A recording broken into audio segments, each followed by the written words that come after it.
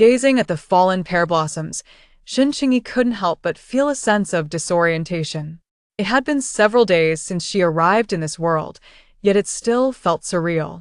Who could have imagined that one day she would transmigrate into a character within a novel? Moreover, she had become a canon fodder female supporting character. Indeed, Shen Qingyi had transmigrated into Shen Qingyi, a minor character from the novel Eternal Companions, which she had read in her previous life. Through the original owner's fragmented memories, she glimpsed her brief existence. Eternal Companions was a novel she had once enjoyed, primarily depicting the cultivation and martial prowess of various small worlds beneath the myriad realms of Fuxing. The female protagonist, Fu Yuyao, was a transmigrator from a cultivation family in the apocalypse, while the male protagonist, Chu Jing, was a prodigious disciple from a major sect. Together, they embarked on a journey of growth and romance, ultimately ascending to become revered figures in the cultivation world. At the time of reading, she found it quite captivating, especially the protagonist's ability to overcome challenges and defeat their adversaries. It filled her with excitement. However, she never anticipated that one day she would become an insignificant canon fodder character. Shen Qingyi was an individual within the Zaydi sect who didn't even qualify as a menial disciple. Her presence in the Zaydi sect was solely due to the pity and charity of an outer disciple. Yet, her existence was perceived as an insult, even a disgrace, by certain individuals within the sect. The reason is simple. The Lin family is the largest clan under the jurisdiction of the Zaydi sect, with its two ancestors ranking among the top 3 golden core elders of the sect. In the northern domain, the Zaydi sect stands as a first-rate sect, virtually untouchable, commanding respect from the practitioners of other sections. The Lin family, within this esteemed sect, is a presence that no one dares to provoke. This is the source of pride for the Lin family. However, this pride was shattered 6 years ago. A down-and-out female cultivator from a demonic sect within a secret realm seized the opportunity to abduct the Lin family's most talented young master, who had unfortunately become isolated. Employing the art of harmony demon cultivation, she sought to replenish her own essence. Such occurrences are not particularly rare in the world of cultivation. One might merely lament the prowess of the female demon cultivator or express sorrow for the Lin family's young master, who, before even establishing his foundation, was forced into a precarious situation. Yet, no one could have anticipated the dramatic turn of events that would transpire within that secret realm. The realm, initially set to open for 6 months, extended to 2 years. During this time, an ancient hall of inheritance emerged. Practitioners fortunate enough to enter the hall and receive its teachings were invariably transported to a secure space to undergo their training. The duration of this inheritance varied, ranging from a mere day to nearly 2 years. Throughout this period, the practitioners receiving the inheritance would fall into a deep slumber, while the hall's formation provided a continuous supply of spiritual energy and vitality to ensure their safety. Among those cultivators who received the inheritance was the very female demon cultivator who had siphoned the essence of the Lin family's young master. Moreover, she had been in slumber within that realm for over a year. After acquiring the inheritance, the female demon cultivator, having given birth to her offspring, found her body exceedingly frail. Confronted with the unexpected presence of Shen Qingyi, she initially contemplated extinguishing Shen Qingyi's life at the outset. However, fearing her own weakened state and the inability to escape the secret realm, a flash of inspiration struck her mind. She recalled the identity of the male cultivator she had previously absorbed. The status of the Lin family's young master was considerable, and the Lin family undoubtedly boasted a significant number of members within the secret realm. Intent on leveraging the female cultivators of the Lin family, she refrained from immediately taking lethal action against Shen Qingyi. Instead, she chose to bring Shen Qingyi along in search of the Lin family's cultivators, hoping to negotiate a trade. After all, the Lin family held a prominent position in the northern domain and placed great importance on their bloodline. Chapter 2. Canon Fodder, given her circumstances at the time, escaping the secret realm with the inheritance in hand seemed an insurmountable task. Thus, the female demon cultivator, Yu, opted to take a gamble and led Shen Qingyi to the Lin family's group. At that juncture, the Lin family's young master, Lin Xingge, was in dire straits. His foundation had been compromised due to being preyed upon, and subsequent perils had left him teetering on the brink of death, sustained only by medicinal elixirs. Even after more than a year of recuperation, he remained so frail that he required the support of his clansmen. Within the secret realm, far from the confines of their family estate, the once reverent disciples of the clan grew increasingly discontented with Lin Xingge's condition, as he was now a hindrance. Over time, he endured indignities he had never experienced in his 2 decades of life, plunging him into an abyss of despair. His heart seethed with resentment towards the one responsible for his current plight. Thus, upon beholding the female cultivator and Shen Qingyi, Lin Xingge was consumed by an unadulterated desire for vengeance. However, Yu was no fool. She would not have resorted to such a perilous gambit unless driven to the brink. In the presence of numerous cultivators, she divulged everything, compelling the Lin family to acknowledge Shen Qingyi. The Lin family, a prominent clan in the Taoist sect, typically projected an image of nobility and grandeur. While not always vocal about righteousness, they were mindful of their outward reputation.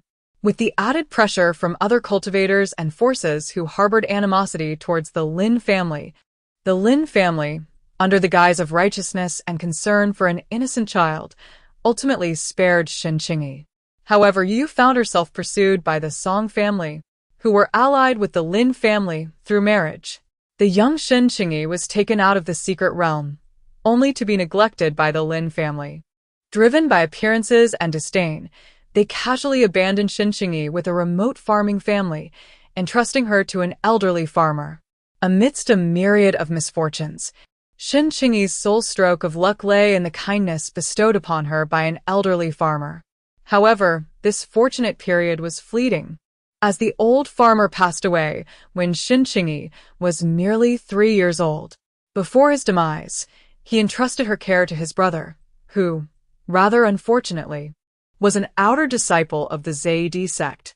The Lin family was naturally aware of her circumstances, yet their elders regarded her with disdain, ignoring her existence altogether. While she successfully evaded their scrutiny, some younger members of the Lin family frequently looked upon her with disdain. The second master of the Shen family also paid her little heed. He reluctantly took her in, motivated solely by the faint regard he held for the Shen family's esteemed elder. He cast Shen Qingyi aside at the outer peak of the Zaidi sect, leaving her with a meager supply of food and a rudimentary puppet talisman for companionship, before continuing on his own journey of cultivation. At the tender age of 9, Shen Qingyi lived in solitude at the outer peak, accompanied only by a puppet talisman. The desolation weighed heavily upon her, and occasionally, she would encounter those who could not abide her presence. Lacking guidance, the naturally timid Shen Qingyi became even more fearful and withdrawn. Despite her age, she remained mute, earning her the moniker of Little Mute among others. Her unfortunate lineage and tragic childhood rendered her exceedingly sensitive and insecure. Thus, when she encountered the gentle and refined senior brother Feng Luo of the Zaidi sect, she was utterly captivated. Shen Qingyi sighed once more, reflecting on the notion of male supporting characters, which seemed solely reserved for the narrative's heroine. Feng Luo's kindness towards the original owner of her identity was merely a flicker of sympathy for Shen Qingyi's plight. Yet, this small gesture of compassion was warmth she had never before experienced. Alas, the conclusion of her tale was not a favorable one. Feng Luo harbored affections for the female protagonist. When she faced peril during her excursion, he hastily departed from the sect to seek her out. Upon learning of this, Shen Qingyi, fearing for Feng Luo's safety, impulsively followed suit. Ultimately, both the female protagonist and Feng Luo emerged unscathed, while Shen Qingyi, An ordinary mortal who had never practiced cultivation was not so fortunate. Merely a few hundred miles beyond the sect's jurisdiction, she fell victim to a low-level beast, marking the abrupt conclusion of her life as a mere supporting character. Chapter 3. The marketplace upon the complete fusion of her soul with this body. A remnant of the original owner's consciousness remained. Even in the face of her tragic existence, the simple and unassuming girl bore no resentment. Only a faint reminiscence of Fon Luo. Outside the window, the grass rustled in the wind, and several beams of sword light streaked across the sky. When the 3-year disciple selection event of the ZD sect commenced, the female protagonist appeared before the onlookers with astonishing grace and extraordinary talent. Thus began her journey of cultivation. Having arrived in this realm of immortality, she found herself powerless to alter her fate. It was better to let things unfold naturally. Since she was here, she might as well explore. Furthermore, the world of cultivation was vast, and as long as she steered clear of the male and female leads, there were innumerable places for her to discover. Presently, she was merely a 9-year-old girl, devoid of any knowledge of spells, and uncertain whether this body possessed spiritual roots. If she lacked such roots, her aspirations of cultivating, traversing the realm, and evading the fate of a mere supporting character would be exceedingly challenging. Therefore, the most pressing matter at hand was to test for spiritual roots, to ascertain whether this body indeed held the potential for cultivation. However, within the ZD sect, the ZD sect's disciple selection convention is held every 3 years, and it was just conducted last year. If one desires to enter the ZD sect again and become a true disciple, they must wait another 2 years for the opportunity. Furthermore, in the realm of cultivation, once one surpasses the age of 10 without having their spiritual roots tested, a low-grade spirit stone is required as a fee for the testing. Common folk still use silver, while those with ability possess spirit pearls, and those with a background may have spirit stones. But the original owner, having searched her entire being, likely did not even possess 10 taels of silver. Moreover, most of those silver taels were welfare distributed annually by the ZD sect to all commoners under its jurisdiction during the Grand Recruitment Assembly. She barely had any silver, let alone a low-grade spirit stone. The original owner was in a state of utter misery, but now she has inherited this legacy. The distant, melodious tolling of bells still resonated intermittently. Shen Qingyi no longer had any interest in watching the so-called grand competition. She retrieved a few taels of silver from her room and followed the winding path toward the market town nearest to the ZD sect. If she wanted to change her circumstances, she had to find a way. Even though the ZD sect was not a pleasant place for the original Shen Qingyi, it was undeniably a good place for most people. Just a few market towns under the ZD sect's jurisdiction alone had a decent safety index. For cultivators, the road to the market town was a mere quarter of an hour, but for the mortal Shen Qingyi, it was a long journey, taking her a full 2.5 hours. Upon arriving at the market town, Shen Qingyi was panting heavily. The moment she entered the market town, Shen Qingyi exhaled. Finally, I've arrived. The market is bustling with numerous cultivators. Aside from the majority of merchants, the disciples of the ZD sect are perhaps the most prevalent, accompanied by other cultivators and a fair share of mortals. Within the market, disciples from the discipline hall of the ZD sect oversee the general regulations. Exceptional talismans. Exceptional talismans. Only 3 low-grade spirit stones. 3 low-grade spirit stones. Ku, Zay bird feathers. Rare treasures for refining. Defensive garments. Capable of withstanding a strike from a mid-stage chi refinement practitioner. The cacophony of shouts momentarily envelopes Shen Qingyi in a daze. The breathtaking scenery of the ZD sect, even from her dwelling atop a desolate mountain, reveals glimpses of beauty through the swirling mists. This market, aside from certain elements unique to the realm of cultivation, bears a resemblance to the ancient town streets she has previously encountered. Chapter 4. The Academy. Shen Qingyi wishes to explore the market for potential opportunities. As she wanders, she realizes that her modest amount of silver is of little value. Strolling aimlessly, many merchants, upon noticing her as a mere mortal child devoid of any cultivation, cast a fleeting glance before dismissing her entirely. Ultimately, Shen Qingyi finds nothing of use. Nevertheless, she remains undeterred. Currently, she cannot even enter the outer or inner gates of the Zaydi Servant Peak. The market is her only avenue for exploration. Hence, she rises early each day to stroll through the market. In her quest for opportunities, she also regards this as a form of physical training. Her slender frame and sallow visage weave through the crowd. On the 9th day of her relentless exploration, she discovers a fascinating and useful place. In the eastern part of the market, there exists a place reminiscent of an academy, initially drawing her attention with the sound of scholarly discourse within.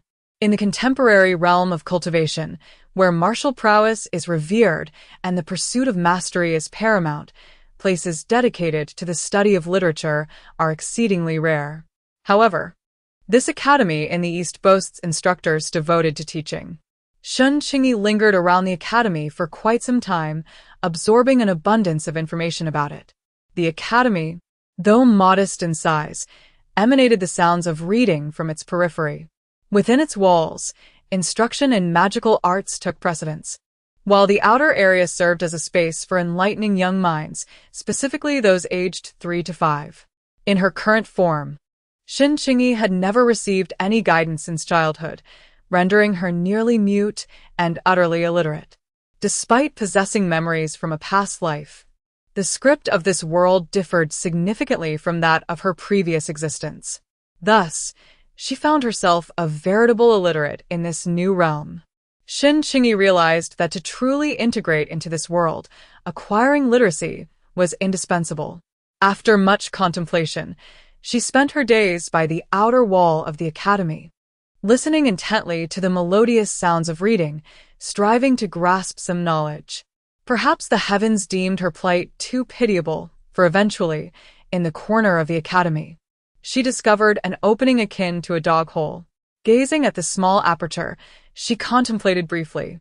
Without further hesitation, she rolled up her sleeves, lowered herself, and approached the hole. As she squeezed through the narrow passage, the world before her opened up magnificently.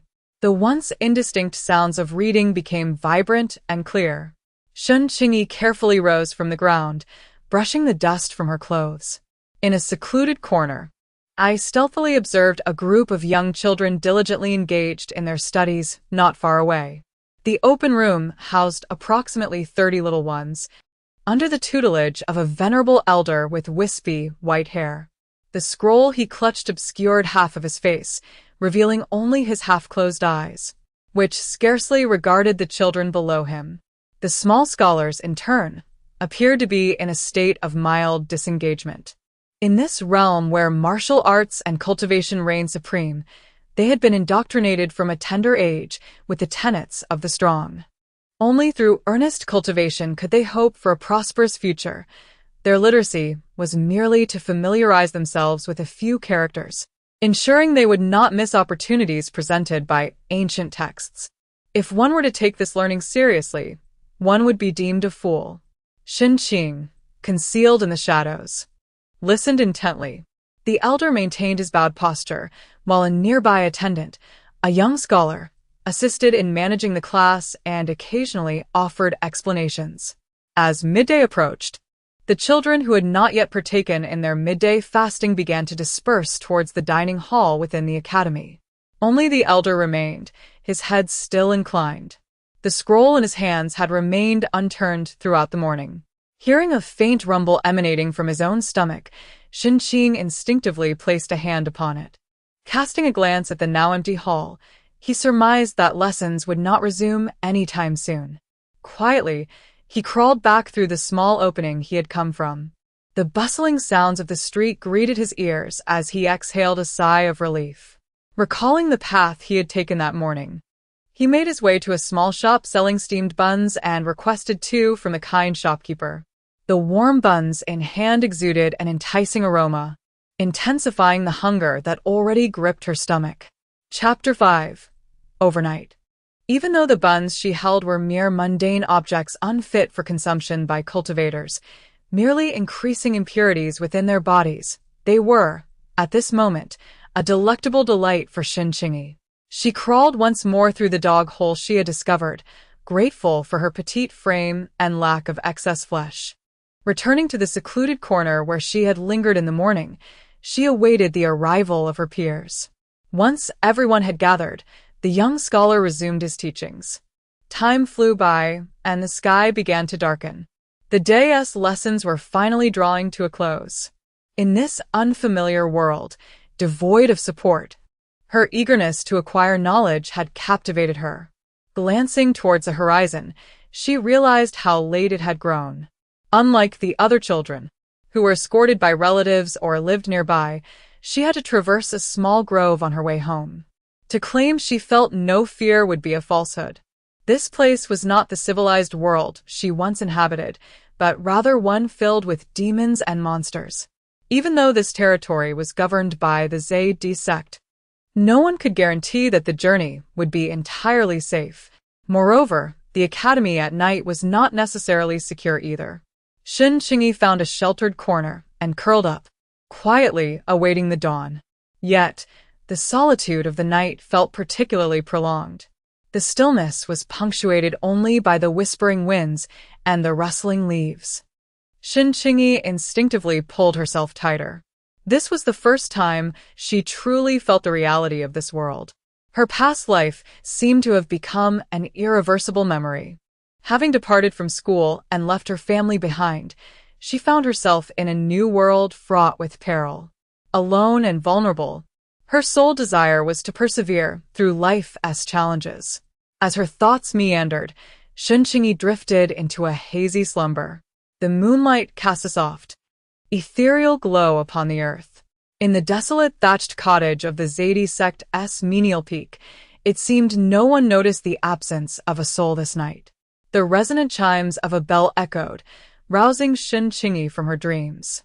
With a slight furrow of her brow, she struggled to open her eyes.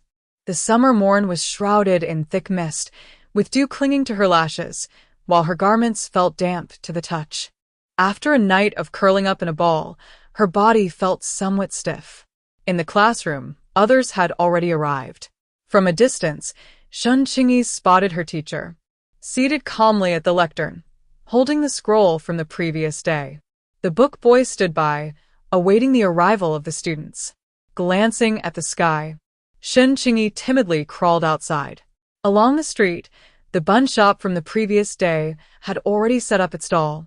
The same elderly woman was present. 2 meat buns, please, she called out in a childlike, slightly hoarse voice. Upon hearing the tender request, the elderly woman looked up, momentarily taken aback upon recognizing Shen Qingyi. Familiar faces were plenty, and even though she couldn't name lingered in her memory.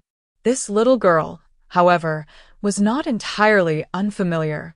She was the same child who had come to buy buns the day before. With the dawn still dim, the elderly woman glanced around, noticing the absence of anyone resembling the child. A twinge of sympathy crossed her mind, yet she refrained from saying more. She retrieved 2 large buns from the steamer and handed them to Shen Qingyi. Shen Qingyi took the steamed buns, extracted the coins, and handed them to the old woman. She glanced at the frail, almost skeletal hands that held the money, and after a moment of hesitation, reached out to accept it. Chapter 6. Alone beside the writing desk. The elderly man, who had been half drowsing with heavy eyelids, involuntarily opened his eyes a fraction. His long, white brows trembled slightly, and his withered hands finally stirred.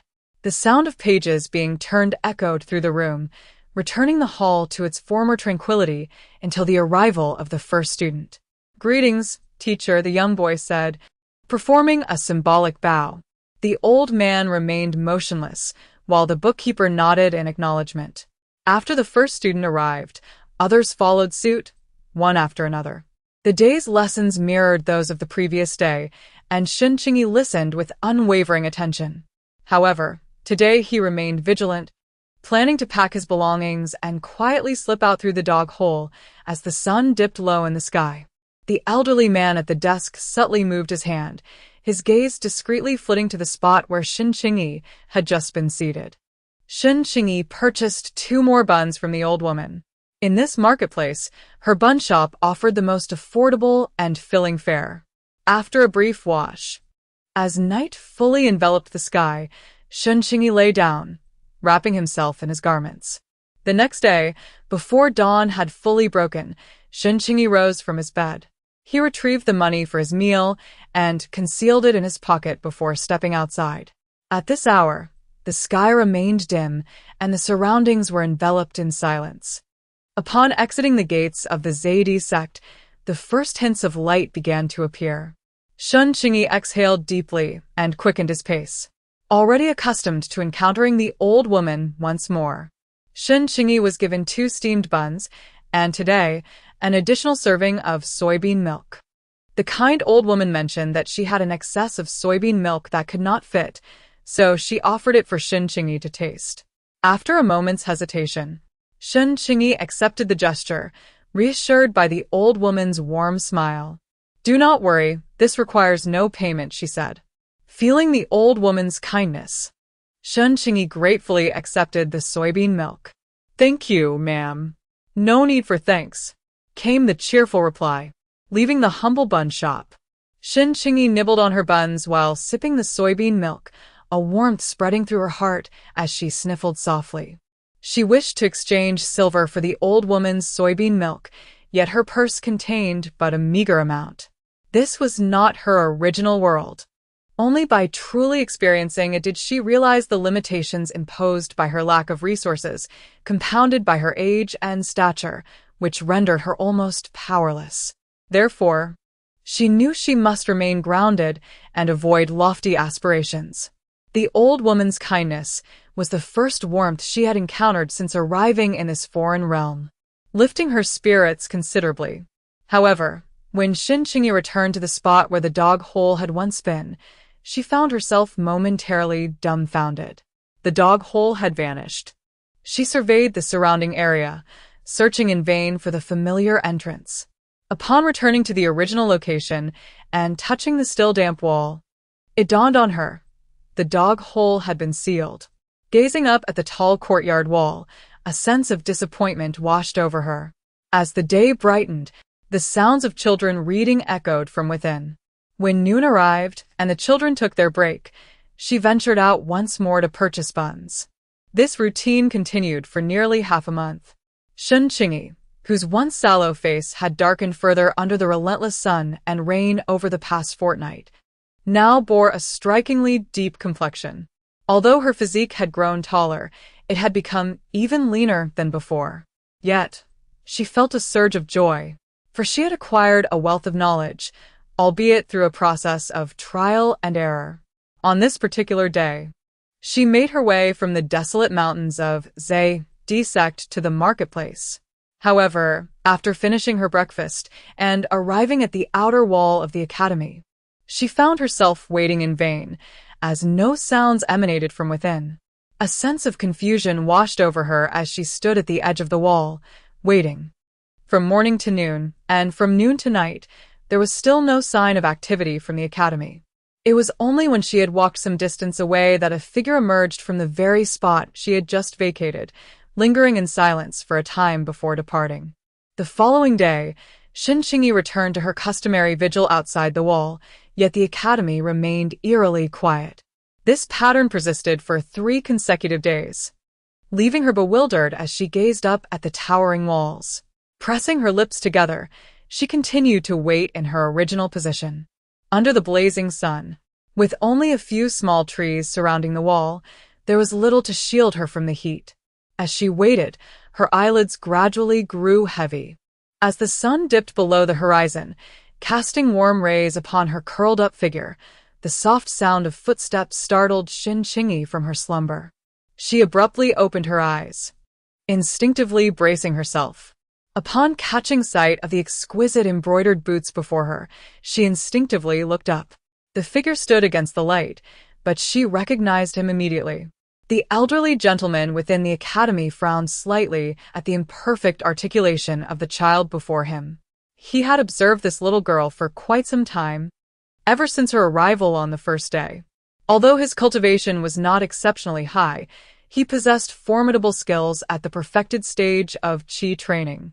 The child, concealed in a hidden corner, might have evaded the notice of ordinary mortals, yet he was a practitioner with keen spiritual awareness. Initially, he believed she had merely wandered in by mistake, and thus resolved not to intervene. However, she remained in the academy's shadows for an entire afternoon. The following morning, he encountered her, drenched in dew, clearly having spent the night within the academy's confines. Remarkably, she persisted in her presence there throughout the day. Through careful observation, he discerned that the child appeared to be secretly studying. Studying what? Literature? He could not help but scoff at the thought. In this day and age, who would bother with such pursuits? As anticipated, she departed in the afternoon, prompting him to have the small opening sealed. To his astonishment, in the ensuing fortnight, rather than succumbing to frustration or anger over the closure of the passage, the child remained by the outer wall, continuing her studies. Enduring the elements, she faced considerable adversity under the forces of nature and his spells, yet she never wavered in her determination. Now, she had been waiting there for several days. Did she not realize that these were days of vacation for the academy? Even if she was unaware, would she not inquire like others? How could she be so naive? Upon witnessing his prolonged silence, Shen Qingyi felt a twinge of anxiety. As the month drew to a close, the academy was on recess. The old man's words caused a slight pause in Shen Qingyi's actions. Realizing what he meant, she hastily rose from the ground. "Venerable sir, why do you frequent this academy daily?" Shen Qingyi surmised that the old man was aware of her daily eavesdropping at the academy. "Venerable sir, speak truthfully, for I have no desire to hear falsehoods." Shen Qingyi raised her head, gazing sincerely at the old man. "Venerable sir, I aspire to literacy, yearn for articulation, and long to subsist." Her halting words caused the old man to raise his eyes. Literacy? Articulation? What connection do these have with survival? Acquiring such knowledge will not ensure your continued existence in this world. Shen Qingyi smiled. The warm glow of the sunset illuminated the little girl's face in this cannibalistic world. "It will it?" The old man brushed off his sleeves and turned away. The academy is not open to just anyone, nor is instruction provided without cost. If you intend to re-enter through that dog hole, I advise you to abandon the thought. However, as it happens, I am in need of a page to perform menial tasks. Shen Qingyi abruptly raised her head, her eyes gleaming with fervor. The old man did not linger, but instead took his leave. Shen Qingyi hastily followed. The old man paused once more. "The day is already late. Return here starting tomorrow." Yes. "Thank you, venerable sir." The old man said no more, departing until his figure vanished into the setting sun. Chapter 8. Male supporting character. The sky had become utterly dark, yet a glimmer of light seemed to emerge, growing ever brighter. With a smile, Shen Qingyi stood at a distance, but upon seeing the figure outside her thatched cottage, the smile on her face faltered. The young man, garbed in the robe of an outer disciple, possessed a striking demeanor with his flowing black hair and upright posture. After a prolonged silence, Feng Luo finally turned his gaze. It must be said that his countenance was worthy of the male supporting character from the original narrative. With refined features, arched brows, and starry eyes, he exuded an aura as gentle as jade. Although the youth still bore traces of youthful innocence, it was not difficult to foresee his extraordinary future. This was Feng Luo, one of the male supporting characters from the original story, an outwardly gentle individual, yet stubborn within. Feng Luo's aptitude could hardly be deemed exceptional, it was merely average. Nevertheless, his diligence was commendable. With a trifecta of spiritual roots, he ascended step by step to become the esteemed senior brother of the Zaidi sect in this generation. His only regret in life might be that he ultimately failed to win the heart of the beloved. In the end, he merely watched as the woman he cherished soared alongside the male protagonist, silently guarding her from the sidelines. It could be said that most male supporting characters in this tale shared a similar fate. Although the original Shen Qingyi harbored an obsession for him, the present identity is Shen Qingyi herself, and she would strive relentlessly to live on, to embody a remarkable version of Shen Qingyi. Noticing Shen Qingyi's prolonged silence, Feng Luo extended his hand. In the palm of his outstretched hand lay a small cloth pouch containing some silver coins. "Take this," he urged. Shen Qingyi took a step back, causing Feng Luo's movement to freeze. When he first encountered her, it was merely a flicker of compassion that spurred him to offer assistance. He had been timid, with eyes sparkling yet hesitant to draw near. After the conclusion of the grand competition, he realized he had not seen her for quite some time. Before the grand competition, she had stammered that she would go to see him. He did not see her, yet he was not surprised, for he knew she could not possibly enter the outer gates, not even the periphery of the servant peak. Now, upon seeing her again, the little girl he once knew seemed to have grown taller, yet she appeared even thinner and darker. He could not help but think of her meager living conditions. If he were to provide her with more, she would likely struggle to keep it, so he could only offer her some mundane silver coins, which held little value for disciples of the sect. However, this time the little girl seemed somewhat different. Shen Qingyi felt no malice emanating from Feng Luo. She was now able to enter the academy and would gradually learn to support herself. Life would surely improve. As she lifted her gaze, she met Feng Luo's indifferent eyes. "I have money I do not need. Yours, thank you." Hearing Shen Qingyi's words, Feng Luo was slightly taken aback. This was the first time the little girl had spoken so extensively. Nonetheless, since she declined his offer, he chose not to say anything further.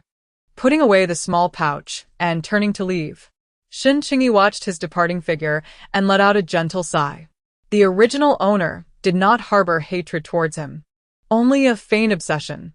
This was what she wished to witness. After all, from the original narrative, the male counterpart had not wronged the original female protagonist. Moreover, the original owner felt no particular affection for her so-called family. As a stranger from another world, she held no special feelings for them. Since they regarded her as a stranger, she would naturally reciprocate. She only wished to tread her own path. Tomorrow, she would rise early to attend the academy. Chapter 9. New Year's Eve. At the break of dawn, Shen Qingyi meticulously prepared everything and hurried to the academy. Upon her arrival, she found the grand gates of the academy still closed. Standing beside the towering entrance, she awaited the moment the sun rose. As the first rays of sunlight pierced through the world, they illuminated the plaque above the academy's gates. The 4 characters of Qingyi Academy glimmered brilliantly under the morning sun, and Shen Qingyi's eyes gradually brightened in response. This marked her first step in this world. Top, top, top. A young scholar gazed curiously at the figure standing at the entrance. "Sir, I don't recall there ever being a child at the academy. Could she be from the inner courtyard? But aren't the martial artists supposed to enter through the eastern gate?" An elderly gentleman observed the small child beneath the high walls and adjusted his ceremonial robe. "There has never been one before, but from today onward, there shall be." The young scholar seemed to comprehend and followed closely behind the old gentleman. Hearing the footsteps, Shen Qingyi looked up. "Since I am here, I shall enter." She hurriedly followed the old gentleman inside. "From today on, you shall be my cleaning apprentice. You may call me Elder Qi. The academy's sanitation must be attended to twice daily. If there are other tasks, I will inform you as well. Do you understand?" Shen Qingyi nodded eagerly. Observing her earnest demeanor, the old gentleman's gaze softened slightly. He himself was unsure why he had taken in this little girl. Clearly, she possessed no cultivation, nor did she exude any aura of spiritual energy. Judging by her appearance and attire, she did not seem to hail from a prominent background. Was it pity? Indeed. The cultivation world is replete with pitiable cultivators and mortals, many of whom endure fates far more harrowing than hers. Qi Lao offered a subtle smile, perhaps discerning in her a few rare qualities.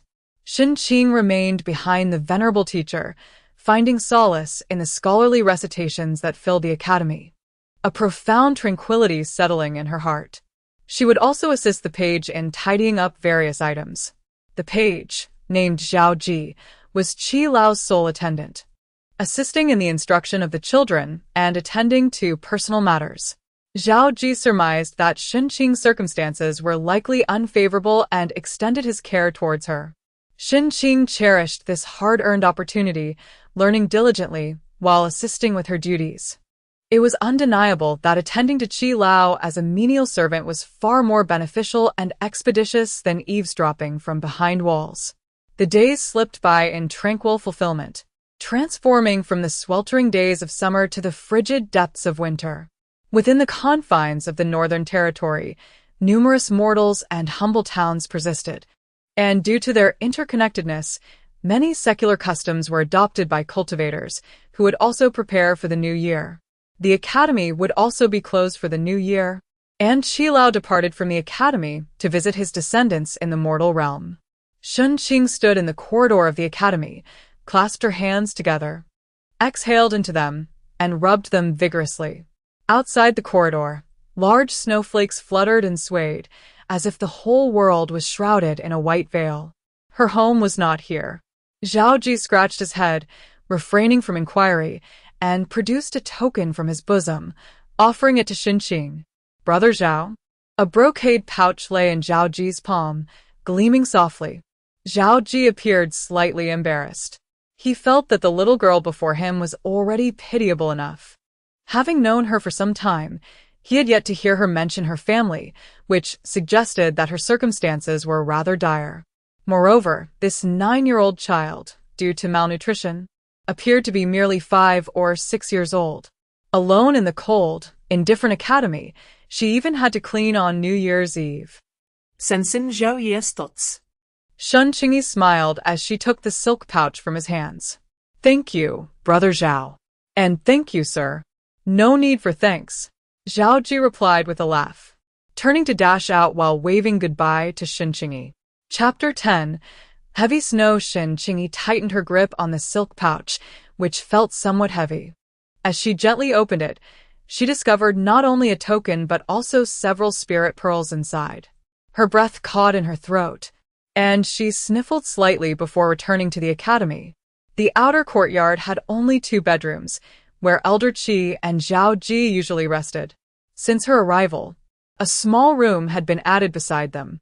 Once back in her little bedroom, she organized her belongings and stepped out of the courtyard.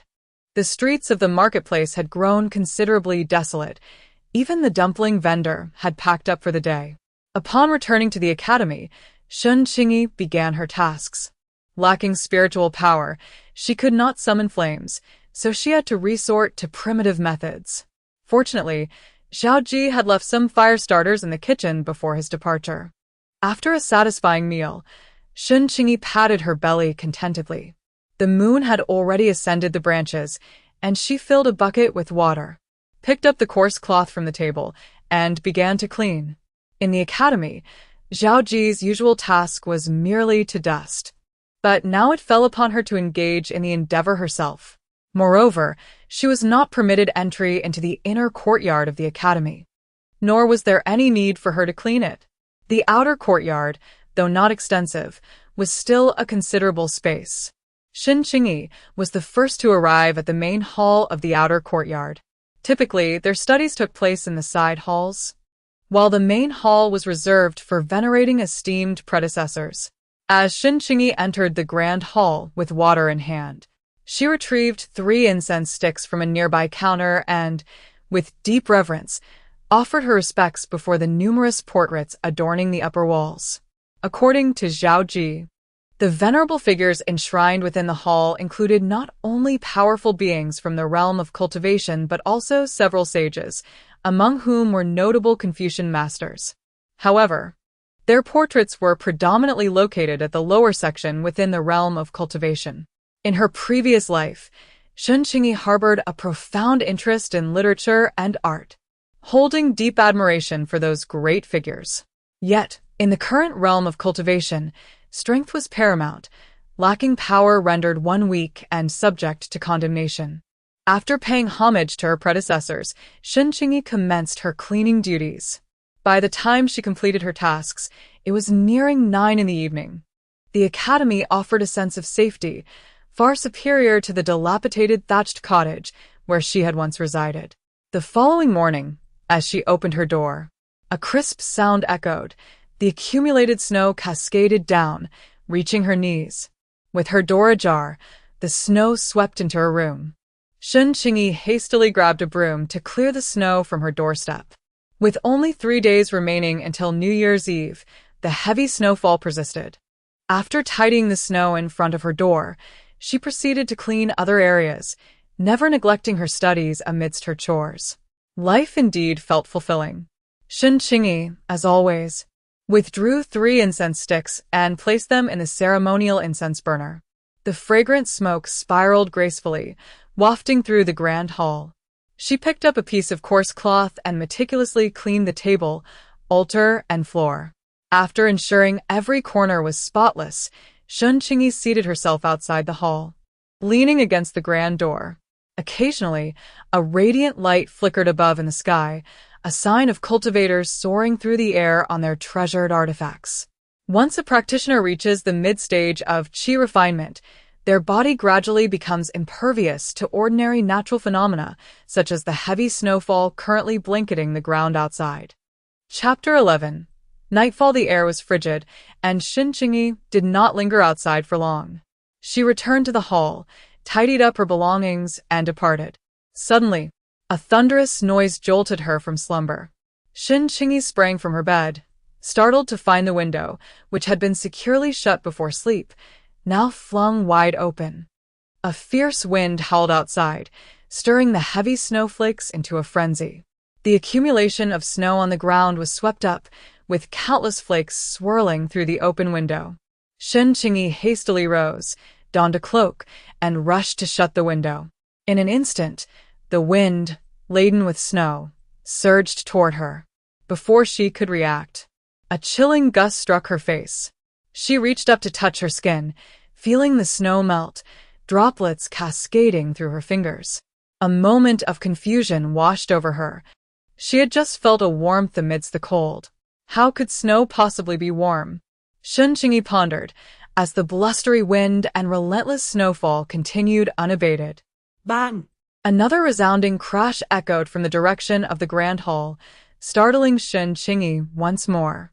Shen Qingyi feared that the strong wind would force open the doors and windows of the grand hall, potentially damaging the items within.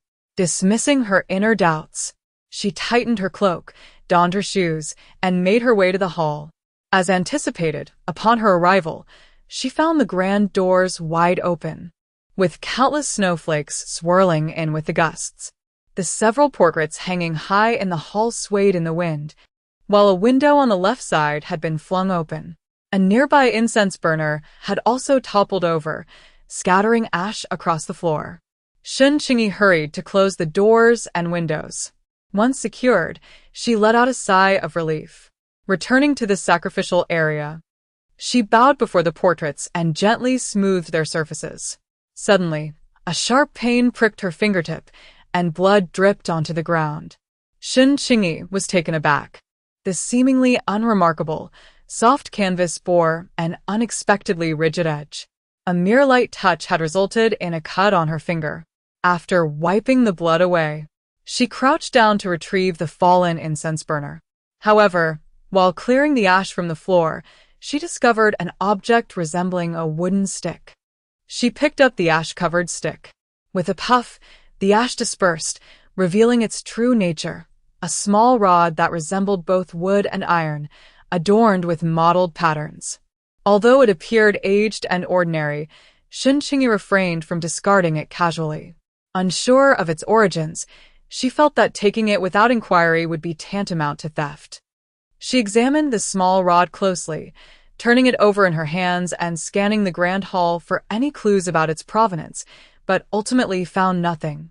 Shen Qingyi closed the doors of the hall and turned to leave. Unbeknownst to her, after her departure, the portrait that had once cut her finger began to stir in the stillness of the grand hall. A fleeting glimmer of ethereal light flickered from the corner. She took a deep breath, rubbed her hands vigorously, tightened the quilt, and drifted back into slumber. In her dreams, Shen Qingyi caught a whiff of a delicate sandalwood fragrance, and her previously cold body gradually warmed. Early the next morning, Shen Qingyi rose to pack her belongings. As the eve of the new year approached, the atmosphere in the market grew, increasingly vibrant. In the realm of cultivation, many practitioners and mortals had homes, yet an even greater number roamed without one.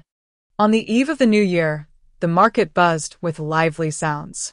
Shen Qingyi, laboriously climbing over the low shrubs, managed to scale the outer wall of the academy. Her physique had improved significantly since her arrival. It is often said that those who stand tall can see far, and indeed, it held true. Standing atop the high courtyard wall, Shen Qingyi gazed into the distance.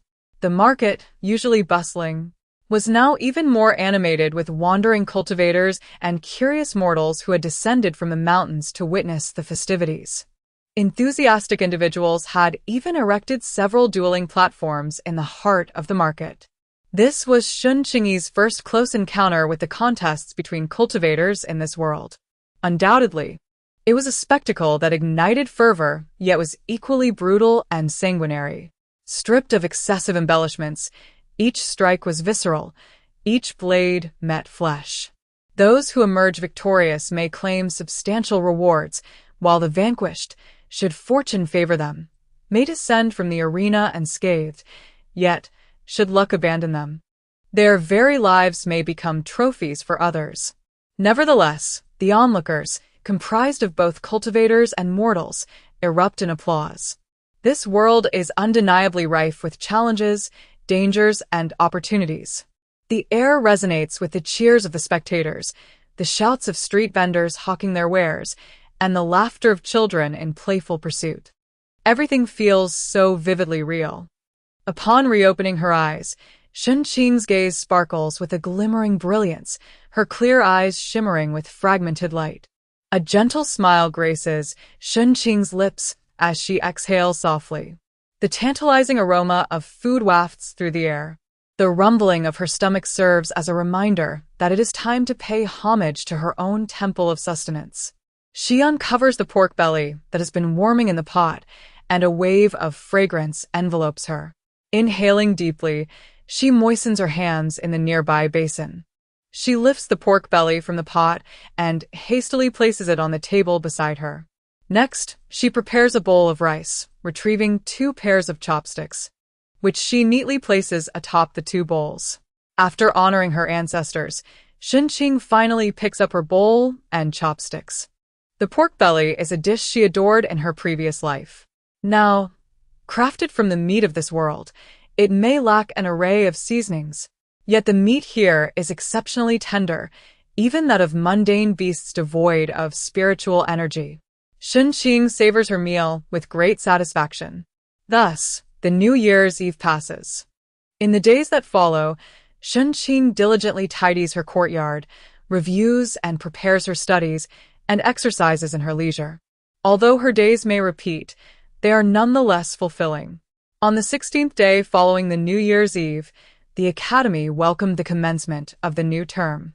As Elder Qi entered the outer courtyard, he spotted a small child standing beneath a tree in the distance. After several weeks apart, the little girl appeared considerably more radiant. Her previously gaunt face had filled out with a hint of new flesh. However, compared to some other children, she still appeared somewhat frail. Elder Qi, Brother Zhao, he greeted as he nodded towards Shen Qingyi. Zhao Qi winked playfully at Shen Qingyi. The little girl behind Elder Qi gazed curiously at Shen Qingyi, prompting Elder Qi to notice her inquisitive demeanor. Chapter 13. Attire with a gentle touch, Elder Qi affectionately patted the little girl's head. "This is your great-grandfather's little maid at the academy," Shen Qingyi. The little girl looked up at Elder Qi with admiration.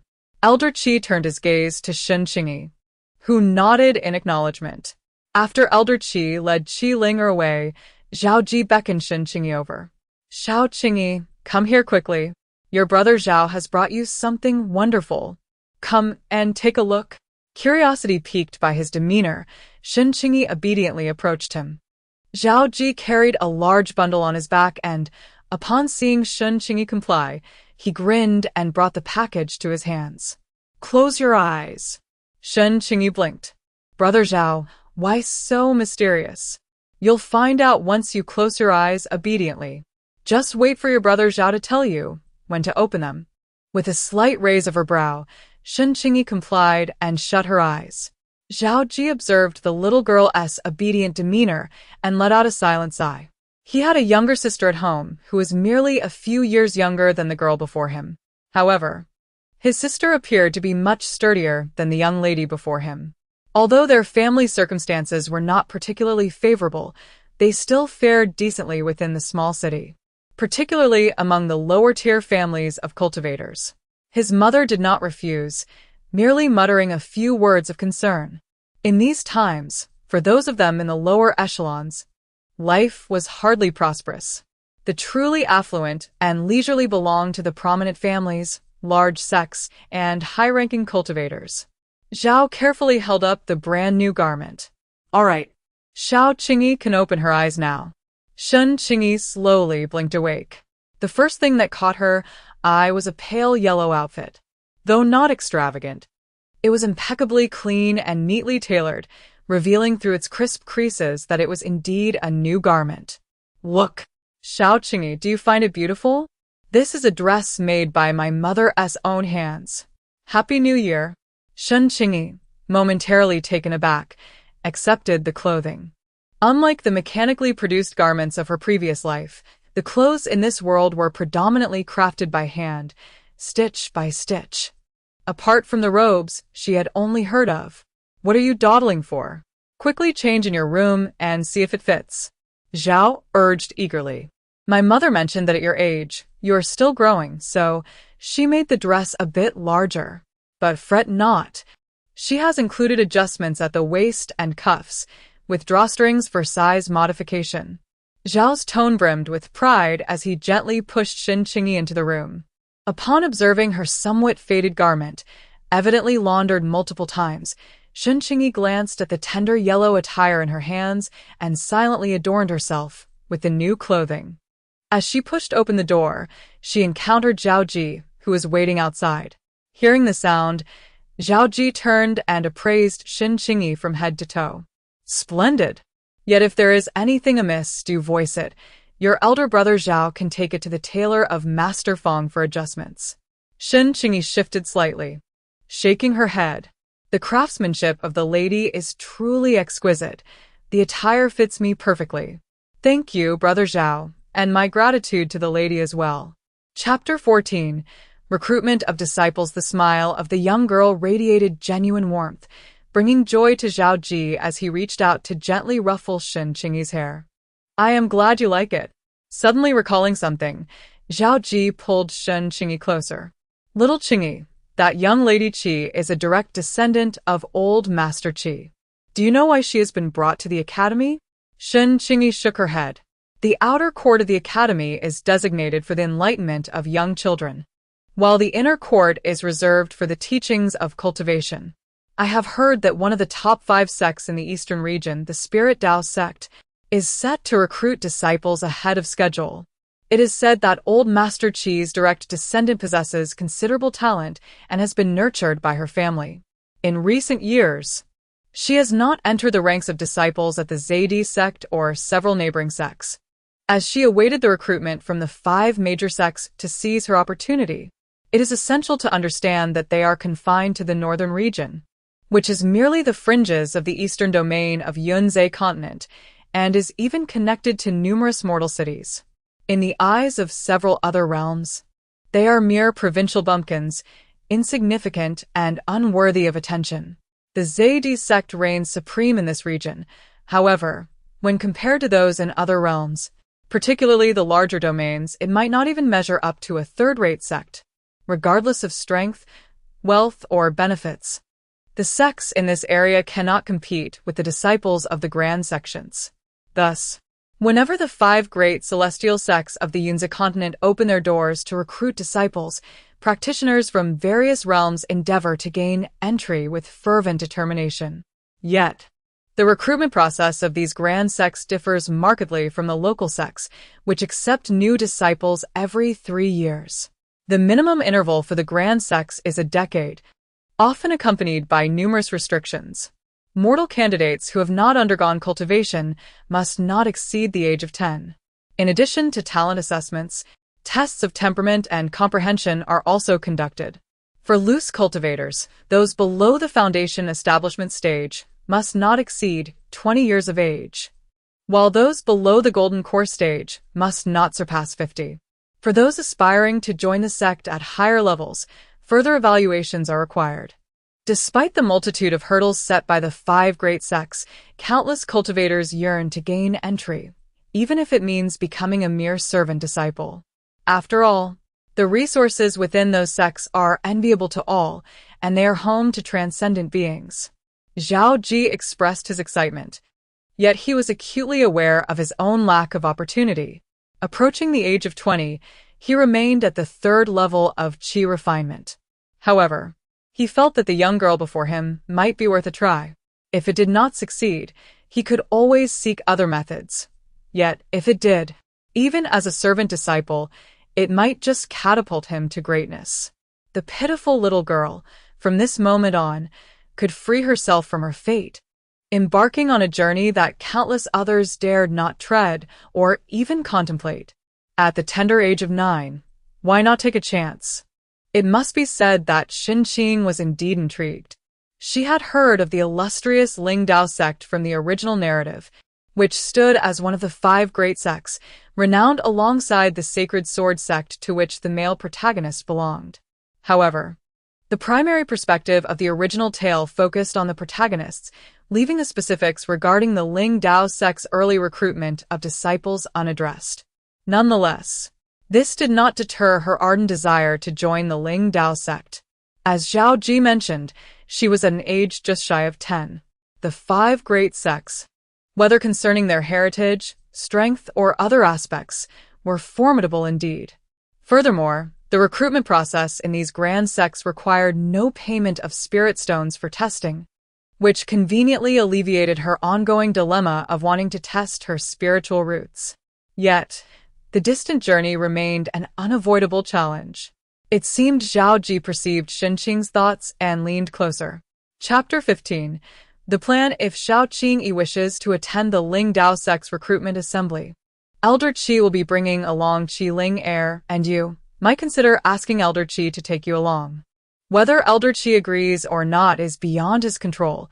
His capabilities are limited, and he can assist her only to this extent. Shen Qingyi nodded, expressing her gratitude to Zhao Ji. Elder Qi appeared to hold a particular fondness for his junior. Ordinarily, Zhao Xing would instruct the young ones daily, but now, Elder Qi occasionally imparted a few words. After class, he would also provide guidance to the young Qi Ling heir. Driven by her ambition to secure a coveted testing opportunity, Shen Qingyi had been redoubling her endeavors of late. Simultaneously, she was also formulating a contingency plan. After all, her corporeal form belied the maturity of her mind. Each month, Elder Qi would bestow upon her several spirit pearls as remuneration for her services. Though modest in quantity, she had diligently amassed nearly 50 such pearls. With continued diligence, she hoped to acquire a low-grade spirit stone. In tandem with her academic pursuits, she also began to explore and expand her presence in the relatively safe areas surrounding her. In recent days, she had discovered a bookshop not far from the academy. The bookshop offered a selection of books, though most were intended for the education of young children and the use of ordinary mortals. The proprietor of the bookshop was also seeking scribes, akin to hiring part-time help in modern times. Cultivators would scarcely deign to accept such paltry remuneration. as they could easily earn more by undertaking tasks at the market's mission hall. Furthermore, literacy was uncommon among the mortal populace of the cultivation world.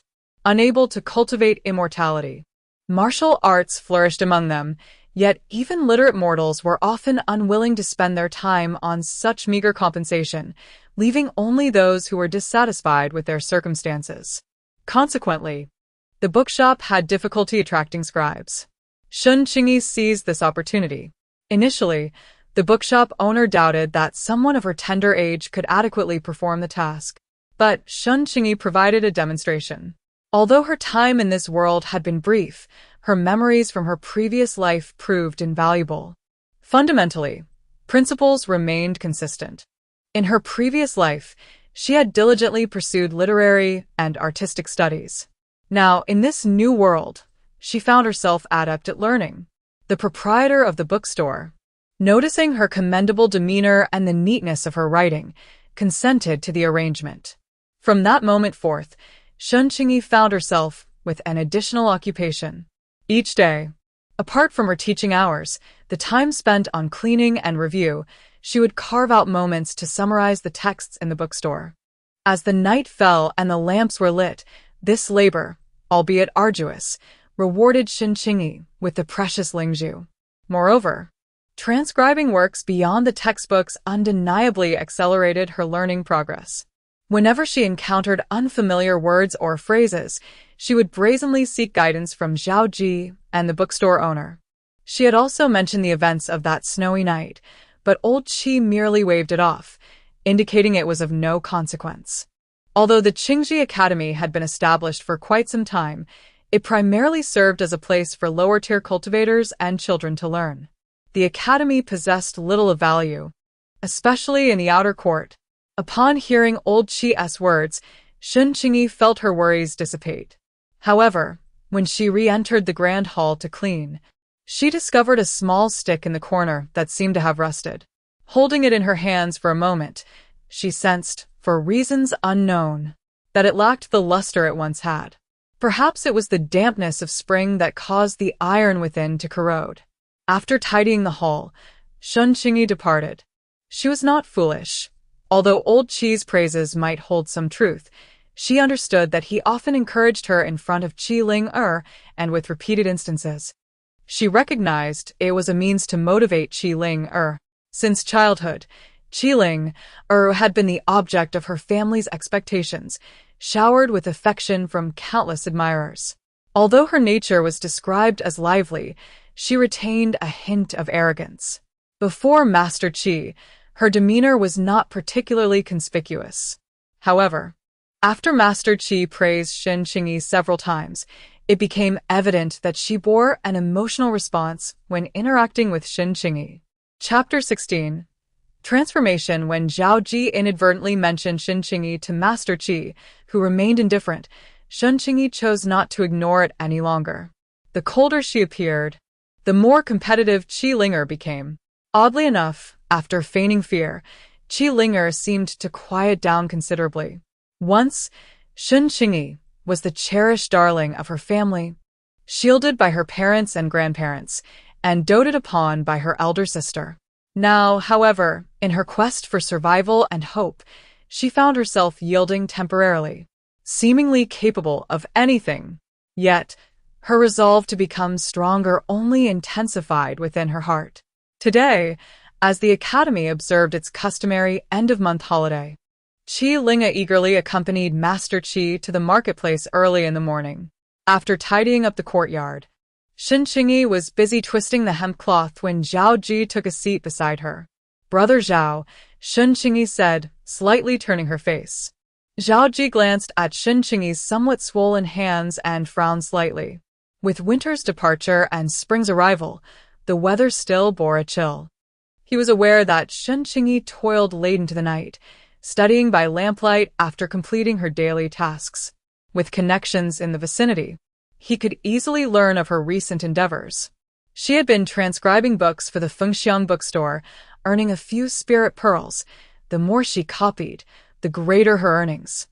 This petite girl seemed to possess an inexhaustible reservoir of strength. Zhao Ji had contemplated extending his assistance, yet in the world of cultivation, even minor practitioners face their own challenges. His compassion may momentarily save her, yet it cannot secure her future. Furthermore, perhaps due to his fleeting softness, his aid to her results in great hardship for his own family, parents, siblings alike. His income at the academy is quite satisfactory, providing a monthly supplement to household expenses.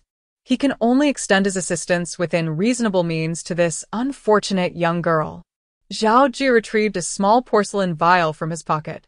The weather has not fully warmed yet, and the water remains cool. Thus, there is no need for you to diligently clean every day with such meticulousness. To the teacher, it is merely a matter of dusting. He has expressed this sentiment on numerous occasions, yet Shen Qingyi always promptly agrees and continues to maintain cleanliness. As expected, the young girl nodded in acquiescence once more. After a moment of silence, Zhao Ji could not help but speak again. Qingyi, do you harbor resentment? Shen Qingyi was momentarily taken aback. Resentment? For what? Zhao Xing found himself momentarily speechless. Should she resent her neglectful parents? Should she resent the disparities shown by old Qi? Should she resent his detachment?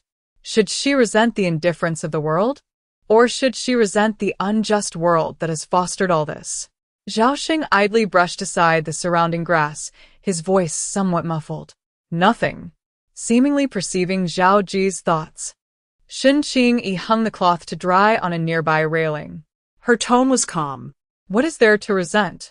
I am alive now, and my circumstances surpass those of countless others. Moreover, I have earned my first pot of gold through my own efforts. Life will only continue to improve. The girl's eyes sparkled with light, her smile radiant. This only deepened the heaviness in Zhao Ji's heart. Old Qi.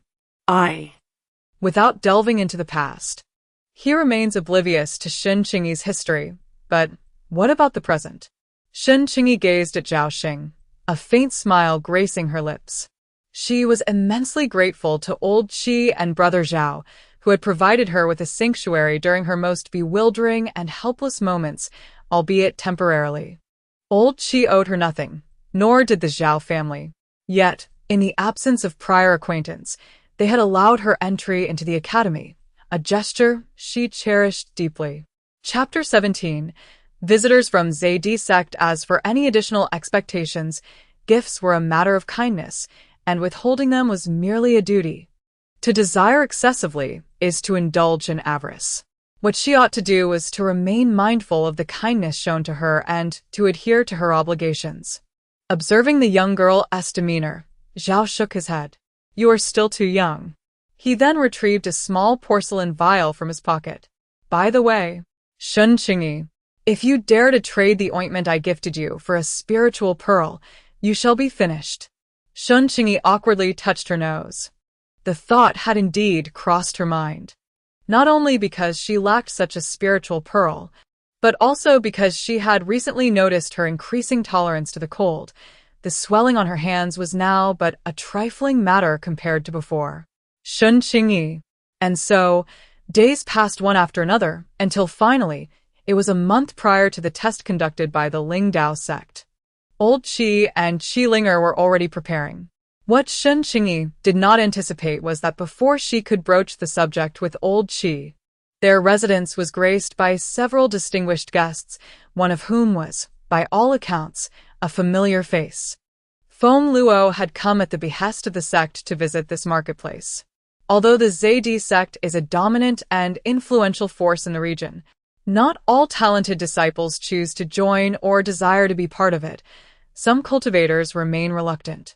Initially, the Zaydi sect attempted to suppress this dissent, but the outcomes were less than favorable. As a result, they gradually shifted their approach, and in recent years, they have relaxed their oversight, allowing those unwilling to join the sect to venture out and explore their own paths. They even permitted some of their talented disciples to join larger sects, which yielded more positive results. In the realm of cultivation, power is paramount, and those who have departed from the Zaydi sect in the north may, in due time, Remember their roots, especially if they achieve success. This strategy has proven beneficial for both the sect and the development of the North. Consequently, during such times, when promising cultivators are on the brink of joining major sects, the Zaydi sect often sends its disciples to extend their congratulations in advance. In a small marketplace, an elder of the sect learned of several promising candidates, including Qilinger, who showed great potential for entering a larger sect. Feng Luo was assigned this task and arrived at the academy, only to be taken aback by his encounter with Shen Qingyi. Upon their reunion, he nearly failed to recognize this girl, who had grown taller and had a much fairer and healthier complexion compared to the frail and lifeless figure he remembered. Had it not been for the unchanged aura surrounding Shen Qingyi, he would have found it difficult to associate her with a girl from his past. After completing his congratulatory mission, Feng Luo glanced at Shen Qingyi, who was stationed not far away. "Have you been here all this time?" Shen Qingyi nodded slightly. Zhao Ji glanced at the two individuals, sensing that they might be acquaintances. Yet, wasn't Shen Qingyi supposed to be unaccompanied and solitary? The male cultivator before her, although merely an outer disciple of the Zaydi sect, was undoubtedly far stronger than she was. While the Zaydi sect may not rival the major powers, not just anyone could gain entry. If Shen Qingyi had any rapport with him, why not seek his aid instead of standing there? Zhao Ji found himself perplexed. Feng Luo pursed her lips, seemingly recalling something, and furrowed her brow ever so slightly. Shen Qingyi gently shook her head. Feng Luo surveyed the surroundings. Perhaps the Zaydi sect held less significance for the girl before them than this modest academy. Chapter 18. A trial. Feng Luo ceased her inquiries and departed from the academy. Zhao Ji, brimming with curiosity, sidled up to Shen Qingyi. Alas, Qingyi, that individual was an outer disciple of the Zaydi sect, judging by his cultivation. He must be quite formidable. Do you know him? Shen Qingyi raised an eyebrow, regarding Zhao Ji. Are you truly so curious, Brother Zhao? Zhao Ji nodded vigorously. Well, it's not as though we're intimately acquainted. We've merely crossed paths a few times and exchanged a few words. However, he once lent me assistance in the past. Upon hearing this, Zhao Ji shook his head and frowned. There seemed to be something amiss with her statement. Yet, suddenly recalling something, he leaned closer to Shen Qingyi's ear, excitement palpable in his voice. Alas, Qingyi, if Master Qi is unwilling to take you along, perhaps you could seek assistance from that. The somber voice of Elder Qi resonated from behind the two, causing Zhao Ji to startle and fall silent. They both turned to face him. Elder Qi's gaze swept over Zhao Ji, who, feeling somewhat guilty, hastily lowered his head. The elder then turned his attention to Shen Qingyi. Do you wish to accompany us to Lingdao sect for the assessment? His tone was devoid of inflection, leaving Shen Qingyi unable to discern his true thoughts. Nevertheless, she adhered to her own desires, meeting Elder Qi's eyes with determination. She wished to give it a try and implore him to allow her to join the journey. Elder Qi regarded Shen Qingyi for a moment before speaking. You possess quite the audacity. Having seen through her intentions, he did not dwell on it further. Whether he brought one person or two, it mattered little. Moreover, the journey to Lingdao sect was secure, as it would be supervised by the Academy's administrators, elders from Zaydi sect, and the guardians of the Northern Domain's Cultivation Alliance. Thus, safety was assured. Should he choose to take someone without prior approval, it would merely require him to part with a few spirit stones, all while relying on his standing. If successful, it would indeed be a favorable arrangement, creating an additional bond of goodwill. If not, it would simply amount to a minor loss of a few stones for him. While it was not impossible for her to join, he felt compelled to forewarn her. The selection of disciples at Lingdao sect is not a venture for the faint-hearted. He was perplexed as to why she had not entered Zaydi sect, considering she was nearing 10 years of age, without having cultivated or successfully drawn in spiritual energy. Although the Lingdao sect does not select disciples solely based on the quality of their spiritual roots, it is evident that in the contemporary realm of cultivation, Such qualities serve as a predominant prerequisite. Shen Qingyi is undoubtedly aware of this fact. In ancient times, there were no restrictions regarding spiritual roots. Various clans flourished, and the realm of cultivation was marked by a multitude of thriving cultivation systems, with ascended beings and saints in abundance. However, as the ages passed, the cultivation world underwent countless transformations, marked by epic battles and the inexorable passage of time. Today, numerous ancient races have vanished, leaving behind a handful, primarily the human and demon races. Over time, the human race has gradually diversified into several systems. Broadly speaking, there are practitioners of Taoism, known as Tao cultivators, and practitioners of demonic arts, referred to as demon cultivators. On a more intricate level, Tao cultivators can be further categorized into various types, such as spiritual cultivators, who focus on spiritual energy, and body cultivators, who emphasize physical training. In the present cultivation world, spiritual cultivation predominates, with martial arts serving as a complementary support. Chapter 19. Agreement. Due to the current decline in spiritual energy within the cultivation realm, along with the diminishing presence of other energies, such as primordial and innate energies, the classification of qualifications has gradually emerged.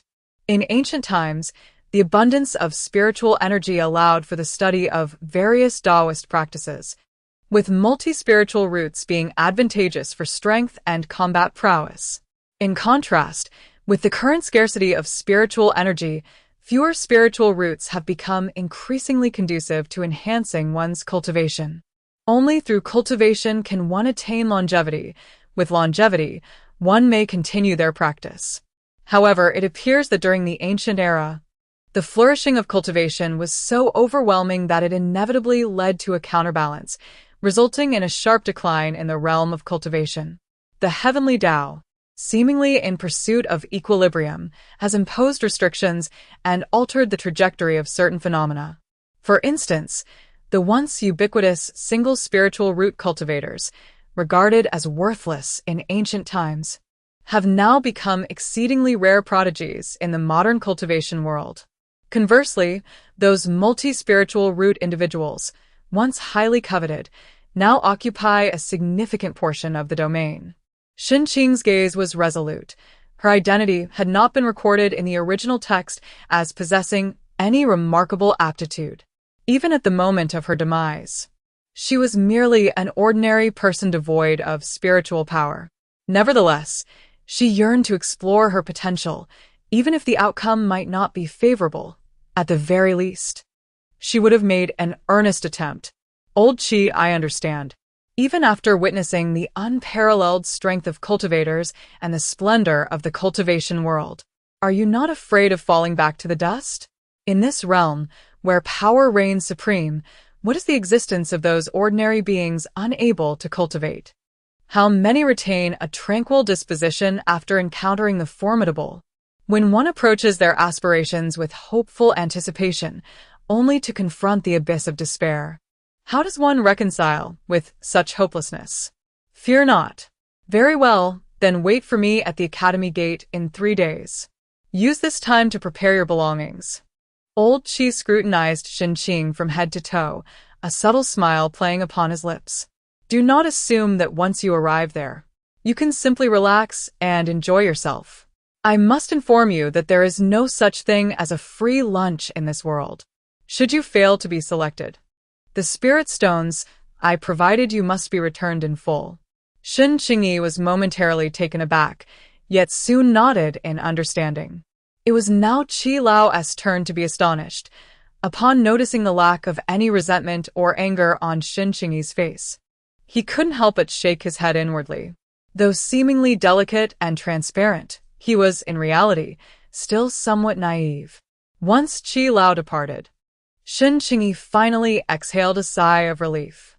Zhao Ji, having heard no further sounds, lifted his head to sneak a glance and, upon confirming Qi Lao's absence, felt a wave of relief wash over him. Excitement soon took hold again. Qingyi, little Qingyi, did you hear that? Qi Lao is willing to take you with him. Yes.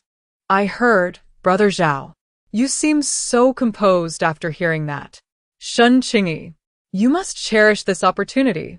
Not everyone gets the chance to test at the Lingdao sect. The journey from the northern region to the eastern region's Lingdao sect could take an ordinary mortal decades to traverse on foot, let alone the dangers that lie along the way. By accompanying Qi Lao, your safety is assured. Enough of that. Hurry and pack your things. Don't hold back. Purchase some fine garments in the market. Remember to bring some food as well. I, Zhao Ji, have never ventured so far and am unaware of what the situation is like there. I wonder if the local cuisine will suit our tastes. Oh. And don't forget to bring some spirit stones. I must inform you, being young and inexperienced, you may not realize the inconvenience of lacking spirit stones. If you find yourself short, I do have some savings that I could lend you temporarily. Chapter 20. Do not hesitate to save where necessary. Yet it is equally important to spend where required. Hurry, hurry. On second thought, I shall accompany you to the marketplace. You are unaware of how stingy some of the shopkeepers can be.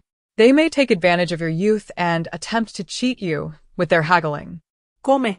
Let us go. Zhao Ji, filled with eagerness, led Shen Qingyi on a leisurely stroll through the marketplace. 3 days passed in the blink of an eye. Before dawn had fully arrived, Shen Qingyi was already dressed and standing quietly at the academy's entrance, a large bundle strapped to her back. Creak. The academy's door swung open from within. Elder Qi was already dressed, accompanied by Qi Linger. Upon seeing Shen Qingyi up so early, Elder Qi raised an eyebrow in surprise. What is it? Are you afraid that I will sneak away with someone? Qi Linger er tugged af Elder Qi's sleeve. Grandfather. She is indeed worried that we might leave without her. Elder Qi gently patted Qi Linger on the head. Now, little Qingyi is not like you. She rises much earlier each day. Grandfather. You are teasing me again. Humph. I shall ignore you. Qi Linger stomped her foot in mild frustration. Elder Qi chuckled and patted her head again. All right. The day is advancing. It is time to set off.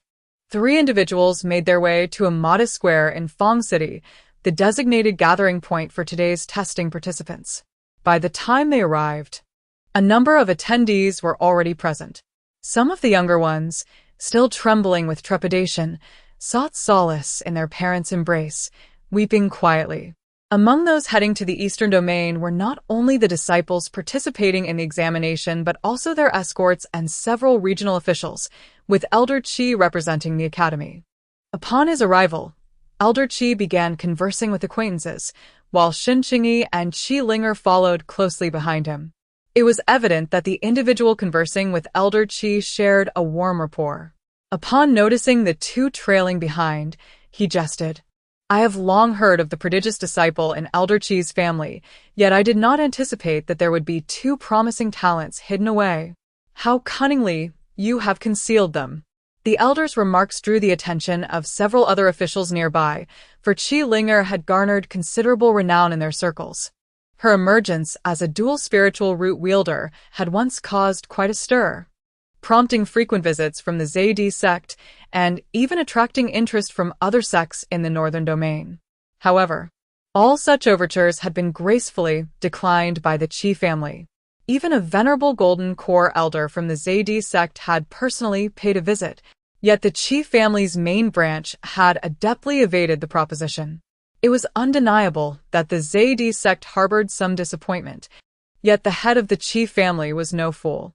Rumor had it that a certain second master of the Qi family was engaged in commerce with a clan in the southeast domain. Ultimately, a mutually beneficial balance was struck between the Zaydi sect and the Qi family, allowing both parties to part amicably. Elder Qi then turned his attention to Qi Linger and Shen Qingyi, smiling as he stroked his beard thoughtfully. The young girl is not the little genius of my family.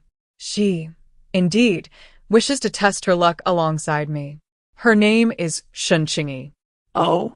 The elder and several others turned their gazes towards Elder Qi, intrigued by his companion. It appears that she is not a prodigy hidden within Elder Qi's household, Yet one can surmise that anyone deemed worthy by Elder Qi must possess remarkable qualities. The girl is indeed charming, her eyes clear and bright, suggesting a future destined for greatness. Upon hearing this, the slender male cultivator's words prompted agreement from the others present. Elder Qi merely smiled in silence. It was evident to any discerning observer that his remark was merely flattering. Shen Qingyi's youthful appearance and the absence of any spiritual energy fluctuations were apparent to those with cultivation. They could easily discern her lack of experience. Nevertheless, the assertion regarding the clarity of her gaze held some truth. Such luminous eyes are a rarity in today's realm of cultivation. He holds a fondness for this little girl, yet should fortune not favor her in this endeavor. Shen Qingyi lowered her head, standing quietly to the side. Chapter 21. Assembly at the Immortal City. Their group did not wait long before the escort from the Zaydi sect and the Cultivation Alliance from the Northern Domain arrived. As the host of the region, the Zaydi sect had prepared a magnificent celestial vessel. Observing the grand and opulent ship, a group of children expressed their excitement. Even cultivators watching from a distance could not suppress their admiration. Only the members of the Zaydi sect and the accompanying escort maintained their composure, for they understood that this seemingly splendid celestial vessel held little significance in the eyes of the 5 major sects of the Eastern Domain. It was merely a source of awe for those living in the Northern Domain. The escort, led by a foundational elder from the Zaydi sect, addressed the gathering with a resonant voice that echoed across the square. Esteemed participants, the time has come for you to board the celestial vessel. You have 1 hour to embark, after which the ship shall set sail. As the elder's words resonated, Shen Qingyi felt a subtle stirring in her hair, as if a certain energy enveloped her. Could it be spiritual power? Following the elder's announcement, the various leaders commenced their preparations. Shen Qingyi trailed behind Elder Qi and ascended the celestial vessel. Among the crowd, a young man furrowed his brow as he observed the individuals on the ship. "Sixth brother, I believe I just spotted that wretched being," Lin Yu remarked, scratching his head. "Which wretched being?" Lin Zihao inquired, somewhat perplexed. "The one abandoned on the desolate mountain at the Servant's Peak." "Surely not. Eighth brother, where did you see this wretched being?" Perhaps I was mistaken. I merely caught a glimpse of someone whose profile bore a striking resemblance to that wretched being. Although they had encountered the individual left in the wilderness, they had not bullied her like Lin Hong had done. Nonetheless, their impression was hardly favorable. After all, the current head of the Lin family shared a familial bond with that person. Her existence was a stain upon the family's honor, a source of disgrace for the Lin clan. Yet, despite this, her appearance still echoed that of the family head. The once frail and disheveled figure they remembered bore a resemblance to the head of the family, and apart from the legitimate eldest son and the third young lady, she was the only one who could be closely associated with him. Shen Qingyi sat upon a mat aboard the celestial vessel, which, though splendid on the exterior, appeared somewhat austere. The expansive interior resembled a vast box, furnished with a few seats where the escorting cultivators were seated. Most of those participating in the examination sat directly on the ground, while a few who had received prior word had brought their own mats and settled upon them. Thanks to the kindness of Elder Qi, Shen Qingyi found herself perched upon a relatively comfortable mat. Qi Linger had already gone off to seek her cousin, who was also participating in the test. As Shen Qingyi sat upright on her mat, she gazed into the distance. This was her first genuine encounter with the clouds at the horizon, unmediated by an airplane. She realized that this was the essence of the cultivation world. The very fabric of this realm seemed to shimmer with vibrant colors, infused with vitality. Her eyes sparkled, and she could distinctly hear the thunderous rhythm of her own heart beating within her chest. The celestial ship traversed the skies for approximately 7 days before it officially entered the jurisdiction of the Lingdao sect. Upon crossing into the territory of the Lingdao sect, the presence of passing cultivators markedly increased. Various itinerant practitioners, merchants, and mercenaries, along with others like them who had come to partake in the Lingdao sect's examination, enlivened the celestial cities along the route. The companions traveling with her surveyed their surroundings with palpable excitement, having assumed that the vicinity of the Zaidi sect was already bustling, only to find that this place was even more vibrant. Moreover, the spiritual energy here was undoubtedly several times greater than that of their own location. Do not wander. Stay close to the group. Each supervisor, keep account of your charges. Resonated the voice of the Foundation Establishment Elder from the Zaidi sect, echoing in every participant's ear. Here, even the Foundation Establishment Elder had to tread carefully. Upon hearing the words of the Foundation Establishment Elder, the crowd fell into a more subdued silence. Although the current Immortal City, due to the Lingdao sect's recruitment of disciples, was safeguarded by patrolling guards, and it was clearly stipulated that no fighting was permitted within the city. Disputes must be resolved at the arena in the square. Caution was still paramount. The group proceeded with a measured pace, ultimately arriving 3 days prior to the Lingdao sect's assessment. As they gazed towards the distant, towering mountain range, they observed sporadic flashes of spiritual light enveloping the peaks. Amidst the swirling clouds and mist, ethereal cranes occasionally soared across the sky, painting a picture of celestial grandeur.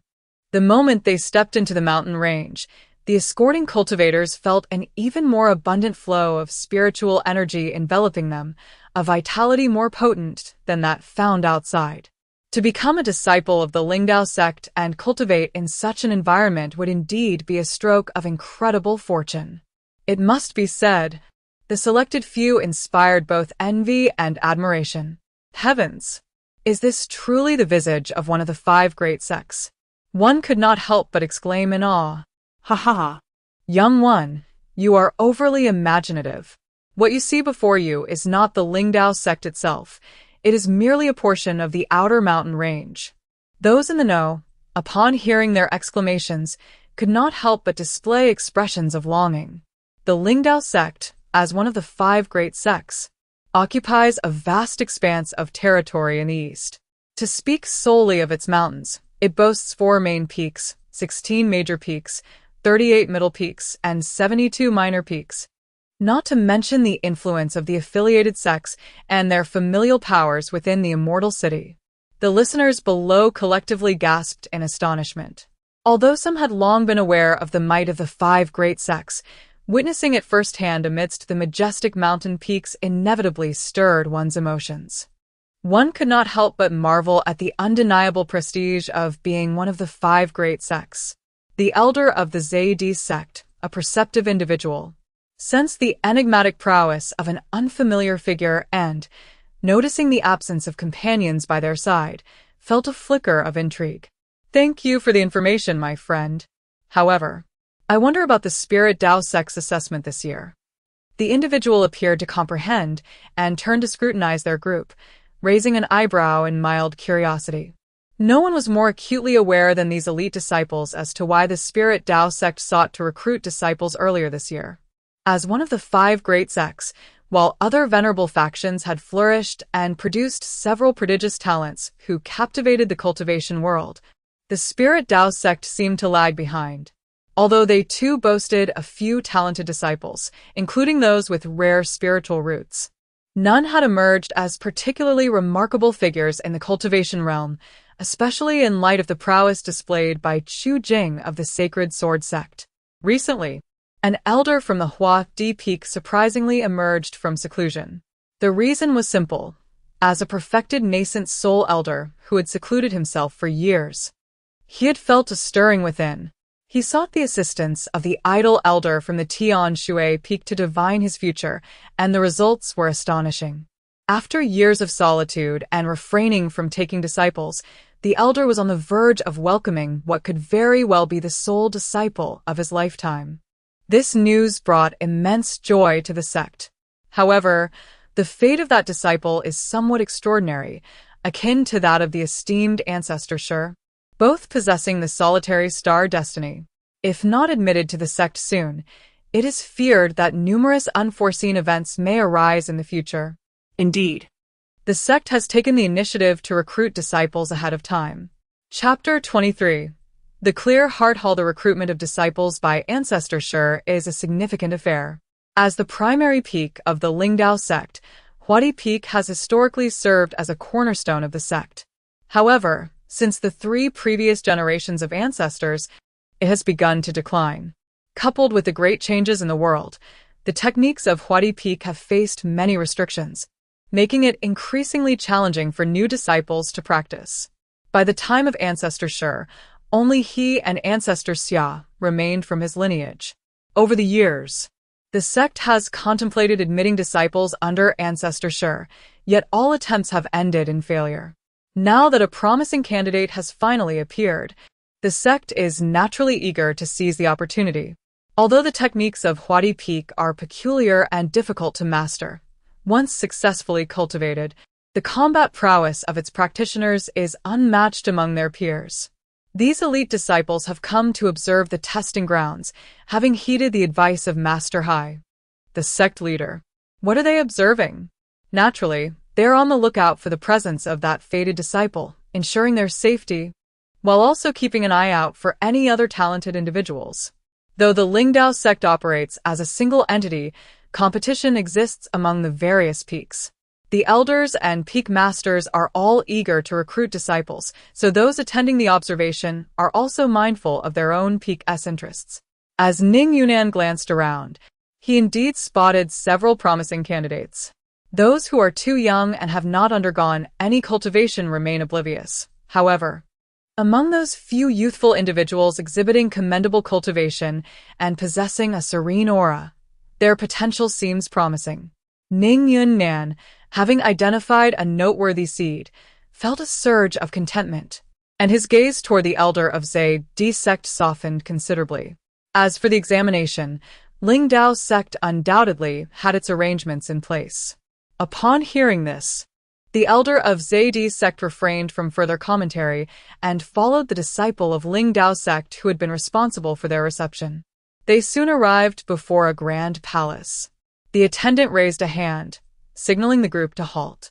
You have arrived at the Xianxia Hall. The escorts shall remain behind. Test participants, proceed. The accompanying cultivators, along with the elder from Zaydi sect, were instructed to stay behind. Some of the younger participants, upon witnessing this, became somewhat flustered, casting anxious glances at their escorts. Observing this, Ning Yunnan spoke up, "You need not worry. This is a standard procedure. Anyone wishing to partake in the disciple selection test of Lingdao sect must pass through this Xianxia Hall." The Lingdao sect disciple who had guided them also offered an explanation. The Xianxia Hall is a necessary passage for all entering Lingdao sect. You may rest assured that those who approach with sincerity and without malicious intent shall face no harm. However, for those harboring ill intentions, I advise you to remain behind, as the consequences shall be yours to bear. This statement was sufficiently clear, leading to a chorus of exchanged glances among the crowd. The cultivator's voice seemed imbued with a certain cadence, gradually calming the previously restless assembly. After a brief interval, those wishing to continue with the examination stepped into the Xianxia Hall, while the indifferent ones retreated. As Shen Qingyi gazed upon the grand and majestic hall, the characters for pure heart inscribed above the entrance seemed to possess an extraordinary power. At a mere glance, her heart involuntarily quivered, and her spirit felt a gentle stir. At that moment, a warm sensation spread from her abdomen, awakening her consciousness. Quickly, she lowered her head, yet her heart remained unsettled. That force seemed to pierce through her very soul, a terrifying prospect indeed. Truly, the powers of the immortal realm are both enigmatic and formidable. Chapter 24. The test begins. Although Shen Qingyi regained her composure swiftly, Ning Yunan still perceived her unease. Noticing her slightly pale complexion, he raised an eyebrow in curiosity. A mere mortal, untrained in the arts, dared to gaze directly at the inscription of the Pure Heart Hall without any apparent consequence. Could it be that this young girl possesses commendable aptitude? He scrutinized her once more, yet found her lacking. Though her age might be considered youthful in the realm of cultivation, it was still significantly older than those who had not yet begun their training. Typically, who among them did not commence their cultivation at the tender age of 5? Even without access to advanced techniques, one would at least begin practicing the most rudimentary methods of channeling energy, which were readily available for any mortal with a modicum of savings. Should one lack the means to purchase such techniques, local sects offered testing, and those with promising talent could gain entry into these establishments. Even those with lesser potential, as long as they were not particularly deficient, would find numerous small families willing to nurture their growth. For those faring even worse, simply understanding their spiritual root potential provided a goal to strive towards. Acquiring a basic technique to practice was surely preferable to remaining entirely untrained. Alternatively, it is possible that this young child possesses no spiritual root, or perhaps her aptitude for such is exceedingly poor, rendering her incapable of channeling energy into her body. Her family may simply wish to test their luck in this regard. After all, such occurrences have not been unheard of in the past. Certain local officials may also derive some benefits from this situation, as they are not oblivious to the dynamics at play. The duration of a half-incense stick passed swiftly. The disciple in charge gestured for them to enter, and one by one, the group orderly made their way into the Hall of Tranquil Heart. Aside from the accompanying cultivators, no other individuals lingered outside. Indeed, those with ill intentions would find it challenging to gain entry in such an overt manner during these days. Upon stepping into the Hall of Tranquil Heart, Shen Qingyi felt that familiar power surge within her once more. However, unlike the earlier encounter outside the Grand Hall, this probing force was considerably gentler. Shen Qingyi even felt a sense of comfort wash over her, prompting her to gently close her eyes. After a wave of energy passed, she sensed a soft breeze caress her forehead, tousling her hair. Slowly, she opened her eyes to find herself standing in a vast plaza, surrounded by other disciples who had come to undergo the same assessment. Familiar faces gathered around, engaged in conversation. Alas, she had not anticipated that behind the Hall of Tranquil Heart lay a connection to this grand plaza. This must be a large-scale teleportation array. How many spirit stones would it take to activate this? Truly, the great sect lives up to its reputation. If only she could join this Lingdao sect as a disciple. How splendid that would be! Yet, alas, her spiritual root is merely of the 4th grade. She wonders if she would even qualify. Even if it were just as a servant disciple, she would be willing. Have you seen Zhang? Ah, Now that you mention it, I actually haven't seen him. Weren't we just together entering the Qingxin Hall? Why hasn't he come out yet? Sister, I didn't expect there to be so many cultivators participating in the Lingdao sex test. I'm a bit frightened. Do not fear. I shall protect you. The crowd buzzed with chatter. Shen Qingyi had no acquaintances nearby. The only somewhat familiar face, Qi Linger, was also absent from her vicinity. Amidst the throng, she did not harbor any hopes of locating her and chose instead to remain still, patiently awaiting developments. As the sun gradually ascended, the hours passed from morning to evening, yet it appeared that the test had yet to commence.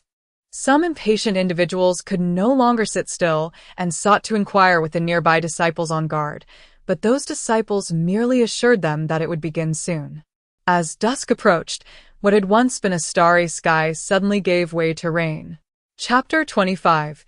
Divergence. The gentle patter of rain fell upon the gathering, with those of higher cultivation faring better than the ordinary mortals, who, upon being drenched and feeling the chill wind, instinctively wrapped their arms around themselves. Shen Qingyi sat in an inconspicuous corner, her entire being soaked by the rain, yet she felt not particularly cold. Exhaling softly, she wiped the raindrops from her face. Perhaps she had grown accustomed to it. Lacking spiritual power, the rainwater offered no shelter. The downpour continued relentlessly, intermittently, until the stroke of midnight. Many nearby had begun to shiver from the cold.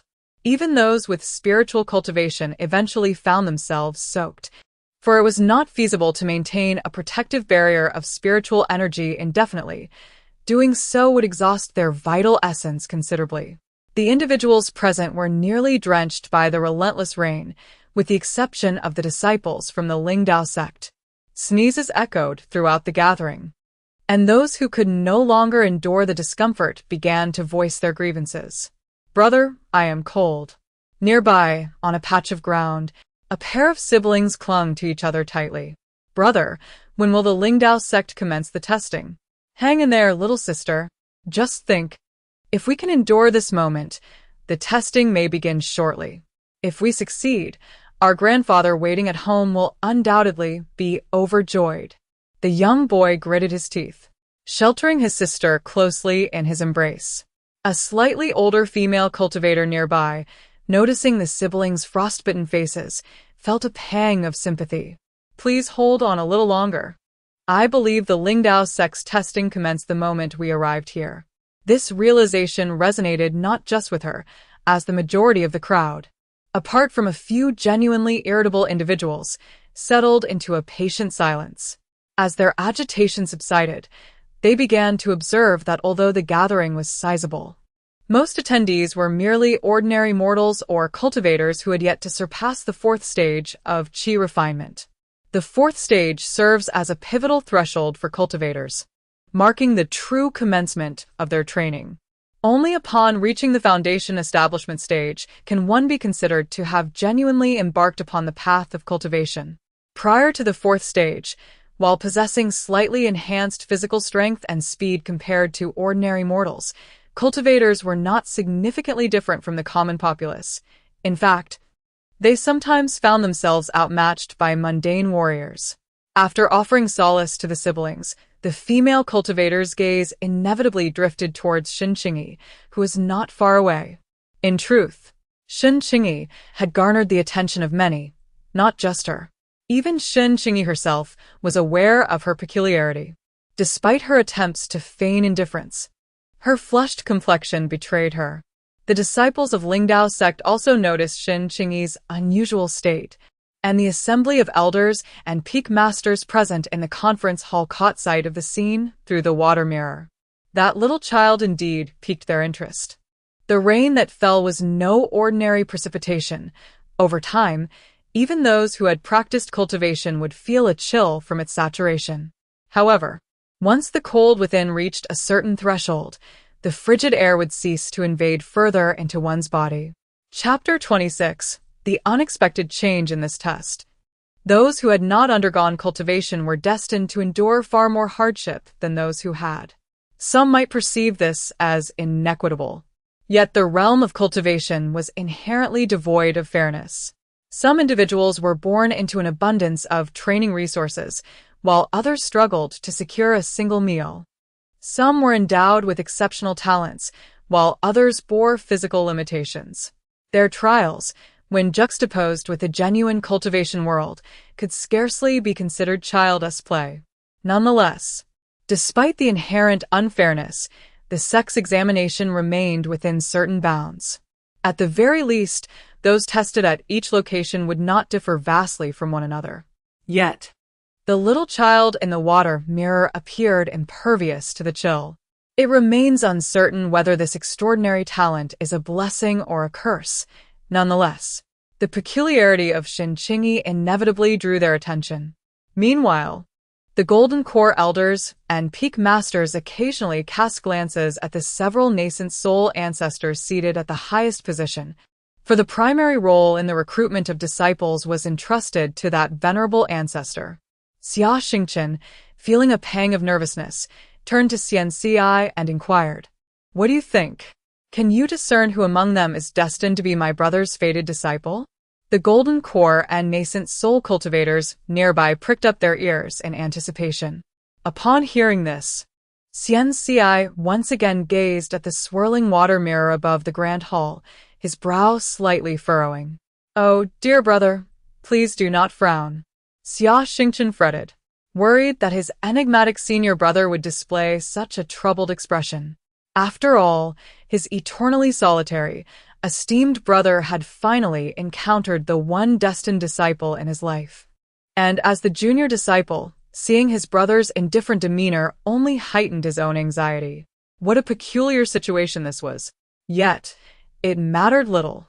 Within their lineage, only he and his brother remained, while the other uncles and ancestors capable of transcending had ventured to the central domain. As the sole direct junior disciple of his brother, who was characterized by his aloofness and lack of understanding of human sentiment, Xianxia felt the weight of responsibility upon himself. He lamented once more, wishing that their master were present. Otherwise, upon witnessing his current demeanor, the master would undoubtedly exclaim, "Look how much he has grown." Xianxia, still furrowing his brow as he gazed into the water mirror, felt not a modicum of relaxation but rather an increasing tension. His hand, concealed within his sleeve, alternated between clenching and releasing, until at last he turned his gaze towards Xianxia and Shi Tongzhou. "There is no need for you to worry, junior brother Xia. Senior brother Shi's destined disciple has already emerged, however." Just as Xianxia felt a sense of relief, the word however made her heart leap again. Do not merely say however. Beside them, Shi Tongzhou couldn't help but cast a sideways glance, his expression somewhat intricate. But how so? The original trajectory seems to have deviated slightly. Shi Tongzhou narrowed his eyes slightly. The reputation of this disciple, known for his prophetic abilities, is not without merit. The original divination has manifested, yet a slight alteration has occurred midway. Could it be that someone intends to obstruct this?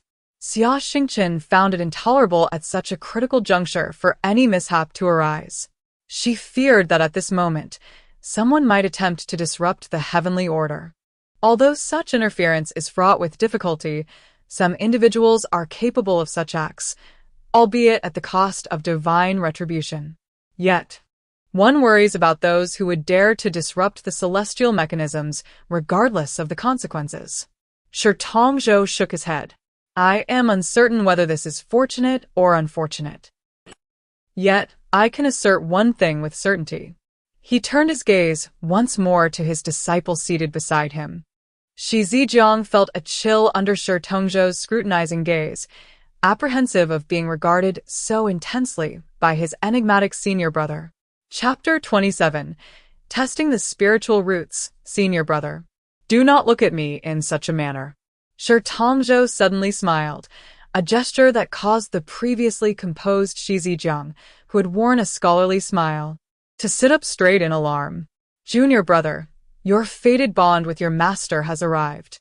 Xianxia was immediately filled with disbelief. Oh dear, not at all. Brother Xian, what do you mean by saying that Brother Shi's connection with his disciples has come to fruition? Upon this thought, Xianxia's eyes widened in surprise. I implore you, Brother Xian, you must not show favoritism towards Brother Shi Zijiang simply because he is your direct disciple. That disciple was expressly promised to my brother. You cannot wish to claim him simply because of his exceptional talent.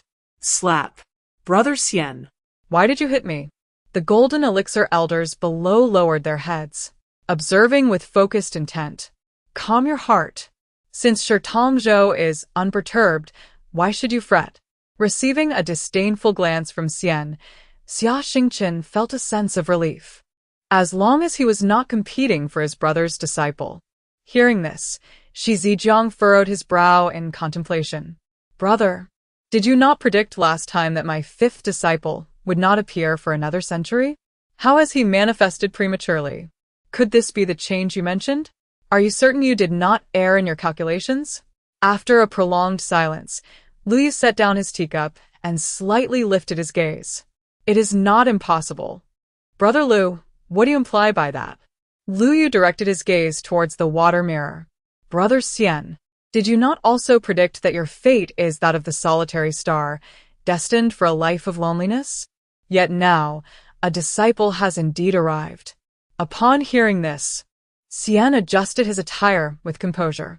This solitary fate was first uttered by Ancestor Jiang, If Brother Liu has doubts, he may light the boundary incense and inquire with the ancestor. The others, sitting upright, could not help but twitch their lips. Here we go again, they thought. As dawn broke, Shen Qingyi and his fellow disciples arrived at the square, finally meeting the disciple in charge of their assessment. Without a moment's hesitation, they followed the responsible disciple toward a grand platform. The platform was expansive, adorned with several testing pillars. Most of those present were well aware that the stone pillars located at the center served a significant purpose. Indeed, they were the spirit testing pillars designated for evaluating their aptitudes today. Behind the stone pillars stood 2 additional columns.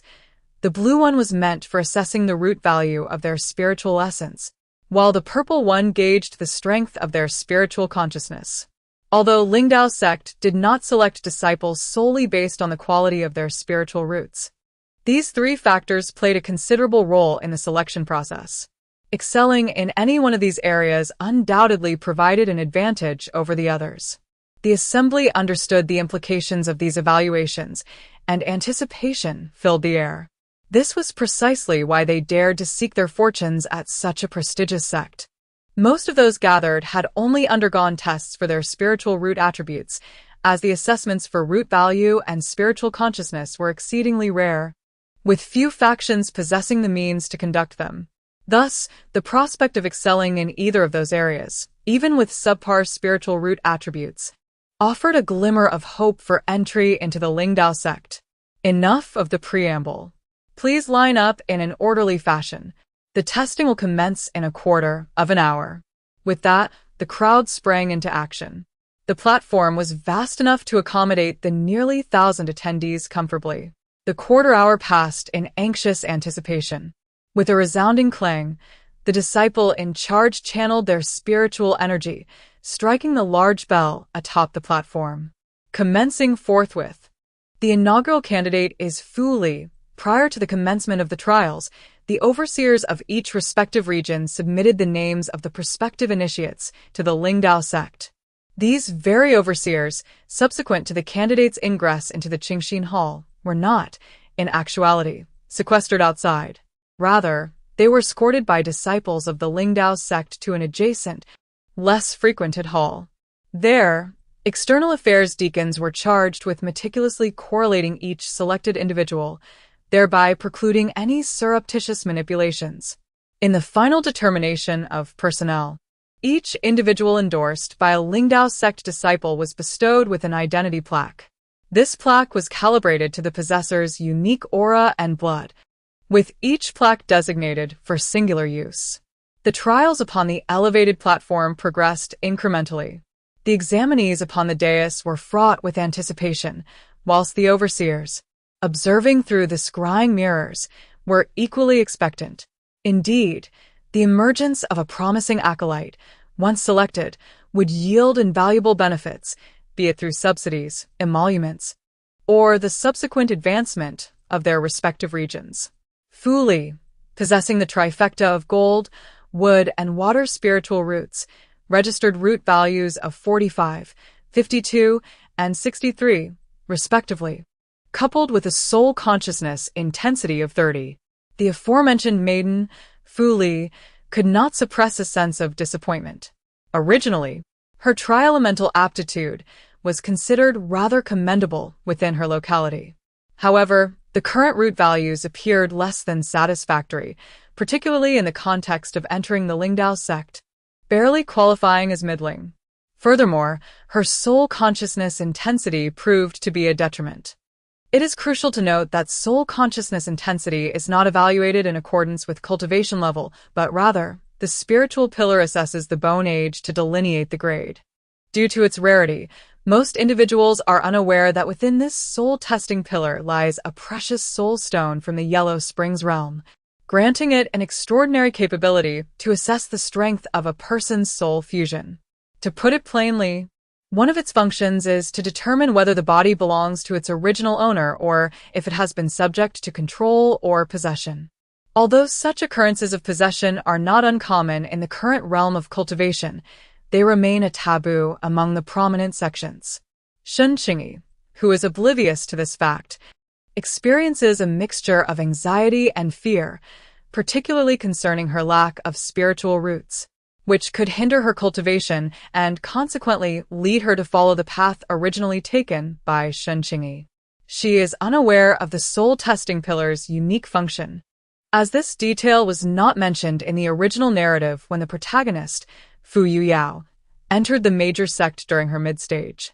As the line before her dwindles swiftly, most of the tested disciples possess 4 or 5 spiritual roots. While 3 spiritual roots are not particularly abundant, they are not exceedingly rare either. In stark contrast, the dual spiritual roots are significantly fewer. After testing approximately 1 or 2,000 individuals, only a meager 20 or so emerged, many of whom exhibited poor spiritual root values and soul strength. Qilinger, possessing dual spiritual roots of gold and fire with values of 76 and 89 respectively, boasts a soul consciousness strength of 73. This elicited considerable excitement among the onlookers, as Qilinger's qualifications are commendable, placing her among the top 5 of those tested thus far. Observing this scene from the side hall, Elder Qi could not help but feel a surge of exhilaration, prompting others present to express their admiration and congratulations. Elder Qi was in a good mood. Despite the ongoing tests, Qilinger had thus far exhibited commendable performance, and the results of her 3 attributes were more than sufficient to enhance her standing in subsequent evaluations. Following Qilinger, 2 more dual-root candidates were accepted during the testing process, after which no further dual-root individuals were seen. The number of those yet to be tested dwindled, and fewer candidates remained ahead of Shen Qingyi. At last, the little one on stage descended. Shen Qingyi took a deep breath and stepped toward the high platform, placing her hand upon the testing spiritual pillar. The attendant responsible for the process spoke with a gentle tone, reiterating the same instructions to Shen Qingyi. "Thank you," she replied. The attendant nodded in acknowledgement. Extending her right hand, Shen Qingyi delicately placed it upon the testing pillar. As anxiety coursed through her, the pillar erupted with a surge of black light, soaring into the heavens. The resounding boom shattered countless clouds, dispersing them in its wake and capturing the attention of many onlookers. The black spiritual light lingered, swirling around the pillar, which showed no signs of dimming. Could it be a water spirit root? The assembly of senior cultivators in the grand hall stirred with interest, recalling the previous discussion.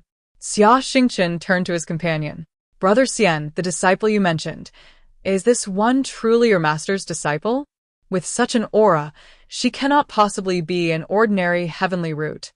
Brother Xian shook his head, while Xia Xingchen held his breath in anticipation. "Wasn't it said that my master's disciple is exceptionally talented? This disciple impeccably meets the criteria," Xianxia remarked, turning his gaze towards Xia Xingchen. "Should you harbor any reservations, you may seek confirmation from your esteemed senior brother, who, I presume, possesses a certain awareness himself." Xia Xingchen pivoted, his gaze involuntarily drawn to his senior brother. Senior brother. It was not her. Upon hearing this, Xia Xingchen's countenance betrayed a hint of contortion. "Senior brother Xian, this disciple appears quite exceptional to me. Perhaps I, your junior brother, find myself in need of." "That is hardly a matter determined by your needs," Xianxia interjected. "Destiny has ordained a connection between this young maiden and my junior brother." Xia Xingchen remained somewhat unwilling to concede. Anyone encountering such a promising prospect would undoubtedly feel a pang of reluctance at relinquishing her to another's tutelage. It was not merely he who harbored the intention of inducting Shen Qingyi into his fold. Other elders and peak masters shared this aspiration. However, those seated at the head of the hall constituted the very bastion of their spiritual Dao sect strength. Save for a few other peak masters who could vie for contention, they stood little chance of prevailing. Regardless of the unfolding spectacle within the hall, Shen Qingyi, still positioned on the high platform, distinctly perceived the transformation of the spirit pillar. A force seemed to emanate from within, the black radiance intensifying with each passing moment, ultimately reaching the zenith of darkness. The disciples conducting the test were visibly elated, their faces adorned with smiles even more radiant than before. "Excellent! Excellent!" one exclaimed. "Young lady, there is no need for apprehension. Approach the subsequent spirit root test without trepidation." Witnessing this scene, Shen Qingyi felt a wave of relief wash over her, accompanied by an overwhelming surge of elation. Exhaling softly, she approached the testing pillar for root implantation and tentatively raised her hand. As my right hand made contact with a warm sensation, I was momentarily taken aback by the translucent testing pillar, resembling jade, yet surprisingly exuding warmth.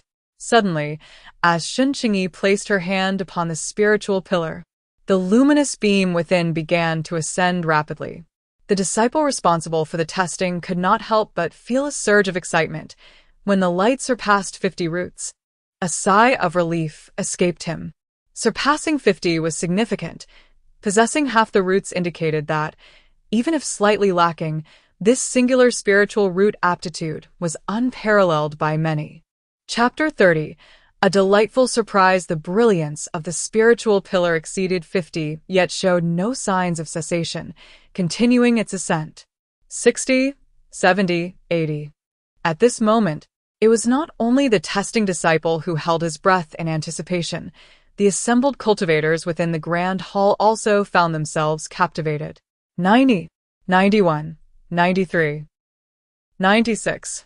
The luminous beam halted its ascent, prompting an audible gasp from the crowd. Those seated in the hall sprang to their feet in astonishment. With a heavenly water spiritual root, rooted above 90, nearing perfection. Such aptitude could be compared to the 3 prodigies of the 5 major sects. The disciple in charge of the testing was acutely aware of the implications this held for the sect. Most importantly, by enlisting such a disciple, his rewards would undoubtedly be substantial.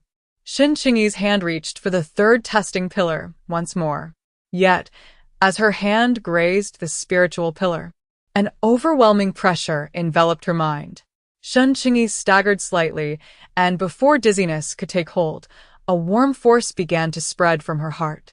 The oppressive aura momentarily faltered, only to gradually dissipate. Due to the brevity of the occurrence, to the onlookers, it merely appeared as though Shen Qingyi had placed her hand upon the spiritual pillar, which did not immediately illuminate. Just as the crowd began to express their perplexity, the pillar suddenly shone brilliantly. 20, 30, 40, 60, 70, 80. Ultimately, the spiritual root was firmly established at 92. Shen Qingyi could not comprehend the source of her earlier palpitations, yet upon opening her eyes, she sensed a distinct change. The disciples conducting the test erupted into joyous laughter. Those external disciples who rushed over signaled the inner disciples to ensure the surrounding safety. The examination continued unabated. His initial willingness to bring Shen Qingyi along was not merely based on the belief that she was a promising talent. In his heart, he mused that if one could randomly select from among the genius disciples, they would cease to be deemed exceptional. He even entertained the notion that if this young girl possessed a spiritual root, even a 5th-grade root would be commendable. However, to his astonishment, this young girl not only possessed a spiritual root, but also exhibited extraordinary aptitude. Many individuals nearby approached him once more, offering their congratulations. Ha ha ha. "I told you." Brother Qi's discerning eye remains as sharp as ever. Look. After discovering a disciple with dual spiritual roots, we have yet another. Indeed. Ha ha ha. Congratulations, Brother Qi. Who would have thought that this year's northern region would harbor such concealed talents? Brother Qi, you are rather ungracious.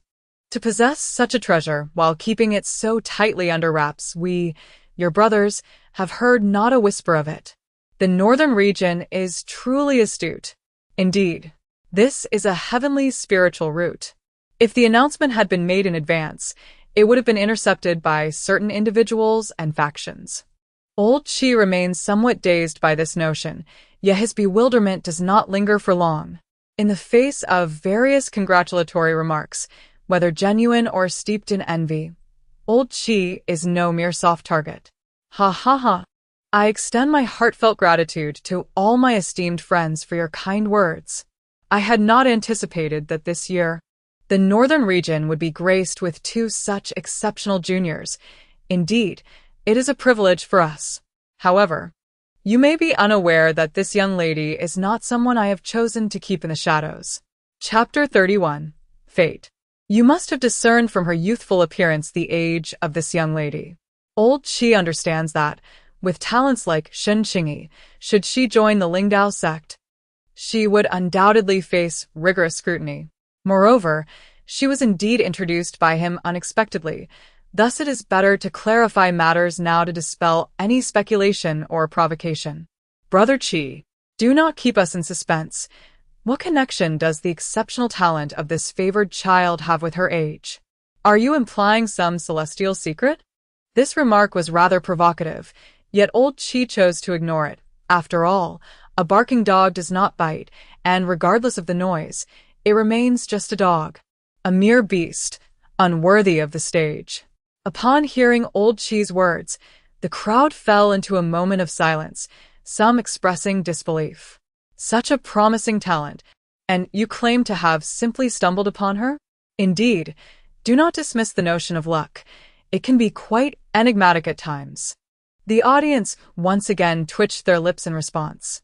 Indeed, old Qi, despite his outward composure, harbored a certain unrest within. He never anticipated that a moment of weakness would lead to such a fortuitous opportunity. Regardless of their opinions, Shen Qingyi had already captured the attention of countless individuals. The higher echelons of the Lingdao sect had instructed their disciples to investigate the background of this young girl. The disciple who had accompanied Shen Qingyi off the stage cast a puzzled glance back at the recently assessed spirit pillar. Furrowing his brow, he felt an inexplicable chill when he passed by the spirit pillar that had just tested her spiritual root. Given his cultivation level, which had reached the foundation establishment stage, such a chill should have been trivial to cultivators like him. However, despite an exhaustive search, he uncovered nothing, leaving him even more perplexed. Yet, with many eyes upon them and the test still ongoing, it was neither the time to delve into this mystery nor to pursue it further. Once all the assessments concluded, the sky darkened once more. After such an extended period, many of the younger participants began to falter, their forms wavering. Even Shen Qingyi felt a touch of fatigue. Following a waft of floral fragrance, it seemed as though myriad images danced before the eyes of the onlookers. Shen Qingyi felt a sudden brightness, and before her lay an array of delectable treats and delightful amusements. These items appeared to possess an alluring quality, beckoning her to partake. Shen Qingyi frowned slightly. She was not one to indulge excessively in culinary delights, nor did her mindset align with that of a child prone to unrestrained playfulness. With her eyes gently closed, everything before her suddenly transformed into countless ethereal lights, dissipating into the horizon. When Shen Qingyi opened her eyes once more, she was greeted by a plethora of exquisite garments and even portraits of handsome men nearby. A slight twitch appeared at the corner of her mouth. She was almost certain that this was the illusion test conducted by the Lingdao sect for selecting disciples from among the candidates. Indeed. The moment she closed her eyes in disbelief, all illusions shattered before her. How could it be so swift? Even Lu Yu found himself somewhat astonished. The speed at which this girl exited the illusion was truly remarkable. Was her resolve genuinely this steadfast? Although their illusions were categorized according to the test-taker's age, and her mental fortitude test was not particularly challenging, such rapidity was unexpected. Buzzing. Outside the grand hall, a beam of spiritual light surged forth. The sect leader, Wenhai, raised a hand, and the spiritual light transformed into a jade slip, resting in his palm. Chapter 32. Cliff. With a slight pressure from Wenhai's hand, the jade slip morphed into a multitude of spiritual lights. As the lights dispersed, lines of characters appeared in the once empty air of the grand hall. The crowd quickly scanned the text, exchanging glances filled with astonishment. Xia Xingqian's expression bore incredulity. The people from the northern region revered those so-called geniuses as if they were deities, yet they had failed to realize that they were obscuring true pearls with dust. Such an exceptionally talented individual was carelessly nurtured like a weed on the desolate mountains of the miscellaneous work peak, left to thrive or perish at will. It was indeed a tragic waste of potential. How could it not be? The onlookers could not help but feel their mouths twitch in response.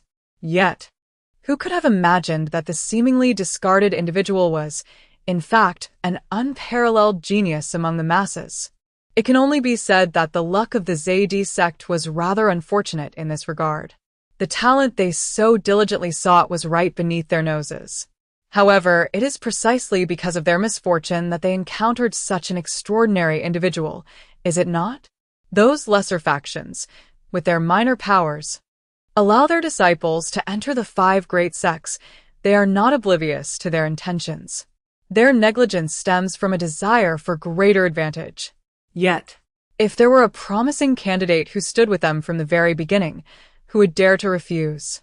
Lu Yu waved away the words in the air, instructing the disciples from the dark sect to conduct a thorough investigation once more. Such a disciple, barring unforeseen circumstances, would undoubtedly be placed within the sect's primary training focus, and their origins would certainly be scrutinized meticulously. Indeed, the disciples serving in the shadows immediately clasped their hands in respect and withdrew from the grand hall. Shen Qingyi remained quietly at the side. At this moment, only a few of those ensnared in the illusion had awakened, and upon sensing Shen Qingyi's gaze, a woman turned to meet his eyes. Yet, after a fleeting moment of connection, she nonchalantly averted her gaze. The wait was not overly long. Approximately 3 hours later, Shen Qingyi, along with over 100 others, was escorted away by disciples of the Lingdao sect. Unaware of how the remaining unawakened disciples would ultimately be arranged by the Lingdao sect, Shen Qingyi obediently followed the procession. The leading disciple turned to look at them, and soon they approached the passage cliff of the Lingdao sect. Upon crossing the cliff, they would officially enter the realm of the Lingdao sect. Esteemed guests, I, alongside the disciples of the Lingdao sect, wish you a path unimpeded, hearts attuned to the grand way, and unwavering in your pursuit. Enter. The surrounding disciples of the Lingdao sect drew forth their swords, gleaming and pointed towards the heavens. Stand firm. Upon witnessing the formidable presence of the Lingdao sect disciples, the group of aspirants felt a surge of fervor within their hearts. Shen Qingyi could not help but feel a stirring excitement as well. Amidst the ethereal mists enveloping the mountains, majestic celestial pavilions towered, and rare and wondrous beasts occasionally soared across the sky, while one could glimpse practitioners dressed in flowing robes flying gracefully upon their swords. This, indeed, is the realm of cultivation, vast and boundless, shrouded in mystery and power. Shen Qingyi felt an irresistible yearning, wishing that one day he might soar through the skies like those celestial beings, unencumbered and free. With hearts aligned to the grand way and unafraid of challenges, let those who dare to enter our celestial sect proceed. Advance. The disciples of the Lingdao sect moved in unison, stepping back a pace, their swords transforming into streaks of light as they soared into the air. Standing poised in the heavens, leaving Shen Qingyi and his companions on the ground. Faced with this spectacle, the group could not help but feel a twinge of anxiety. One among them could no longer contain his curiosity and inquired, "Esteemed immortals, there appears to be no passage ahead, and as we lack the ability to wield magic, unlike your esteemed selves, how shall we traverse this cliff of inquiry?" Chapter 33. Courage. The others turned their gazes toward the disciples of the Lingdao sect suspended in the air, who remained tranquil in their stance. Since the Immortals had proclaimed that crossing this cliff of inquiry would grant them formal entry into the Lingdao sect, it was only natural that a means to surmount this obstacle existed. As such thoughts began to circulate, some among them started to seek solutions. Those of tender years, though limited in experience, began to emulate their slightly older counterparts, engaging in their studies with commendable diligence. Shen Qingyi gazed towards the obscured path ahead, where, from their vantage point, the unfathomable depths below were visible, occasionally disturbed by fierce gusts of wind that swept away loose stones. Some among the group felt a chill of trepidation and instinctively retreated a couple of steps. After several fruitless attempts to find a solution, the others hesitated in place. Shen Qingyi scanned her surroundings and, at last, spotted a vine on a nearby large tree.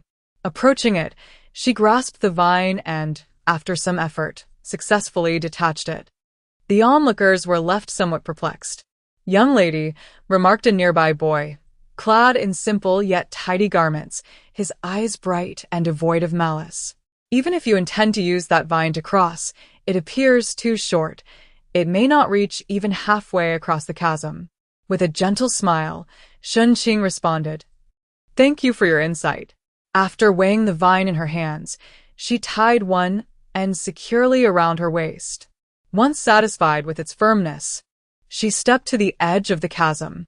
A fleeting glance revealed the abyss's true depth, eliciting a sharp intake of breath. The cliff face seemed to stretch infinitely, compounded by the terrifying winds. Any ordinary person would surely be struck with horror, and even the most intrepid of souls might feel a pang of fear. Taking a deep breath, Shen Qingyi quietly encouraged herself.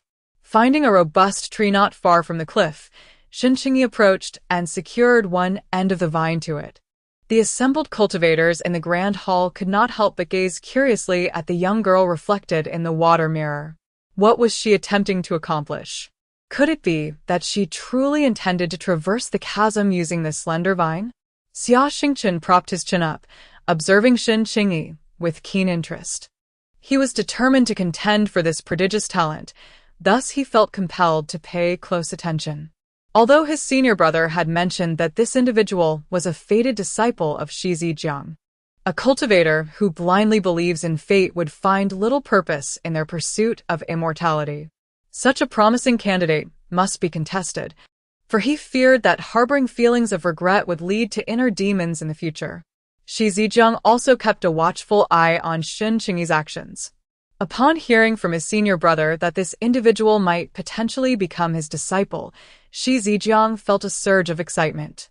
With 4 disciples already under his tutelage, the addition of a 5th would be quite welcome. Meanwhile, at the precipice, Shen Qingyi, having ensured that both ends of the vine were securely fastened, took a deep breath and stepped forward with her slightly trembling left foot. Silently, she reassured herself of her aspiration to cultivate immortality. She was unafraid. With a sudden step forward, Shen Qingyi felt an overwhelming tension. Yet, the anticipated sensation of plummeting did not ensue. It was as if her foot had landed upon something substantial. Slowly, she opened her eyes, discovering that her foot was resting on the edge of a stone.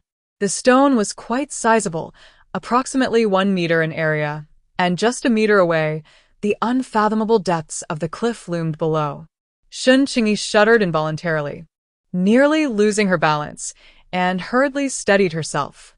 Chapter 34. Resolute. The onlookers, still positioned at the edge of the precipice, were taken aback as they witnessed the young girl, bound by vines, vanish the moment she stepped off the cliff.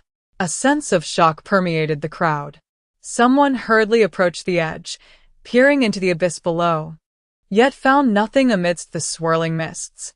Others, equally astonished, pressed forward to see. Where had she gone? How could she have disappeared? Did she perhaps fall to the bottom of the chasm? But was she not tethered by vines? As thoughts of the vines crossed their minds, a fresh wave of alarm surged through the crowd. They turned their gazes to the tree where Shen Qingyi had initially tied the vines, only to discover it was now utterly bare. How could the vines have vanished? Hadn't they just been there? Did anyone see the vine that was tied to that tree? The crowd shook their heads in response to the man's inquiry. A small boy, unable to contain his fear, ventured to ask, could the vine have fallen with her? His voice trembled with panic, his body shaking slightly. He had witnessed the girl tie herself to the vine and then take a step, only to disappear. No. It couldn't be possible. Even if she had fallen, she couldn't have vanished so suddenly, especially not before so many witnesses. While some remained skeptical, Shen Qingyi, on the other side, was swiftly making her way toward the stones suspended in midair. She was determined to steady her trembling form, pushing aside the terrifying void beneath her. The stones beneath her feet were becoming smaller and fading away at an alarming rate. She must hurry. Even faster. Crack. Shen Qingyi abruptly halted her swift advance. Feeling the constriction around her waist, she glanced down, only to discover that the vines entwined around her waist had tightened to an extreme during her frantic run. At this moment, if she wished to move forward, she must first untangle the vines binding her waist. Snap! Snap! The sound echoed once more as the stones beneath her feet began to fracture anew. Time was slipping away. Shen Qingyi exhaled sharply and swiftly tore at the vines around her waist. The instant the vines loosened, she plummeted into an endless abyss, her figure vanishing from sight. Trembling all over, Shen Qingyi resolutely took another step forward. Time passed agonizingly slowly as she battled against both time and herself. The onlookers seated in the grand hall were irresistibly drawn to the diminutive figure reflected in the water mirror. Their faces turned pale, bodies trembled. Yet she marched forward with unwavering determination.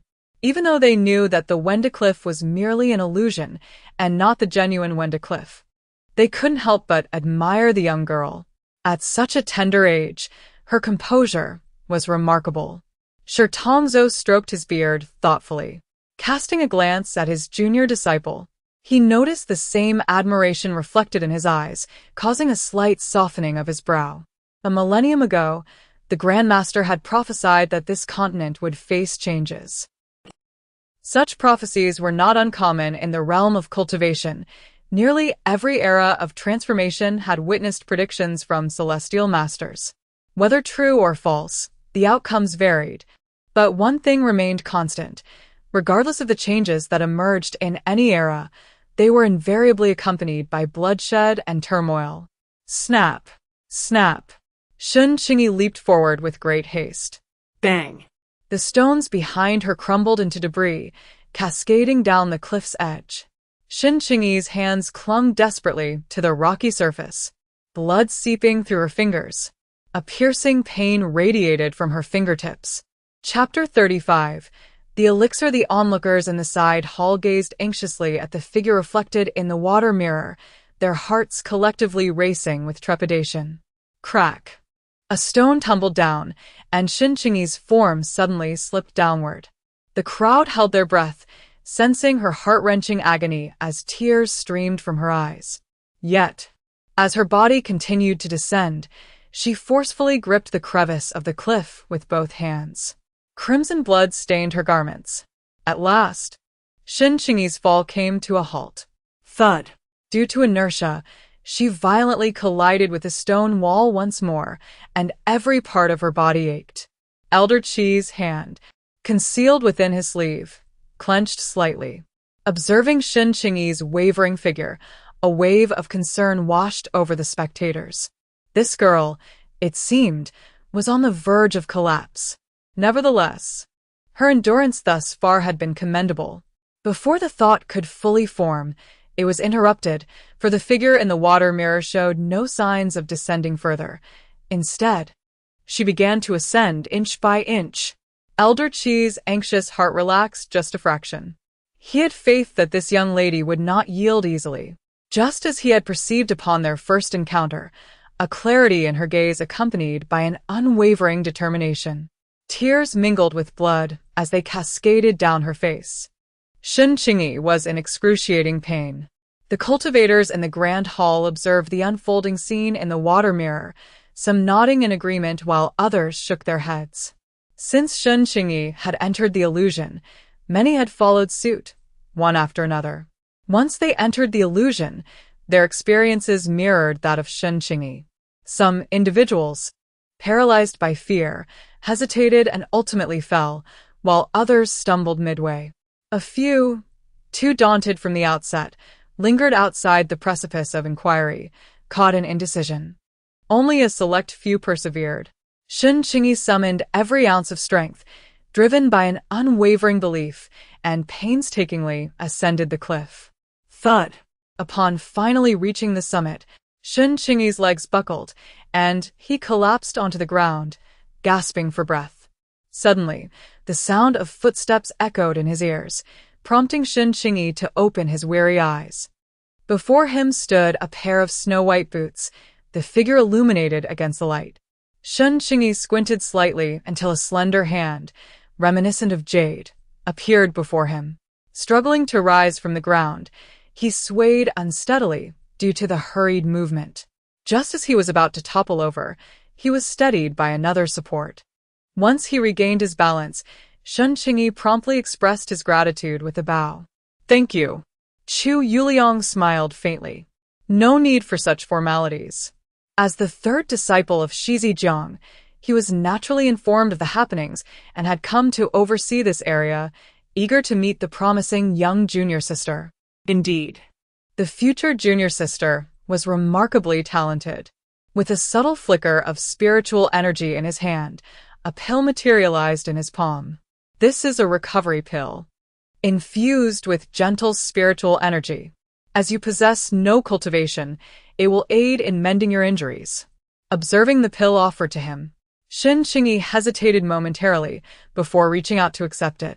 He placed it in his mouth, where it dissolved instantly. A gentle force began to flow through Shen Qingyi's body, and the wounds on his skin started to heal at a visibly rapid pace. This was the first time Shen Qingyi had personally experienced such a miraculous power, causing him to widen his eyes in astonishment. Seeing this, Chu Yuliang smiled and spoke. "There is no need for such surprise. Once you enter the Immortal sect, you will have access to even more effective medicinal pills." Chapter 36. Selection given Shen Qingyi's displayed aptitude, even if he were not a disciple of their Tianshui peak. Other peak masters and elders from different sects would vie for him eagerly. Therefore, treasures such as medicinal pills would be abundant in his future. Thus, it was unnecessary to marvel at a mere handful of low-tier pills that hardly held any significance. After consuming the medicinal pills and sensing Shen Qingyi absorb their potency, Chu Yuliang refrained from further interruption, standing by to await the others undergoing the same evaluation. Of course, Shen Qingyi was not the only one participating in the Lingdao sect disciple assessment. However, after several rounds of screening, the number of remaining candidates was scant. Even a tenth of those who initially competed did not make the cut. Once all participants had assembled, Chu Yuliang surveyed the group and gained a general understanding of the sect's recruitment situation. "Congratulations to all of you. From this moment forth, you are disciples of the Lingdao sect." The crowd listened to Chu Yuliang's words, their eyes sparkling with excitement. Just the title of disciple of the Lingdao sect was enough to stir their spirits. "The performance you exhibited during the assessments has been noted by the sect's elders, who have categorized your abilities. Some will enter the inner sect, and there are even those who may be taken as disciples by elders or peak masters, with a few fortunate enough to become direct disciples. However, others may only gain entry to the outer ranks. I believe that everyone possesses a certain understanding before stepping into this realm. However, if you find yourself feeling smug or disheartened by this knowledge, let me assure you, that would be your defeat. This marks merely the initial step into the Lingdao sect. The world of cultivation is vast and boundless. In comparison, the Lingdao sect is but a mere drop in the ocean. The future extends far beyond what is immediately visible." As all eyes were drawn to the elevated platform where Chu Yuliang stood, resonating with his powerful words, a wave of fervor surged through the crowd. Elder Qi clutched his storage pouch, feeling a slight heaviness in his heart. In the reflection of the water mirror, he observed that his own descendants had entered the Lingdao sect alongside that young girl. The rewards in his possession were merely those befitting an ordinary disciple of the sect. Had either of them entered the inner sanctum or garnered the favor of a senior, the rewards would undoubtedly have been far more substantial. Although Linger had performed commendably, she did not stand out among the competitors. In contrast, the young girl's performance could be deemed exceptional, truly a standout among the group. It echoed the saying, an unintentional act can yield unexpected results. Those nearby, upon seeing the storage pouch in Elder Chi's grasp, couldn't help but feel a twinge of envy.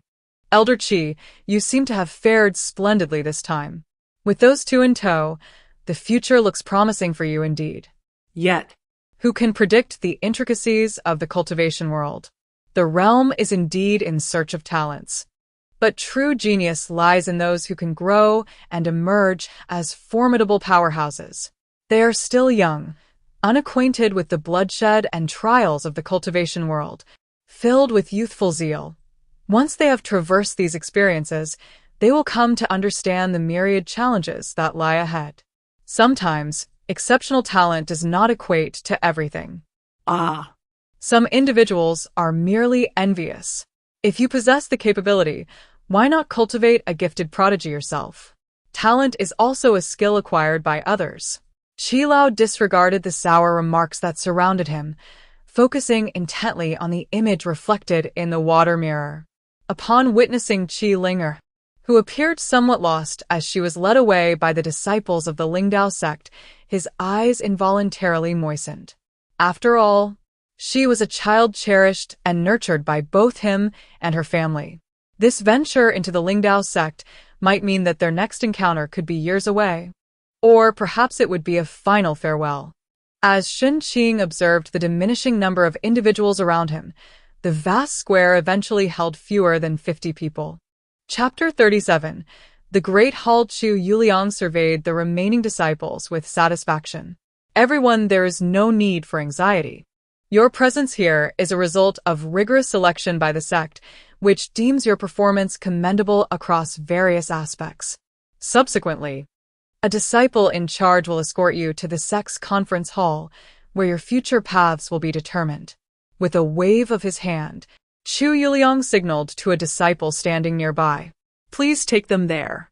Yes, Master Uncle. The disciple responded with a respectful bow. As a mere outer sect steward, he dared not be careless in the presence of this renowned prodigy.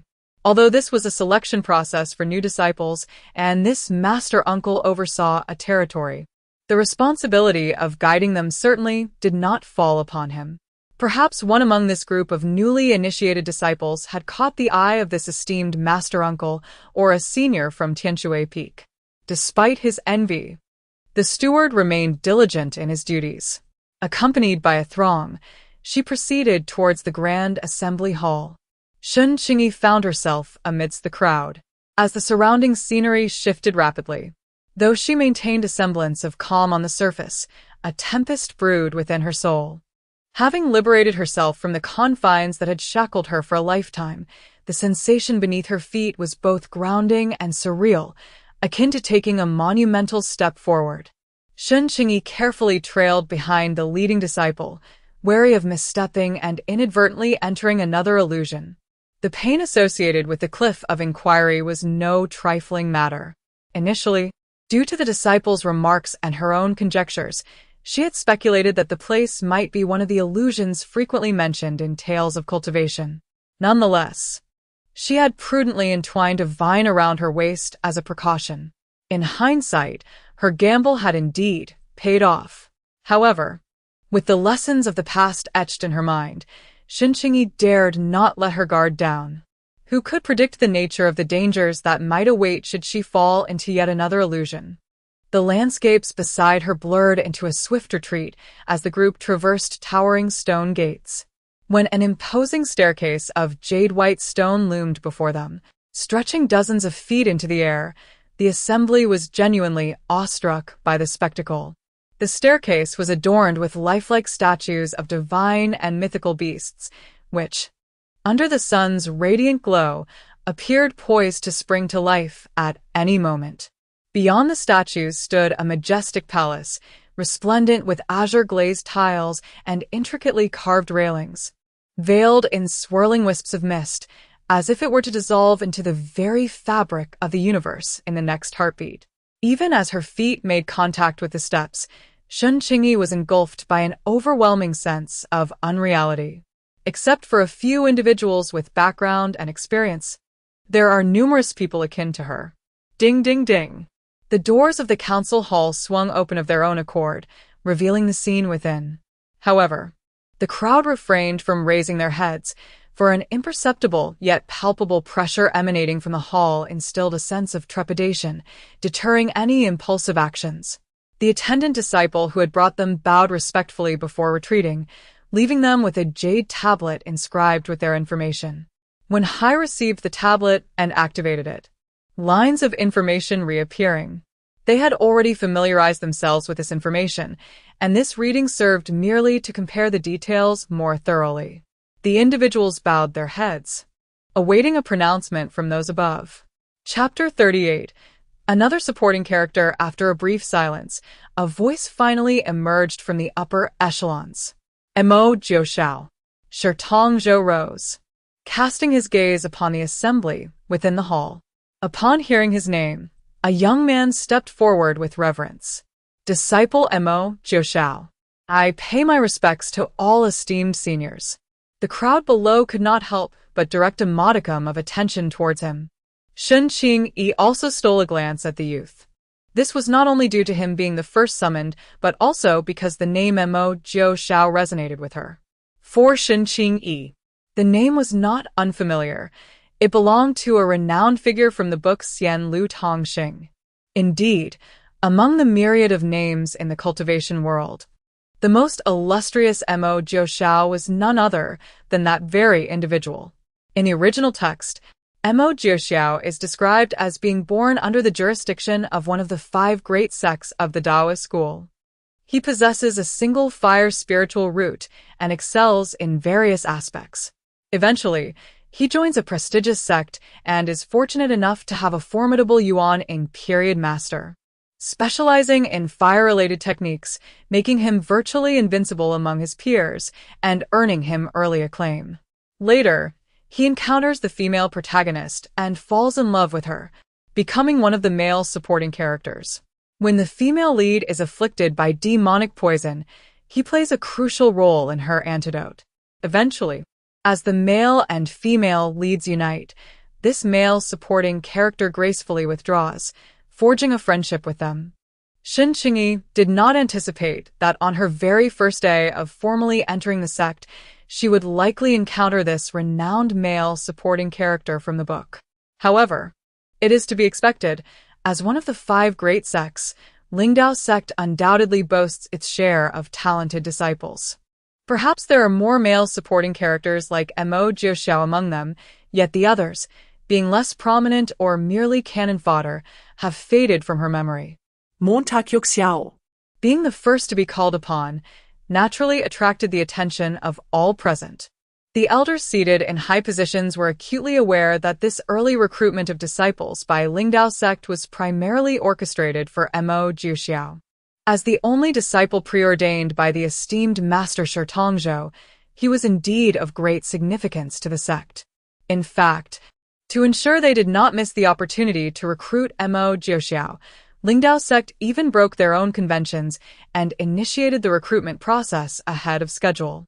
Master Tongzhou observed the composed and dignified young man in the main hall, nodding in satisfaction. Though he had long resigned himself to a solitary life without descendants, how could anyone remain unmoved upon encountering such an exceptional talent? Alongside the character and demeanor of the youth, which particularly resonates with him, it is only natural that he finds this situation even more to his liking. I am Shizuan, a true monarch of the Yuanying stage from the Lingdao sect, atop Huadi Peak. Shall you, Tongzhou, become my disciple? Tongzhou spared no superfluous words and approached the matter with directness. The crowd below the high platform was taken aback, their hearts unable to suppress their envy for the boy's remarkable fortune. In the realm of cultivation on the Yunzi continent, Shi Tongzhou's name is known far and wide. As one of the top 10 true monarchs in the Yuanying combat rankings, he has yet to take on a disciple. Should the youth become his apprentice, it would signify that he would be the first disciple in Shi Tongzhou's lineage, enjoying the privilege of having a master who is a Yuanying grand completion. What a splendid prospect that would be! MASU-MANHUA had naturally heard of Shi Tongzhou's renown. His entry into the Lingdao sect was merely a twist of fate, as he had entered the sect's jurisdiction at a friend's behest. Unexpectedly, he was pursued by family enemies along the way, and in his flight, he fortuitously encountered the Lingdao sect opening its doors for new disciples. Thus, he participated in the selection process alongside his friend, leading to the present scenario. Chapter 39. Taking disciples although backed by his family. The Mo clan pales in comparison to the 5 great sects of the Taoist schools on the Yunzi continent. If he could indeed become a disciple under a Yuanying grand completion true monarch of the Lingdao sect, he would be most willing. MASU-MANHUA took a deep breath. Yet, he could not contain the excitement surging within him. Disciple. Disciple is willing. Good. Good. Good. Shi Tongzhou exclaimed 3 times, his expression one of delight. Henceforth, you shall be my, Shi Tongzhou's, personally instructed disciple. The elders and peak masters of the Spirit Tao sect offered their congratulations. MASU-MANHUA stood obediently behind Shi Tongzhou. With MASU-MANHUA as the vanguard, the disciples below became animated. Though more apprehensive, they were no longer as subdued as before, gazing expectantly at the elders on the platform. The second to emerge was Huaxian, the esteemed patriarch of Chaoyang Peak. As one of the only 2 Yuanying grand perfection cultivators in the Spirit Tao sect, Huaxian's combat prowess and overall abilities were naturally formidable. While his battle strength could not rival Shi Tongzhou's, he was a renowned talisman master in the cultivation world. As a talisman master celebrated throughout the cultivation realm, his wealth naturally placed him at the forefront of the cultivation world's rich list. Witnessing Huaxian's intention to accept a disciple, the disciples below grew even more excited. Even Shen Qingyi, amidst the whispers around her, could not help but feel a stirring in her heart. In her previous life, she had a fondness for calligraphy and the arts. As one of the 4 arts of the cultivation world, talisman making was the first thing she had considered and most wanted to explore. Shen Qingyi's clear eyes turned toward Huaxian on the platform. Huaxian paused slightly, but upon seeing the space between Shen Qingyi's eyebrows, his advancing steps faltered momentarily. He had detected a trace of refined scholarly aura on this young child. One must know that, apart from spiritual and demonic energy, there exist other unique auras in the cultivation world. Their uniqueness lay not only in their rarity, but also in their singular nature, such as the primordial aura of heaven and earth, the aura of righteousness, and scholarly aura. The rarity of these items, aside from the fortuitous circumstances of time and place, necessitates a certain specific essence, an essence so enigmatic that no one can articulate its true nature. It has been countless years since the realm of immortality has encountered such treasures. Yet a mere child, just a few years old, seems to exude a hint of Confucian elegance. Were it not for his cultivation practices and the years spent in the company of sacred texts and talismans, one might find it difficult to discern. Huaxian felt a stirring within his heart. This child, unless he possesses some sacred relic of Confucianism, is highly likely to be the reincarnation of a great scholar. Regardless of the case, such an encounter is exceedingly rare, especially given his remarkable talents. Compared to MASU-MANHUA, who possesses the rare fire spirit body, he may not be significantly inferior. However, below, Huayu observed her ancestor's hesitation to advance, feeling a twinge of anxiety. It had long been arranged that if she successfully passed the selection of the Lingdao sect, her ancestor would take her as a disciple, breaking convention. After all her efforts to pass the rigorous selection process, could her ancestor be having second thoughts? Huayu's hands clenched tightly beneath her sleeves. Meanwhile, Lu Yu, Noticing his senior brother's prolonged silence, was engulfed in confusion. They were well aware of the matters concerning the painter. However, this involved their master's past in the secular world, making it inappropriate for them to intervene. Although they held a certain disdain for the painter, they recognized the potential in his little girl, which is why they had consented. Feeling the weight of their gazes, Huaxian turned his eyes towards the assembled disciples in the grand hall. Upon meeting their expectant stares, he ceased to focus on the particularly striking clear eyes among the crowd. Huayu. Chapter 40.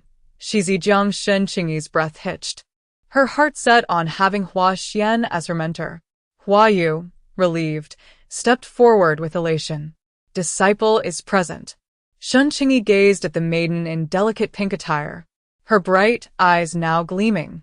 I am Huaxian, nascent soul, true monarch of the Chaoyang Peak of the Spirit Dao sect. Are you willing to become my closed-door disciple and enter my tutelage? The declaration of a closed-door disciple caused a stir. Martial uncle. Huaxian gestured, silencing the others. With his years dwindling and his cultivation stagnating, his chances of advancing to the distraction realm were slim. He had not intended to take on a disciple, but sought to fulfill an old matter from his mortal life. After accepting Huayu, Huaxian, without further ado, bid farewell to the others and departed with his new disciple. Shen Qingyi sighed, a sense of disappointment washing over her for missing the opportunity to have Huaxian as her mentor. Beyond the enticing conditions, Shen Qingyi had also been drawn to Huaxian's other identity. As a nascent soul grand perfection cultivator of the Chaoyang Peak of the Spirit Dao sect, he possessed both strength and influence, yet maintained a low profile. In the original text, he was only mentioned briefly, with no involvement with the protagonists or supporting characters. Shen Qingyi wished to avoid interfering with their affairs, desiring only to cultivate in peace and walk her own path to immortality. Therefore, if possible, she wished to distance herself from the male and female protagonists to avoid the inevitable entanglement of main character and supporting character dynamics. Yet, should distancing prove unattainable, she was unwilling to relinquish her aspirations. After all, one must strive, mustn't one? As Xia Xingqin observed Shi Zijiang preparing to take action, she intended to make her move first, only to be halted by the gentle but firm grasp of Xianxia. Though Xianxi's strength was not overwhelming, it was sufficient to render Xia Xingqin immobile. She attempted to speak, yet no sound escaped her lips, eyes widening in shock. She noticed the serious expression on Xianxi's face.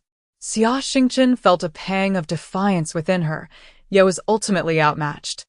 In her desire to seek assistance from her senior brother, she had yet to act before she was met with his stern gaze. Instantly, a sense of grievance welled up within her. Just moments ago, he had been advocating for her, and now he seemed to disregard her as his junior. Among the assembly of elders and peak masters, apart from Xia Xingqin, Shi Zijiang was the youngest present. Though he was merely at the initial stage of the nascent soul realm, he was renowned as a prodigious talent of the Lingdao sect, a genius within the realm of cultivation. Consequently, his arrival reignited excitement among the crowd. His cool yet warm gaze fell directly upon Shen Qingyi. Shi Zijiang held a particularly favorable impression of Shen Qingyi, not solely due to her innate abilities, but also because of her commendable performance throughout her journey. He discerned her recent desire to take Bai Xian as her master and recognized her disappointment. Nevertheless, Shen Qingyi's eyes remained as clear as ever. Upon hearing her name called, Shen Qingyi immediately perked up. Disciple present. I am Shi Zijiang, the nascent soul true monarch of the Tianshui Peak of the Lingdao sect. Do you wish to become my fifth direct disciple? Countless envious and jealous gazes were cast below. Although Shi Zijiang currently did not measure up to the two esteemed true monarchs ahead of him, his greatest advantage lay in his extraordinary talent. With such a gifted master, had Shi Zijiang not faced an untimely downfall, his future would undoubtedly be promising. Chapter 41. The discipleship Shen Qingyi had not anticipated that just as one hope had been extinguished, a new opportunity would arise. Joining one of the 5 great sects under the tutelage of a nascent soul true monarch was nothing short of perfect for her present circumstances. Though this individual held considerable renown within the realm of cultivation, her excitement led her to eagerly nod in agreement. I am willing to be your disciple. Shi Zijiang found this rather amusing, yet he was reminded of his own initial entry into the sect and stifled a laugh.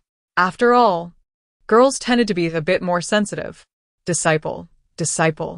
Shi Zijiang gently stroked Shen Qingyi's head. Within the confines of Tianshui Peak, though we bear the titles of master and disciple, you need not be concerned with the formalities. Simply regard me as a respected elder within your family. However, as soon as the words left his lips, Shi Zijiang recalled the jade slip he had seen, which contained details about Shen Qingyi's circumstances.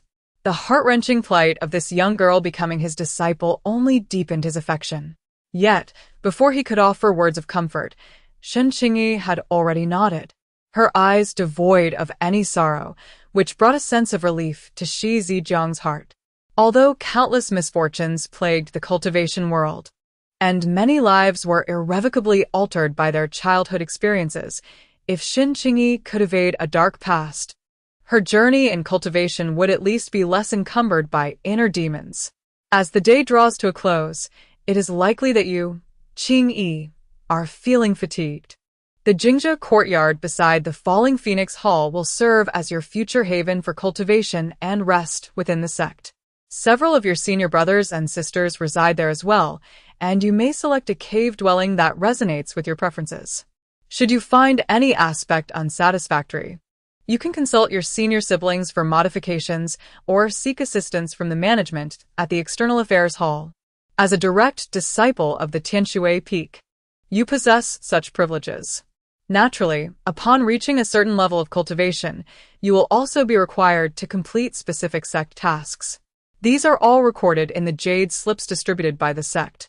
Once you have chosen your cave dwelling, simply place a drop of your blood on the formation outside, which will activate it. From that moment forth, no one shall enter without your permission, with the exception of those with superior strength in the cultivation realm. However, you need not worry. This formation can withstand 3 strikes from a high-level Golden Core cultivator, and on the Yunzi continent, Golden Core individuals are far from common.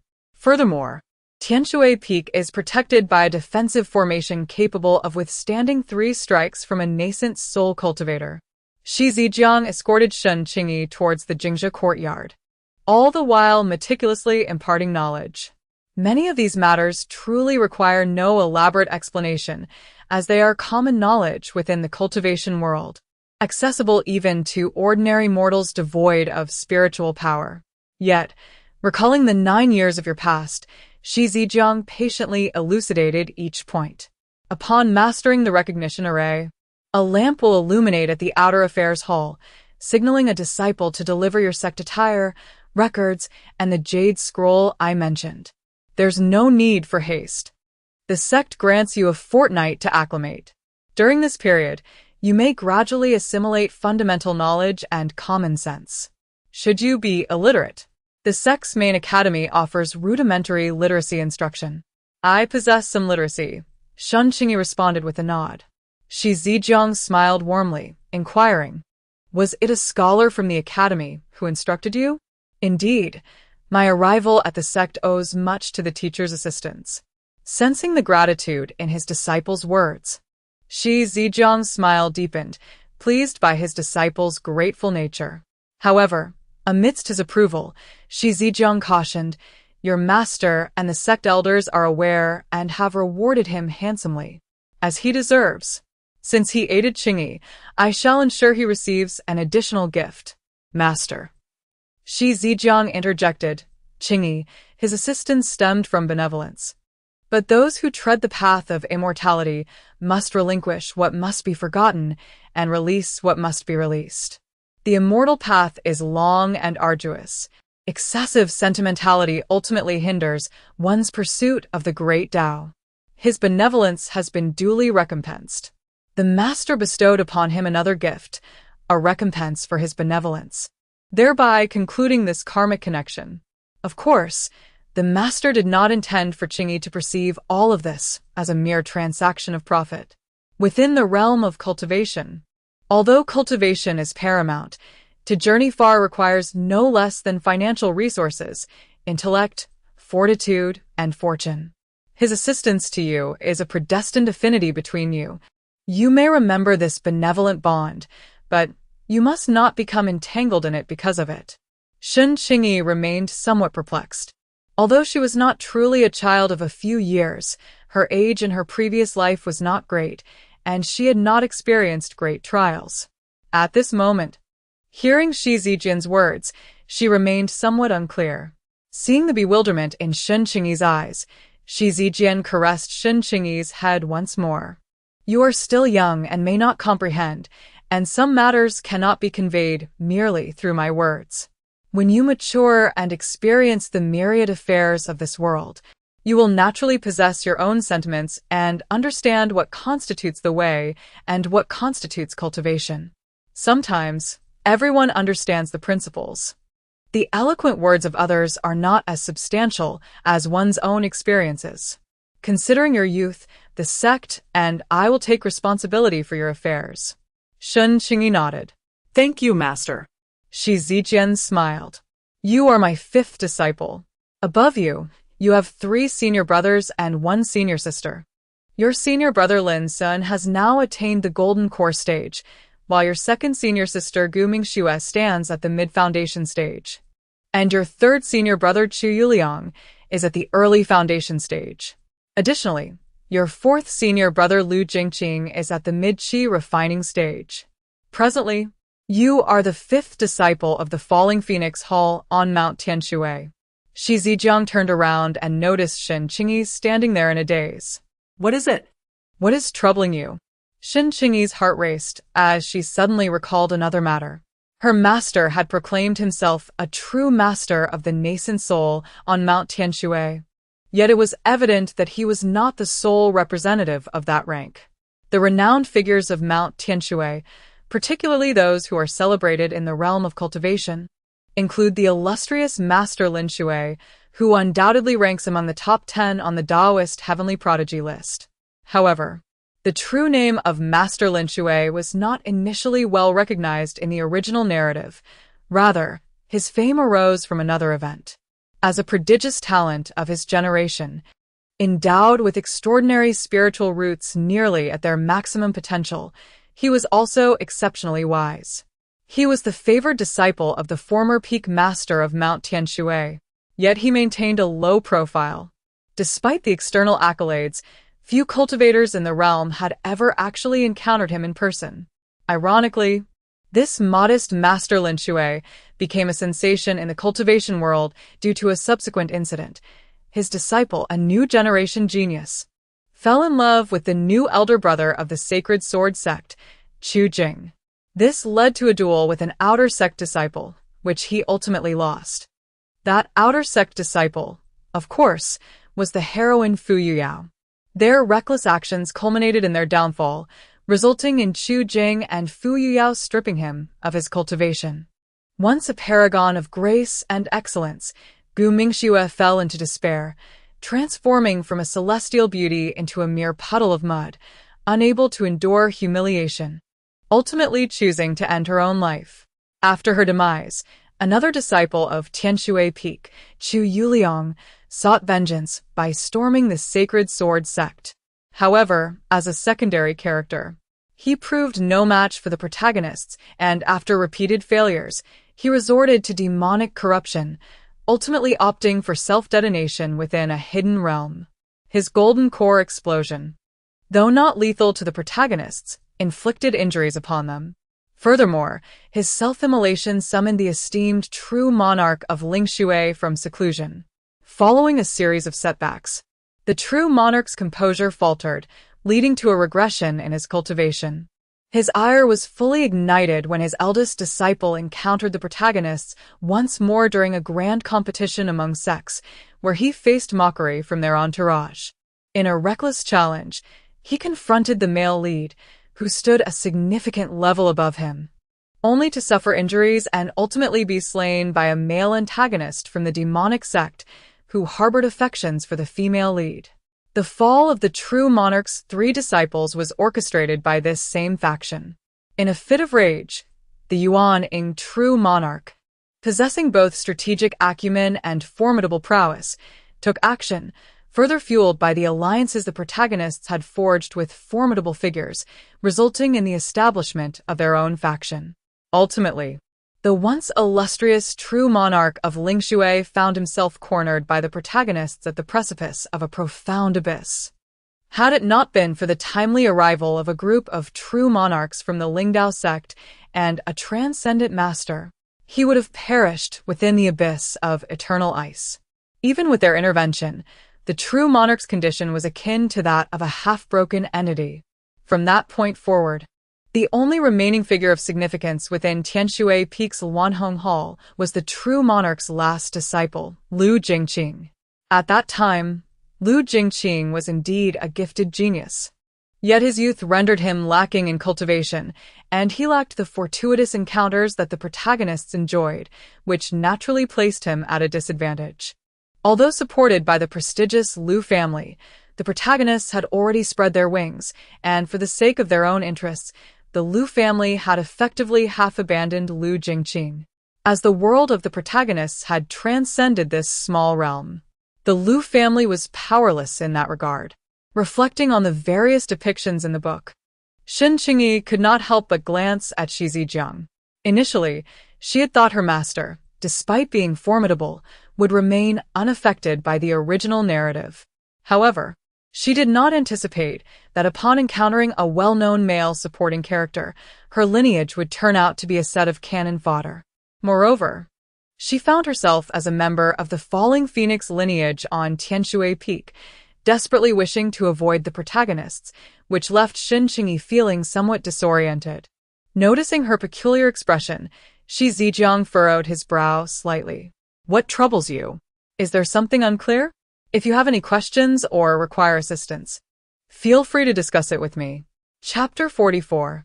Warmth. The gentle Shi Zijiang, at that moment, looked at his disciple with genuine concern. Entirely unlike the frenzied depiction found later in the book, Shen Qingyi silently steadied her emotions. "No, it's just, I've never experienced this before. With so many senior brothers and sisters, fellow disciples, I'm somewhat at a loss." Upon hearing this, Shi Zijiang couldn't help but chuckle. Yet, it soon dawned on him that his disciple had indeed journeyed alone, abandoned by her family. Had it not been for a stroke of good fortune, she might not have survived to this day. It is of no concern. From this day forth, you shall have senior brothers and sisters, a master, uncles, and elders, as well as a lineage to rely upon. Should you encounter difficulties ahead, we shall stand behind you. If you face persecution, your master and fellow disciples will lend you their aid. The warmth radiating from Shi Zijiang's large and comforting hand stirred an unexpected pang of emotion within Shen Qingyi, who had long treaded cautiously and alone since arriving in the realm of cultivation. Suddenly, Shi Zijiang playfully tapped his finger against Shen Qingyi's nose. Of course, if Shen Qingyi were at fault, the master would not be lenient. Although the Falling Swan Hall on Tianshui Peak does not always prioritize benevolence and righteousness, it is imperative to maintain certain boundaries, what is permissible and what is not. Do you understand? The disciples shall heed the master's teachings.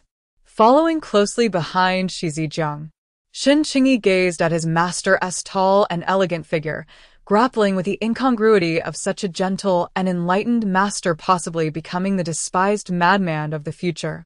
After recognizing the bond through blood, Shi Zijiang departed after imparting a few final words. The courtyard Shen Qingyi chose, while not as opulent as the luxurious rooms of the Falling Swan Hall's awakening courtyard, was nevertheless pleasing to the eye. Not far from the cave abode stood a small back mountain, adorned with pear trees, which were currently in bloom, blanketing the landscape with their delicate blossoms. Truly a sight that uplifted the spirit.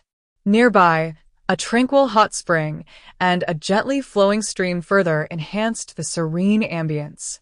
Upon returning to his simple yet comfortable dwelling, Shen Qingyi found his mind and body at last at ease. Closing the array at the entrance, Shen Qingyi settled onto her bed, contemplating the gifts she had just received from her esteemed master. Despite her reluctance to become entangled in the so-called magnetic forces of the protagonists, she could not help but feel warmth from Shi Zijiang's actions and treatment toward her. After pondering for a while without any fruitful insights, Shen Qingyi decisively abandoned her musings. Exhaling softly, she stepped out of her cave dwelling. Currently, without any cultivation, what purpose would it serve to overthink? In the realm of cultivation, the most vital aspect is strength. Only with power does one earn the right to voice opinions or take action. Otherwise, even if she wished to instigate change, she would be powerless. After a night of rest, Shen Qingyi received the sex attire and jade slips early the next morning, delivered by a disciple from the administration hall. As she had yet to cultivate her qi, she was unable to use her spiritual sense to examine the jade slips, so she picked up the attire beside her. The garments appeared somewhat oversized, a pale blue robe adorned with intricate silver patterns. Shen Qingyi was unaware that these were protective talismans crafted by skilled talisman masters and artifact artisans, who had meticulously inscribed the runes onto the robe. The administrative disciple stood respectfully in the courtyard. Chapter 45. Enlightenment. Though Shen Qingyi had yet to cultivate and remained an ordinary person, her innate talent and status far surpassed her current circumstances. While she felt a pang of envy, the reality of the cultivation world was such that strength extended beyond mere cultivation. Little Martial Uncle, is there anything else you do not understand? The first time she was addressed as Little Martial Uncle, Shen Qingyi felt a tad unaccustomed and shook her head. Then this disciple shall take her leave. Should Junior Uncle require anything further, you may crush this summons jade talisman. The disciple produced a jade talisman from her sleeve, presenting it to Shen Qingyi.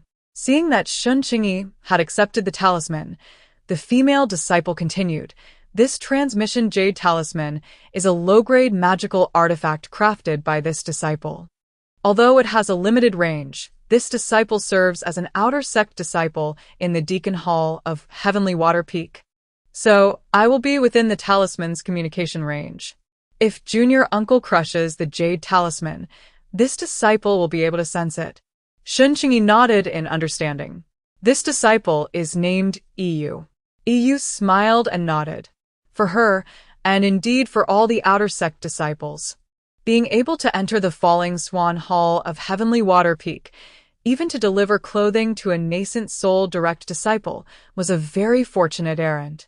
After all, performing well could forge a positive connection, and if one were to gain their appreciation, it would be all the better, as it would represent another opportunity.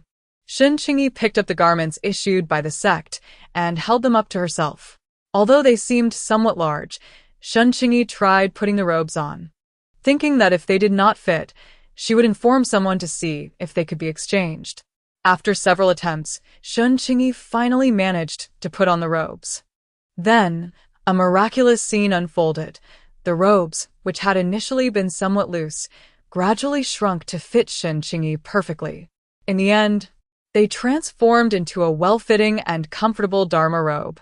Truly a celestial treasure, Shen Qingyi exclaimed with a touch of novelty, twirling around in place. The light cyan Dharma robe draped elegantly, yet felt weightless. Shen Qingyi, adorned in a pale azure robe, found herself in a state of wonder within her cave dwelling. As the sky gradually darkened, she finally reclined on her bed to rest. Yet, with her eyes closed, her heart remained tumultuous. Since her arrival in the realm of cultivation, time had passed swiftly yet slowly. Seasons had slipped by in the blink of an eye. From an initial phase of hardship and confusion, she now felt a burgeoning sense of anticipation. With her eyes shut, the corners of her mouth gradually lifted in a smile. Indeed, life invariably welcomes the warmth of sunlight. Though the alteration in her surroundings had ignited a fervent excitement within her, It was perhaps the fragrance of the pear blossoms wafting through the window that stirred memories of the pear tree in her family's garden. Each spring, as the pear flowers bloomed, she would sit in the courtyard, enveloped by that delightful scent, subtle and cherished, bringing her a sense of tranquility in this moment. Gradually, the rhythmic sounds of breathing within the cave grew steadier.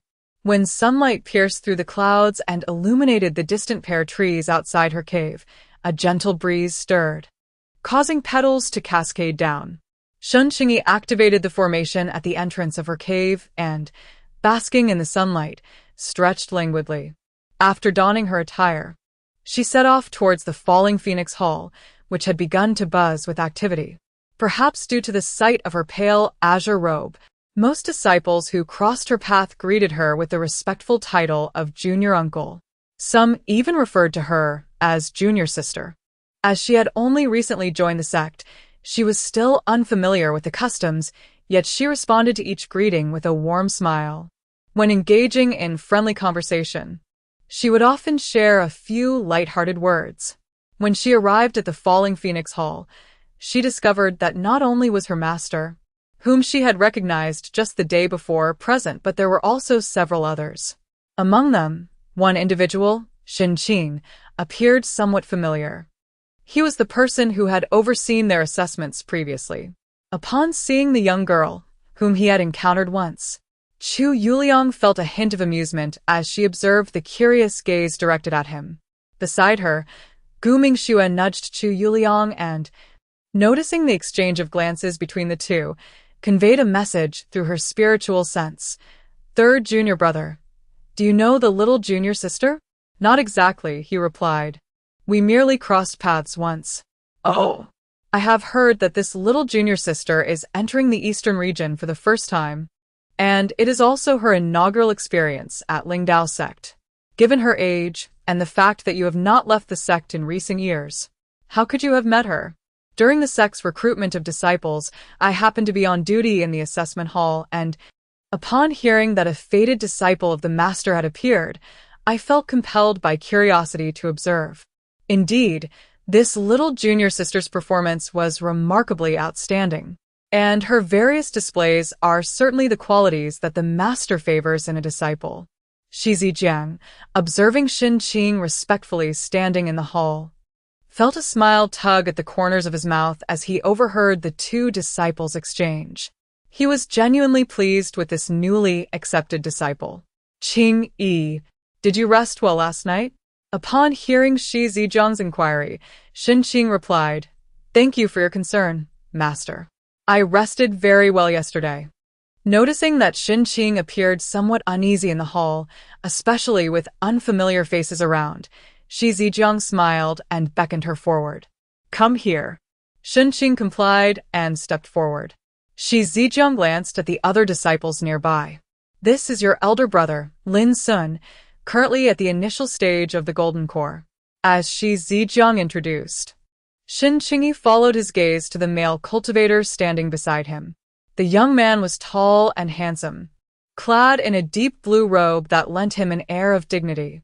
Shen Qingyi's first impression of this elder brother was one of unwavering righteousness. Lin Sun, in turn, looked at his master's newly accepted junior sister. The petite figure stood beside their master, accentuating her smallness, with a somewhat malnourished, delicate face. However, the most captivating feature was her pair of exceptionally clear and pure eyes. Such eyes were a rarity in the world of cultivation. Greetings, junior sister, he said in a voice that was stiff and devoid of any inflection, causing Shen Qingyi to momentarily pause in surprise. Observing Lin Sun's usual expressionless demeanor, Shi Zijiang could not help but reach out, lightly tapping Lin Sun on the head. Smile a little, this is your junior sister. Under his master's admonishing gaze, Lin Sun's previously impassive face contorted slightly, forcing a smile. Yet, the bronze tint of his complexion gradually deepened to a shade of crimson. Puffed. Gu Mingxue beside them couldn't help but laugh, which only made Lin Sun's face turn even redder. Shi Zijiang shook his head in exasperation. Little Qingyi, do not take it to heart. Your elder brother is simply like this. Chu Yuliang also couldn't help but smile. Indeed, junior sister, there's no need to mind. Elder brother is usually like this. You'll get used to it in time. Chapter 47. The greeting gift. Gu Mingxue caught sight of her senior brother's increasingly flushed face and could no longer contain herself, bursting into a hearty laughter. In the midst of her mirth, she playfully patted Lin Sun's chest a couple of times. My little junior sister, you cannot fathom how expressionless our senior brother can be. His visage has scared away countless female cultivators in the realm of immortals. Ha ha ha. Ahem. At that moment, Shi Zijiang coughed softly. Upon noticing the profound gaze of her master, the still chuckling Gu Mingxue immediately stifled her laughter, her face turning a shade of crimson from the effort of suppressing her amusement. Xiao Qingyi, this is your second senior sister. Gu Mingxue. Upon hearing her master introduce her, Gu Mingxue straightened her posture. Greetings, little junior sister. I am your second senior sister. Gu Mingxue, Gu meaning to gaze with brilliance, Ming meaning light, and Xue meaning snow. I was born on a snowy day, and my father hoped that my life would be filled with brightness and hope, hence he named me Mingxue. Her serious demeanor stood in stark contrast to the carefree laughter she had just displayed. Gu Mingxue was undeniably beautiful, particularly with her striking phoenix eyes. The teardrop mole beneath her left eye added a touch of allure. True to her name and the descriptions within books, this beloved female character possessed a captivating visage. As for whether her personality was overbearing, Shen Qingyi could not ascertain at that moment. Yet, observing Gu Mingxue in her current state, Shen Qingyi felt no inclination towards disdain. Greetings, second senior sister. Upon hearing the soft and tender voice of her little junior sister, Gu Mingxue once again broke into a wide smile. Her delicate hands couldn't resist ruffling Shen Qingyi's hair affectionately. Oh, my dear little junior sister, you're such a sweet girl. Here, this is a little welcoming gift from your second senior sister. Following Gu Mingxue's gaze, Shen Qingyi's eyes fell upon a small pouch in Gu Mingxue's fair palm. Seeing Shen Qingyi's stunned expression, Gu Mingxue's hand once again landed on Shen Qingyi's head, and she winked at Shen Qingyi. This is a storage bag from your senior sister, and there's a gift inside. Feeling the warmth in her palm, she urged, take it. Shi Zijiang then looked at Chu Yuliang, who was standing aside, smiling at the scene. This is your third senior brother, Chu Yuliang. Seeing that it was finally his turn, Chu Yuliang stepped forward. Little junior sister, we meet again. Gentle and refined. Perhaps it was his tender smile, but this jade-like gentleman of a third senior brother exuded a very comforting aura. In front of others, Chu Yuliang was gentle yet aloof. But at this moment, Chu Yuliang was different when facing Shen Qingyi. Hello, third senior brother. Chu Yuliang nodded, and like Gu Mingxue, he also handed Shen Qingyi a welcoming gift. Shi Zijiang then looked at Lu Jingqing, who had been silent on the side. If he were to say that among his disciples, his eldest disciple was upright and inflexible, his second disciple was fiery and impulsive, and his third disciple was smooth and gentle, then this fourth disciple was definitely his most satisfactory. He was upright but not rigid, had a moral compass, and acted with reason and evidence. This is your fourth senior brother, Lu Jingqing. Greetings, little junior sister. Lu Jingqing's voice was deep and resonant, imbued with a magnetic charm, yet his youthfulness lent him an air of innocent exuberance. When Shen Qing raised her gaze towards the speaker, she was momentarily taken aback. Lu Jingqing's appearance was renowned within the realm of cultivation, a legacy of striking beauty inherited from his parents, both celebrated figures in the community. Born into a prestigious family, he had been the center of attention since his very arrival. Moreover, at the age of 5, his aptitude was revealed through the testing of his spiritual roots, where he astonished the cultivation world with his heavenly fire root and fire spirit physique, rivaling the talents of the male counterpart, Mo Jiuxiao. Chapter 48. assurance despite being surrounded by an abundance of fortune and innate talent. Lu Jingqing had not been spoiled by his privileges. Instead, he blossomed into an exceptionally remarkable individual. Yet, in the narrative, he was relegated to the status of a mere supporting character, perhaps due to the subsequent developments surrounding the Tian Shui Peak and the Luo Hong Hall. Upon becoming the head of the Lu family, he also ascended to the rank of elder within the Ling Dao sect. At that moment, Shen Qingyi couldn't help but marvel at the uniqueness of his character amidst a world where various supporting characters revolved around the protagonists. Greetings, fourth senior brother. Lu Jingqing spoke sparingly, yet his demeanor was gentle. After offering Shen Qingyi a token of greeting, he stepped aside. Shen Qingyi's heart raced tumultuously. Adorning her waist were gifts from several senior brothers and sisters, alongside one bestowed by her own master. Overwhelmed, Shen Qingyi felt a dizzying joy at her newfound fortune. Transforming from a pauper into a modestly wealthy individual, she could hardly contain her exuberance. Lin Sun, standing nearby, scratched his head awkwardly before finally stepping forward. Under the earnest gaze of Lin Sun, Shen Qingyi found herself at a loss for words. Thud. Lin Sun, unperturbed by the kick from Gu Mingxue, felt a sense of relief wash over him. I truly did not expect Master to accept a junior sister. Just last time, the ancestor mentioned that his fifth disciple would not appear for another century. Yet only a little over 50 years have passed. Chu Yuliang observed the slightly awkward expression on her senior brother's face and felt compelled to speak on his behalf. Shen Qingyi nodded. She did not dwell on it. The gifts and affection bestowed upon her by her senior brothers and sisters brought her great joy. She felt a genuine warmth from these seniors. Upon hearing this, Lin Sun let out a heavy sigh of relief. Indeed, he possessed little in the way of spirit stones, whenever he had any. They were quickly exchanged for materials necessary for his physical cultivation. His aptitude was not on par with that of his fellow disciples, and he had chosen the arduous path of body refinement. As the senior brother of the Falling Swan Hall at Tianshui Peak, he felt the weight of continual effort upon his shoulders.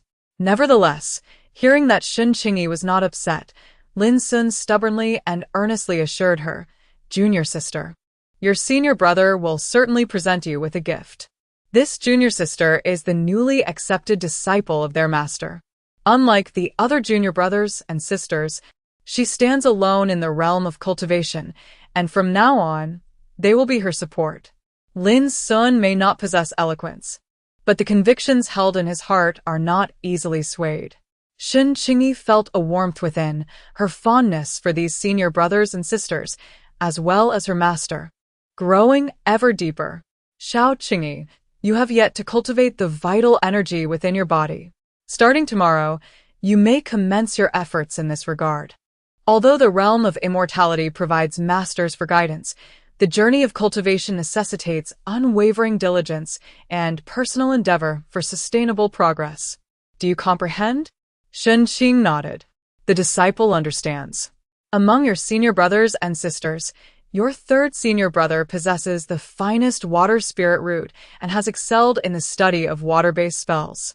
As you are endowed with the heavenly water spirit root, feel free to seek his counsel whenever you encounter uncertainties. Naturally, you may also learn from your other senior brothers and sisters. Chapter 49. Maintenance in the Pursuit of Cultivation. One must not be hasty or reckless. During the qi refinement stage, it is essential to establish a solid foundation. Shi Zijiang raised his arm. As you have yet to embark on the path of cultivation, you currently lack spiritual power and awareness, rendering you unable to peruse jade slips and the like. Therefore, I have prepared these introductory texts for you. You mentioned having teaching experience. Rest assured that these books do not contain overly obscure characters. Of course, if you encounter any difficulties or concepts beyond your grasp, do not hesitate to consult your senior brothers and sisters or seek me out in the main hall. When you successfully advance to the mid-stage of foundation establishment, indicating a solidified foundation, you'll be granted access to your own cultivation method. Shen Qingyi accepted the several books from Shi Zijiang's hands. Thank you, Master. Shi Zijiang nodded. Gu Mingxue followed suit, exiting the main hall. She felt immense joy towards this newly initiated junior sister of her master. As she roamed around several other peaks on ordinary days, she couldn't help but envy those individuals who had their charming, petite, and soft little junior sisters by their side. How splendid it would be to venture forth with a little sister trailing behind. From now on, Gu Mingxue too would possess a little sister of her own. No longer would she need to covet others. Little sister, now that you have just arrived at Tianshui Peak, are you settling in well? If you encounter any discomfort, feel free to confide in your elder sister. In the future, should you face any unworthy individuals who dare to bully you at Tianshui Peak, you may invoke my name. Let us see who would dare to mistreat you. Gu Mingxue's voice was not muted, causing the disciples passing by in the distance to instinctively distance themselves further. The reputation of the little tyrant of Tianshui Peak echoed far and wide within the Lingdao sect. Not only within the sect, but Gu Mingxue's flamboyance was also well known throughout the realm of cultivation. Chu Yuliang, who had been following from afar, couldn't help but tug at her elder sister. Sister, please lower your voice. He believed that their newly received little sister was a quiet one, and at such a tender age, she too needed friends. Shen Qingyi's background was not as privileged as that of Gu Mingxue and Lu Jingqing.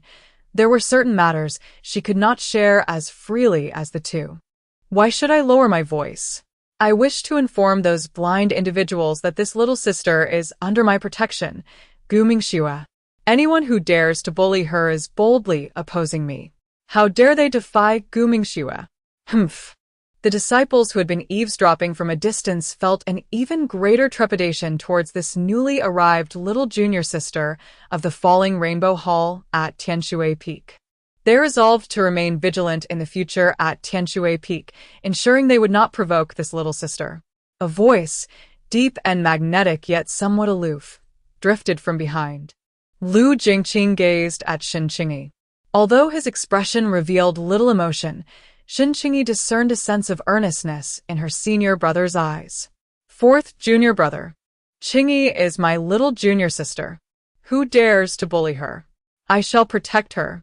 Senior sister, you can safeguard her here at the Falling Phoenix Hall on Tianshui Peak. And perhaps you can also protect her within the jurisdiction of the Lingdao sect and in certain areas of the Yunzi continent. However, can you guarantee that she will never stray beyond your protective reach? You may shield her for a moment, but can you ensure her safety for a lifetime? Lu Jingqing's words were both stern and incisive, leaving Gu Mingxue momentarily speechless. She yearned to retort, yet faced with this resolute fourth junior brother, who, despite being younger and less accomplished than her, seldom allowed her to gain the upper hand unless she resorted to her status as a senior sister, she found little inclination to assert her authority. This was the realm of cultivation. No one could promise to protect another for eternity unless that individual chose to cease their own journey. In such a case, what was the purpose of pursuing immortality? Chapter 50. Channeling qi into the body. Lu Jingqing observed in his little junior sister a purity and clarity that many in the cultivation world lacked. Yet he also noted a deficiency within her, a missing edge and the fierce intent that cultivators ought to possess. Were she an outsider, he would not intervene. But since she had become part of their Falling Phoenix Hall, it was his duty as a senior brother to offer guidance where necessary. Shen Qingyi was not foolish. Although Lu Jingqing's words were somewhat harsh, she grasped their underlying intent. She expressed gratitude to her second senior sister for her concern and to her fourth senior brother for his guidance. Observing that Shen Qingyi truly absorbed his words, Lu Jingqing developed a deeper appreciation for his younger sister disciple, recognizing her intelligence. While Lu Jingqing's reasoning was sound, Gu Mingxue was not entirely devoid of discernment. Yet she still felt a twinge of dissatisfaction. Come, little sister, I shall take you to behold the magnificent vistas of Tianshui Peak. With a huff directed at Lu Jingqing, Gu Mingxue took Shen Qingyi's hand and departed. Chu Yuliang glanced at the two and smiled gently at Lu Jingqing. Fourth junior brother, do not take offense. My senior sister is merely concerned that someone might take advantage of our little sister. Lu Jingqing nodded, well aware of his senior sister's nature after years of acquaintance. And he harbored no resentment. Noticing Lu Jingqing's lack of reproach, Chu Yuliang quickly bid him farewell and hurried after Gu Mingxue and Shen Qingyi.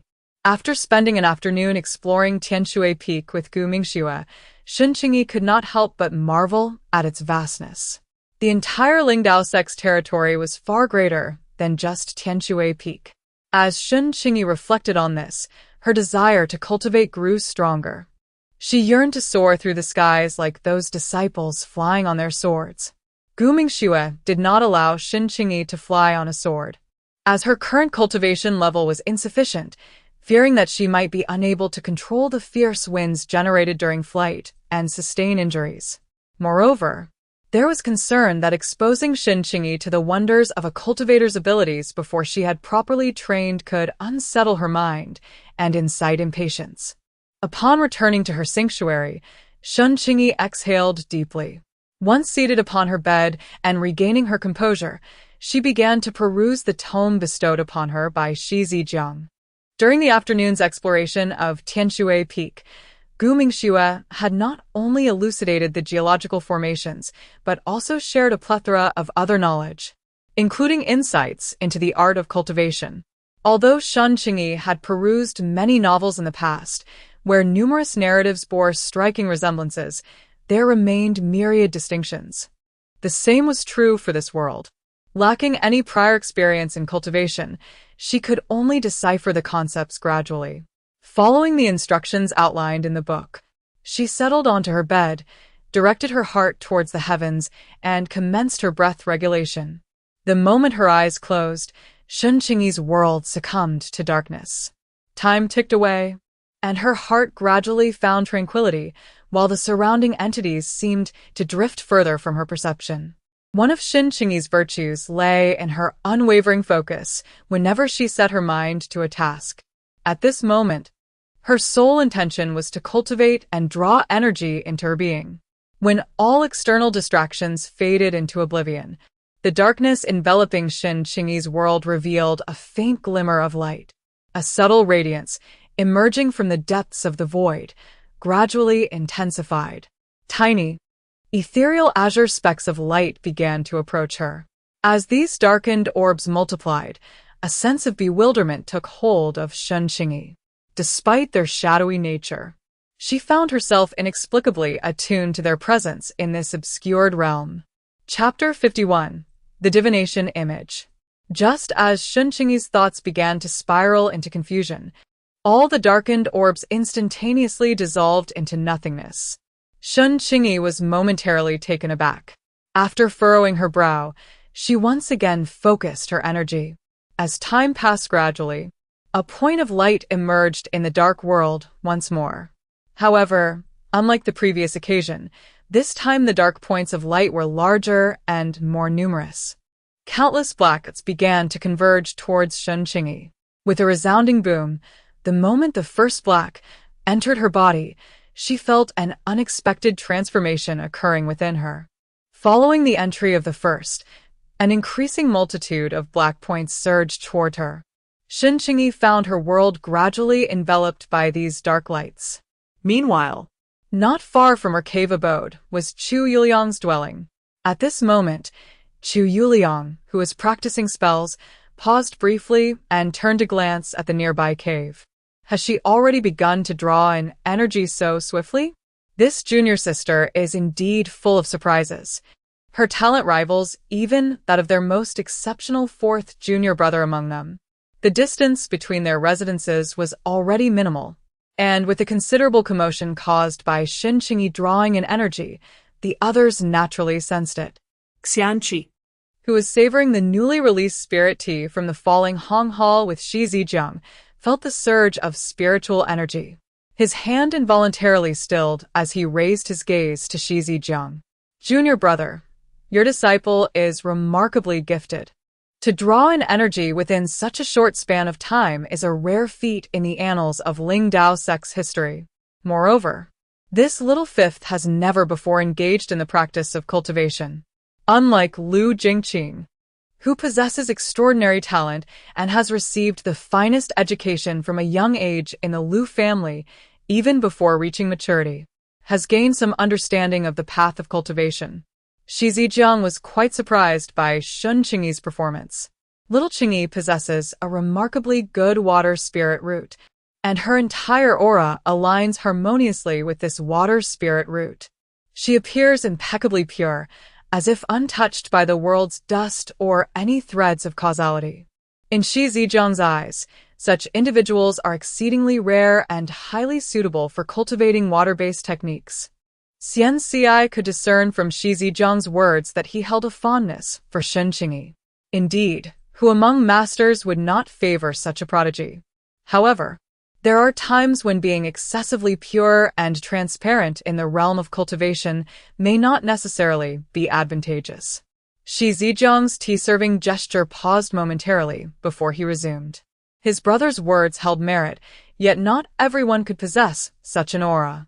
It seems that his junior brother is quite pleased with this newly accepted disciple. Naturally, Xianxia chose not to elaborate further on Shen Qingyi. He set down his teacup and inquired, "Has junior brother received any messages from the ancestor?" Shi Zijiang also placed down the teapot and replied, "Yes, I asked brother Hai if he had sent me any news." Xianxia retrieved an object from his bosom. Spreading his palm open, a few fragments of shattered tortoiseshell now lay quietly in his hand.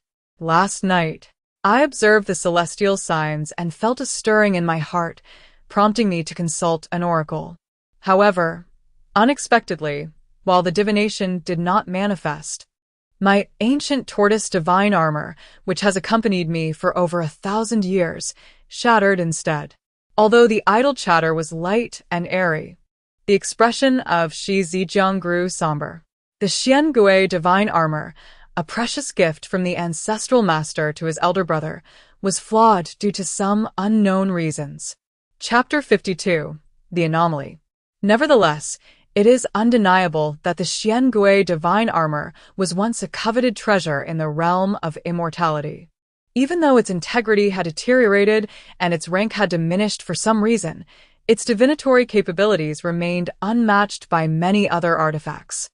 The elder brother's fame in the Yunzi continent was largely attributed to this divination and the turtle shell. Yet now, this artifact had shattered due to a single omen. Shi Zijiang could discern that the spiritual patterns on the broken Xiangui divine armor were utterly rendered useless, indicating that what was once a sensational item in the realm of cultivation had been reduced to a mere scrap, with no hope for repair. What could have caused such a fate for the Xiangui divine armor? Elder brother, is it the backlash of the heavenly Tao? Xianxia poured herself a cup of spiritual tea and took a delicate sip. It could be said so. Does the elder brother know of this? Xianxia shook her head. Currently, aside from the two of us, there is no third person aware of this matter. Has the elder brother sustained any injuries? None. As Xianxia sensed the ongoing fluctuations of spiritual energy in the air, growing ever more intense, she gazed out at the sky beyond the hall's windows. It seemed to be attempting to prevent her from glimpsing something. But is it related to the matter spoken of by the ancestor long ago? With a sigh of resignation, Xianxia shook her head. I am uncertain whether this matter is related to the great upheaval spoken of by our venerable ancestor. Hum. The fluctuations of spiritual energy in the air caused both individuals to momentarily pause. Xianxia chuckled. Your disciple is quite remarkable. Shen Qingyi felt a shiver run through his body as a warm current spread throughout him. At this moment, Shen Qingyi was oblivious to the transformation occurring around him. The spiritual energy that once appeared black was gradually interspersed with a hint of blue, which in turn was slowly enveloped by a layer of green. Nestled at the heart of this spiritual energy, Shen Qingyi felt an overwhelming sense of comfort. Increasingly, Spiritual energy surged towards the cave dwelling where Shen Qingyi resided. Shizijiang and Xianxia had already positioned themselves not far from Shen Qingyi's abode. The commotion caused by Shen Qingyi's absorption of spiritual energy was undeniably significant, naturally drawing the attention of many curious disciples. However, due to the barrier of the falling Phoenix Hall, they dared not approach. When Xianxia and Shizijiang arrived, the others felt even more hesitant. Yet, their minds were abuzz with speculation regarding who might be making such a ruckus. Could it be that Master Lu was breaking through?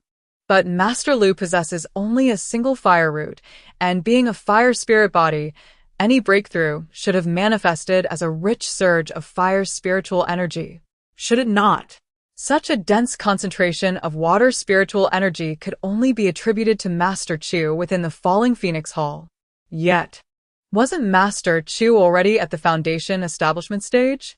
Although the commotion was not overwhelming, the speed at which the spiritual energy gathered did not resemble the typical disturbance of a Foundation establishment breakthrough. The crowd buzzed with conjecture and confusion. At that moment, Shizijiang could not help but extend his hand. The spiritual energy in the air was remarkably extraordinary. Apart from the exceptionally rich water elemental energy, there exists an equally potent force of wind elemental energy. Beyond these two energies, there seems to linger another presence. Boom. Suddenly, without warning, a torrential downpour began to fall from the sky. Alas, how could such splendid weather transform into rain so abruptly? Truly, it is a perplexing phenomenon. Hurry, hurry. We must take cover before our hair becomes drenched.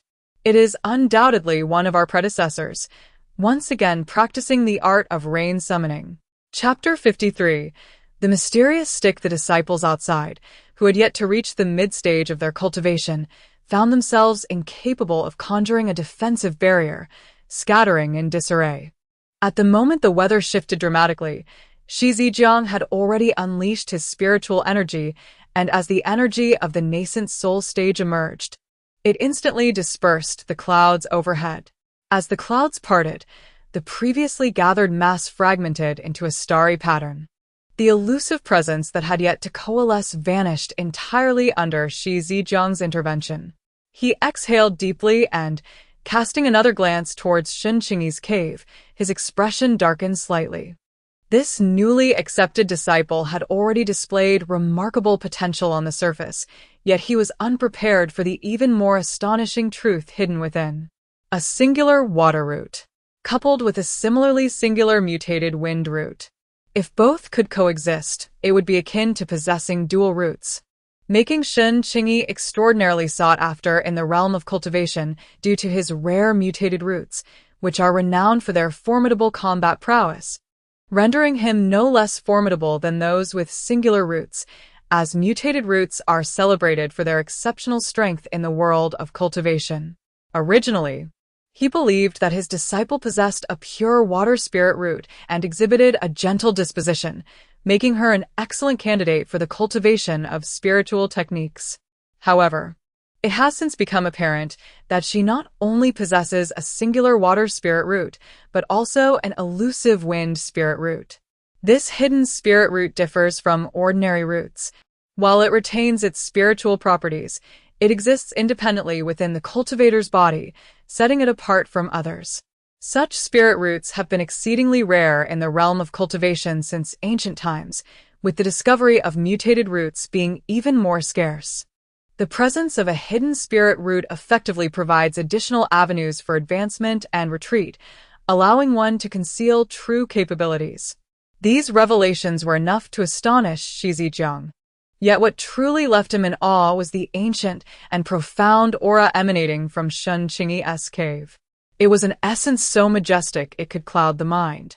Had he not been a nascent soul true monarch with a resolute spirit, he might have been ensnared by its subtle allure, especially as Shen Qingyi's aura was still quite nascent. Shizijiang narrowed his eyes slightly. Such an aura could only emanate from a treasure of spiritual caliber.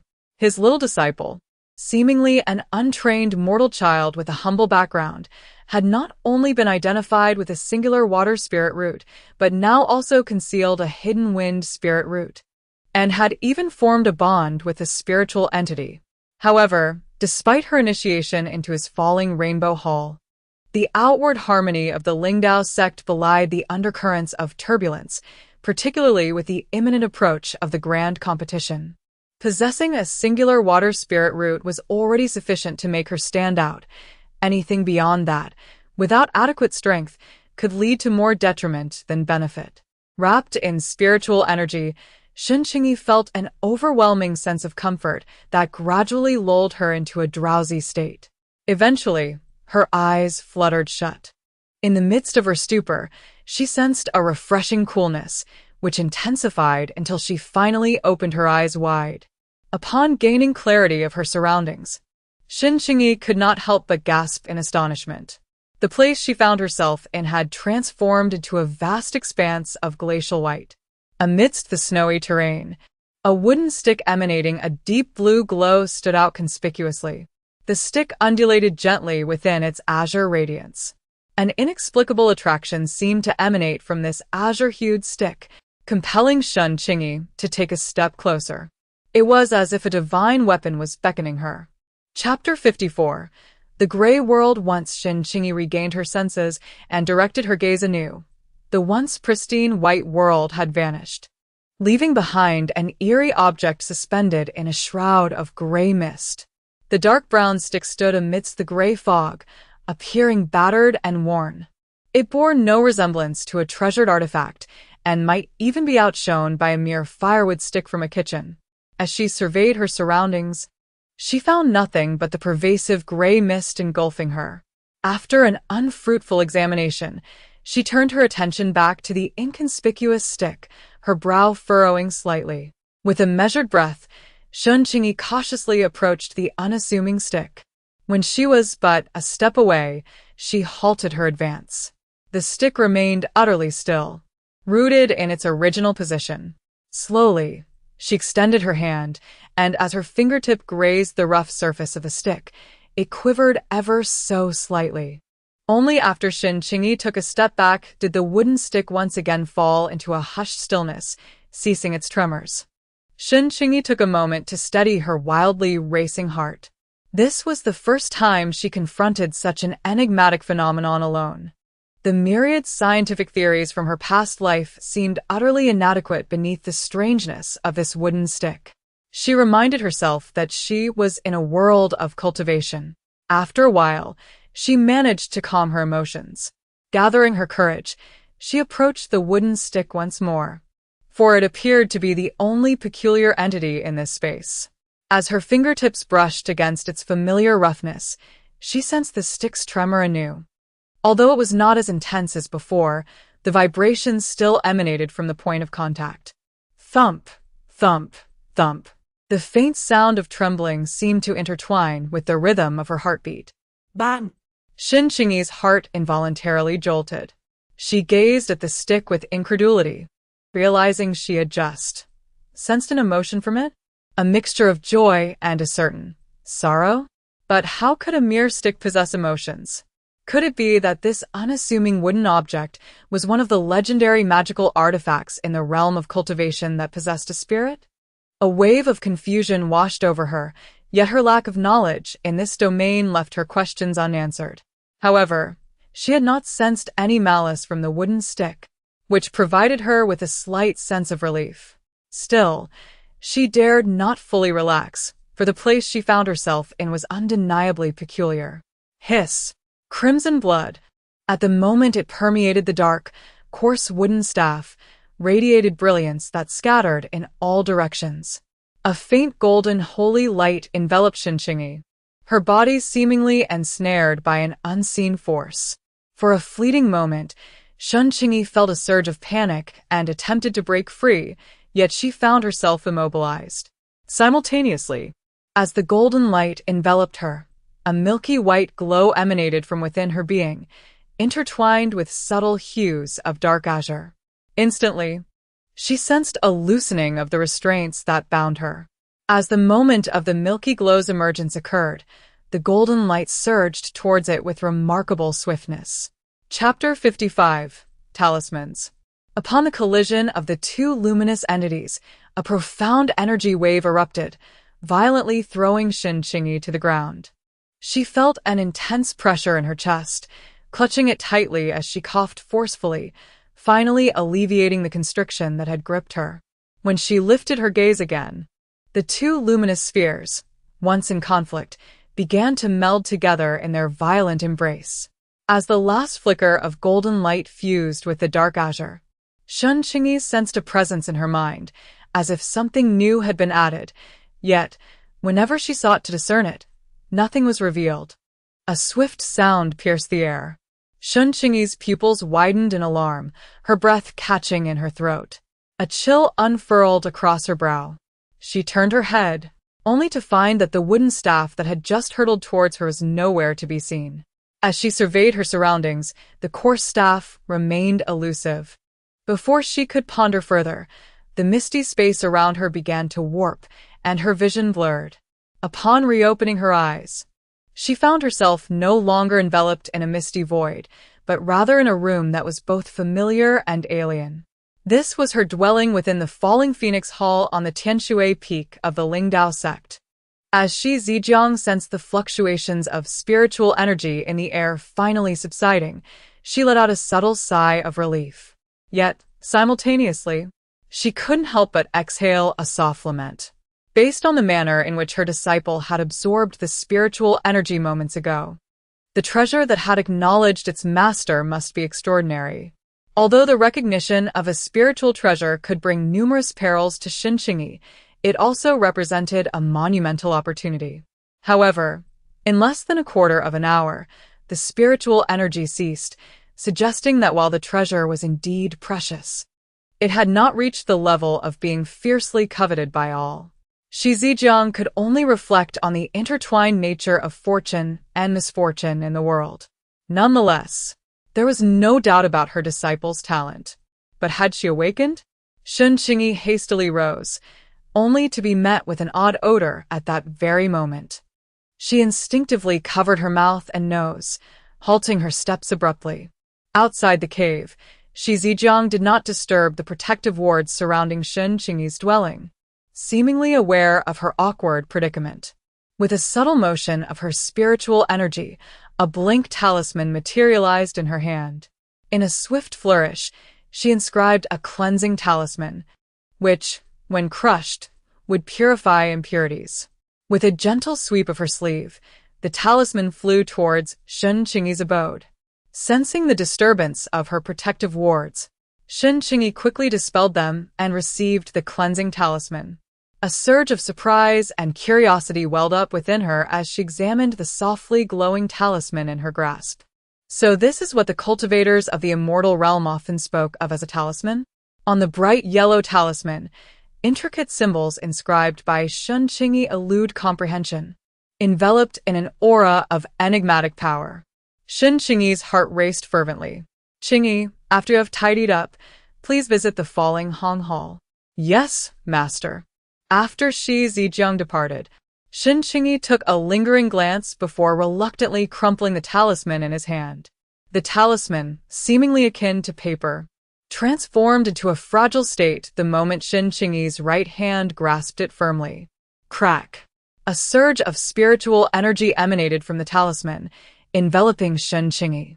As the energy dissipated, all traces of dirt upon him vanished. Chapter 56. Tea having swiftly prepared himself, Shen Qingyi made his way to the Falling Hong Hall. Within the hall, Shi Zijiang sat regally at the head. Shen Qingyi respectfully bowed before him. No need for excessive formality. Come, Shi Zijiang beckoned. Heeding the invitation, Shen Qingyi approached and took a seat. Once Shen Qingyi settled quietly, Shi Zijiang retrieved a box from his storage space. With a graceful flick of his slender jade-like fingers, several small openings appeared around the box. A delicate, ethereal aura surged forth the moment the box was opened, causing a stir within one's very soul. Shen Qingyi could not help but inhale deeply. Shi Zijiang lifted the tea set from a nearby teapot. This is the Jade Dew Wind Tea, gifted by your late master uncle. Now that you have just begun to channel your energy, this tea will assist you in nurturing your essence and calming your spirit. With a subtle movement of his hand, a cerulean flame ignited from the palm of Shi Zijiang. Not long after, a gentle bubbling sound emanated from the teapot resting in the palm of his hand. Instantly, the entire hall was suffused with the enchanting aroma of tea. Shen Qingyi's gaze involuntarily darted towards the teapot held by her master.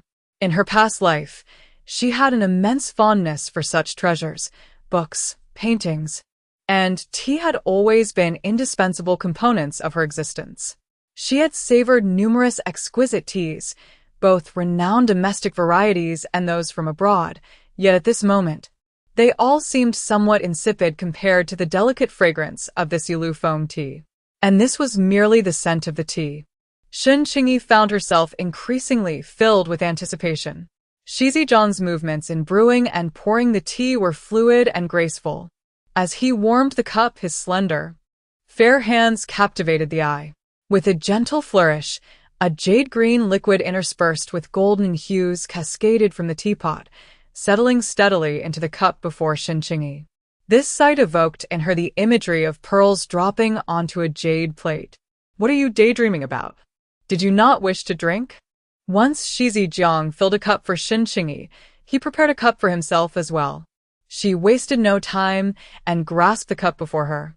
Her nose twitched slightly, and the ethereal essence intensified. As the tea entered her mouth, a surge of spiritual energy erupted from her tongue, yet it was exceptionally gentle. Holding her breath and concentrating, she absorbed the energy. Shi Zijiang's soothing voice resonated beside her, prompting Shen Qingyi to comply without hesitation.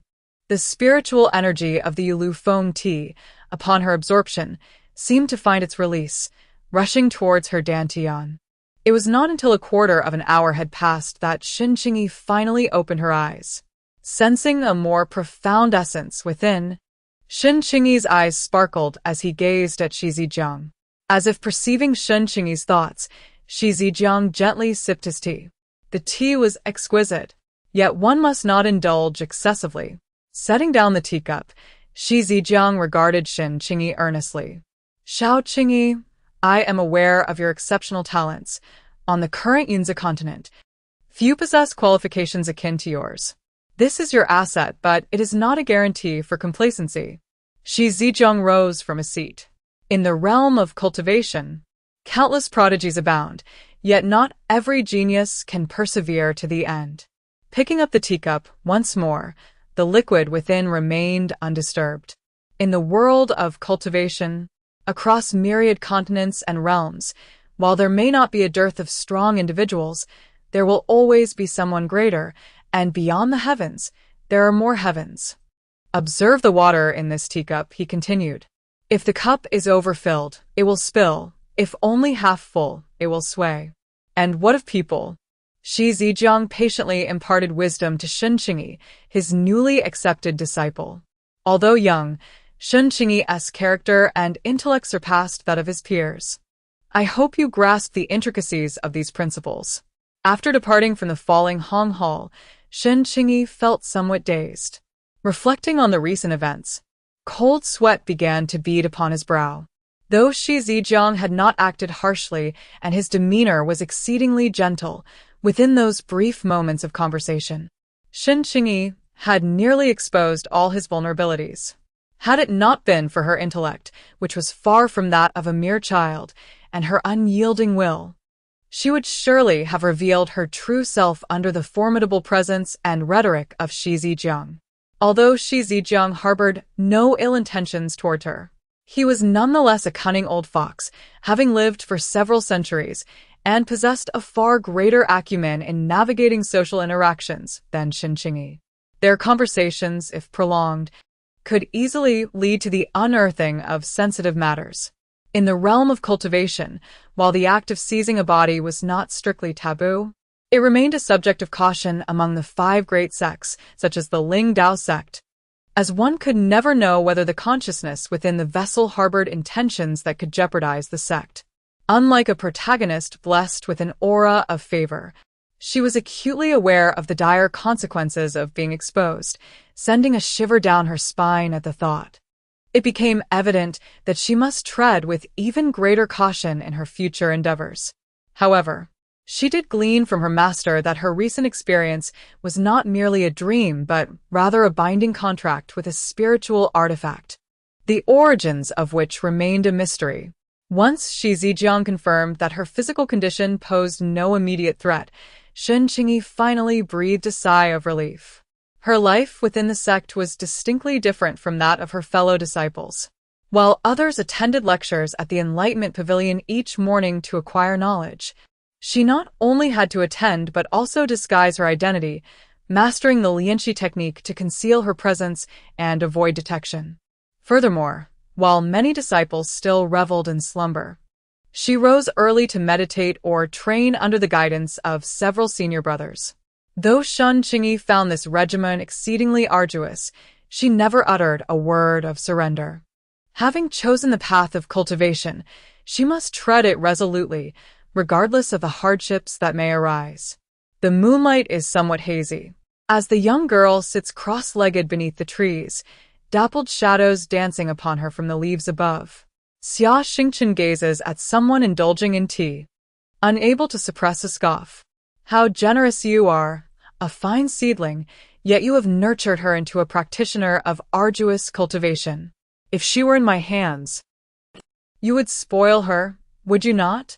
Cradle her so delicately as if she might melt in your mouth or shatter in your grasp. No, you would not. Shi Zijiang sets down the glass teacup in his hand. For every prodigy of the Lingdao sect, the journey to becoming a towering tree requires such trials. Indeed. That is true. Yet, you seem to be pressing her far too harshly. She is still so young. Your approach appears rather unfeeling. But have you seen her express any grievances? Have you heard her plead for mercy? At this, a smile unconsciously graces Shi Zijiang's lips. This disciple has truly exceeded his expectations. The task he assigned to Shen Qingyi is not one that applies to everyone, much like his other disciples in the past. Each individual's abilities, talents, and understanding possess their own limitations. His eldest disciple, Lin Sun, though lacking in aptitude, possesses extraordinary perseverance. Thus his path is fraught with sweat and toil. His second disciple, Gu Mingxue, boasts commendable talent and high comprehension but lacks tenacity, resulting in a journey that is predictable yet rife with temptation. Chapter 58. Satisfaction. His third disciple possesses exceptional talent and demonstrates both intelligence and diligence. However, his overly gentle disposition lacks the sharpness characteristic of a cultivator, rendering his path fraught with challenges. His fourth disciple, endowed with remarkable aptitude and astute in demeanor, exhibits a commendable balance in conduct, truly standing out. Yet, as the pride of the Liu family, despite the advantages conferred by his prestigious lineage, he inevitably bears the shortcomings that accompany such a noble status. As for the fifth disciple, born into humble circumstances yet endowed with extraordinary potential and a commendable character, he appears gentle outwardly, yet harbors an indomitable spirit within, a commendable trait. Over the past 6 months, Shen Qingyi's myriad performances have repeatedly astonished Shi Zijiang, who finds himself increasingly fond of this fifth disciple. Enough. Enough. As your master, I need not worry. It is unreasonable for me, as your uncle, to harbor such concerns. However, since you are inclined to guide her toward the sect's clandestine avenues, it is imperative to arrange certain matters with due diligence. This is indeed essential. As the moon ascended to its zenith, Shen Qingyi, after meditating through several cycles, finally opened her eyes upon sensing the imminent breakthrough. Half a year has elapsed, and she has progressed from initially drawing energy into her body to reaching the pinnacle of the third layer of qi cultivation. She stands on the verge of transcending from the third to the fourth layer. Although she has encountered the threshold of this breakthrough, Shen Qingyi remains unhurried and refrains from impulsive actions. Throughout this half year, She has diligently strengthened her foundation through rigorous training while continuously acquiring knowledge about the realms of cultivation. Naturally, she understands that the transition from the third to the fourth layer of qi cultivation represents a significant milestone in the foundational stage of cultivation. Transitioning from the initial stage of qi cultivation to the intermediate stage, achieving a seamless and natural breakthrough would undoubtedly benefit future training endeavors. Shen Qingyi was naturally inclined to make an earnest attempt at this. After adjusting her attire, she affixed a glamour talisman to herself. This particular talisman had become her most utilized artifact over the past 6 months. Whenever she ventured into crowded venues, this talisman was indispensable. It was the most abundant among her possessions. From her initial discomfort to her current familiarity, Shen Qingyi had garnered a modest understanding of the art of facial transformation and stealth techniques through her routine of changing appearances. With practiced ease, she made her way to the grand dining hall of the Falling Phoenix Palace. At this moment, it was the designated time for disciples to conclude their lessons, and numerous practitioners were bustling about. The dining hall was particularly lively during this hour. Disciples below the foundation establishment stage were prohibited from abstaining from food. Although the Lingdao sect distributed monthly allowances to its lower-tier disciples, which included abstinence pills, the foundational scriptures of the sect explicitly stated that it was advisable for lower-tier disciples to consume food before formally embarking on their cultivation journey. Naturally, the food available here was not the mundane fare laden with impurities merely meant to satiate hunger. Instead, it consisted of spiritually enriched provisions from the cultivation realm. The number of qi cultivation disciples was countless, with approximately 20,000 at the Falling Phoenix Palace alone. Moreover, disciples did not possess significant combat capabilities before advancing to the intermediate stage of qi cultivation, let alone contend with ferocious beasts possessing offensive capabilities to earn spirit stones. Thus, based on this premise, the sect will allocate a reasonable number of safe internal tasks to those lower-ranked disciples who lack spirit stones. Upon the successful completion of these tasks, they will earn corresponding sect contribution points. These contribution points can not only be exchanged for spirit stones, but also for various other items, such as equivalent elixirs and talismans. Chapter 59. The supporting character. Nevertheless, a considerable number of disciples are unable to fulfill the tasks assigned by the sect for various reasons. Consequently, the dining halls of the major peaks also serve another purpose, providing a certain quantity of complementary food. Naturally, this food pales in comparison to that which can be obtained through the expenditure of spirit stones or contribution points. After engaging in a familiar conversation with the chef at the dining hall, Shen Qingyi took her meal and found a seat to settle down. Around her, disciples were conversing, with some, like Shen Qingyi, choosing to sit alone. Alas! Have you all heard the news? What news? Hurry and tell us. Just yesterday, the Eastern Pavilion announced that the genius of the Sacred Sword sect has broken through once again. Is that true? How long has it been since his last breakthrough? And he has achieved another one already. The surrounding disciples gasped and murmured in indignation. Who is he? It would not be an exaggeration to call him an unparalleled prodigy. As for us, we are merely ordinary disciples. The speaker's tone inevitably carried a hint of disappointment. Moreover, I have also heard that the Heaven and Earth Pavilion has proclaimed that this prodigy is an extraordinary talent that one could only hope to encounter in the next 300 or even 500 years. It could even be said that he is the leader of this generation's Daoist sect. Do they dare to make such claims? Are you not concerned about the discontent of the other 4 major sects? What is there to fear in voicing such sentiments? They possess the capability. Moreover, in order to cultivate a favorable relationship with that remarkable individual, the Celestial Pavilion has even sent forth its young master. Which young master, you ask? The most renowned of all is, of course, the Ice Machine young master. Shen Qingyi's actions of diligently scooping rice momentarily paused. Through her unwavering dedication to cultivation, she had seldom found leisure to ponder the remnants of her past life. However, upon the mention of the term ice machine, her thoughts involuntarily stilled. Undoubtedly, this ice machine is extraordinary. The Celestial Pavilion on the Clouds continent is the most illustrious auction house, aptly named for its celestial aspirations.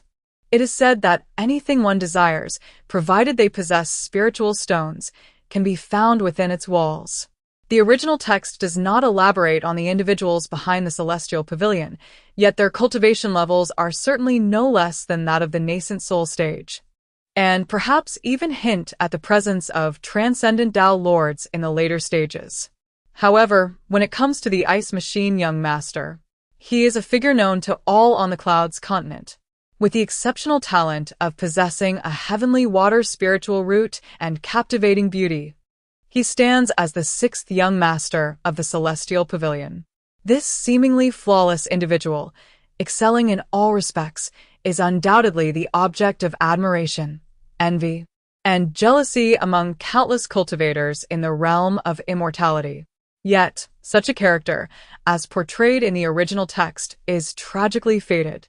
While the author generally follows the narrative of the male and female protagonists advancing together through trials, the inclusion of romantic subplots necessitates the presence of supporting characters to accentuate the steadfast love between the leads.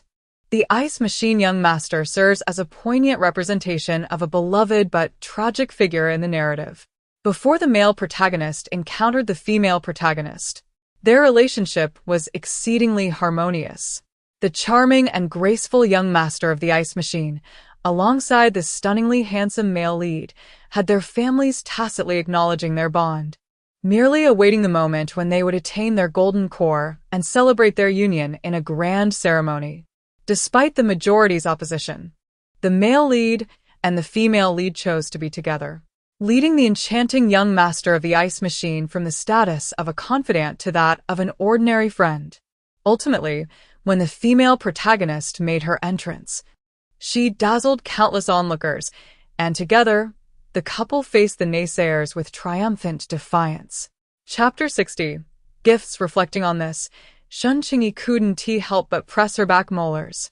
The initial reading had been quite exhilarating. Yet this was not surprising, as the original work was merely a novel, and one that was written predominantly from the perspectives of the leading characters. The disciples around her were buzzing with discussions. Shen Qingyi quickly rummaged through her food. Currently, she resided in Lingdao sect, dedicating most of her time to diligent cultivation, having had little exposure to the outside world. If one were to speak of her most significant connections to the original narrative, it would be her few close senior brothers and sisters from the falling Hong Hall. Half a year may not seem long, yet it suffices to grant Shen Qingyi a fundamental understanding of these seniors. She would not claim that they were identical to their literary counterparts or entirely unrelated, but she could assert that their portrayal in the text did not entirely align with her experiences, at least not prior to their encounters with the male and female leads. Suddenly, a hand landed on her shoulder, and Shen Qingyi recognized a familiar scent, choosing not to shrug it off. Oh, whose little girl is wandering about? The youth, wielding a folding fan, partially obscured his face, revealing a pair of enchanting, peach blossom eyes. Yu Shiqing gently closed his folding fan and took a seat opposite Shen Qingyi. What's the matter? Are you not delivering messages to Chaoyang Peak today? Noticing that the young girl had chosen to ignore him, he remained unperturbed. This girl, whom his master held in high regard and praised in his presence, was once a source of considerable discontent for him.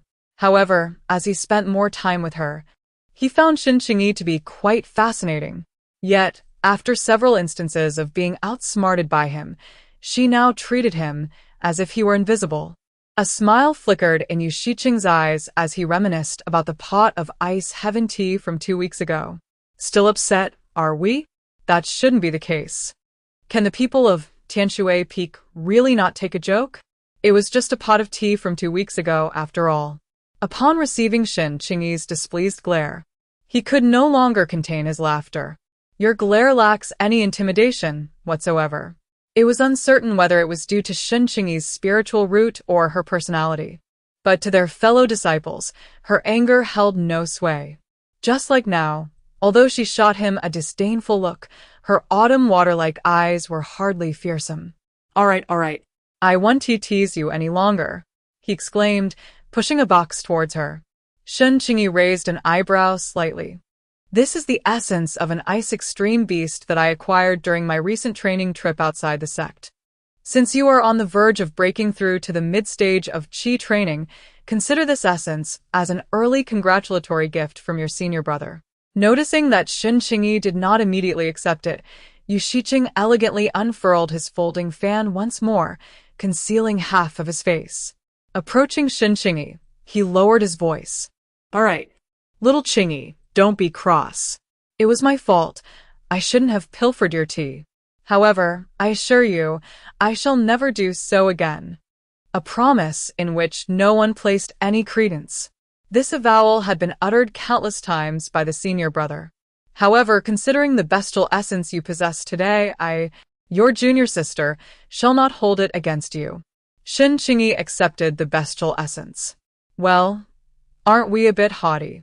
Receiving another glance from Shen Qingyi, Yu Shiqing obediently fell silent. Recollecting something, Yu Shiqing spoke once more. You are also on the cusp of advancing to the mid-stage of Qi training. If you are uncertain about any aspects or lack understanding in this regard, you may consult us. Once you have achieved your breakthrough, remember to register at the Office of External Affairs. After reaching the mid-stage of Qi training, the sect will issue monthly tasks. Having your name recorded at the Office of External Affairs will facilitate your departure. Second senior sister Gu Mingxue is impetuous and unreserved, not entirely dependable.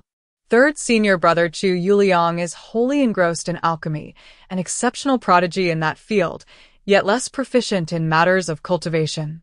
Remaining is the last, fourth senior brother Lu Jingqing, who, despite his early fame and familial backing, is not much older than Shen Qingyi and cannot attend to every detail. As such, since being favored by their master, true person Qiyu, this direct disciple, Shen Qingyi, has frequently appeared at Chaoyang Peak, practically becoming a disciple of Chaoyang Peak in all but name. Shen Qingyi nodded. Her master had indeed discussed these matters with her before departing. The camaraderie between my esteemed master and Master Qiyu of Chaoyang Peak is well known throughout the Lingdao sect. Beyond their shared ties to the sect, they have forged a bond of profound friendship. Their compatible natures and mutual interests have naturally led them to become trusted companions. As dusk deepened, within the confines of the falling Hong Hall on Tianshui Peak, Shen Qingyi sat cross-legged, enveloped by the surrounding spiritual energy. Water elemental energy surged towards her from all directions, while wind elemental energy also joined the fray, eagerly converging towards Shen Qingyi's dantian. The accumulation of spiritual energy within her dantian and meridians grew increasingly substantial, bringing her cultivation at the third level of Qi refinement to a critical juncture. Just a final push was needed for her breakthrough. As Shen Qingyi's internal cultivation technique operated, she sensed a comforting warmth emanating from her dantian, prompting her to exercise greater caution. Over the past year, during each of her training sessions, the wooden staff that had become her contracted magical instrument autonomously absorbed spiritual energy, consuming a significant amount in the process. Were it not for the existence of a spiritual vein within the falling Hong Hall, along with Shi Zijiang's arrangement of a gathering formation for spiritual energy for his disciples, the absorption of spiritual energy would have been far more arduous for Shen Qingyi. Nevertheless, despite her ongoing struggle to uncover its application, she found that each time the wooden staff completed its absorption, it would return to her an even purer form of spiritual energy.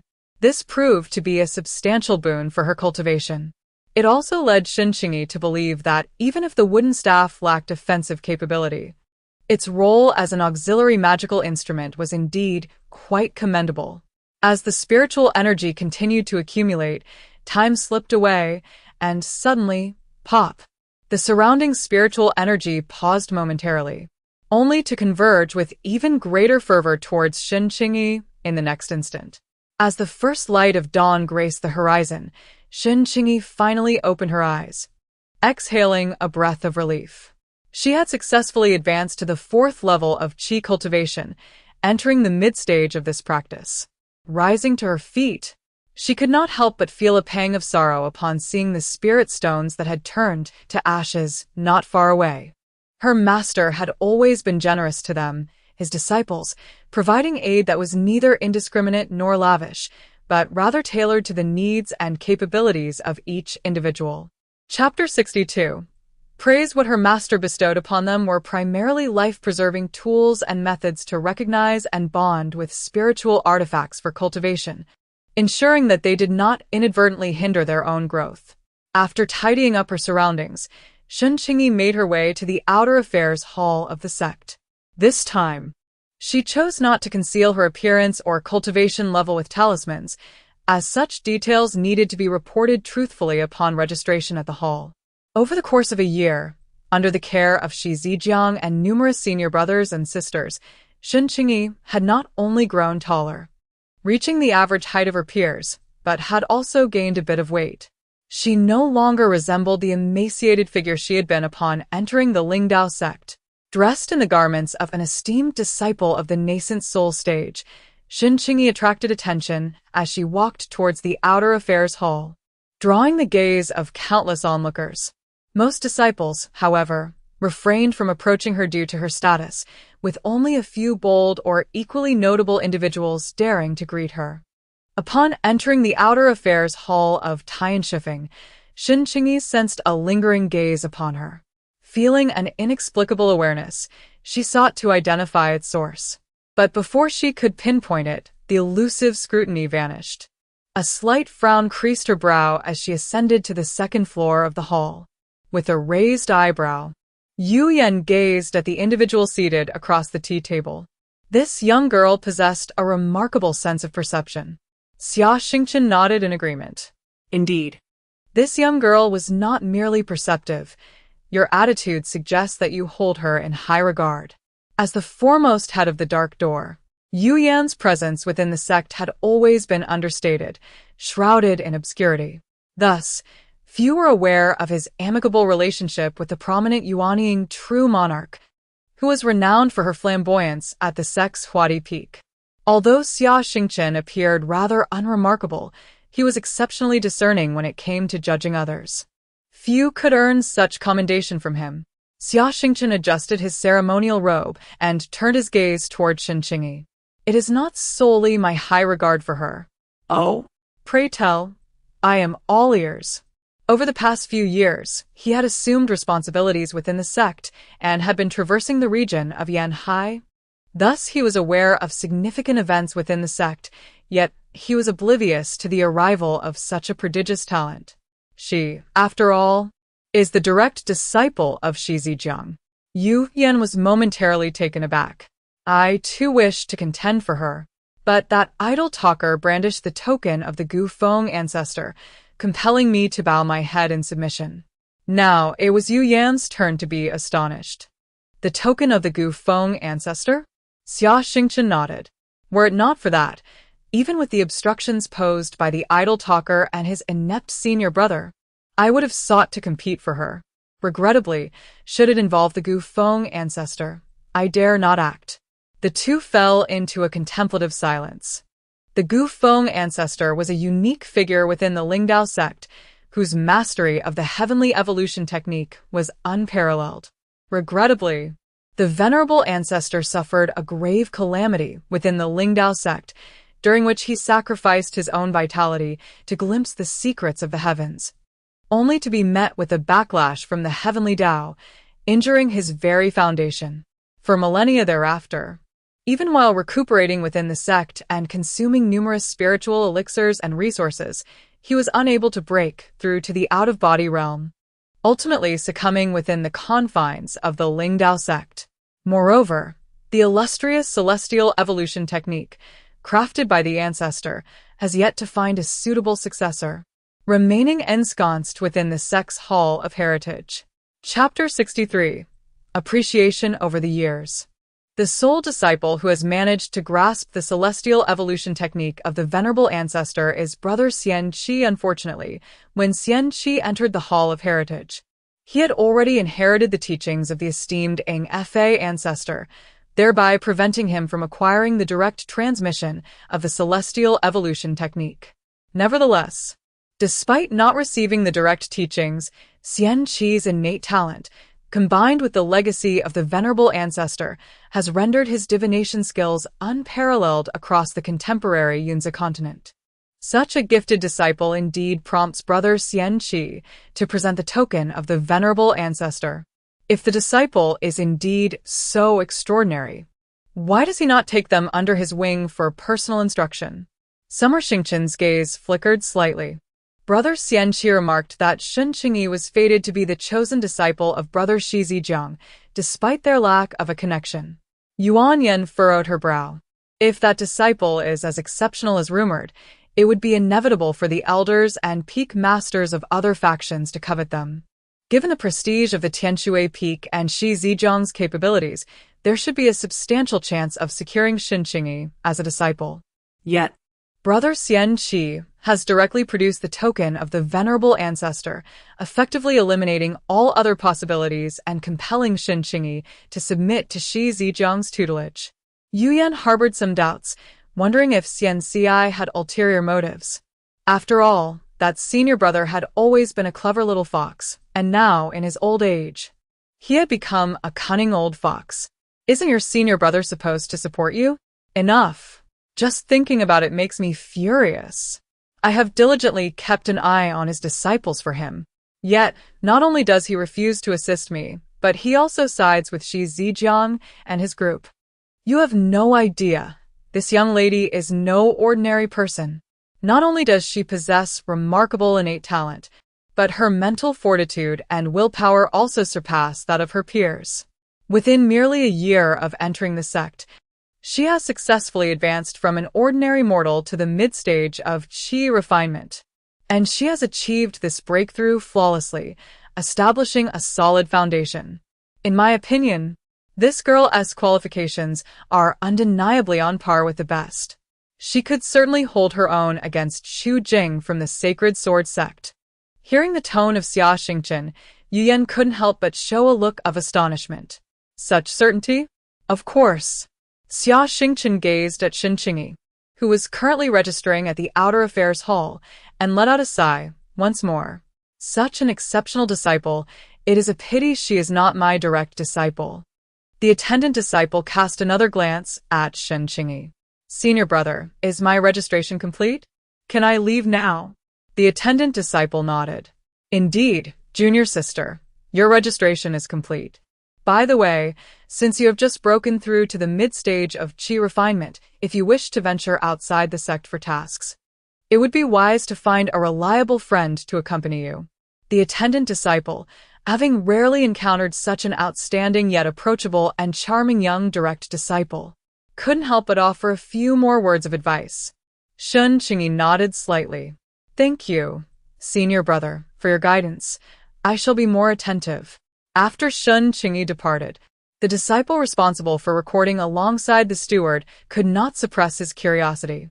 Brother Liu, who is that person? Why is your demeanor so amiable today? Liu Xin. Upon hearing this, could not help but roll her eyes. Are you implying that I usually possess a foul temper? Brother Liu, that is not my intention. I am merely curious. Humph. Not only are you curious, but I am as well. The other disciples, who had long been intrigued, perked up their ears upon hearing Liu Xin's words. Chapter 64, Sect Mission. Who exactly is that junior sister? Junior sister? According to seniority, you ought to address her as senior aunt. What? That junior sister is a direct disciple of a nascent soul, true monarch. Judging by her appearance, she should be quite young. Yet she has already reached the mid-stage of qi refinement. She seems unfamiliar. I have never heard of any true monarch's disciple in such circumstances. The crowd nodded in agreement, expressing their approval. Liu Xin gazed towards the direction Shen Qingyi had taken and sighed. That junior sister is Shen Qingyi. the direct disciple of true monarch Shi from the falling Rainbow Hall of Tianshui Peak. Shen Qingyi? Some remained puzzled. There were many renowned geniuses in the sect, but the few outstanding ones were known to nearly all disciples of Lingdao's sect, even those from the remote servants' hall. However, the name Shen Qingyi seemed somewhat unfamiliar. Oh. I recall, a year ago, the sect recruited a sensation in the cultivation world, a genius with Tianshui spiritual roots. I believe her name was Shen Qingyi. It appears she hails from the northern lands. Indeed, it is astonishing that within just a year, she has transformed from an inconspicuous mortal into a practitioner at the mid-stage of qi cultivation. While admiration fills the hearts of the onlookers, envy also brews within them. Such is the nature of talent, one might lament. Let us not dwell on trivial matters. We must swiftly attend to our tasks. Today marks the first day of the new assignments, and if we delay, we may find ourselves without worthwhile tasks. Let us be on our way. The crowd dispersed, yet amidst the ebb and flow of people, murmurs of discussion lingered. A subtle stir of spiritual energy brought a transmission talisman into hand. Congratulations, Qingyi, on your breakthrough to the mid-stage of qi cultivation. This is a gift from Senior Brother Yu. In half a month, there will be a sect task in the Fangzhou mountain range. Let us not miss this chance. Your most esteemed Senior Brother Yu. Shen Qingyi could not help but twitch at the corners of her mouth as she crushed the transmission talisman. This scene was fortuitously witnessed by Gu Mingxue. Noticing Gu Mingxue's gaze upon the still-burning talisman in her hand, Shen Qingyi offered an awkward smile. Second senior sister. Gu Mingxue nodded. Has Yu Shiqing invited you to join him for the sect task? Shen Qingyi affirmed with a nod. Encountering her unexpectedly, Shen Qingyi felt a twinge of embarrassment. There is no need for that, now that you have reached the mid-stage of qi cultivation in 3 days. Your fourth senior brother will embark on a sect task to the Yundan mountain range. You can accompany him then. Shen Qingyi nodded eagerly. Gu Mingxue was pleased with her junior sister's response.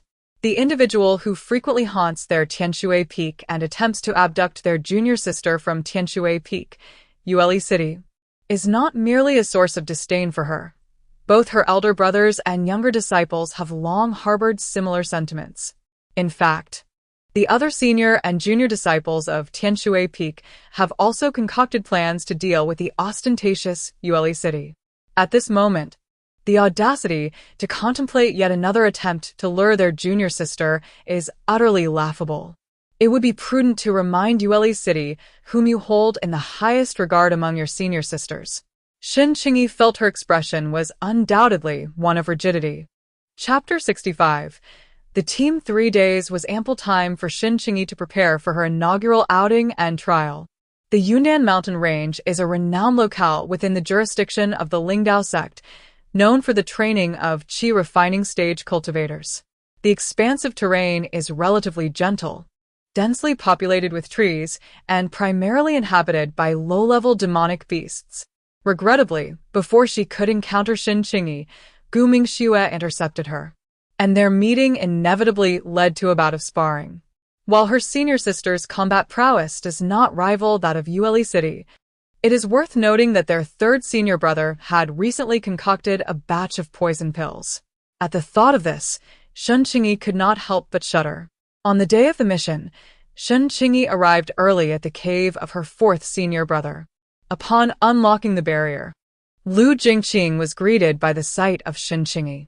If one were to say that Shen Qingyi was most familiar with her second senior sister, Gu Mingxue, at Tianshui Peak's Luohong Hall, then it follows that her fourth senior brother is the one she knows the least. The fourth senior brother is an exceptionally diligent cultivator, spending the majority of his time honing his skills in various training grounds within the sect. Even when not engaged in cultivation, most of the time is spent at the Lu family estate, thus the opportunities for the two to meet are significantly fewer than those of the other senior disciples.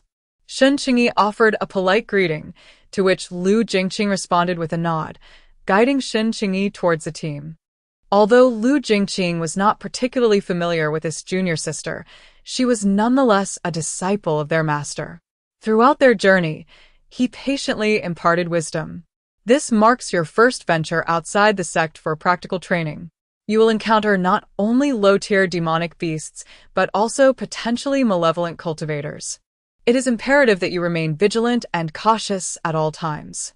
While mastering the art of combat against demonic creatures, you must also learn the importance of teamwork. Discern the nature of people's hearts, and identify both peril and opportunity. The age difference between the two was merely around a decade, which is hardly significant in the realm of cultivation.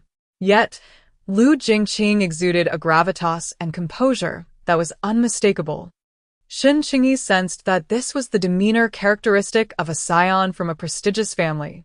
The Lu family truly deserved its reputation as a venerable lineage that has thrived for countless years. Upon their arrival at the meeting point, 4 individuals awaited them, 3 male cultivators and 1 female cultivator. Upon sighting Lu Jingqing, they all approached to extend their greetings. After greeting, Ningxian could not resist casting a glance at Shen Qingyi, who stood beside Lu Jingqing. I've long heard tales of your exceptionally gifted and beautiful junior sister. You Tianshui peak disciples certainly keep your treasures well hidden. After being in the sect for so long without a glimpse, I finally see her today. Indeed, your junior sister is a beauty. Hiruachi playfully smacked Ningxian's shoulder. What are you doing? Don't frighten the young lady. Put away that naive expression of yours. The others burst into laughter, and Lu Jingqing could not help but smile. He pulled Shen Qingyi closer and addressed the group. This is my junior sister, Shen Qingyi. She has recently advanced to the mid-stage of qi refinement and is embarking on her first expedition, so I am accompanying her. Rest assured, her safety is my responsibility. Ning Guan Blaishu Libunted Luinkingis Test et Climbing, hey. What are you doing? Are you looking for a fight, Lu Jingqing? Since she's your junior sister, she is naturally my junior sister as well. Fear not, junior sister. I, your senior brother, shall protect you. The camaraderie among them was delightful, allowing Shen Qingyi to gradually relax and integrate into the group. Throughout their journey, they took great care of her, sharing insights about the trials they would face. Chapter 66. Combat. By the time they reached the Yundan mountain range, it was already afternoon. The outskirts of the mountain were bustling with qi refinement practitioners engaged in trials, as well as numerous mercenaries and even some ordinary folk banding together to hunt low-tier magical beasts. The group donned ordinary robes and affixed illusionary talismans to their attire. Qingyi, you will team up with me to handle rear defense. Ningxian, you and Zhaoing will take the lead. Hiruachi and Shijin will guard the center and observe, Lu Jingqing instructed. The others had no objections to Lu Jingqing's arrangement. After all, aside from Hiruachi, who is not from a prestigious family, the rest were all scions of prominent clans connected to the Lu family, having forged ties since childhood. Later, they met the exceptionally skilled female cultivator Hiruachi within the sect and invited her to join them on their mission outside the sect. After several interactions, a few individuals discovered their compatibility and frequently formed a team to undertake sect missions. Among them, Lu Jingqing distinguished himself in all aspects, gradually establishing himself as the leader. Shen Qingyi followed closely at his side. Upon entering the forest, Shen Qingyi became vigilant. Although they had yet to venture into the truly perilous areas of the Yundan forest, the inherent caution of cultivators kept them on high alert. The most accomplished among the group were Lu Jingqing and Ningxian, both at the peak of qi refinement, while the others, excluding Shen Qingyi, were at a high level of qi refinement. In a place like the Yundan forest, known for testing qi refinement cultivators, their skills were considered quite exceptional. Most cultivators they encountered along the way refrained from provoking them. As for the magical beasts, they typically engaged those they could defeat. Bang! Shen Qingyi staggered back a few steps, a searing pain radiating from her arm causing her to furrow her brow. Junior sister, aim for its eyes. Lu Jingqing's voice echoed from behind. Gritting her teeth, Shen Qingyi once again attacked the already frenzied eye-rat with the long sword provided by her sect. Yet, in its berserk state, the eye-rat showed no inclination to evade. It charged toward Shen Qingyi with unrelenting speed, causing the surrounding flora to wither under the toxic venom it emitted. As Shen Qingyi sustained more injuries, Lu Jingqing and the others showed no intention of coming to her aid. When Shen Qingyi was struck by the eye-rat and slammed against a large tree, coughing up blood, Ningxian could not help but feel a pang of sympathy. Lu Jingqing, are you truly unwilling to lend a hand to your junior apprentice? She appears to be in quite a dire situation. Lu Jingqing's brows had been furrowed ever since Shen Qingyi was repeatedly besieged by the lowly second-tier spirit eye-rat. This creature was merely at the second level of qi refinement, while she herself had reached the fourth. Although it is true that demonic beasts possess innate physical advantages over cultivators, a low-tier beast that has yet to enter the mid-qi refinement stage, unable to even unleash its fundamental innate spells, could only be considered a resilient, mundane creature at best. However, it must be acknowledged that this is Shen Qingyi's first trial outside the sect. It is only natural for her to lack combat experience. Perhaps Lu Jingqing's expectations are too stringent? Stringent? The other denizens of the cultivation realm, both beasts and cultivators, would not show leniency simply because she is inexperienced. The group fell silent, for indeed, it was rather disheartening to witness Shen Qingyi, a fourth-tier cultivator, struggling against a mere second-tier beast. Hiruachi frowned as she observed Shen Qingyi being toppled once more by the spirit eye-rat. Chapter 67. Reluctance is the reason for senior brother Lu's ire, not due to Shen Qingyi's inability to best that second-tier spirit eye-rat? Zhaoing nodded in agreement, recognizing that among them, Ningxian was the most carefree and oblivious. Indeed, I believe that Shen Qingyi is not incapable of defeating that second-tier spirit eye-rat. Throughout this journey, Shen Qingyi has performed admirably in various aspects, particularly in her agility and stealth techniques, which even I, a higher-tier cultivator, must commend. Yet, she possesses a critical vulnerability. Hiruachi also turned her gaze towards Shen Qingyi and Lu Jingqing. Indeed, she possesses a heart devoid of malice, showing no intent to deliver a fatal blow to those demonic beasts. Ah. As Ningxian listened to the discourse among the group, he found himself struggling to comprehend their words. Could it be? Why has junior sister Shen refrained from striking lethally? Throughout our journey, she has diligently followed us in combating these beasts, yet she has only recently entered the mid-stages of qi cultivation, her combat prowess not particularly formidable, especially as she is a practitioner of the water spiritual root. Zhaoing gazed at Ningxian. Ningxian, the strength of a water spiritual root practitioner has long been a topic of heated debate within the realm of cultivation. However, regardless of the validity of others' discussions, you should be aware of Master Meng Chen's formidable abilities and moreover, junior sister Shen is nearly at the pinnacle of her water spiritual root cultivation. Indeed, throughout our journey, her speed in recovering and absorbing spiritual energy is unparalleled, matched only by Brother Lu, which is a testament to junior sister Shen's innate talent. Yet, every time we are poised to slay a demonic beast, she manages to evade confrontation. Do you recall the first time we vanquished the Moonlight Rabbit? Of course. That memory remains etched in my mind. At the moment we defeated the beast, Shen Qingyi appeared as pale as a ghost. If it were merely the first encounter, one might attribute her hesitance to her youth and compassion for this seemingly adorable creature. However, after all this time, regardless of whether the beasts appear harmless or fearsome, she has exhibited little inclination towards violence. Can you not discern this? As such reflections unfolded, Ningxian's expression grew increasingly grave. Lu Jingqing's demeanor was somber. The master once remarked that the junior sister, having been born in the mortal realm, had limited exposure to the affairs of the cultivation world. However, he also noted that despite her tender age, She demonstrated remarkable resilience in the face of adversity, proving herself to be far from one who easily surrenders. His words alone attest to the fact that this junior sister is not simply a victim of bullying. Yet now, Bang. Shen Qingyi was once again forced to retreat, her long sword displaying visible cracks. Blood seeped from her palms, dripping onto the ground. Meanwhile, the low-tier spirit Irat lay on the ground, barely clinging to life, having struggled in vain to rise, ultimately succumbing and expiring. The rat was not slain by Shen Qingyi's sword, but rather succumbed to the complete depletion of its spiritual energy, compounded by previous injuries. Shen Qingyi stared vacantly at the lifeless rat, her grip on the sword tightening momentarily before it finally fell feebly to the ground.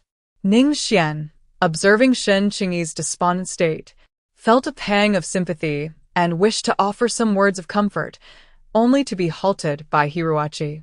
Lu Jingqing approached step by step. A fourth-level qi refinement cultivator, wielding a high-tier treasure, had been completely exhausted by a second-level beast over the course of 3 hours, rendering the treasure unusable. Shen Qingyi, had you not been a disciple of the falling Rainbow Hall of the Lingdao sect, had you not been the master's disciple, you would have perished long ago. Lu Jingqing's words were devoid of warmth, his cold tone causing Shen Qingyi's body to stiffen abruptly. I recall the countless times your master advised you on how a cultivator should confront danger during your time in the sect. Each time, you nodded in agreement. You even proclaimed your desire to grow stronger and your determination to survive. Yet, look at your current state. Is this the strength you sought? Is this what you meant by survival? Shen Qingyi's hands unconsciously clenched tighter. Observing her distress, Lu Jingqing felt a pang of sympathy, yet he did not relent. Shen Qingyi, this is not the mundane world. If you yearn for comfort, to lead a life akin to an ordinary person, perhaps you could remain in the academy of the Northern Domain as a mere errand boy and potentially live out a few decades as a mortal. Having chosen this path, do not allow yourself the luxury of regret. Shen Qingyi, this is the realm of cultivation. Strength reigns supreme. It is a matter of survival of the fittest. Your actions may not only prove futile, but could also plunge you into peril, even leading to your downfall. Moreover, they might endanger those around you. Have you considered what would happen if you ventured out alone today, without our company? Or if our strengths were inadequate? Shen Qingyi, have you contemplated the consequences of your actions? Have you thought of us? Thought of the sect? Thought of your master? Shen Qingyi's body trembled involuntarily. Lu Jingqing's words struck her like a heavy hammer, awakening her to the stark reality. Grasp your weapon. A cultivator must never relinquish their weapon easily.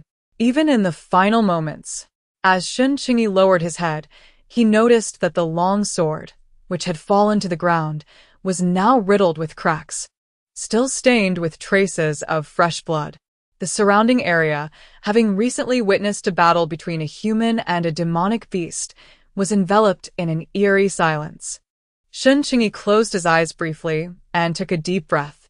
Trembling slightly, he bent down to retrieve the sword. When he finally raised his head again, his gaze had transformed into one of unwavering resolve. Observing this transformation, the others exhaled in relief, and Lu Jingqing's expression softened somewhat. He handed Shen Qingyi a vial of healing elixir. Hurry and prepare yourself. We have already delayed too long on this journey. Ahead lies a formidable battle. The high-level windstorm tiger is not to be underestimated by these mere small fry. Shen Qingyi consumed the healing potion, swiftly mending his injuries under the protection of his companions. As the moon hung low in the sky, the forest at night was tranquil, save for the faint sounds of unknown insects. Suddenly, a rustling sound pierced the stillness.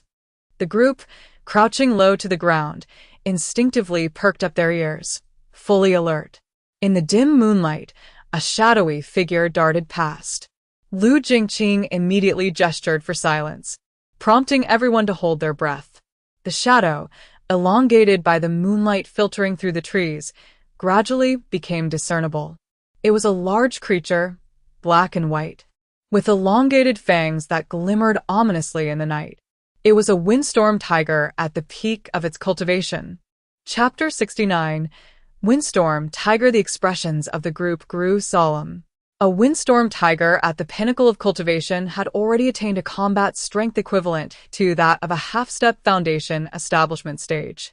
Among them, although there were 2 cultivators at the pinnacle of qi refinement, none dared to act recklessly. The group waited silently for Lu Jingqing's signal.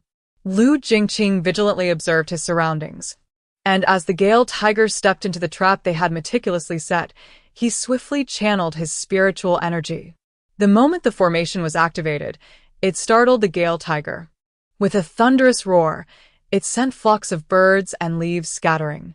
As Lu Jingqing propelled himself forward, he simultaneously conveyed a message to his companions. Ning Xian and I will lead the charge. You all provide support. Qingyi, remain in place and be ready. The group moved in perfect unison to launch their attack on the Gale Tiger. It was evident that the threat posed by this beast exceeded their initial expectations. If it had been a higher-tier Gale Tiger, they would have been confident of victory, even considering allowing Shen Qingyi to join the fray to gain combat experience. However, they now faced a Gale Tiger at the pinnacle of qi refinement, its combat prowess equivalent to that of a half-step foundation establishment cultivator, heightening the danger significantly.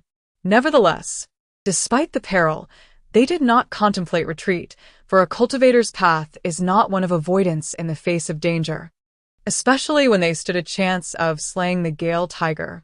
To Shen Qingyi, the weapons and spells wielded by Lu Jingqing and his companions appeared as mere indistinct shadows.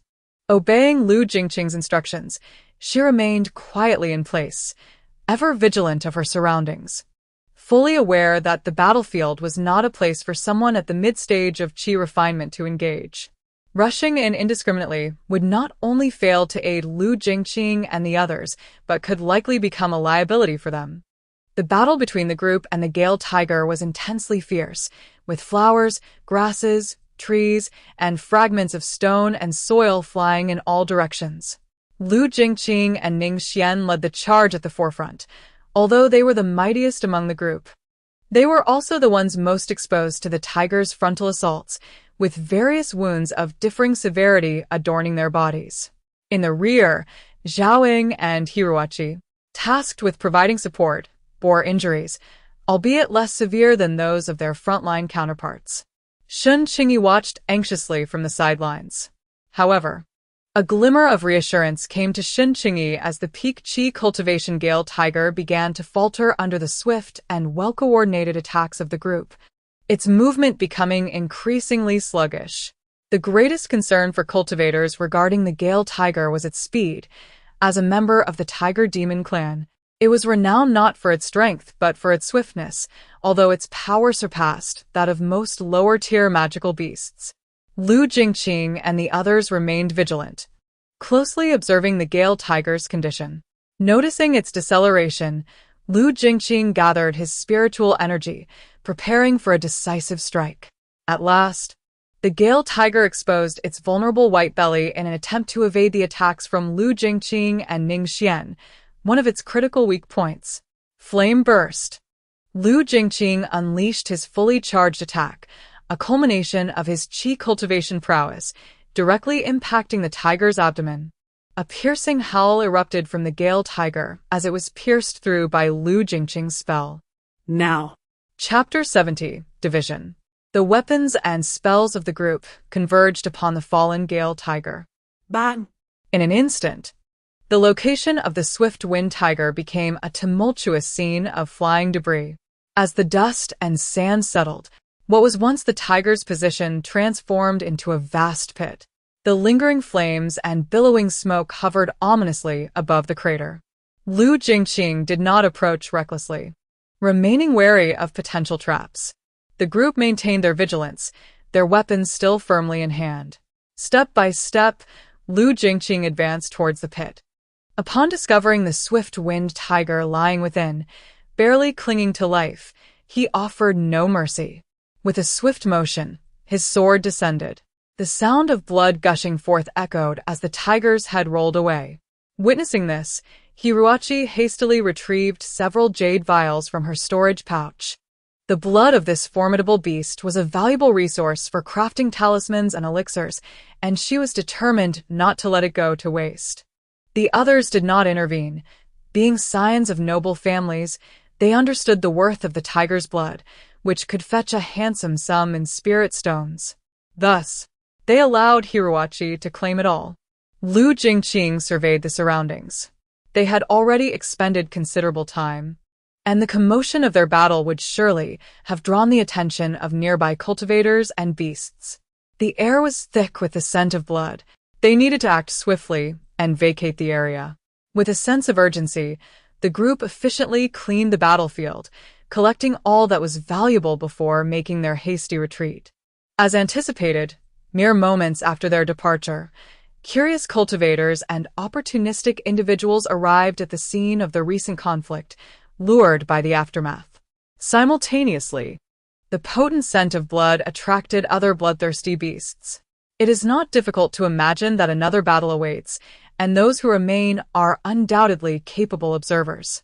A few individuals requested several rooms for rest at the inn. By noon, the group gathered in Lu Jingqing's chamber. Lu Jingqing closed the door and retrieved a formation disc from his spatial storage, casting it towards the inn's entrance. After a series of deliberate actions, he finally produced the spoils of their journey from his storage bag. Aside from the last battle's Gale Tiger, there were several other low-tier demonic beasts they had defeated along the way, as well as various spiritual plants and herbs. As they beheld the accumulated treasures filling half the room, smiles inevitably graced their faces. Ning Xian eagerly rubbed his hands together, reflecting on the considerable gains from this expedition. The group nodded in agreement. As per the established custom for rewards from sect missions, they would distribute the spoils according to merit. Those who worked harder would receive more. No one voiced any objections. Excluding the Gale Tiger, Qingyi had contributed the most during the collection of the condensed bloom. Thus, Lu Jingqing methodically allocated the spoils to each individual. After half an hour, everyone had received their rightful share. Ning Xian patted Shen Qingyi on the back. You performed admirably this time, little Qingyi. Look at the abundance of spiritual plants you've acquired. Are you not thrilled? Most disciples on their first excursions do not return with such a bounty. You truly excelled. Should you wish to undertake tasks outside the sect in the future, do not hesitate to call upon your senior brother Ning. Shen Qingyi felt somewhat uneasy under Ning Xian's praise but recognized that her performance had not been as remarkable as he suggested. His commendation carried a comforting undertone. Ning Xian, known for his forthright nature, struggled to express himself subtly. Nevertheless, Shen Qingyi appreciated his good intentions. Chapter 71, The Lu Family. Shen Qingyi, merely at the mid-stage of Qi training, had achieved such remarkable progress largely due to the assistance of several senior brothers and sisters. Once again, he expressed his gratitude to them, bowing respectfully. Lu Jingqing did not intervene, for Shen Qingyi's words were not fabricated. In their sect, not every disciple embarking on a mission for the first time had someone to guide them. Those less fortunate could even meet their demise outside. The others, upon hearing Shen Qingyi's words, wore genuine smiles of warmth and camaraderie. Although his initial performance may not have been exemplary, he had shown diligence in his studies and possessed a clear sense of right and wrong, demonstrating gratitude. Ning Xian laughed heartily. Little Qingyi, you are truly delightful. If I, your senior brother Ning, undertake a suitable mission next time, I shall surely take you along. Make sure to dedicate yourself to your cultivation. Thank you, senior brother Ning. I will certainly work diligently. Laughter erupted among the group. After a lively discussion, Hiruachi turned her gaze toward Lu Jingqing. Given that Shen Qingyi and Lu Jingqing were close disciples of the same sect and shared aligned interests with the Lu family, it was indeed fitting to accompany them, especially with Master Shizhen present. The group nodded in agreement.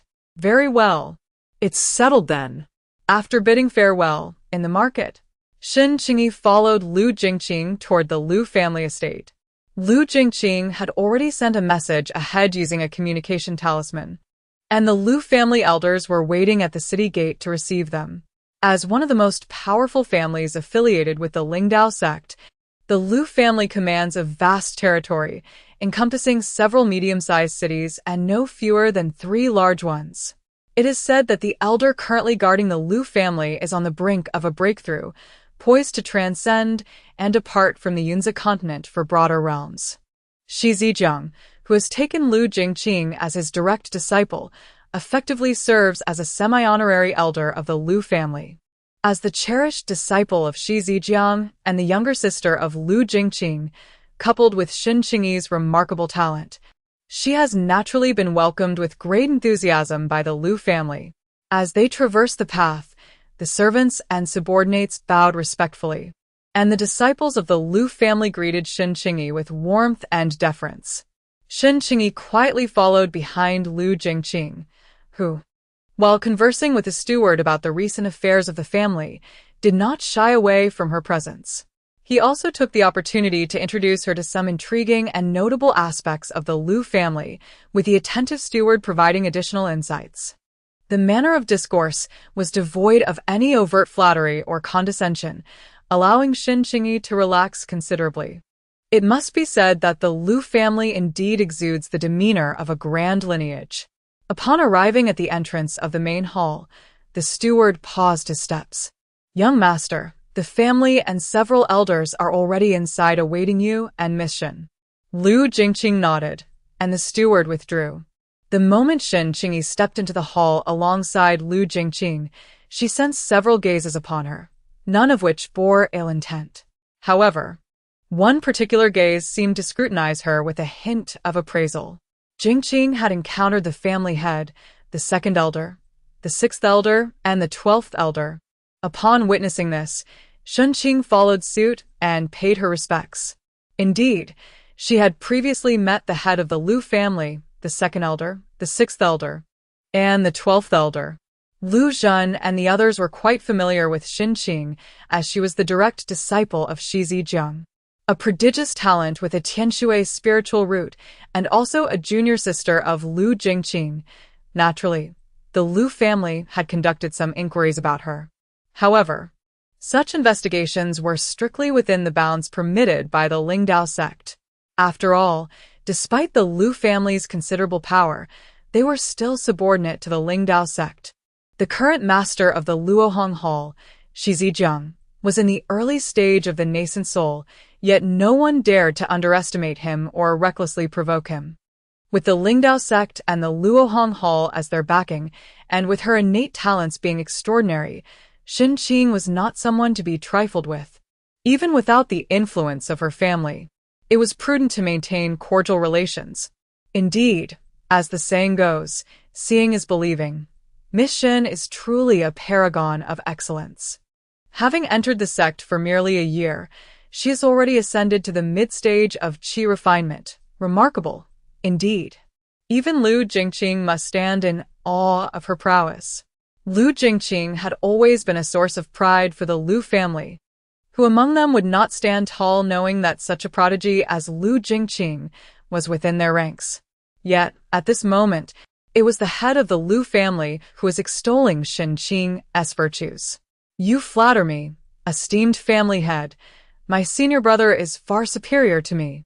Shen Qing humbly replied, "My current level of cultivation and abilities are largely due to the guidance and care of my esteemed masters and senior brothers and sisters.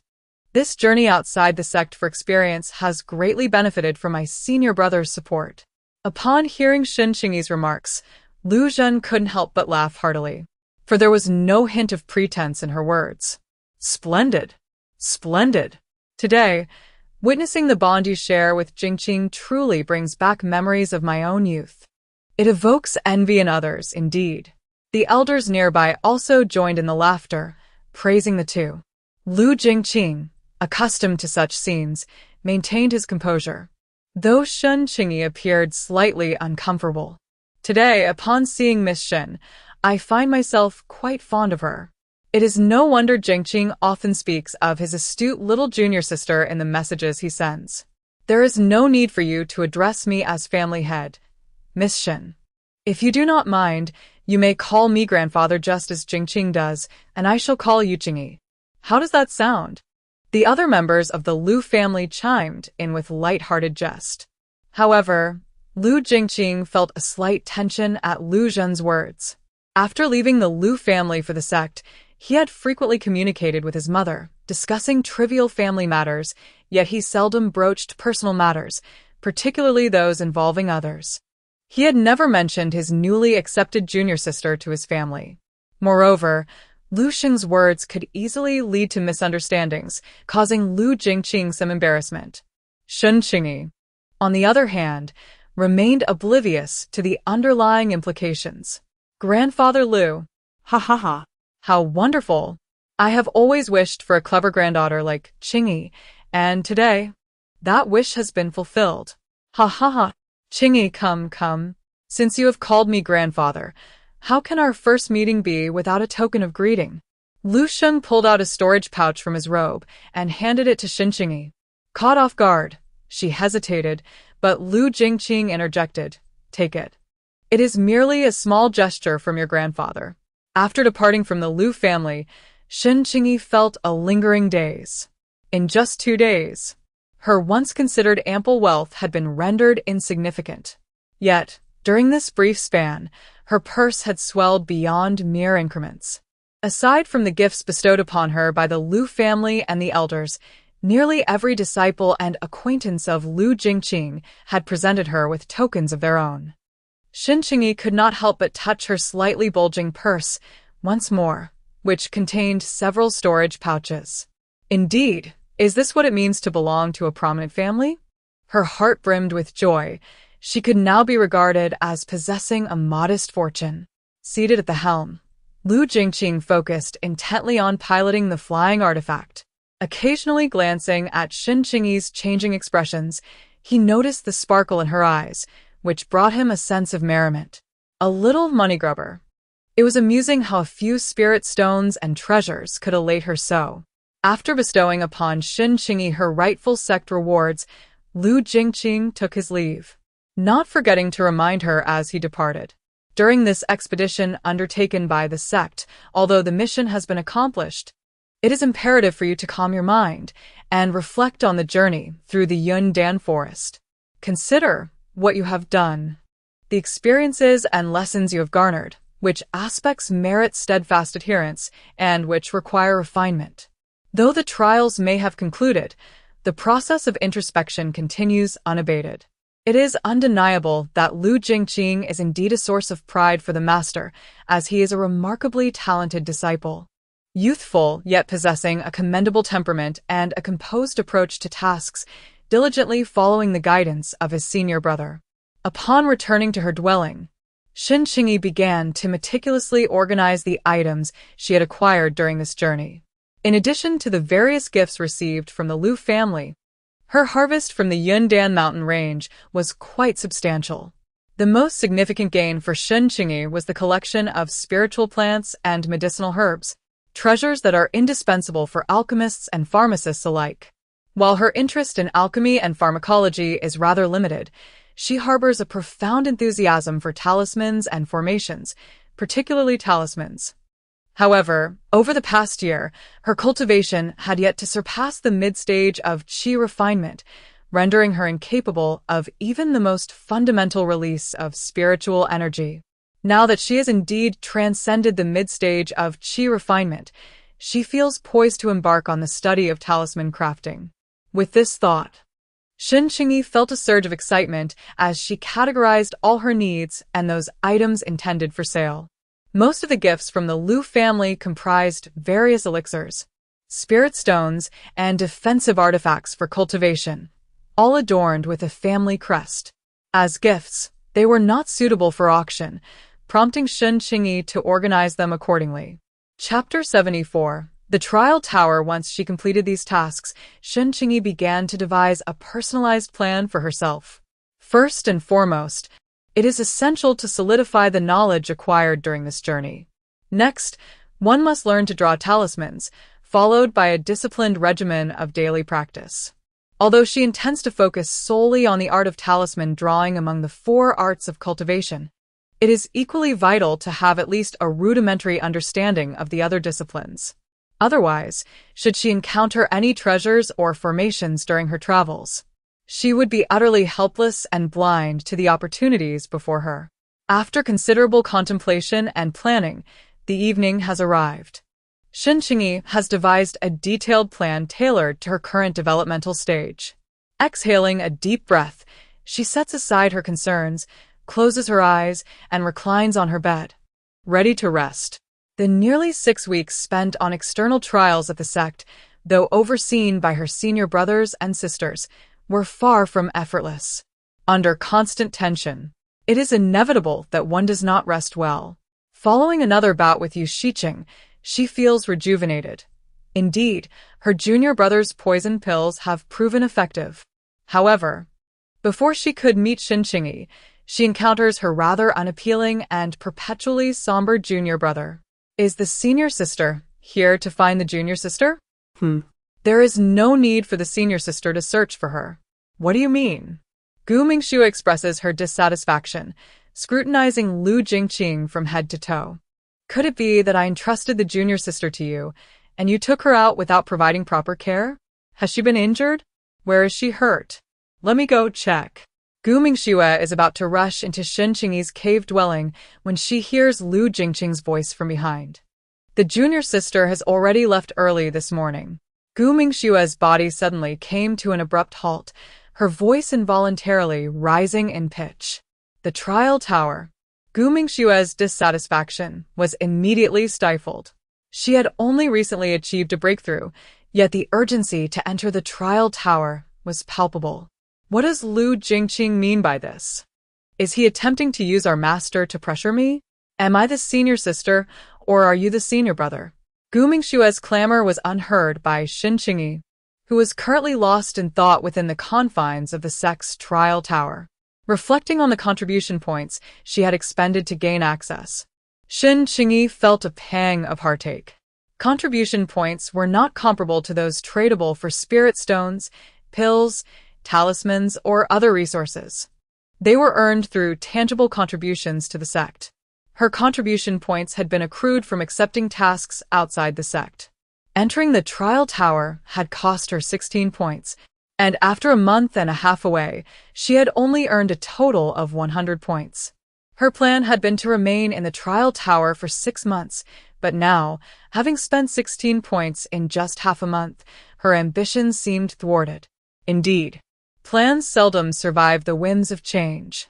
Shen Qingyi resentfully accepted the token handed to her by the guardian of the trial tower. With this token in hand, she would be permitted to freely enter and exit the tower over the next half-month. At present, her cultivation was at the mid-stage of qi refinement. The token would automatically sense her aura and transport her to the appropriate location. Prior to her arrival, she had inquired about the trial tower, learning that it was a magical artifact crafted by the founding ancestor of the sect, boasting formidable capabilities. With the highest cultivation level it could accommodate reaching the peak of Golden Core. Moreover, the teleportation location within the trial tower varies with each attempt. Relying solely on experience to navigate through is undeniably challenging. However, one can be assured that the teleportation will not exceed the maximum tolerable threshold of the cultivator. Furthermore, should danger arise, disciples may channel their spiritual energy into a jade token, which will then transport them out of the trial tower. In instances where disciples find themselves in life-threatening peril and are unable to exert their spiritual energy, the token will autonomously initiate the teleportation upon sensing the imminent threat. This serves as a dual layer of security. Naturally, if a disciple is teleported out of the trial tower, their trial will be rendered void. As Shen Qingyi stepped into the trial tower, a flash of white light enveloped her, and she felt the energy fluctuations beneath her feet stabilize before revealing an entirely new scene. Suddenly, a vine struck her with force, sending her crashing against a wall. Welcome to the Vine Trial Ground. a mechanical and cold voice echoed from the confines of the stone chamber.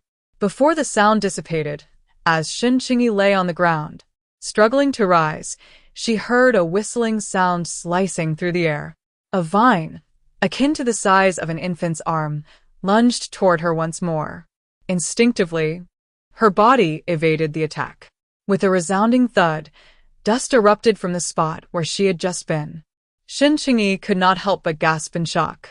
The vine, having missed its target, veered sharply and lunged at her again.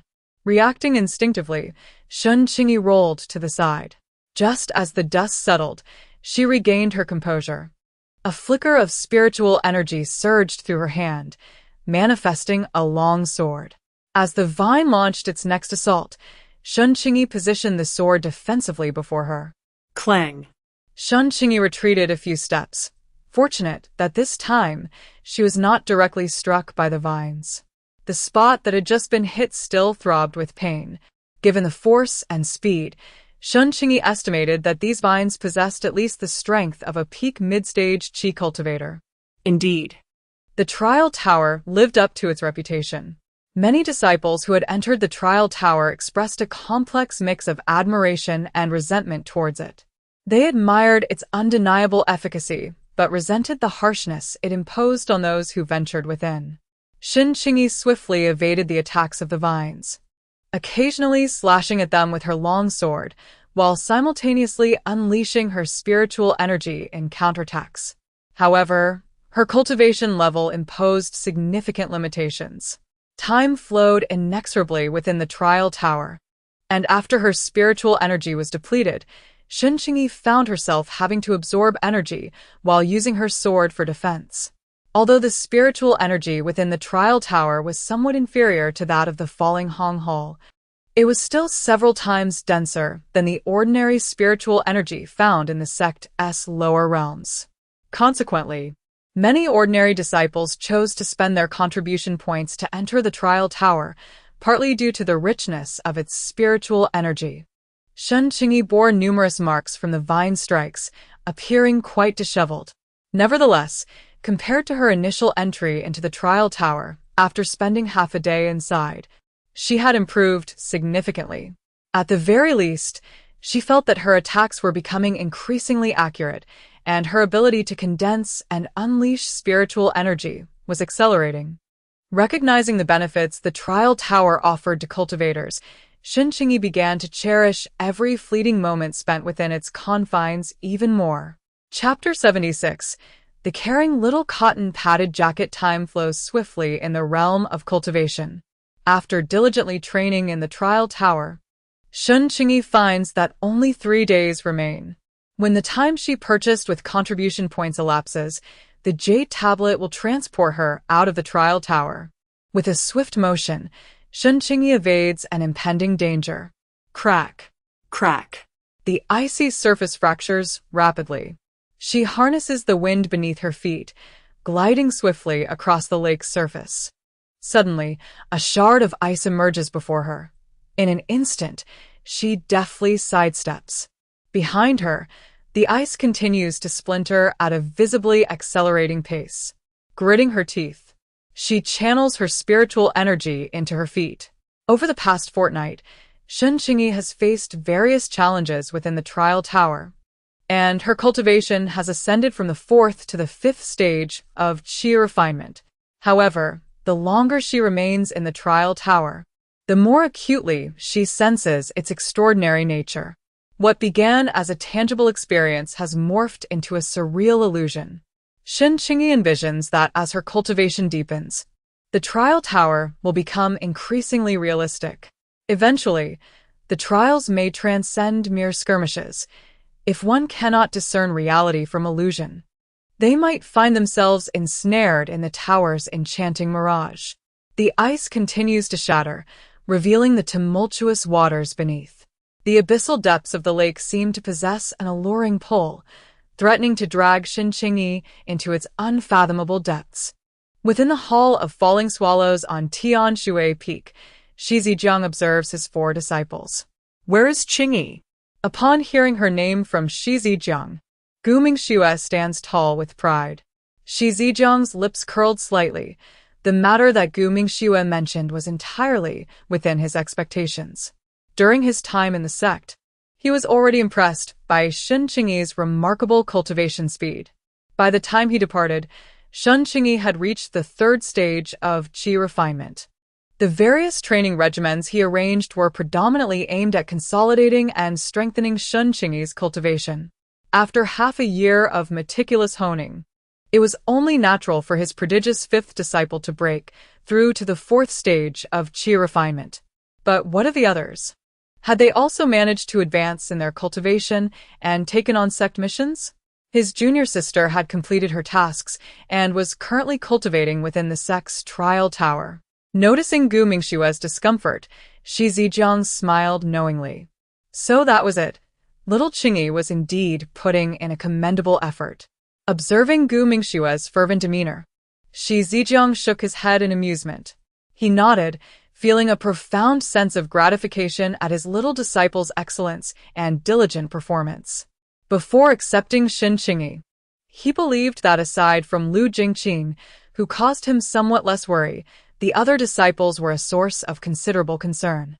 Now, having taken in Shen Qingyi, he finally understood the sentiment behind Sheng Rui's description of a caring little cotton-padded jacket. Chapter 77. Continuation. The group awaited Shen Qingyi's emergence from the trial tower. Yet none anticipated that several days had already elapsed since her fortnight of trials, and the master-disciple trio still had not glimpsed her presence. Master, should I perhaps check on her? Lin Sun inquired, feeling a twinge of unease. Although they were within the safety of the sect, his little junior sister was still quite young. Forget it, I shall personally make the journey. Shi Zijiang harbored some concerns, yet predominantly, he worried about Shen Qingyi's youth, her impetuous nature, and her inability to concentrate, fearing that it might hinder her cultivation. When Shi Zijiang and Lin Sun arrived at the sect's training tower, it was already night. Although there were still many people present, the number was considerably fewer compared to the daytime. Shi Zijiang concealed his aura, allowing his spiritual power to circulate around his face, transforming his originally handsome visage into one that was unremarkable and inconspicuous. Lin Sun, not yet possessing such mastery, had to rely on talismans for alteration. Holding the elder's decree from the falling rainbow hall of Tianshui Peak, they inquired with the guarding disciples of the training tower, eventually understanding why Shen Qingyi was not in sight. At that moment, Shen Qingyi found refuge behind a large stone, gnawing on a meat pie prepared by the sect's cafeteria. The strong wind stirred up the sand, and although the stone provided some shelter, a portion of the abrasive grains still found their way onto her. Her wide-brimmed hat shielded her from most of the sand, yet her exposed hands could distinctly feel the roughness of the granules. After concluding her initial half-month trial at the sect's training tower, Shen Qingyi exchanged her contribution points for additional trial time. Despite the challenges of staying there, the results were remarkably evident. Through repeatedly pushing her limits, she not only solidified her recently attained cultivation level but also firmly believed that as long as she continued to persevere, her prowess would ascend once more. She took a hearty bite of the meat pie, vigorously chewing.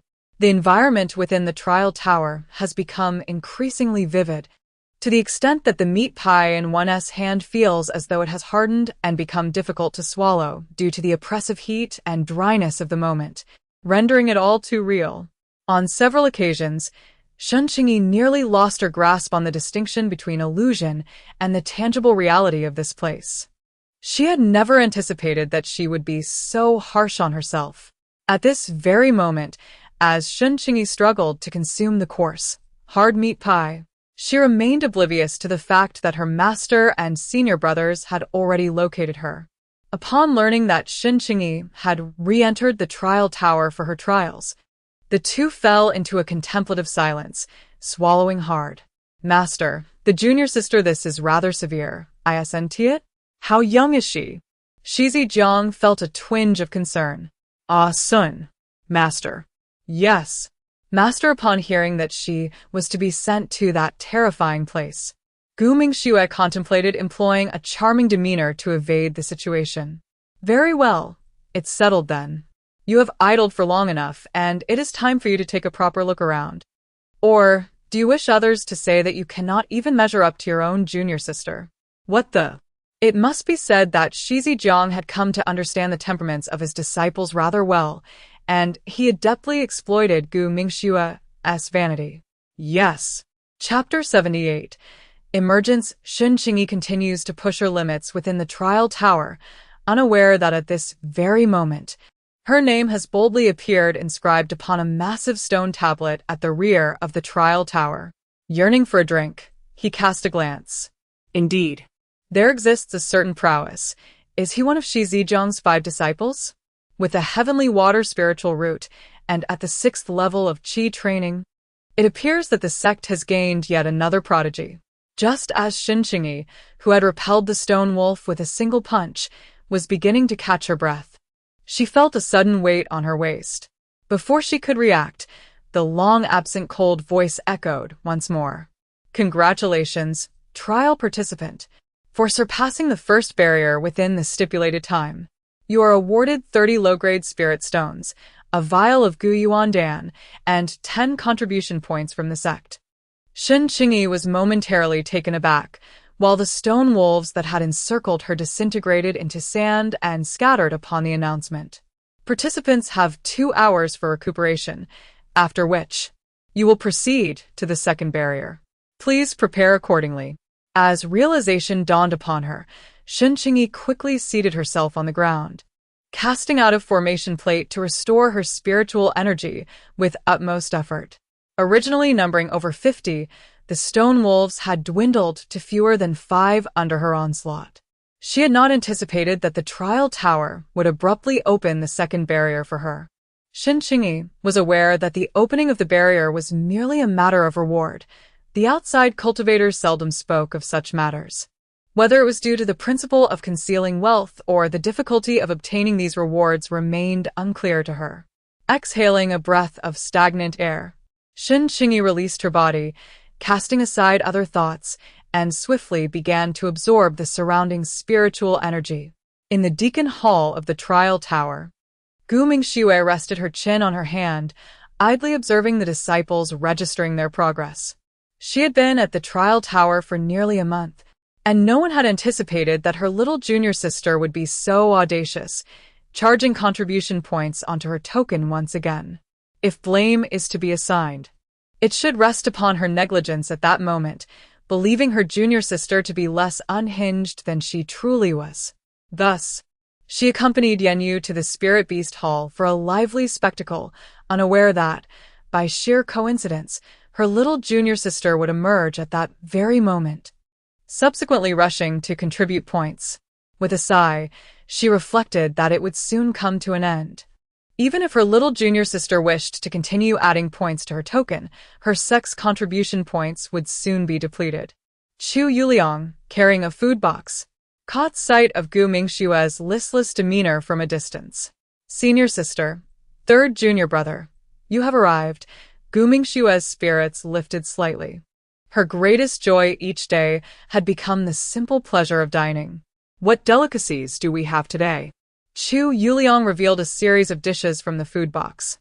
Today, the master chef of the grand dining hall has prepared your favorite, linshua rabbit meat and steamed plum blossom cake.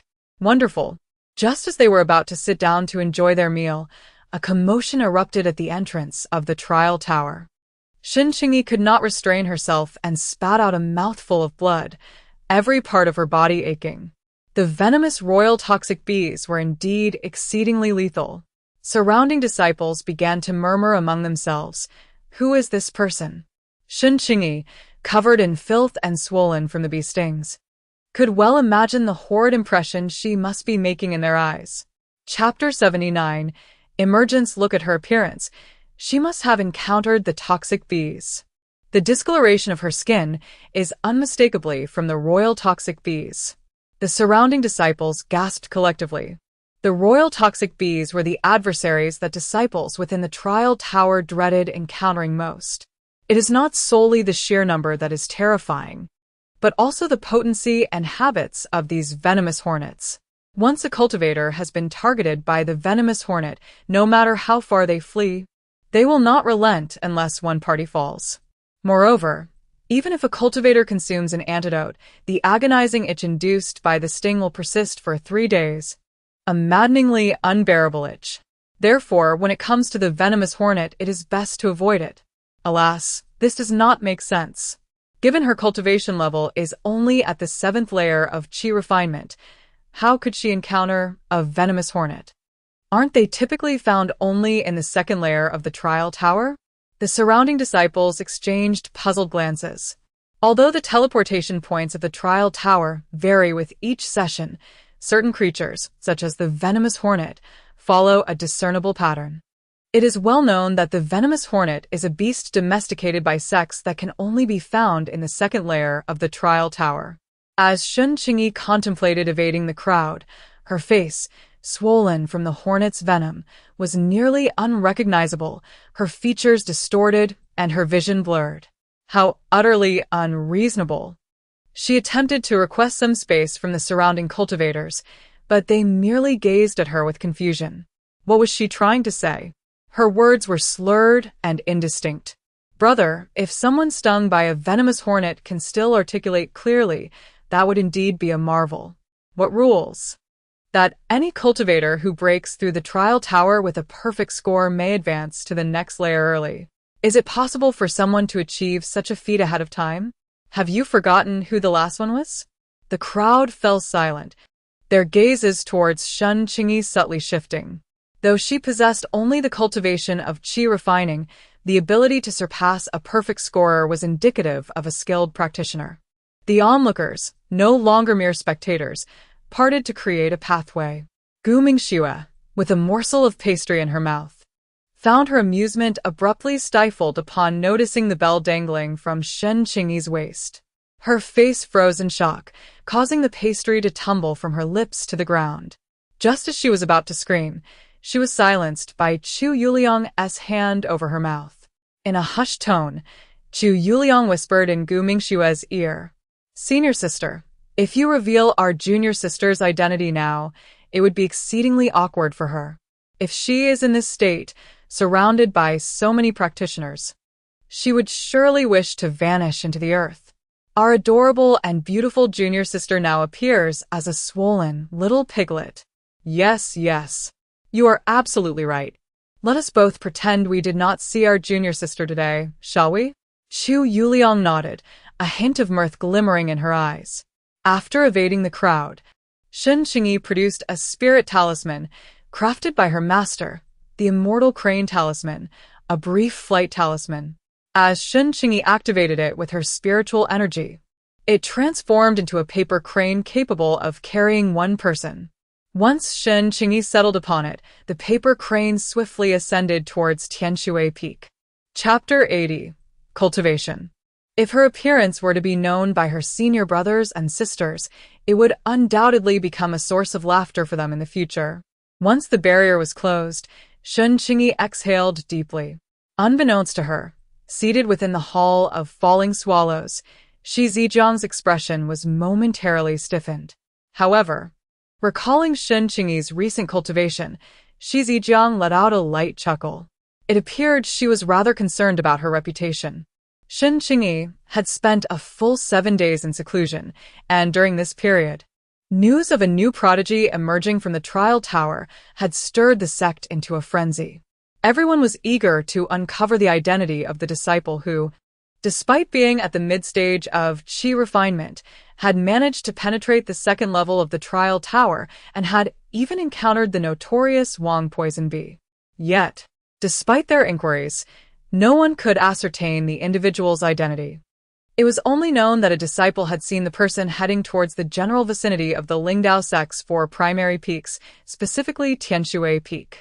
Instantly, Tianshui Peak buzzed with excitement as speculation ran rampant.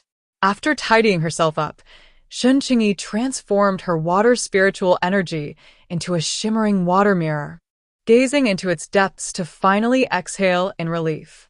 The toxins within her body had been eradicated. Over the past 2 days, her senior brother had visited her twice, but she had turned him down, claiming to have gained some insights. Nevertheless, the speed at which she had detoxified was remarkable.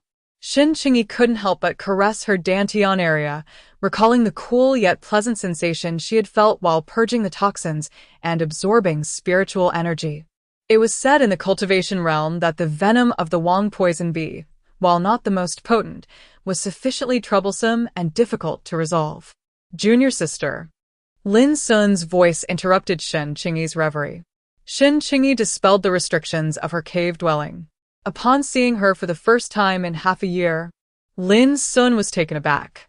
In just 6 months, his little junior sister had remarkably advanced to the 7th level of qi refinement, her aura stable and composed. Senior brother? Little junior sister, you are truly impressive. Thank you for your kind words, senior brother. Shen Qingyi blushed slightly. During her time spent with her senior brother, she had come to understand the essence of an unwaveringly resolute man. Receiving praise from him was indeed a rare honor. Little junior sister, Master is awaiting you in the Falling Phoenix Hall. Shen Qingyi nodded and followed Lin Sun into the hall. Meanwhile, Gu Mingxue, who stood beside Chu Yuliang, reminded her not to reveal anything. Shen Qingyi had already met their master. She respectfully bowed to Shi Zijiang. Quite commendable. You have already reached the 7th level of qi refinement, with a solid and robust aura. Excellent. 7th level of qi refinement. Gu Mingxue gasped in astonishment. On that day, she had only noticed her little junior sister's disheveled appearance and had overlooked Shen Qingyi's cultivation level. Now, upon hearing her master's words, she was taken aback. Indeed. How is it that you, the second senior sister, are just now realizing this? Shi Zijiang spoke with a hint of amusement, but Gu Mingxue felt a sense of urgency. Yes, I must put in more effort. Otherwise, how will I hold my head high in front of my junior siblings in the future? Chapter 81. The Grand Competition. The group nodded in agreement. The competitions among the 5 major sects were significant events within the realm of cultivation. The Grand Competition organized by the 5 great immortal sects is not exclusively open to the disciples of the prominent sects. Rather, it welcomes participants from various elite sects and families, provided they possess an invitation. These invitations are predominantly extended to influential factions under their jurisdiction or to allied powers. For cultivators aiming to participate in this prestigious event, securing a commendable ranking can catapult them into renown within the realm of cultivation, and some may even attract the attention of formidable forces based on their performance. As for the disciples Sun, Yuliang, Mingxue, and Jingqing, having been direct disciples for over 5 years, it is imperative for you to partake in this competition. Although the sect competition consists of battles amongst fellow disciples, one must not underestimate the challenge and should prepare diligently in advance. Yes, the group responded in unison. Shi Zijiang then turned his gaze to Shen Qingyi. Initially, he believed that Qingyi, even if able to break through swiftly, would only reach the mid-stage of qi refinement, which would already be commendable. However, now that Qingyi is on the verge of advancing to the late stage of qi refinement, should she wish to compete in this grand event, there is ample time in the next 3 years to strive for excellence and perhaps take a chance. Yes. Shi Zijiang nodded in satisfaction at his disciples. Very well. I shall refrain from further discourse. You may return to your own affairs, and should you encounter any perplexities, do not hesitate to seek my guidance. After their departure, the disciples, influenced by their master's words, found themselves devoid of any inclination toward frivolity. Although the sect competition is an internal affair, it significantly impacts the distribution of interests among the various peaks. The more disciples from a particular peak achieve commendable rankings, the more the sect will allocate training resources in their favor. In the previous competition, Chaoyang Peak claimed the top position, and as their direct disciples, it is only natural for them to possess a competitive spirit. Gazing at the long-neglected cave dwelling, Shen Qingyi summoned her spiritual energy. With a flick of her wrist, She cast the dust-cleansing technique upon the cave. As she beheld the now pristine and orderly space, her heart soared with joy. Regarding her master's comments about the sect competition, Shen Qingyi felt little apprehension. The sect-organized competition is divided into 3 tiers: Qi Refining, Foundation Establishment, and Golden Core. However, the majority of participants in these 3 categories are typically those who have reached the peak of their respective stages, with very few being at the early or mid-stages of cultivation. Should any early or mid-stage cultivators participate, they are often exceptionally powerful and unmatched within their ranks. Yet, relying solely on a single aspect to emerge victorious in the competition is quite challenging. After all, whether it is the internal competition of Lingdao sect or those of other sects, there are no age restrictions. This implies that, in the competition, one's opponents could very well be seasoned cultivators who have spent many years in the Qi refining stage. The cultivation world is replete with practitioners who suppress their cultivation levels specifically for the sake of the grand competition, as the spoils and rewards obtained therein are immensely coveted. Chapter 82. The sci-fi library. Shi Zijiang is aware of this, which is why she only advised Shen Qingyi to do her best regarding her participation. Stretching lazily, Shen Qingyi reclined on her bed, comfortably closing her eyes. As the first rays of dawn pierced through Shen Qingyi's cave dwelling, she stirred slightly in a state of drowsiness. After a brief moment, she languidly extricated herself from her warm cocoon. Rubbing her eyes, Shen Qingyi began to prepare herself. Suddenly, the protective barrier outside was activated, and she extended her hand, summoning 2 voice transmission talismans that soared toward her. "Shimmy, there are several tasks here. Would you like to team up?" It was the voices of Yu Shiqing and Ning Xian. Observing the splendid sunlight outside her cave, Shen Qingyi declined their invitation. Grasping her token, she made her way to the sect's library, for the contribution points she had accumulated were intended solely for access to this repository of knowledge. As the disciple at the entrance deducted the meager points remaining on her token, Shen Qingyi felt a pang of impoverishment within the sect. Unlike the outside world, many resources here were not merely acquired with spirit stones. This, however, could be considered a benefit of being a disciple. Her contribution points allowed her to remain on the 1st to 3rd floors of the library for only 3 days.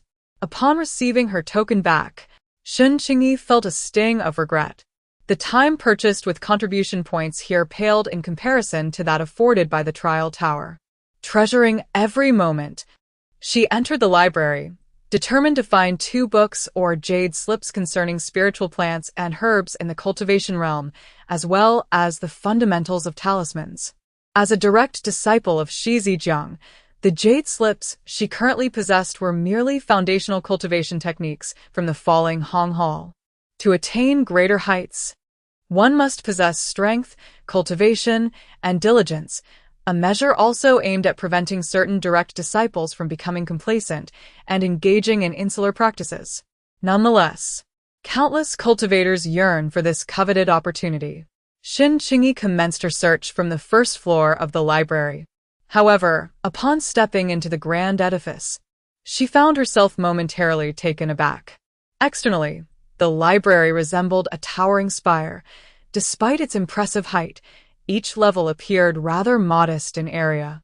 Yet, it was only upon entering that one could discern the intricate mysteries concealed within. At a glance, countless volumes stretched endlessly before her. And this was merely the 1st floor of the library. Shen Qingyi could not suppress a nervous swallow. She had believed her previous encounters with extensive libraries in the modern world had endowed her with ample experience.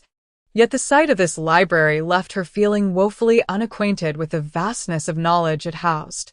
As she meandered along the shelves, seeking the tomes she desired, a sudden illumination caught her eye. The words travelogues gleamed brightly above the shelf where she stood. Adjacent to these luminous characters, a small map depicted the general layout of the 1st floor book classifications. Once again, Shen Qingyi swallowed hard. Had she not been aware that she had entered a realm of immortals, she might have mistaken this for a science fiction universe. With the guidance of the categorized shelves, her quest for the desired volumes became significantly more straightforward. However, upon reaching the section dedicated to spiritual plants and herbs, she found herself grappling with a slight headache. A full row of bookshelves was lined with texts concerning the fundamentals of spiritual plants and elixirs, as well as jade slips. Chapter 83. The Silk Bureau. She was deeply tempted by the jade slips that could only be read with one's divine consciousness, yet her cultivation level was merely at the chi refinement stage. And her divine awareness was not particularly formidable. If she continued to rely solely on her divine consciousness for reading, it would likely lead to an excessive depletion of her mental faculties. Thus, Shen Qingyi had no choice but to sift through the jade slips, selecting those she deemed most appropriate before making her final decision. On the other hand, she could diligently browse through the books nearby. Shen Qingyi spent nearly a day and a half in the library on the first floor. By the arrival of the third day, she was teleported out. Clutching 2 books and a jade slip, she approached the supervising disciple. It was the same disciple who had registered her initially. "Senior brother, may I borrow the books and jade slips from the library?" Shen Qingyi inquired, presenting the items she had retrieved. The supervising disciple merely cast a cursory glance at the books and jade slip in her hands before responding. 1 low-tier compendium on pharmacology and magical beasts, 1 comprehensive guide to talismans, and 1 low-tier jade slip, totaling 50 sect contribution points. In response to the disciple's nonchalant announcement, Shen Qingyi's eyes widened in disbelief. 50 sect contribution points. This is practically the entirety of her contribution points accumulated during her few months in the sect's trial tower. Suddenly, she felt that the trial tower of the sect was not as exploitative as she had initially thought. "Senior brother, I do not possess that many contribution points." The disciple, who had been looking down, finally raised his gaze upon hearing Shen Qingyi's words. "There are no contribution points, and only 2 options remain. The first is to relinquish borrowing rights, and the second is to seek assistance from the Celestial Silk Bureau." The Celestial Silk Bureau? Having spent over a year in the sect, Shen Qingyi had acquired a wealth of knowledge regarding the ways of cultivation and the rules of various sects. However, she found herself utterly uninformed about the Celestial Silk Bureau. Noticing Shen Qingyi's perplexed expression, the disciple on guard understood and retrieved a low-tier jade slip from his robe. This slip contained the regulations and an introduction to the Celestial Silk Bureau. As Shen Qingyi reached out to accept the jade slip with an expression of gratitude, a cold voice interjected once more. "1 reading will cost you 3 low-grade spirit stones." Shen Qingyi's hand, poised to grasp the slip, froze in midair. The disciple noticed her hesitation and paused momentarily, as if struck by a thought. "This is a jade slip that I inscribed myself. Typically, one must provide a contribution point for a reading. However, considering your lack of contribution points today, I will allow you to access it for merely 3 low-grade spirit stones." The guard's words were blunt, nearly implying that he was doing her a favor by permitting her such a generous deal. Shen Qingyi could not help but twitch at the corners of her mouth. Yet, his words piqued her curiosity. And since she was not currently in one of 3 low-grade spirit stones, she begrudgingly handed over the stones and took the jade slip. Internally, she scorned herself for this decision. How frugal and diligent she had once been. She would burn the midnight oil for just a handful of silver or a few spirit pearls. However, as her consciousness delved into the jade slip, Shen Qingyi's expression shifted in surprise. The Celestial Silk Bureau of the Spirit Path sect is recognized as an entity within the sect. According to the conjecture of the senior brother, the individuals behind the Celestial Silk Bureau are likely to be high-ranking members of the Spirit Path sect. Beyond the sale of various external commodities, the Bureau is also responsible for distributing certain items from the sect to the realm of cultivation, functioning more as an intermediary in this process. However, due to its affiliation with the Spirit Path sect, the items sold are often fiercely contested by numerous cultivators, resulting in substantial profits for the Bureau each year. In addition to trading, The Bureau also manages areas related to gambling, auctions, and rentals. The rental aspect resembles a form of borrowing. Aside from lending spirit stones, it also allows for the borrowing of contribution points, albeit with limits based on one's strength, status, and credibility. Moreover, cultivators who rent from the Celestial Silk Bureau must repay with an interest of 1%. As Shen Qingyi read on, a growing sense of alarm enveloped him. After perusing the material, he no longer felt the sting of the 3 spirit stones he had spent. The senior brother's summary was exceptionally insightful and clear. There were also some hints indicating personal conjectures. Shen Qingyi's gaze towards the guarding senior brother shifted, realizing that indeed, the adept ones often lurk near the library. The guarding disciple felt somewhat uneasy under Shen Qingyi's scrutiny. Are you considering borrowing contribution points from the sect?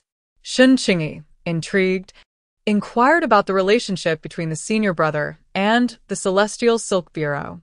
Of course, but that comes at a different price, the guarding disciple replied, raising several fingers. Shen Qingyi quickly shook his head, exclaiming, I no longer wish to know. I no longer wish to know. The senior brother appeared somewhat disheartened, letting his hands fall as he quietly awaited Shen Qingyi's response. Shen Qingyi set aside the books and jade slips she held. Sister, are you not in need of these? Shen Qingyi nodded. The watchful disciple's gaunt face reflected a hint of confusion. Given her demeanor, it seemed she genuinely required the books and jade slips. If only you know. No. Brother, I shall return another time. Shen Qingyi hastily relinquished her hold, rising to depart. She was genuinely apprehensive that if she lingered any longer, this talented senior brother might persuade her otherwise. It is often said that borrowing can become an addictive pursuit. Thus, it is best to refrain from entangling oneself unless absolutely necessary. Although she yearned for those books and jade slips, she could always return once she had accumulated contribution points. Shen Qingyi reassured herself inwardly. Upon returning to her cave dwelling, she resolved to undertake some tasks from the sect to earn contribution points. Naturally, selecting the appropriate tasks was essential. The following day, Shen Qingyi rose early, and upon arriving at the sect's task hall, she found that the flow of disciples was still relatively sparse. She made her way towards the central task release monument, where a gathering of disciples was already assembled, eagerly perusing the new tasks that had been posted. Let me see. This task of cultivating orchids is quite appealing. Where? Shall I take on this task? No, the contribution value for this task is too low. But our cultivation level is limited. We cannot undertake anything else. Brother, let us enlist Fengqin to assist with the task of slaying the ferocious bear. His cultivation has now reached the advanced stage of qi training, and with our combined efforts, the likelihood of successfully completing the mission is significantly increased. The cultivators gathered around the task board were engaged in animated discussions. Chapter 85. Outing. Shen Qingyi swept her gaze across the task monument, seeking a mission suited to her capabilities. Her cultivation had reached the pinnacle of the mid-stage of qi training, allowing her to avoid particularly perilous tasks associated with the qi training phase. Shen Qingyi meticulously searched through the various tasks until her eyes settled upon one, the collection of Yin Huang grass. However, the habitat of the Yin Huang grass is often guarded by low-level demon beasts known as sand scorpions. While a solitary sand scorpion would not pose a significant threat to cultivators, they tend to congregate in groups. At least one group of sand scorpions would be safeguarding each patch of Yin Huang grass. The act of harvesting the grass could likely disturb the nearby sand scorpions. Nonetheless, what attracted Shen Qingyi to this task were the contribution points and overall value it offered to her sect. After gaining experience battling the poisonous bee king in the trial tower, Shen Qingyi felt she might be able to tackle this challenge.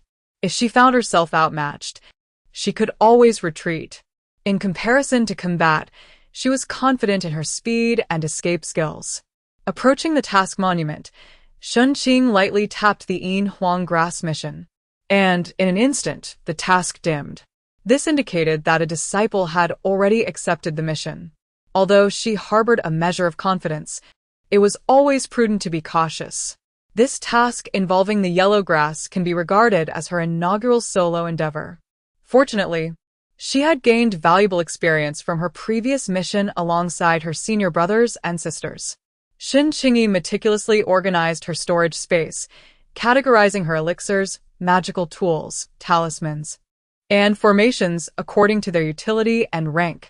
She also prepared some essential items for her journey, ensuring that all provisions were safely stowed in her storage bag. After several thorough checks, Shen Qingyi confirmed that she was nearly ready. After bidding farewell to her master and fellow disciples, she departed from Lingdao sect. Lin Sun could not help but inquire of his master, "Master, are you truly at ease allowing junior sister to venture alone for her training?" Shi Zijiang merely lowered her gaze, sipping her tea in silence. After a prolonged pause, just as Lin Sun was on the verge of losing patience, Shi Zijiang spoke slowly. She must learn to grow. Outside Qingshan City, towering peaks loomed majestically. Within the forest, where trees soared toward the heavens, Shen Qingyi darted gracefully, leaving behind fleeting afterimages. She paused on a large tree, brushing aside the stray locks of hair from her forehead. Perched on the tree, she deployed a formation before retrieving sustenance from her spatial pouch. Taking a bite, the savory meat was intertwined with a delightful sweetness reminiscent of fruit. It was undeniable that the fruit pies crafted by Master Lu from the cafeteria were truly delectable. As she savored her meal, she also pulled out a map from her storage bag. This map, purchased from a nearby market, may not have been exceptionally detailed, yet it encompassed all necessary elements, rendering it a reasonably comprehensive and cost-effective resource. Shen Qing delicately traced her finger across the surface, selecting a task location that was relatively near to the Lingdao sect. After all, her current cultivation level necessitated experience gained through time and practice. Finishing the last morsel of her fruit pastry, she clapped her hands together and carefully folded the map that had been spread across her lap. Chapter 86. The Peculiar Individual with a Few Agile Leaps. She ascended to the pinnacle of a towering tree. From her elevated vantage point, she surveyed the expanse of the forest, a substantial portion of which lay before her. This woodland was already part of the vicinity of the Dunfeng mountain range, and after traversing 2 more celestial cities, she would reach her destination. A wave of elation washed over Shen Qing, her hair dancing in the breeze as a smile graced her lips. Such a scene, once beyond her wildest imaginings, now unfolded before her, traversing mountain and water, seated atop the clouds, gazing at the stars and the moon, traversing the realms. Were it not for the fear of startling the practitioners and magical beasts dwelling within the forest, Shen Qing would have burst into joyous laughter. This manner of life, undoubtedly, is what many aspire to possess. Channeling her spiritual energy through her feet, she propelled herself forward like an arrow loosed from a bow, racing towards the horizon. Days spent in the forest inevitably involved skirmishes. Hurry! The mountain chicken is making a swift escape. Chase after it. A group hastily pursued a mountain chicken that was desperately fleeing. Shen Qing, having just hunted a Liao Tian python, perched on the treetop and observed this spectacle. The mountain chicken was a low-tier magical beast, its combat prowess akin to that of a practitioner at the 3rd level of Qi refinement. Shen Qing vaguely recalled its name to be something akin to the Fueguijin chicken. The most valuable possession on his person was the resplendent feathers, which could be used to adorn garments and other items. Many beauty-conscious cultivators in the realm of immortality would spend spirit stones to acquire the plumage of this splendid rooster. However, what captivated Shen Qingyi the most was not the feathers, but rather the elderly man beneath.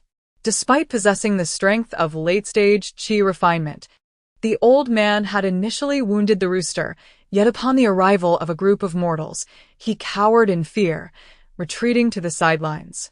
In contrast, the mortals pursued the rooster with exuberant arrogance. Once the mortals had departed, the old man leaned against a large tree exhaling a sigh of relief.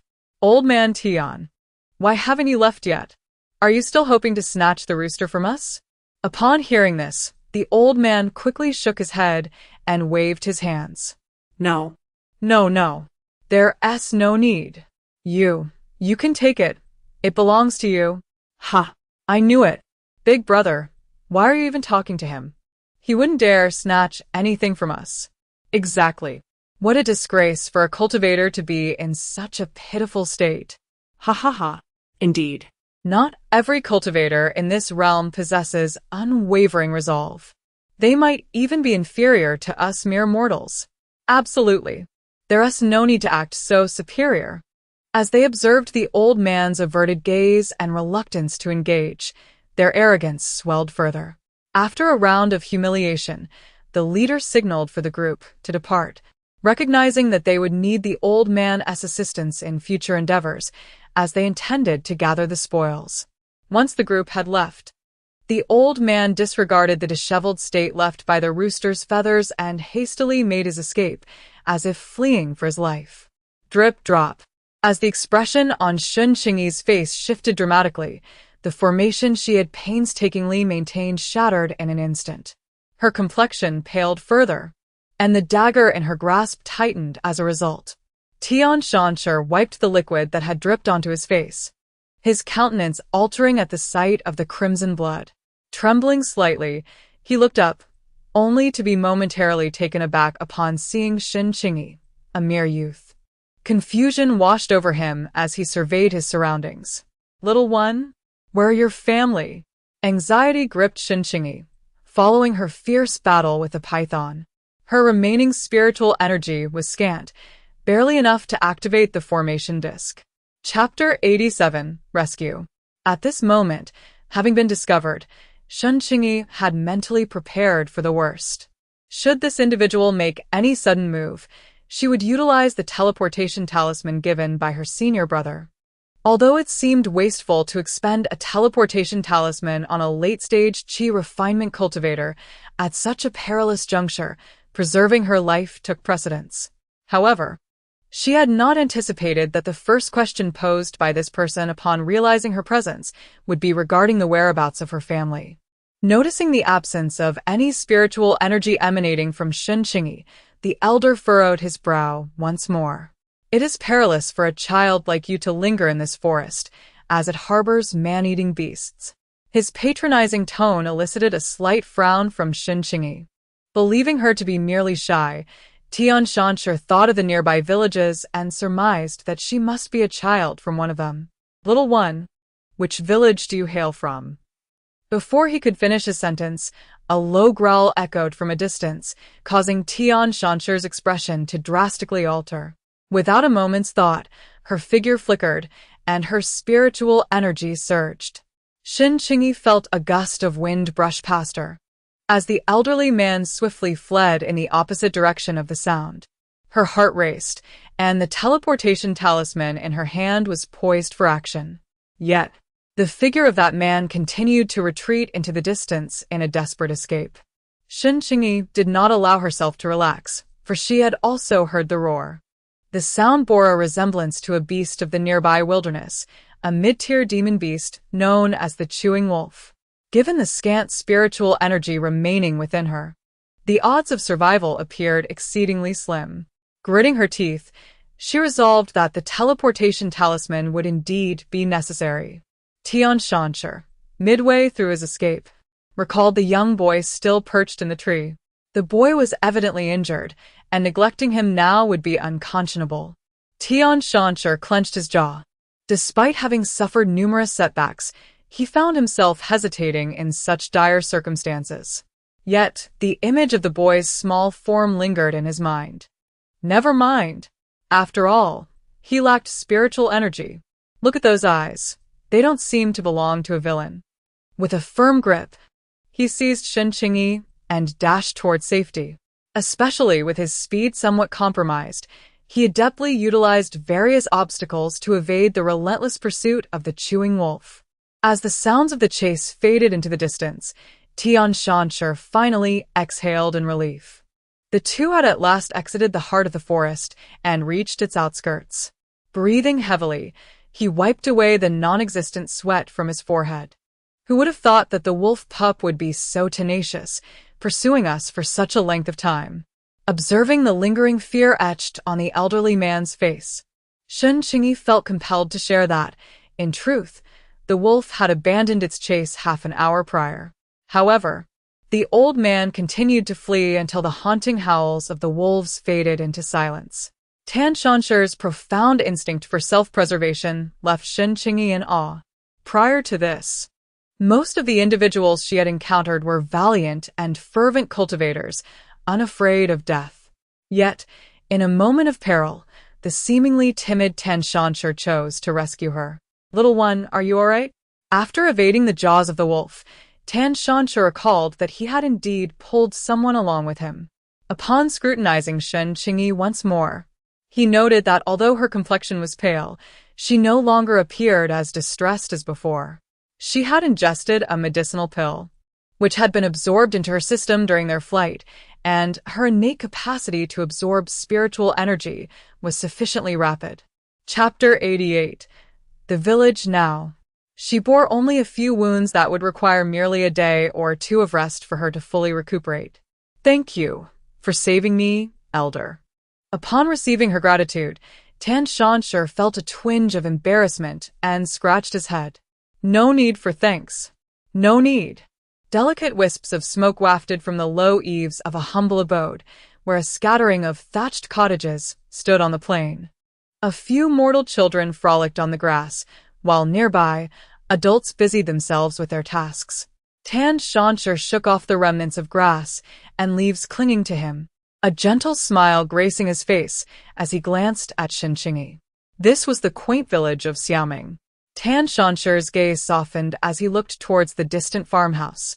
A perceptive child spotted him and joyfully called out, prompting the other children to follow suit, rushing towards him with gleeful shouts. "Grandpa Tan! Grandpa Tan!" The elderly man retrieved 2 rabbits from his storage bag, prompting a chorus of delighted laughter and energetic hops from the children nearby. Wow. "It's a rabbit! Grandpa Tian is amazing!" At that moment, one of the children noticed Shen Qingyi standing beside Tian Xianxia. "Grandpa Tian, who is this big brother?" Tian Xianxia affectionately ruffled the child's hair. "This is Shen Qing, whom I encountered on my way. You can call him Brother Shen." A group of curious children encircled Shen Qingyi, calling out brother from both sides. Although the children appeared frail and undernourished, their faces radiated joy. Hearing their laughter, the villagers emerged from their homes. Shen Qingyi observed that most were ordinary mortals, with only a couple of cultivators at the first or second level of qi training. Thanks to the magical artifact given to her by her master before her departure, which concealed her appearance and aura, she appeared as merely a youthful, unremarkable boy.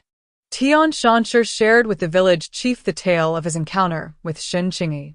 Upon hearing it, the chief turned to Shen Qingyi, saying, "Child, please refrain from wandering about. There are demonic beasts lurking in these mountains. Although cultivators occasionally pass through to slay 1 or 2, danger still looms. For now, stay here and wait. I shall send for a hunter from the town to inquire about your family and arrange for their arrival." Shen Qingyi nodded in agreement. As she followed Tian Xianxia into the village, she maintained a calm exterior, though her heart brimmed with astonishment. This marks her inaugural encounter with a locale that could almost be deemed a village of mere mortals. Even though she had previously resided in the northern domain and encountered many common folk within the confines of the Academy's marketplace, the ambience here was entirely distinct for Shen Qingyi, as traces of cultivators were scarce. She had not anticipated that within the jurisdiction of the Lingdao sect in the eastern domain, such a place still existed. The village chief, with genuine warmth, inquired about Shen Qingyi's origins and how she had ventured into the forest. "Thank you all for your concern. I hail from a village near Lioth Lake. Half a month ago, my father went out, and I wished to accompany him. However, he did not take me along, so I stealthily followed him. Unbeknownst to me, In the deep of night, I became separated from him in the forest. By chance, I encountered Grandpa Tian, and I am ever grateful for his life-saving assistance. Though Shen Qingyi sensed no malice from these individuals, her parents had often instilled in her the wisdom that one should harbor no ill will toward others while remaining vigilant against potential threats. Now, She found herself alone in unfamiliar territory, with her injuries still healing, compounded by the kindness shown by Tian Shan when he came to her aid. Chapter 89. The spirit control sect Shen Qingyi was assigned to reside in the humble abode of a farmer in the village. The thatched cottage, though simplistic, was kept immaculate by its owner. The cottage belonged to an elderly woman whose children had all started families of their own. As her age advanced, she frequently visited her children's homes, leaving this dwelling unoccupied for extended periods. On this occasion, she had gone to visit her daughter, and thus the village chief arranged for Shen Qingyi to stay here. During her 3-day sojourn in the village, she fully recovered from her injuries. She intends to use the pretext of accompanying the villagers who are venturing out for supplies tomorrow to bid farewell to the residents of Xiaoming village. As night descends, the village has fallen into a tranquil silence. Suddenly, a piercing shriek pierces the stillness, startling Shen Qingyi from her meditative state. Sensing the surge of spiritual energy, she immediately becomes alert. The villagers, too, are awakened by the sound, emerging from their homes in confusion. The village chief, accompanied by several robust young men, brandishes torches. Yet the flickering flames seem to lose their significance against the backdrop of the night. The once pitch-black sky is now painted crimson by the inferno above. A villager can no longer contain their astonishment. What is that?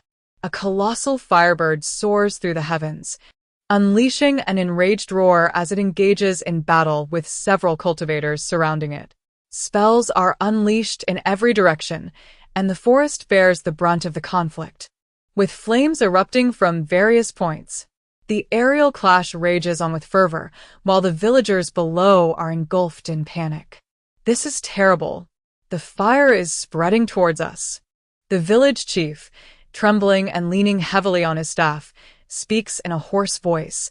Everyone, we must leave this place immediately. Hurry. However, some elderly villagers hesitate, reluctant to abandon the home they have cherished for decades, rooted in place. Young and strong ones flee swiftly. As for those who refuse to leave, stand with me to defend the village. The village chief's gaze is filled with a sense of helplessness. At this moment, regardless of willingness, facing an insurmountable force renders any struggle futile. In the realm where the elderly, the weak, the ill, and the infirm are few, perhaps there still exists a glimmer of hope for some. Xiaoming village has thrived in this vicinity for centuries, under the jurisdiction of the Lingdao sect, with no treasures to speak of nearby, save for a few trial grounds frequented by low-ranking cultivators. Being situated on the periphery, they have enjoyed many years of tranquility. Living within the world of cultivation, they have long understood the matters of life and death. Yet, when faced with the reality, they find it difficult to let go. Shen Qingyi wore a troubled expression as he observed several disciples of the Foundation establishment stage engaged in battle with a high-level demonic beast above. Their attire, however, was not that of the Lingdao sect, but rather that of the disciples from the Yuling sect located in the southern region of the Eastern Domain.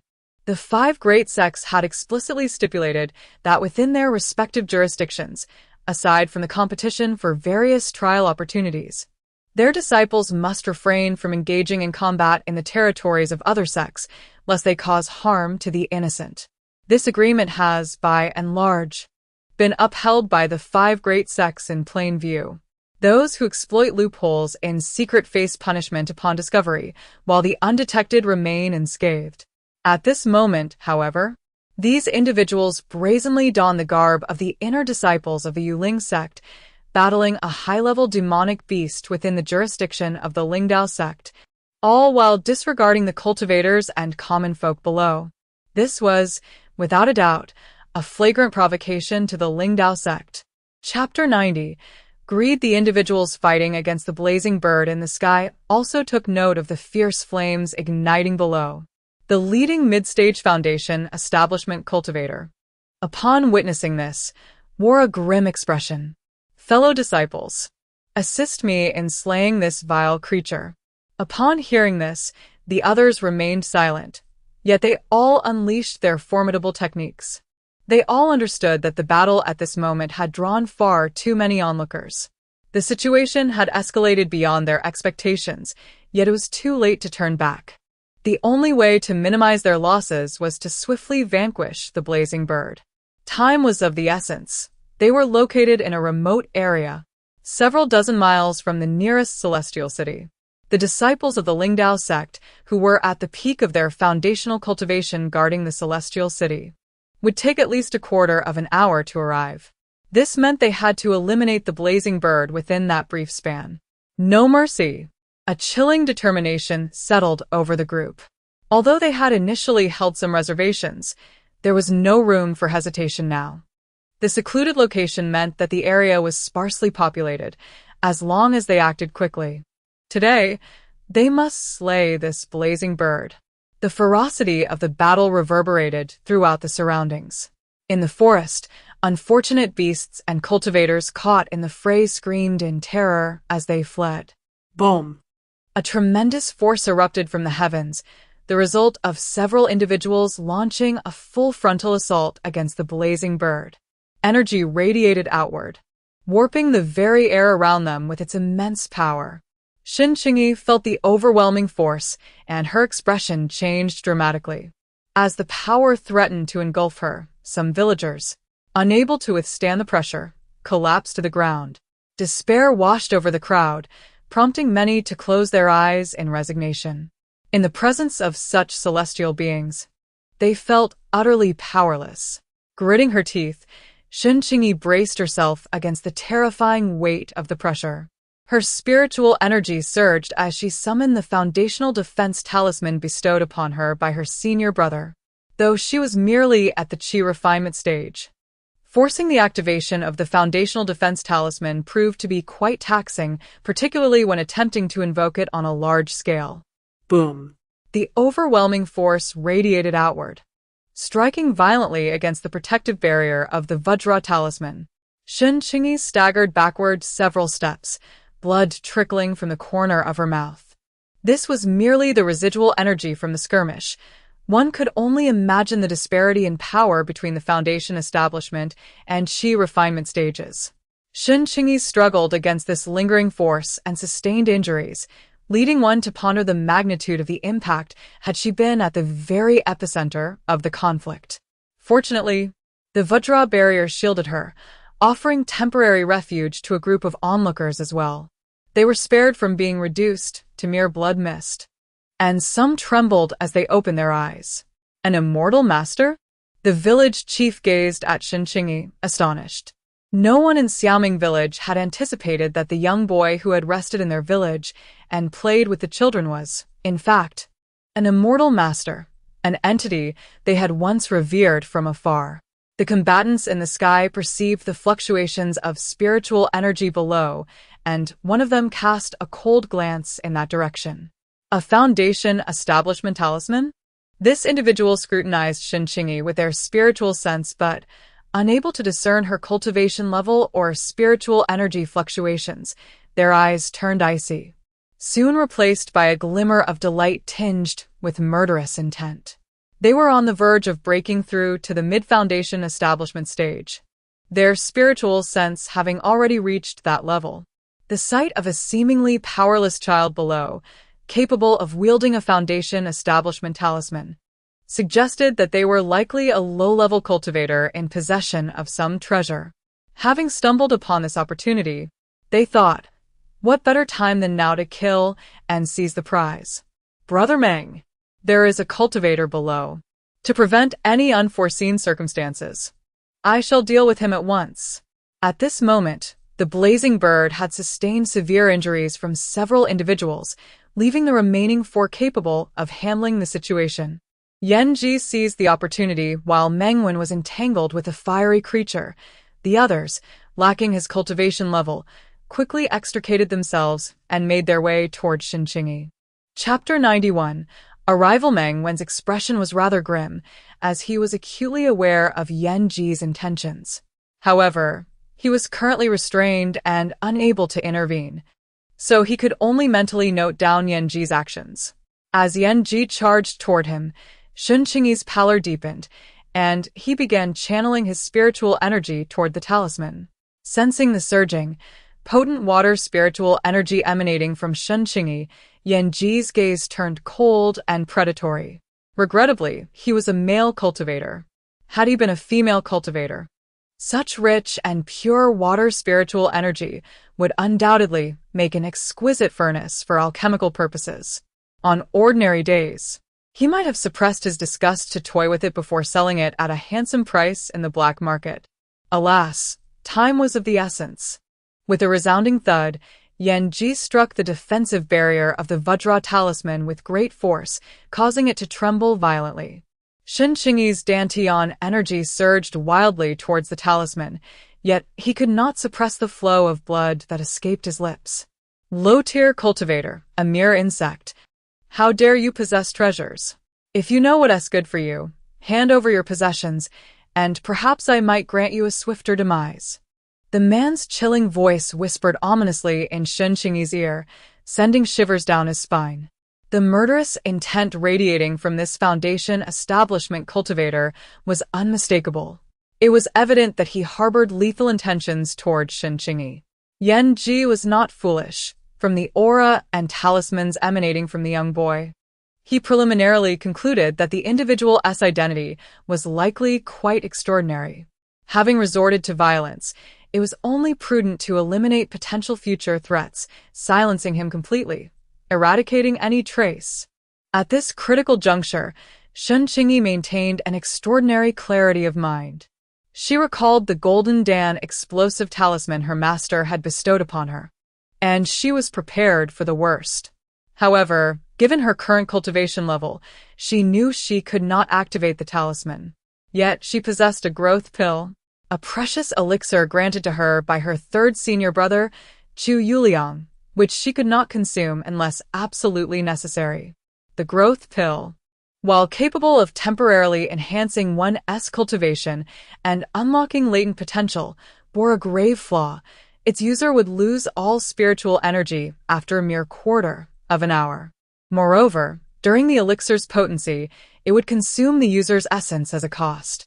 Should one fail to manage it properly, they risked severe damage to their meridians or, in the most dire of circumstances, instant demise.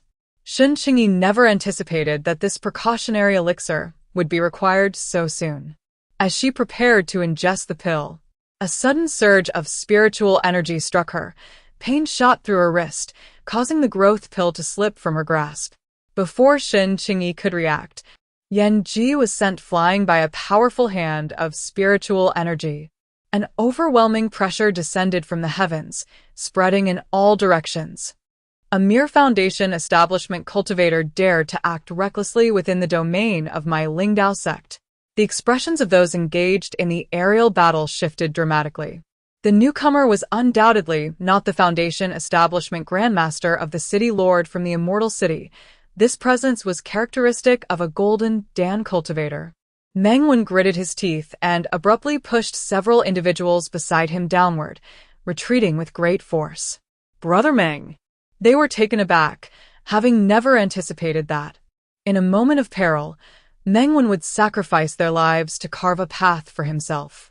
Indeed, a person capable of ruthlessly eliminating even his own beloved disciple without a flicker of hesitation could hardly be expected to possess a compassionate heart.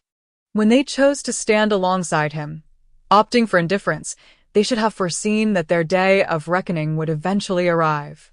Chapter 92. Master Qingshan. The group was forced toward Baizhou, left with no alternative but to defend themselves in a desperate bid for survival. In the face of their spiritual defenses, Baizhou's expression remained unperturbed as his own spiritual energy surged forth, swiftly knocking them to the ground. Meng Wen, sensing the ominous presence approaching from behind, felt his complexion drain of color. Not even several foundation-building disciples could withstand this onslaught for a mere moment. Clenching his jaw, Mengwen flipped his hand, revealing a mirror. It was evident that this mirror was no ordinary artifact. As he inverted the mirror, igniting his own essence to activate it, he directed its beam toward Baizhou. Earth pattern. A dark golden shield materialized in Baizhou's hand, deflecting the light emanating from the mirror. Despite this, Baizhou sensed a force attempting to draw something from within him through the earth pattern. The moment Mengwen beheld the appearance of the shield, his pupils constricted sharply. Baizhou, the favored disciple of Master Qiyu from the Lingdao sect's Luyun Peak, Baizhou, possessing both metal and earth spiritual roots.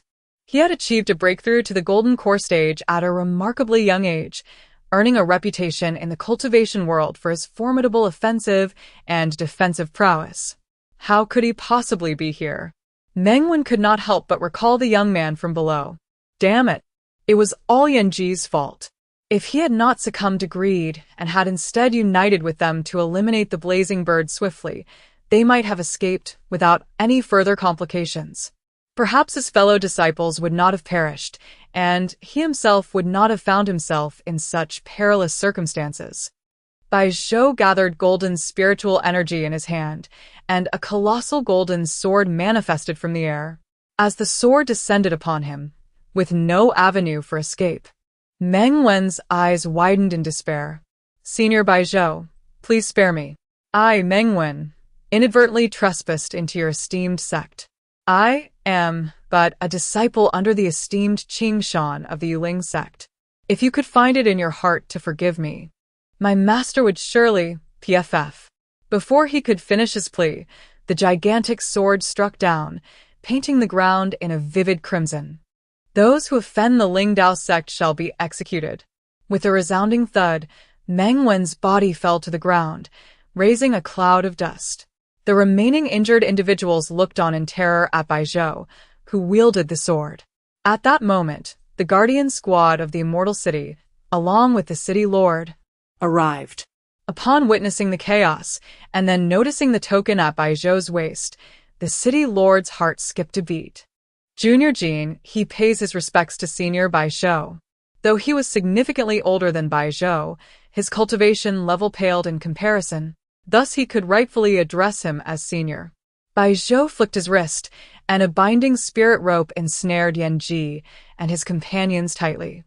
These individuals have acted recklessly within the realm of my Lingdao sect, disregarding the laws of the 5 great celestial sects and the lives of others, intentionally committing murder. Senior, we did not. We beseech you to show mercy. We were lured here by that beast. Please spare us. My master is the esteemed Qingshan of the Yuling sect. I implore you, Senior, to show mercy. Upon hearing Baizhou's words, one of them grew increasingly anxious. If they did not plead for leniency today, they would undoubtedly face a dire fate. Baizhou's gaze was icy. Qingshan? The others nodded fervently. We sought the Tian Yuan flower for our master, who is on the verge of breaking through to the mid-stage of the Golden Core realm. He requires the Tian Yuan flower to concoct the Sui Ling pill. Our encounter with the blazing bird was purely accidental, leading to today's predicament. It is all a misunderstanding. The speaker looked at Baizhou, his eyes pleading. Chapter 93. Heartache. They were unaware whether Qingshan had truly shown signs of a breakthrough, yet the flower was indeed intended for him. Unexpectedly, the small blazing bird proved to be obstinate, refusing to yield even unto death. Consequently, the larger blazing bird pursued them relentlessly across thousands of miles. At this moment, the blazing bird lay on the ground, gravely wounded, casting a look of hatred towards the group. The speaker initially believed that mentioning Qingshan and his imminent breakthrough to the high stage of the Golden Core realm would earn them some leniency. Considering that Baizhou's master, Qiyu, was merely a mid-stage practitioner of the Golden Core realm. Jean He, having listened to their pleas, turned to Baizhou with a questioning gaze. Baizhou, observing the hopeful expressions of the group, could not help but smirk. You have disrupted the terrain of my Ling Dao sect and inflicted harm. We are willing to offer compensation. This matter is our fault. We can make amends. After all, it concerns merely a few mortal lives. The group, believing Bai Zhou was inclined to accept compensation, eagerly chimed in. Yes. We possess spirit stones. We possess spirit stones. A few individuals cast disdainful glances at a group of trembling villagers, fear evident in their eyes. We possess spirit stones. We can compensate them. Whatever amount they require, we can provide. Truly, they are fortunate. Yet, they dare not make exorbitant demands. For even the most insignificant of ants must have their lives to claim. Bai Zhou, wielding a massive sword, lifted the chins of several individuals, his gaze devoid of warmth. Spirit stones? How many spirit stones do you possess to offer as compensation? Even if you were to relinquish all your possessions, it would still fall short of compensating for the life of my esteemed disciple, Xianxia, from the heavenly water peak of the Lingdao sect. We have spirit stones. The words of the few faltered abruptly. Heavenly water peak, falling red hull, Xianxia, esteemed disciple, you should consider yourselves fortunate that she did not perish here. Otherwise, Jin, take them away. Ensure they are well guarded. This matter I shall report to the sect myself. Yes. The group from Jinling City dared not breathe a word. Xianxia's gentleness is renowned in the realm of cultivation, yet her reputation for protecting her own is equally formidable. The fact that her esteemed disciple encountered trouble near the city she oversees left Jin in a state of dread, for had Bai Zhou arrived a moment later, the consequences of something happening to Shen Qingyi would have been dire. The individuals lying on the ground shut their eyes, enveloped in utter despair.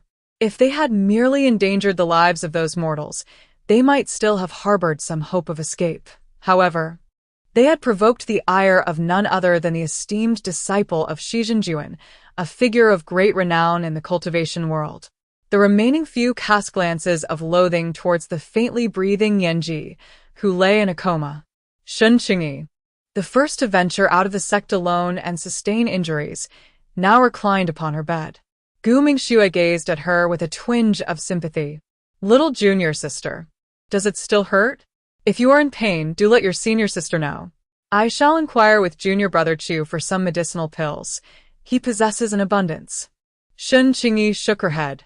Chapter 94. Punishment. You can protect her for a moment, but you cannot shield her for a lifetime. Bai Zhou entered the room, accompanied by Shen Qingyi's master and several senior brothers, as well as the esteemed Master Qi Yu and her disciple, Yu Shiqing.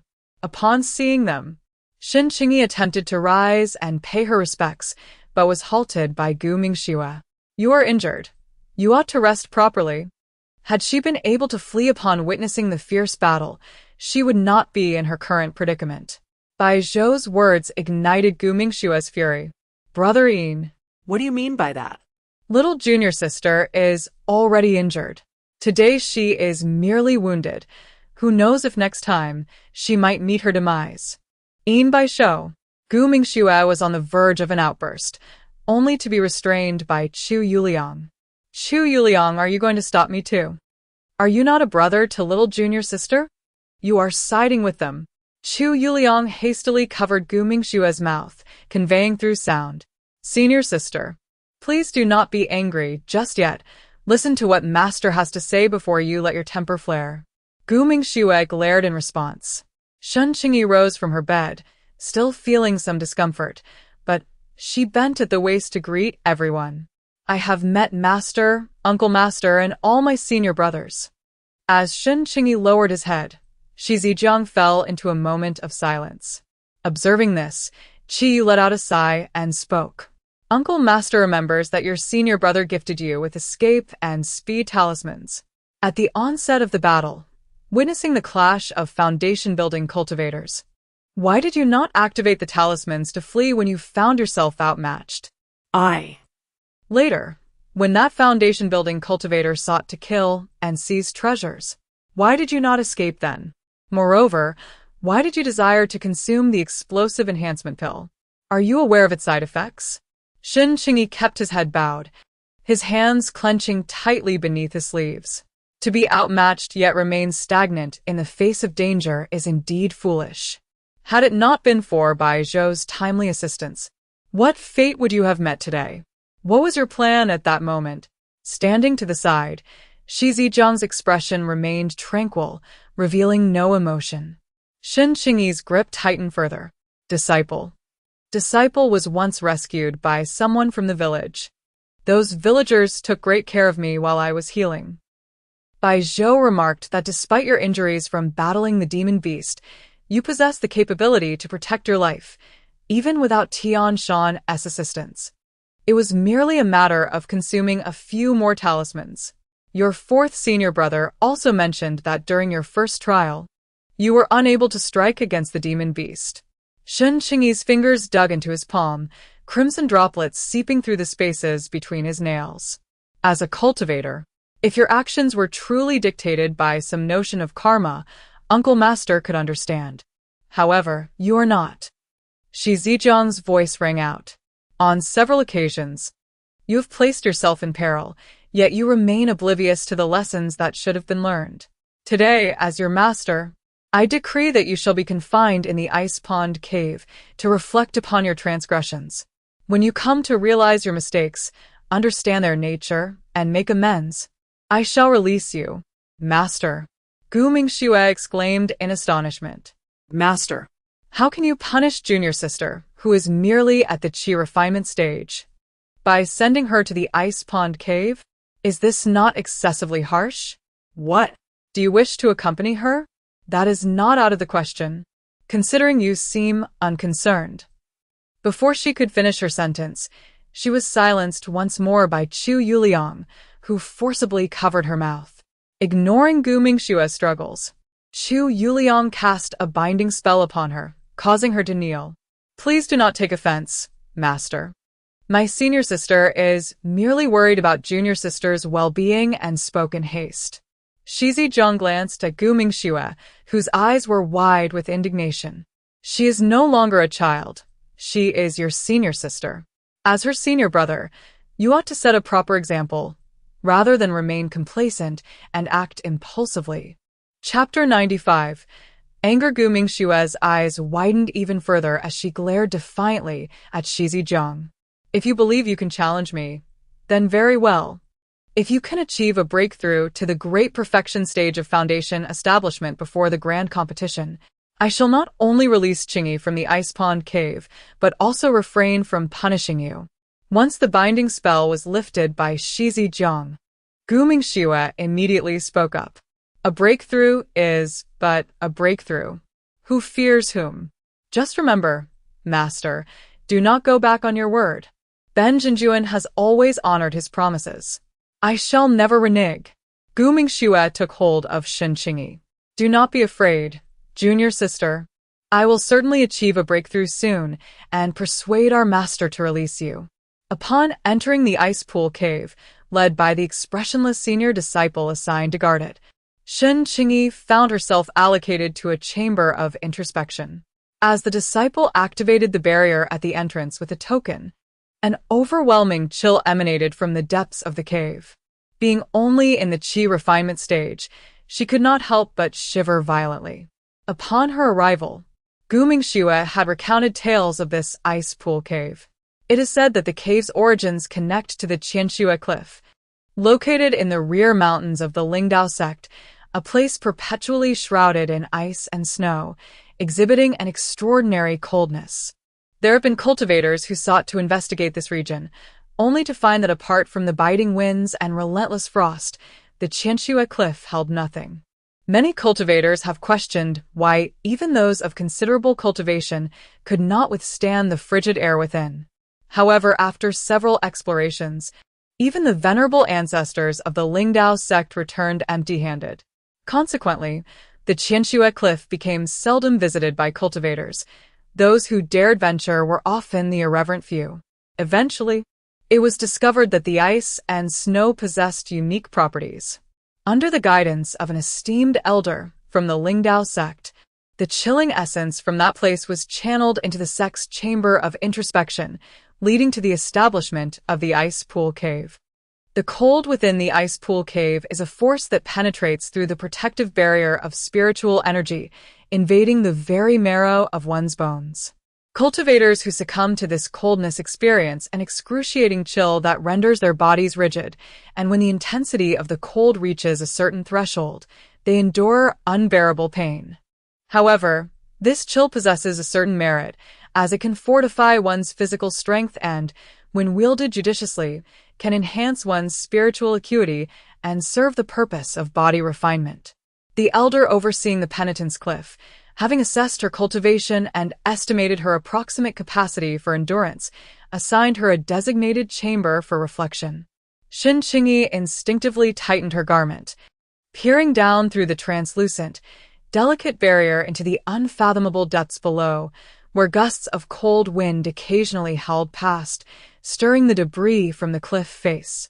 The steep, towering rock wall bore no trace of greenery, only the semblance of marks seemingly etched by the winds. With a sigh, Shen Qingyi pondered that by now there was likely no other direct disciple who had descended into such a state as hers. In the falling Phoenix Hall, Gu Mingxue angrily shook off Chu Yuliang's hand. Leave. I do not wish to see you at this moment. Senior sister, please do not be angry. Gu Mingxue turned in fury, casting a fierce glare at Chu Yuliang. How can I not be infuriated? Oh. Is the junior sister not your junior sister? Regardless, you and your fellow masters seem utterly devoid of compassion for her. If you do not feel her pain, must I, as her senior sister, be deprived of the right to care? Chapter 96. A visit. Chu Yuliang, feeling somewhat helpless, stepped forward to grasp Gu Mingxue's hand. Senior sister, I understand your concern for the junior sister, but consider that Brother Buizhou has a point. Chu Yuliang, the junior sister has already been punished in the icy pit. Yet you still defend Buizhou. I shall no longer engage with you. With a resounding thud, the door to the chamber closed before Chu Yuliang, leaving her in a state of resignation. Lu Jingqing approached from a distance, witnessing the scene before him. There is no need for you to persuade her further. Creak. The door swung open once more, revealing Gu Mingxue. Lu Jingqing. What do you mean by this? I have yet to seek trouble with you. What do you mean? Not only do you refuse to assist the junior sister, but you also speak ill of her to the master and the uncle. Had I known this, I would never have entrusted the junior sister to you. Look. Is this how you protect her? Indeed, all you deceitful men are nothing but liars. Liars. Gu Mingxue's voice quivered with a hint of tears, causing Chu Yuliang to panic momentarily. Senior sister, please do not cry. It is the junior brother's fault. It is the junior brother's fault. Chu Yuliang's words only deepened Gu Mingxue's sorrow, prompting Lu Jingqing to furrow his brow slightly. Senior sister, if the junior sister does not reflect on her mistakes today in the hall of reflection, she may one day pay for this error with her life. Would you prefer she endure hardship now, or face future calamities with no chance for regret? Gu Mingxue was momentarily at a loss for words. It cannot be as serious as you say. If it were not so grave, why would the master punish the junior sister? Surely, senior sister can comprehend this. The junior sister possesses remarkable talent, yet lacks the privileged background that you enjoy. Without her talent, she is essentially nothing. Now, she stands behind the Lingdao sect. She is a disciple of the Lingdao sect, a student of Tianshui Peak, and a direct disciple of Luohong Hall. This is the realm of cultivation. Beyond the Yunzi continent, there are countless worlds within the cultivation realm. Gu Mingxue closed the door of the cave once more with a decisive thud. Her senior sister, too, did not wish for a day to arrive when a genius of the Lingdao sect, standing at the pinnacle of strength, would perish in the pursuit of saving mere mortals. After all, human emotions are tender. She certainly did not want those she cared for to be harmed or even fall for the sake of those who are inconsequential. Upon witnessing this, Chu Yuliang breathed a sigh of relief, knowing that his senior sister had been persuaded. Indeed, it was his prowess that had prevailed. In the corner of the cave, Shen Qingyi trembled from the cold, her eyelashes and hair adorned with frost, curled up in a small ball. The moment Yu Shiqing arrived at the cave, he could not help but sigh at the sight. Qingyi, little junior sister. With her consciousness somewhat hazy, Shen Qingyi seemed to hear someone calling her name, struggling to open her eyes. Looking towards the entrance, she saw Yu Shiqing standing outside with a food container in hand. You. Brother Yu, it's me. I've brought you some food. You haven't established your foundation yet. Come over and eat something. Shen Qingyi sniffled. Upon entering this cave of contemplation, her master had placed restrictions on her storage pouch, rendering it utterly inaccessible within the confines of the thoughtful cliff. Influenced by the array's aura, all she had left were a few bottles of fasting elixirs, and for days she had been consuming them, her mouth growing weary of their blandness. Hearing of food now invigorated her weary demeanor significantly. With a flick of his token, Yu Shiqing dispelled the barrier at the entrance to the cave. I beseeched our esteemed martial uncle and brought you these victuals. That's how I gained entry. The gatekeeper senior apprentice brother only granted me a scant half-hour. Pray, consume these provisions with haste. They are crafted by the sixth chef of the refectory, a purveyor of your cherished fare. Chapter 97. An Explanation. I thank you, senior apprentice brother Yu. Observing Shen Qingyi's trembling form, Yu Shiqing once more shook his head in helpless resignation. Little Qingyi, why do you subject yourself to this ordeal? The glacial pool cavern is so frigid. Quickly confess your transgression to our martial uncle. He holds you in great affection and will undoubtedly release you. Shen Qingyi, shivering, nibbled on the warm fruit pastry in her hand, sniffing softly. Senior apprentice brother, if it had been you, what course would you have taken? During her days in the confinement cave, Shen Qingyi had pondered the reasons for her master's chastisement. Yu Shiqing was taken aback by the question. He had heard of Shen Qingyi's actions, risking the consumption of a surge pill to safeguard several mortals with talismans. In truth, such a foolish act was rarely committed by their disciples. However, he could not express this sentiment directly to his junior apprentice sister, for she was a maiden and deserved consideration. Yet, Yu Shiqing hesitated, unable to articulate a suitable response. Senior apprentice brother, do you also deem me exceedingly foolish? Yu Shiqing remained silent. To jeopardize oneself for the sake of a few unfamiliar mortals was, in his estimation, indeed a foolish endeavor. Xiao Qingyi, it is not that my senior brother deems you foolish. Rather, the peril of the moment was evident. Your actions, though well-intentioned, were somewhat impulsive. You could have first retreated to a place of safety and then sent a distress signal to the sect. Although such a course of action might have resulted in the unfortunate demise of those mortals and cultivators by the time help arrived, it would have been a more prudent choice. Senior brother, had I chosen to leave at that moment, they might have had a chance. If I had remained, armed with enhancement pills and talismans, perhaps I could have endured until the disciples of the sect arrived. Yet, what if I could not hold out? Yu Shiqing found it difficult to witness Shen Qingyi's bewildered expression, but certain truths must be articulated. Qingyi, this is the realm of cultivation, amidst the multitude of mortals. Each possesses their own fate. As cultivators, we defy the heavens and must heed the law of cause and effect. Sometimes, becoming too entangled in the fates of others can be detrimental to both ourselves and them. Reflect upon this. In a world teeming with cultivators, you stand alone. Can you truly save one individual, a village, or perhaps even countless others? You are merely a novice in qi cultivation. In such dire circumstances, the wisest choice would have been to turn away and abandon all else. I believe that my master's ire stems not from your desire to save others, but from your reckless disregard for your own safety in doing so. In this world, only the strong are worthy of the privilege to save others and to possess compassion. Do you understand? The strong indeed. Furthermore, I have also heard of your recent experiences while undertaking training outside. Qingyi, the realm of cultivation is unlike any other place.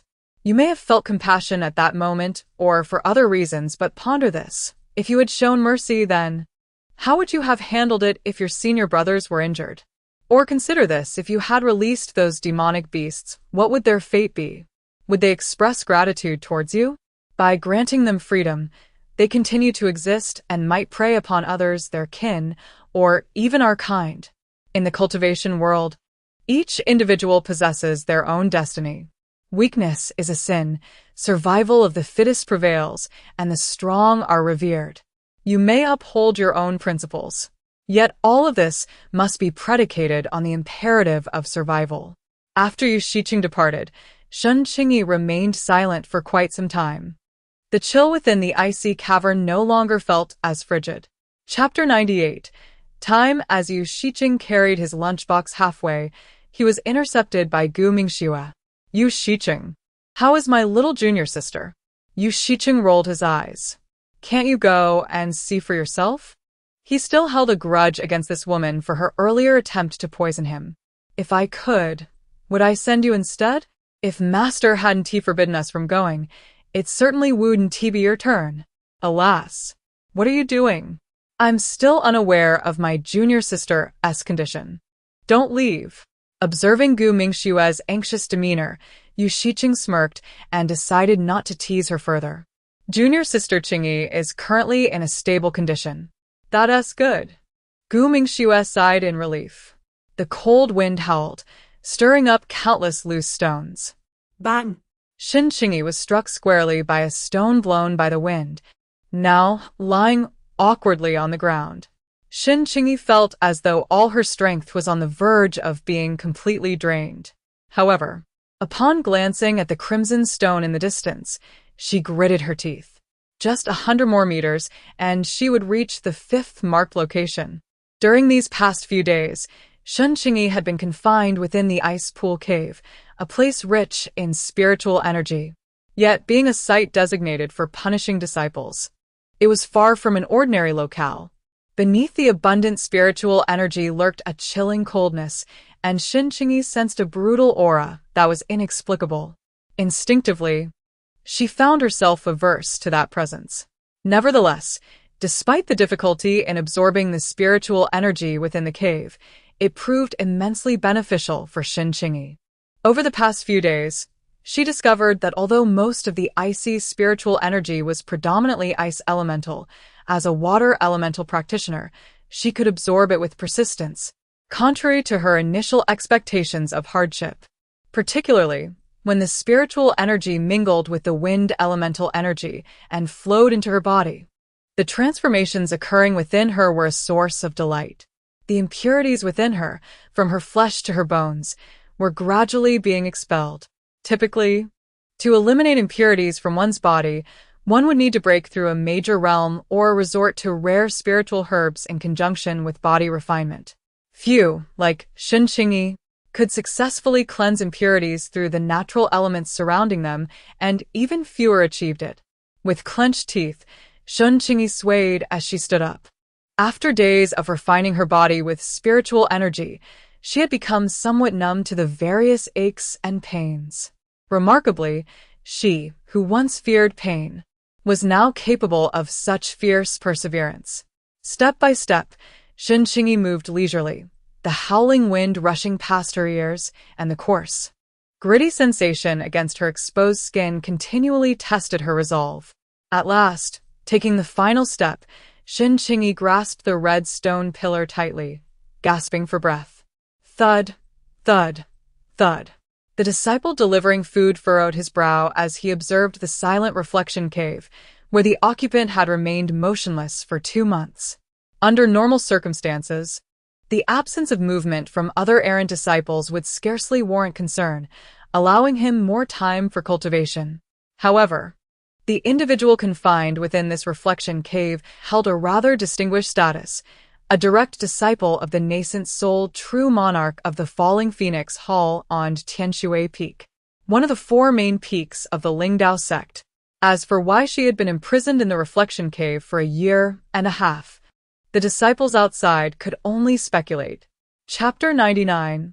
Gale. Yet, as the guard disciple, none understood the reasons behind her confinement better than he did. It was neither entirely incorrect to say she had erred, nor was it entirely fair to assert she was faultless. The guard disciple shook his head helplessly. Alas. Oh, brother, do not shake your head. I desire that little girl within. I want her. Wanjin frowned, glancing down into a cave opposite him. Fei Zhong, noticing Wanjin's gaze, promptly flashed a smile, his face adorned with stubble and an unkempt appearance, combined with an ingratiating grin that made a poor first impression. However, as a seasoned guard disciple, Wanjun had long since mastered the art of maintaining composure and refraining from judging others by mere appearances. After all, the individual below is no simple character. Brother, you have visited that young lady's abode several times. Each occasion, you brought delectable treats. You cannot fathom the distance between us. The aroma wafts through the air, stirring my appetite. That young lady is likely still grappling with the peculiar winds within her cave. If she cannot partake, let it not go to waste. The old man desires a taste. I yearn for a morsel. Wanjun glanced at the exquisite food container in his hand. It is of considerable worth. In the realm of cultivation, the eldest daughter of the esteemed Gu family possesses treasures within. Each grain of spirit rice is not easily obtained. Even encased within the magical food container, one can faintly detect the enticing fragrance, indicating that its contents are far from ordinary sustenance. Wanjun shook the food container. Fei Laoma, I advise you to rest early. The delicacies of the Gu family are not to be trifled with. Put aside your scheming thoughts, lest you risk injuring your teeth or choking. Shen Qingyi's uniqueness is likely known to some cunning old foxes. However, to harbor ulterior motives towards her requires both courage and fortune. Alas, brother, fellow cultivator, esteemed elder, I merely wish for a meal. Do not be so heartless. We have shared many years together. Fei Zhong's voice, carried by the howling winds, became somewhat fragmented as he observed the retreating figure of Wanjun, his gaze chilling. Does he truly think I covet that meager food? Bah. Cursed Lingdao sect. Cursed Buyuding. Do not let me have the chance to venture out one day. What a cacophony. Silence. A colossal head emerged from the dark cave. Fei Zhong, do not spend your days cursing behind someone's back. If you have the audacity, speak your mind in their presence. Always chattering incessantly. How dare you flaunt your authority here? Despite being of the bloodline of a demon king, you have still been trapped in the Spirit Path sect for 500 years. Amidst the clamor outside, Shen Qingyi heard not a single sound, for at this moment, her ears were filled with the howling wind. She had lost count of the markers she had passed. All she knew was that the closer she drew to the cave, the more frigid the air became, and the howling winds sliced through the atmosphere like blades. One misstep could result in the bone-chilling gusts lacerating her flesh. Suddenly, a fierce gale surged toward Shen Qingyi once more. She swiftly evaded its grasp. Her internal spiritual energy had reached its zenith, yet her cultivation had not made the anticipated breakthrough. Shen Qingyi understood that attempting to advance from the 10th level of Qi training to the 11th, achieving the pinnacle of Qi training, was no simple feat at this juncture. However, she felt no urgency. Over the past year, she had been hasty on numerous occasions and suffered greatly as a result. She still vividly recalled a time when her impatience nearly cost her half an ear due to a tempestuous wind. Had she not reacted in the nick of time to evade it, she would undoubtedly be missing a part of her body now. In that case, to restore her complete form, she would have to consume high-tier elixirs for reconstruction or wait until she reached the Yuaning stage to attain a perfect body. In her hand, a blackish-brown staff materialized. The staff gradually enlarged in her grasp, and when it reached the size of her own body, she thrust it forcefully into the ground. The hard, ice-covered stone ground was pierced by a hole created by Shen Qingyi, leaving the wooden stick standing upright at this moment. This stick was the very one that had first entered her dantian when Shen Qingyi began to cultivate. At the instant she broke through to the 9th layer of qi refining, this stick nearly absorbed all the surrounding ice spiritual energy. Had it not been for Shen Qingyi's desperate control, the spiritual energy within a radius of several hundred miles would likely have been entirely depleted. Following its absorption of spiritual energy, the stick seemed to have advanced, exhibiting a strength far surpassing its initial state, both in appearance and aura. As a contracted magical artifact of Shen Qingyi, its complete capabilities remained elusive to her, yet she had discovered several functions that were previously hidden. For instance, at this moment, Shen Qingyi concealed herself behind the massive stick, which shielded her from the howling winds. The gusts, strong enough to strip the icy layers from the surrounding walls, left no mark upon the surface of the stick. Even the high-quality magical artifacts bestowed upon the direct disciples of their sect could not compare to the seemingly ordinary wooden stick's resilience. Initially, Shen Qingyi was oblivious to the nature of this object, including its origins and how it came to reside within her. However, during her 8th layer of qi refining, after the stick absorbed spiritual energy and underwent a breakthrough, a fleeting pattern that flashed across its surface sparked a bold speculation within her. That pattern was familiar. She had seen it within the Grand Hall of the Qingyi Academy. Once, she frequently cleaned the Grand Hall, meticulously tending to the portraits that adorned its walls with utmost caution. Among these, one portrait bore a striking resemblance to the patterns on this wooden stick. Leaning against the stick, Shen Qingyi voraciously savored the pastries in her mouth. Her provisions were dwindling. In no more than 6 months, she would need to replenish her supplies. After days of consuming nothing but pastries, she found herself yearning for the meals prepared by Master Lu, Master Jiu, and the others from the grand dining hall. Upon finishing the last piece, Shen Qingyi swiftly extracted the wooden stick embedded in the ground. With a resounding thud, the moment the stick was removed, a gust of wind surged forth. Shen Qingyi stumbled back a few steps, her feet firmly planted, her knees slightly bent. She spat out the dirt and icy shards that had accumulated in her mouth. Who could say how frigid the depths of this ice cave truly were? Shen Qingyi brandished the wooden stick and pressed onward. Perhaps it was due to her affinity with the water spirit root, which connected her to water and ice, coupled with her concealed wind spirit root that allowed her to navigate this environment with remarkable ease, affording her advantages far beyond those of others. Were it not for the chaotic spiritual energy within, which rendered it unsuitable for prolonged meditation, she might have considered this place a splendid sanctuary for cultivation. Chapter 101. Soft heart. The echoing thuds resonated once more from within the cave of introspection. Onlookers outside the cave gasped in astonishment. Each chamber was separated by corresponding formations, and while some appeared to be in close proximity, the reality was quite the opposite.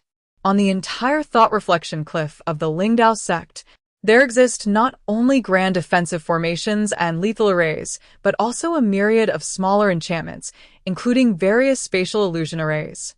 These formations interconnect and intertwine, creating a labyrinthine ensemble of ever-changing arrays. Without the guidance of the vigilant disciples, traversing even a mere 10 steps would prove exceedingly challenging. Of course, this would not apply to those of exceptional prowess or masters of formations.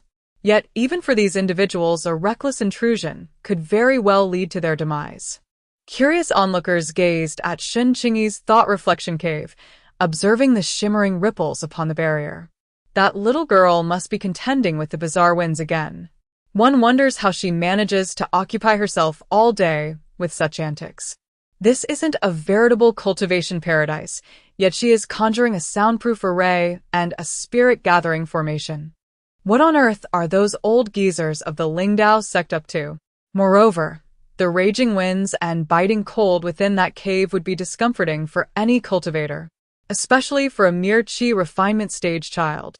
Alas, you all ponder, she has been inside for so long without incident, tirelessly persevering.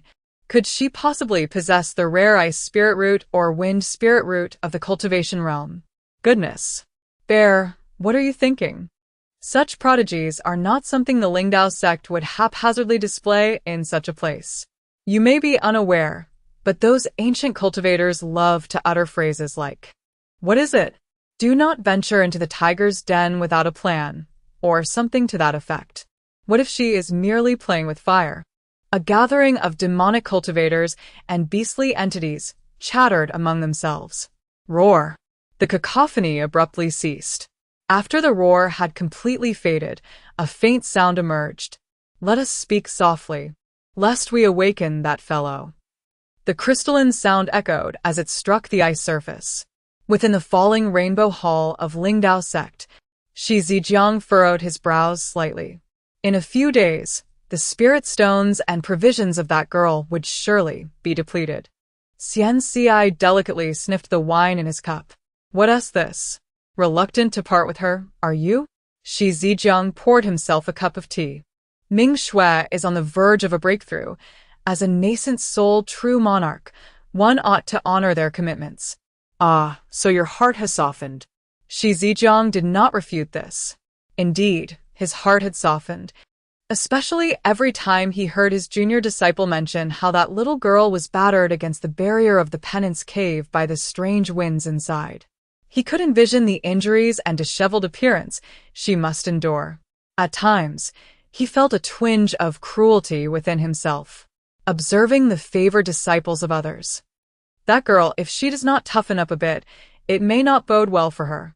Senior brother, while that may be true, Qingyi is still quite young. Indeed, she is still young. Xianxia sighed. However, certain individuals in the cultivation world will not temper their actions simply because of youth. You should now understand the girl's temperament. Shi Zijiang's gaze turned cold. I summoned you today for another matter. Last month, Shi's senior brother took his disciple to Luokong Temple. He went to meet Master Yinshan? Shi Zijiang expressed mild surprise. Xianxia nodded. Chapter 102. The Colossus. The fate of his disciple is even more extraordinary than his own, and there are certain elements within that disciple that, if not handled with care, could lead to considerable complications. Shi Zijiang felt a twinge of concern. Indeed, the talent of his senior brother's disciple is exceptional, displaying remarkable abilities across the board. Aside from a somewhat reclusive temperament, he is commendable in every respect. However, from the very first encounter, his senior brother had mentioned that there was something peculiar about the lad. Now, several years have passed, and despite his senior brother's formidable skills, he has yet to find a solution, prompting Shi Zijiang to recall his own disciple. Senior brother, you once remarked that Qingyi is not like MASU-MANHUA. Although Qingyi's fate is somewhat unusual, it is not one of dire misfortune. Rather, it possesses a degree of variability, yet she radiates auspicious energy. As for MASU-MANHUA's fate, it is beyond the reach of ordinary individuals to unravel. Shi Zijiang shook his teacup. His own fate, as recorded in the annals of this realm of cultivation, must be the ninth, I believe. Whoosh, whoosh, whoosh. Ding, ding, ding. Countless ice crystals cascaded down, transforming into droplets upon their contact with the icy surface, merging seamlessly into it. Shen Qingyi's eyes widened in disbelief as she beheld a colossal shadow beneath the ice. Layer upon layer of ice obstructed her view. Had it not been for the peculiar refraction she noticed on the ice crystals initially, she would have remained oblivious. Who could have anticipated that beneath the thought-reflection cliff of the Lingdao sect lay a hidden underground river, and beneath it, yet another concealed waterway? With the ethereal energy of the hidden river, Shen Qingyi, owing to her innate affinity for this aquatic essence, discovered the most concentrated source of its power. At the confluence of two dark rivers, a cavernous grotto emerged, shrouded in mystery. Upon traversing this cave, she entered a realm entirely cloaked in ice.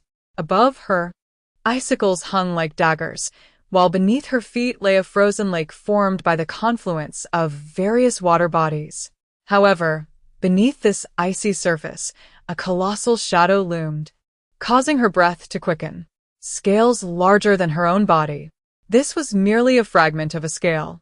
Shen Qingyi could hardly fathom the enormity of the creature should it fully reveal itself. She remained rooted to the spot for an extended period, fearful that any sudden movement might rouse the beast, leading to her untimely demise. After a lengthy wait, silence pervaded the air. Hesitant, she took a tentative step backward, then another, retreating toward the cave's entrance. Suddenly, a realization struck her, and her eyes widened in alarm. The water energy she had sensed was abundant yet stagnant. If a living creature were to conceal its power, how could its essence manifest as lifeless? Shen Qingyi swallowed hard at her conjecture. She yearned to flee, but her legs felt unresponsive. Be bolder, Shen Qingyi, she admonished herself. Fortune favors the brave. Opportunities lie before you. If you continue to cower, how will you cultivate your immortality? After much contemplation, she retrieved the last remaining high-grade life-preserving teleportation talisman from her pocket, ready to press it against herself at the slightest hint of danger. Shen Qingyi approached step by step, and as the distance diminished, her breath grew increasingly rapid and cautious. When she beheld the shimmering, azure-scaled creature up close, her heart nearly leaped into her throat. The proximity intensified the spiritual energy emanating from the colossal being, while the pervasive aura of death became more discernible to her senses. Shen Qingyi extended her hand, the frigid touch sending a shiver down her spine. Suddenly, a powerful pull radiated from the point of contact. Upon reopening her eyes, she found herself in an entirely transformed setting. Instinctively, she became alert, her grip on the talisman tightening to the point of almost shattering it. After a prolonged silence, no sounds reached her ears. Shen Qingyi cautiously surveyed her surroundings. The landscape remained a vast expanse of ice and snow, yet amidst this wintry desolation, an unfamiliar figure emerged. It bore a resemblance to a statue. From the depths of the cave of reflection, the black behemoth suddenly opened its eyes. A layer of crimson flickered within its golden pupils, for it had sensed that familiar essence. Indeed, within the Lingdao sect lay the dragon tomb of their dragon clan. It was no wonder he had endured centuries of stealth within the Lingdao sect. With a thunderous roar, the massive black dragon turned, stirring commotion among the inhabitants of the Cliff of Reflection. What was it attempting to do? What was happening? Was it trying to breach the protective array of the Lingdao sect? The disturbances at the Cliff of Reflection awakened not only those held captive, but also the cultivators of the Lingdao sect who were suppressing the area. Abominable beast. Do not act recklessly. Among them was the guardian of the Cliff of Reflection, Xianxia. The imposing pressure emanating from the perfected practitioner of the Yuaning stage prompted a notable stillness among the previously agitated elements of the thought reflection cliff, which had been stirred by Mo Yuan's presence. Yet Mo Yuan, recognizing the splendid opportunity before him, was unwilling to concede. It had taken him considerable effort to sense that entity through a single scale. However, upon entering the territory of the spiritual path sect, the human-constructed formations were exceedingly detestable, enveloping everything in layers, obscuring the faintest trace of the initial essence he sought. Fortunately, upon entering the realm of humanity, he had prudently retained a high-ranking feather token from the Kunping clan, capable of breaking through spatial confines. As Shen Qingyi gazed upon the colossal statue before him, he felt an overwhelming sense of pressure. A thunderous roar reverberated as if it were echoing from the distant heavens, striking deep into the souls of those present. A blood-red dark light suddenly surged forth from the statue's brow, racing toward Shen Qingyi's own brow. The instant it penetrated his forehead, Shen Qingyi's body froze momentarily. Ha ha ha! At last, I have encountered it. A rare talent, a once-in-a-millennium opportunity. The perfect vessel for seizing control. Little one, today, in consideration of your corporeal form, I shall grant you a swift end. Before Shen Qingyi could comprehend why he had transformed into a small sphere of light, he beheld a swirling black mist radiating a blood-red glow. The mist lunged toward him with ferocity, and instinctively, Shen Qingyi sought to evade the impending danger. However, it felt as though an unseen force had bound his form, rendering him unable to escape the black mist's assault. Pain surged through him instantaneously, a sensation akin to his very soul being torn asunder, causing his consciousness to waver. Fragrant. Truly fragrant.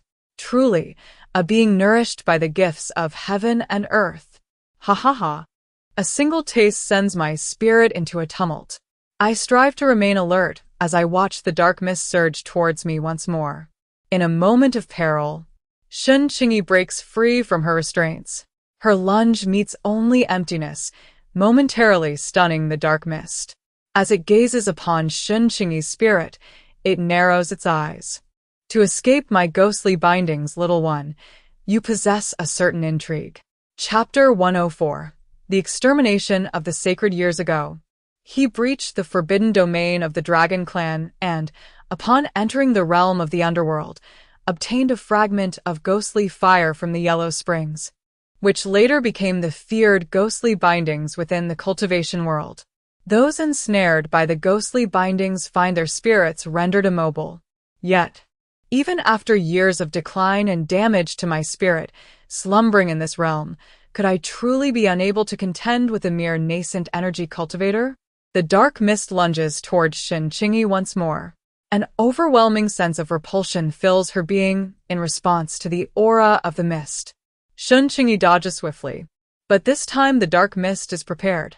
A sharp pain strikes again, causing Shen Qingyi to draw in a breath sharply. With each wave of agony, her physical agility seems to wane. She realizes that if this continues, her situation will become dire. She attempts to summon her weapon, yet no matter how she tries, nothing materializes.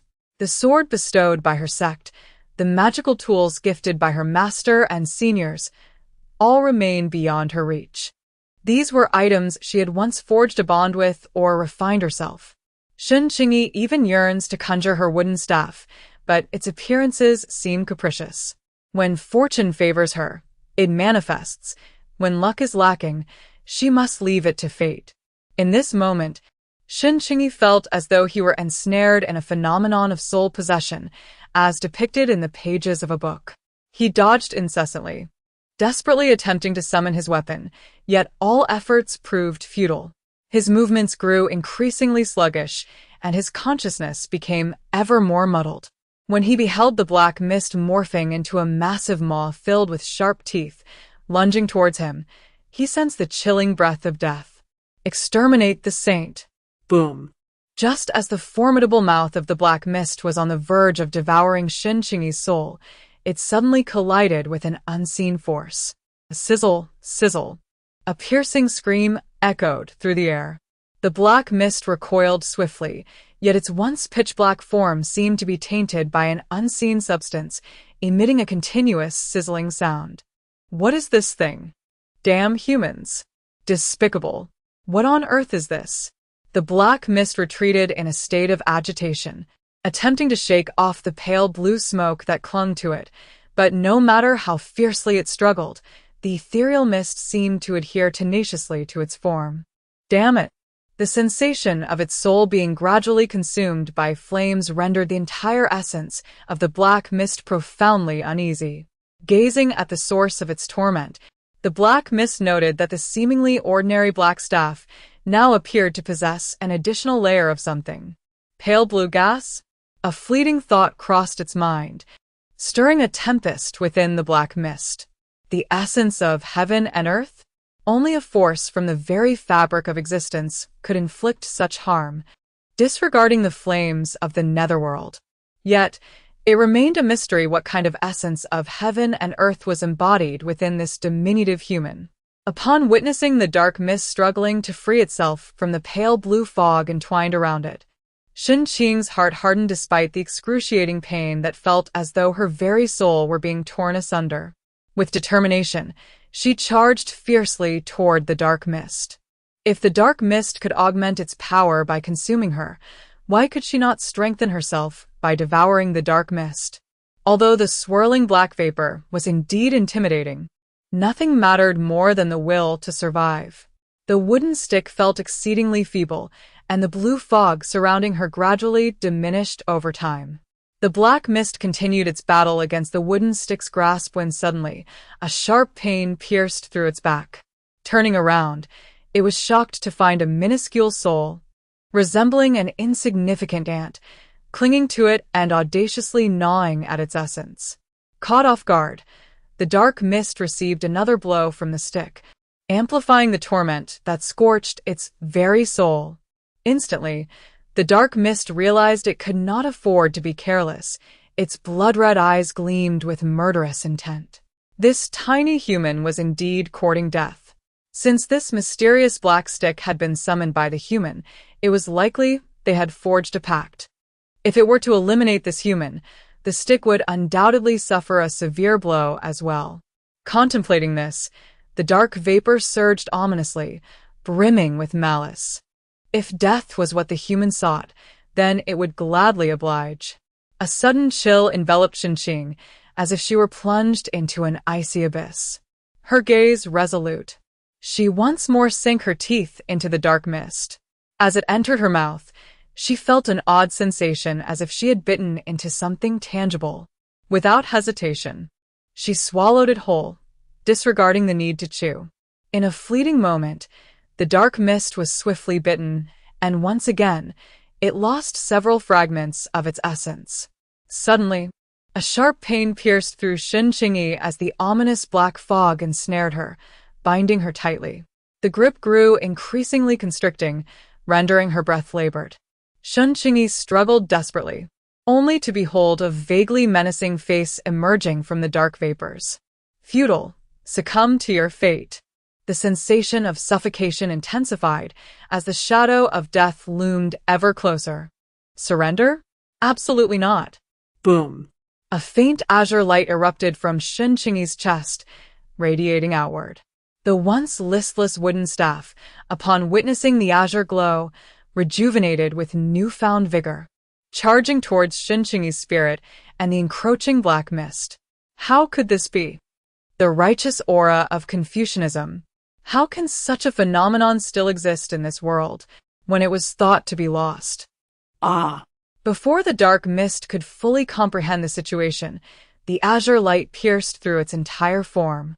In its final moments, the creature's wide crimson eyes were filled with astonishment and confusion. Boom! The light surged forth, causing the entire icy realm to tremble. The azure luminescence enveloped Shen Qingyi, while the wooden staff hovered protectively beside her.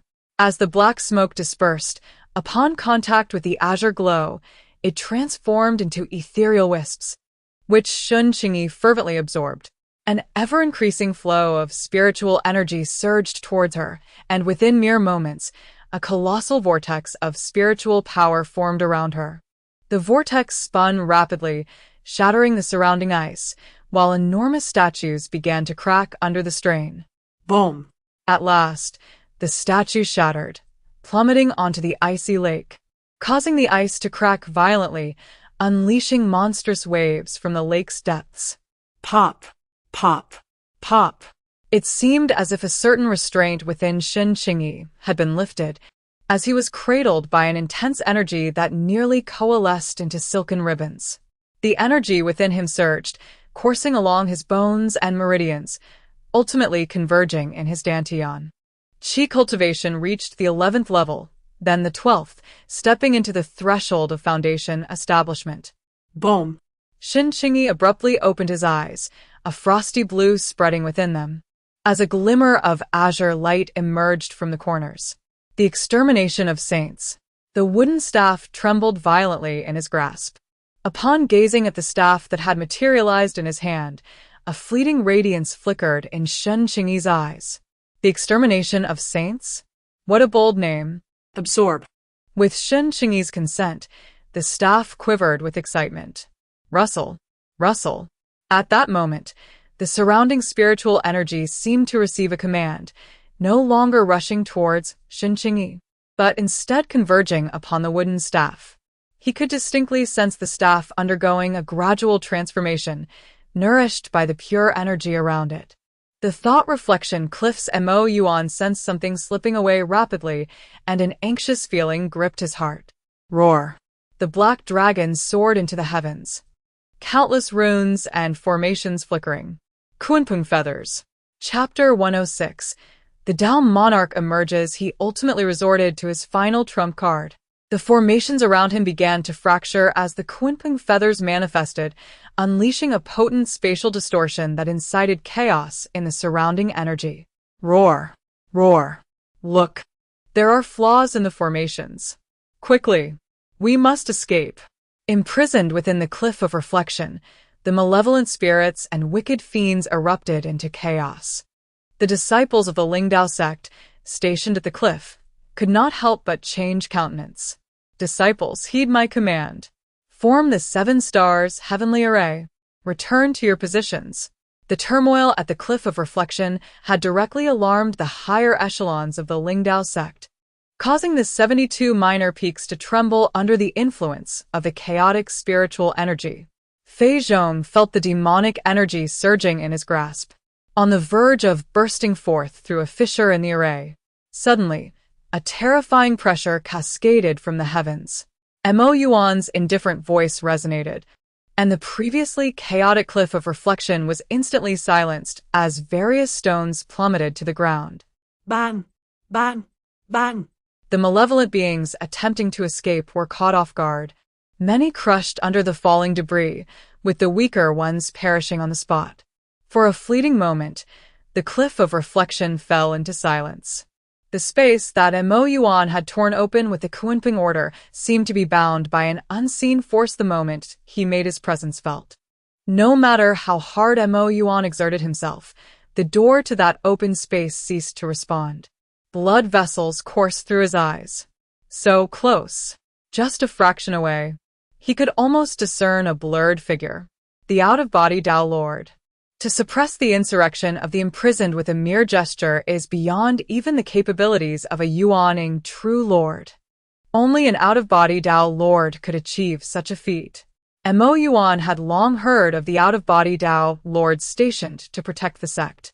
One was Tao Lord Lu Yu of Chaoyang Peak in the early stages of out-of-body, remaining only to await the birth of the next out-of-body Tao Lord before ascending to higher realms. The other, having secluded himself for many years, was rumored to have no desire to leave the Yunzi continent for greater domains, Tao Lord Feng Bei of Tianshui Peak.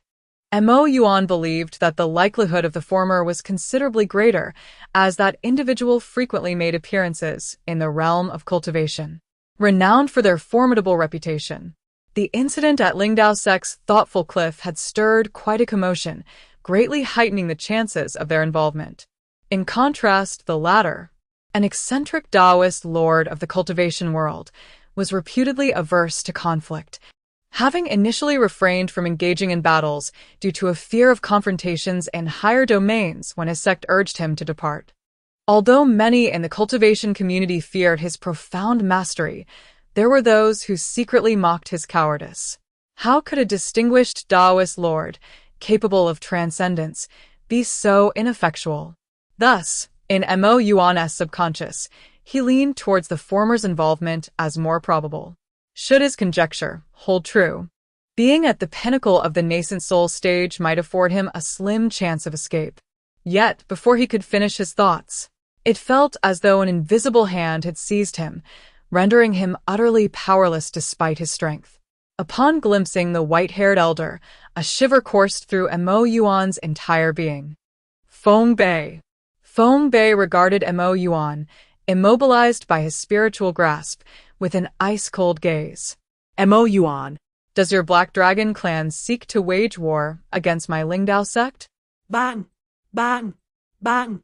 At the moment the word war resonated, the enormous black scales upon MOY Chapter 107, disappearance with the emergence of the ancestral figure, the matter at the cliff of reflection, has been largely resolved. Shen Qingyi sensed that as the divine punisher rapidly absorbed spiritual energy, it instinctively returned a portion of pure spiritual power to her. However, at this moment, Shen Qingyi was reluctant to absorb any more energy, for she had begun to perceive instability in her cultivation as she approached the threshold of foundational establishment. Should she attempt to break through to this foundation now, it might require her to invest even greater effort and time later to stabilize her progress, rendering such an endeavor potentially counterproductive. Yet, she could also feel that the spiritual energy returning to her was an instinctive act of the divine punisher. The majority of the energy was consumed by it, while the returned essence seemed to stem from their inherent bond. Consequently, Shen Qingyi could only continually compress the energy within her body, allowing the incoming pure energy to cleanse her meridians. Had anyone witnessed her using such rich and pristine spiritual power for this purpose, they would undoubtedly deem it a terrible waste. As time gradually passed, Shen Qingyi remained oblivious to the profound changes occurring within the icy realm she inhabited, resulting from the collapse of the statue. The waters of the dark river at the cliff of reflection boiled tumultuously, disrupted by Mo Yuan's use of the Kunpeng feathers, which had disturbed numerous spatial formations in the vicinity.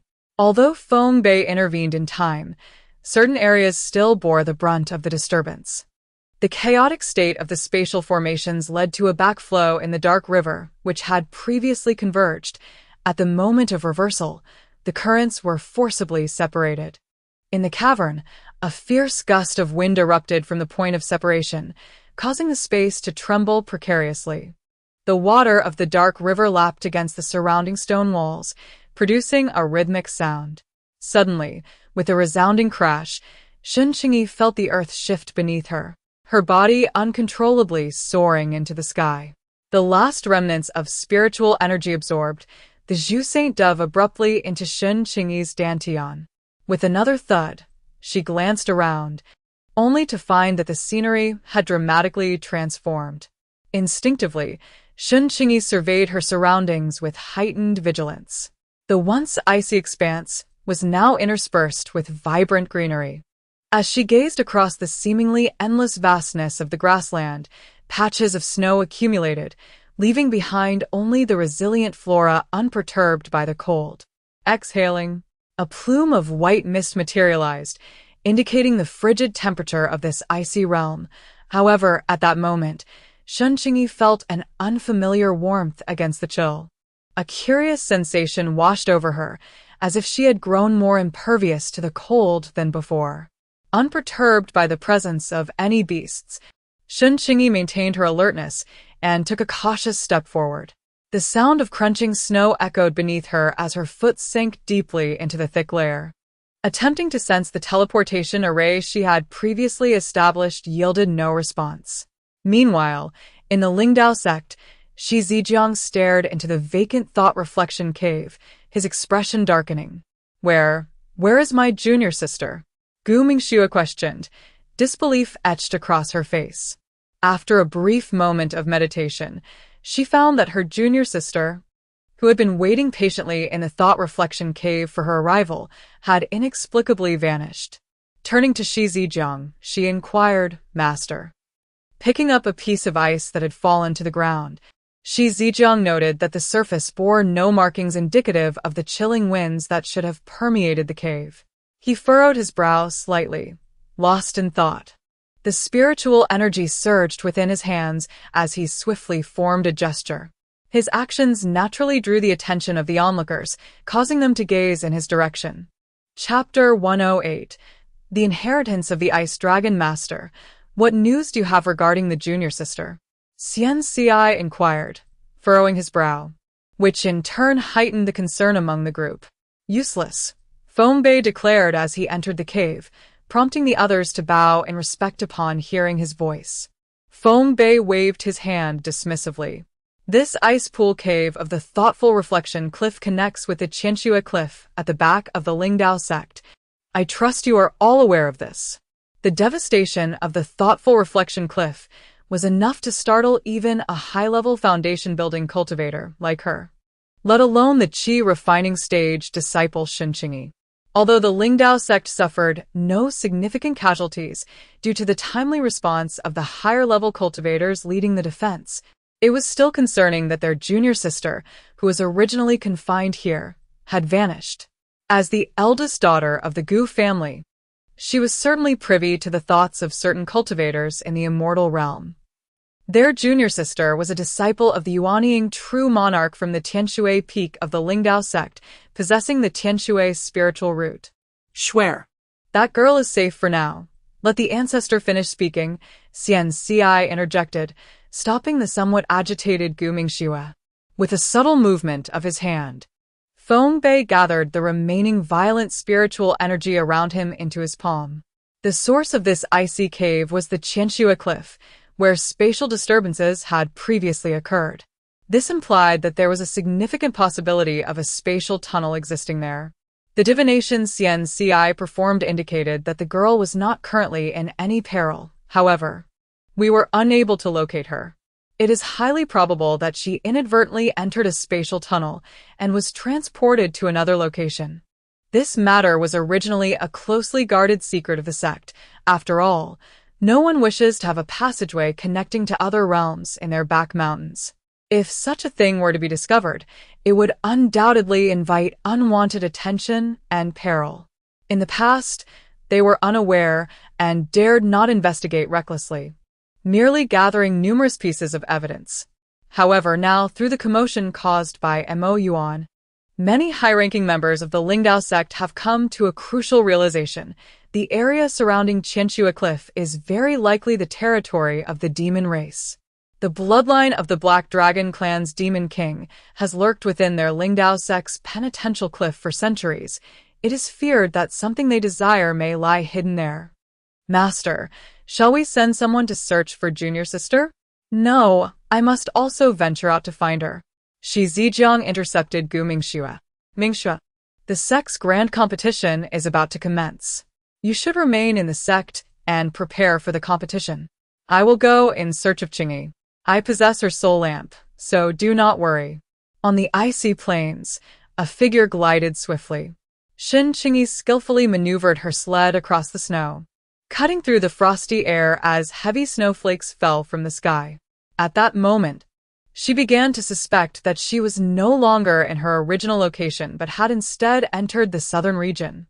Given the stark contrast in terrain and the vast distance, it could only mean that she had stepped into a spatial tunnel or a large teleportation array. After absorbing the remnants of that black mist, Shen Qingyi's mind was flooded with fragmented memories. She meticulously pieced them together, acquiring a wealth of valuable knowledge. And indeed, her gamble had paid off. Reflecting on the seemingly unremarkable crystal earring adorning her ear, Shen Qingyi couldn't help but smile. It was a legacy from an ancient ice dragon. Although time and several spatial tremors had ravaged its essence, coupled with Shen Qingyi's lack of demonic lineage, which prevented her from fully inheriting the ice dragon's legacy, what she had acquired was still enough to keep her elated for quite some time. Chapter 109. The Ice Field. Moreover, there lay within her storage space the corpse of a water dragon. What a treasure! A water dragon at the out-of-body stage. Not to mention the invaluable demon core it possessed. Its entire body was adorned with scales, whiskers, and horns that were enough to drive anyone mad with desire. What delighted Shen Qingyi even more was the revelation that the esteemed ice dragon had once been a talisman master among the demon clan. It is well known that practitioners of the 4 arts of cultivation among demons are exceedingly rare, and those who attain higher levels are even fewer. Originally, she had aspired to learn talismans, and now, having obtained a fragment of the ice dragon's legacy pertaining to talisman crafting, though it bore some differences from the human talismans, there must surely be a connection between the two. This was more than sufficient to bring her joy, especially when recalling how the remnants of that water dragon had once sought to devour her in a bid to seize her body, only to meet its demise. Shen Qingyi's heart swelled with satisfaction. In truth, that water dragon was rather unfortunate. After much effort to locate the ice dragon's domain, it had been thwarted by its impure bloodline in its desperate attempt to forcibly inherit the entire legacy. resulting in a backlash that led to its downfall within the ice dragon's realm of inheritance. It had lingered for countless years, with its soul gradually weakening. Ultimately, when Shen Qingyi, drawn by her spiritual awareness, entered the legacy site, the water dragon's attempt to usurp her failed, culminating in its own demise. As Shen Qingyi journeyed onward, were it not for the howling cold wind that threatened to chafe her lips, she would have undoubtedly burst into joyous laughter. The sensation of having stumbled upon a great treasure was simply exquisite. Despite the near brush with death she had encountered along the way, initially, she had been hesitant to utilize such a device on the ice plains. Although she had observed others employ it in her previous life, she had never attempted it herself. In the beginning, she stumbled numerous times, tasting the bitter cold of the snow. However, after half a month of relentless practice, she finally became reasonably adept at gliding across the frozen expanse. The exhilaration of gliding through the snow, Shen Qingyi felt, was akin to a different kind of delight compared to flight, provided, of course, that no ferocious beasts lurked in the vicinity. What now troubled Shen Qingyi was the possibility of being discovered by a demon beast. As a human cultivator, although she had ingested a concealment pill and masked her own aura, a single misstep could lead to her being detected by a demon practitioner. The thought sent a shiver down her spine. Although the Yunzi continent harbored both humans and demons in coexistence, the two factions maintained a strict non-interference policy, particularly regarding territorial awareness. According to the laws governing both races, neither side was permitted to trespass into the other's territory without just cause, such as during grand competitions or trials, which required mutual acknowledgement for entry. Failure to adhere to these regulations often resulted in severe punishment from the opposing faction. Nevertheless, despite such stipulations, each year, some clandestine trespassers were discovered within both territories, most of whom met a grim fate. As the sky began to darken, Shen Qingyi quickly sought a place that offered good concealment and safety. A dagger appeared in her hand as she swiftly began to dig into the ground. The expanse of ice was relatively flat, devoid of many windbreaks or shelters from the snow. While the daylight was manageable, the howling winds and frigid cold became truly terrifying at night. Although Shen Qingyi felt significantly stronger than before, the biting cold was still unwelcome, especially when the fierce wind whipped against her face, accompanied by the rough sensation of ice pellets. Adjusting her hat to shield herself from the chilling gusts, Shen Qingyi was taken aback to discover that she had inadvertently slid for a fortnight. During these 2 weeks, she had not glimpsed even a shadow of a low-level beast. The initial enthusiasm had long since faded. The provisions in her storage pouch had run out 2 days prior, and with no food in sight, Shen Qingyi faced the prospect of starvation. Although she had reached the threshold of foundation establishment and her internal spiritual energy nourished her, she would not perish as a mere mortal would after a few days without sustenance. However, the longer she endured hunger without fasting, the more spiritual energy and vitality she would deplete. Over time, even a cultivator could succumb to exhaustion. In light of this, Shen Qingyi was far more inclined to choose the former option.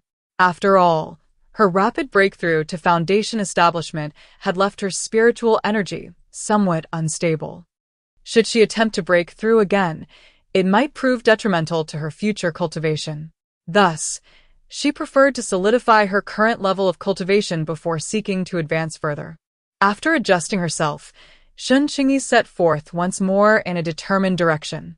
Logically speaking, such an expansive ice field, adorned with hints of greenery, should harbor the presence of wildlife. After several days of trekking, the once flat expanse of ice transformed into undulating hills, and it was in a valley-like depression that she finally discovered signs of animal habitation. The surrounding hills seemed to shield the area from the biting winds, resulting in a slightly warmer climate within the valley. Consequently, the verdant vegetation flourished more abundantly than that of the icy plains outside. Observing footprints resembling those of mythical beasts on the ground, Shen Qingyi felt a surge of excitement within her. She deftly concealed her form, taking refuge in the shadows, patiently awaiting the opportune moment. As night swiftly enveloped the landscape, the valley's temperature remained even more temperate than during the day. After an extended period of vigilance, Shen Qingyi finally discerned rustling sounds emanating from a nearby thicket, her ears pricking in response to the noise that seemed to originate from her left front. Instantly, her entire being tensed in readiness. Within the scope of her spiritual awareness, an entity resembling a cross between a sheep and a wolf materialized. 3 words flashed through her mind: Jituan beast. This particular creature was a unique low-tier mythical beast native to the southern region, with cultivation levels ranging from the Qi refinement stage to the foundation establishment stage.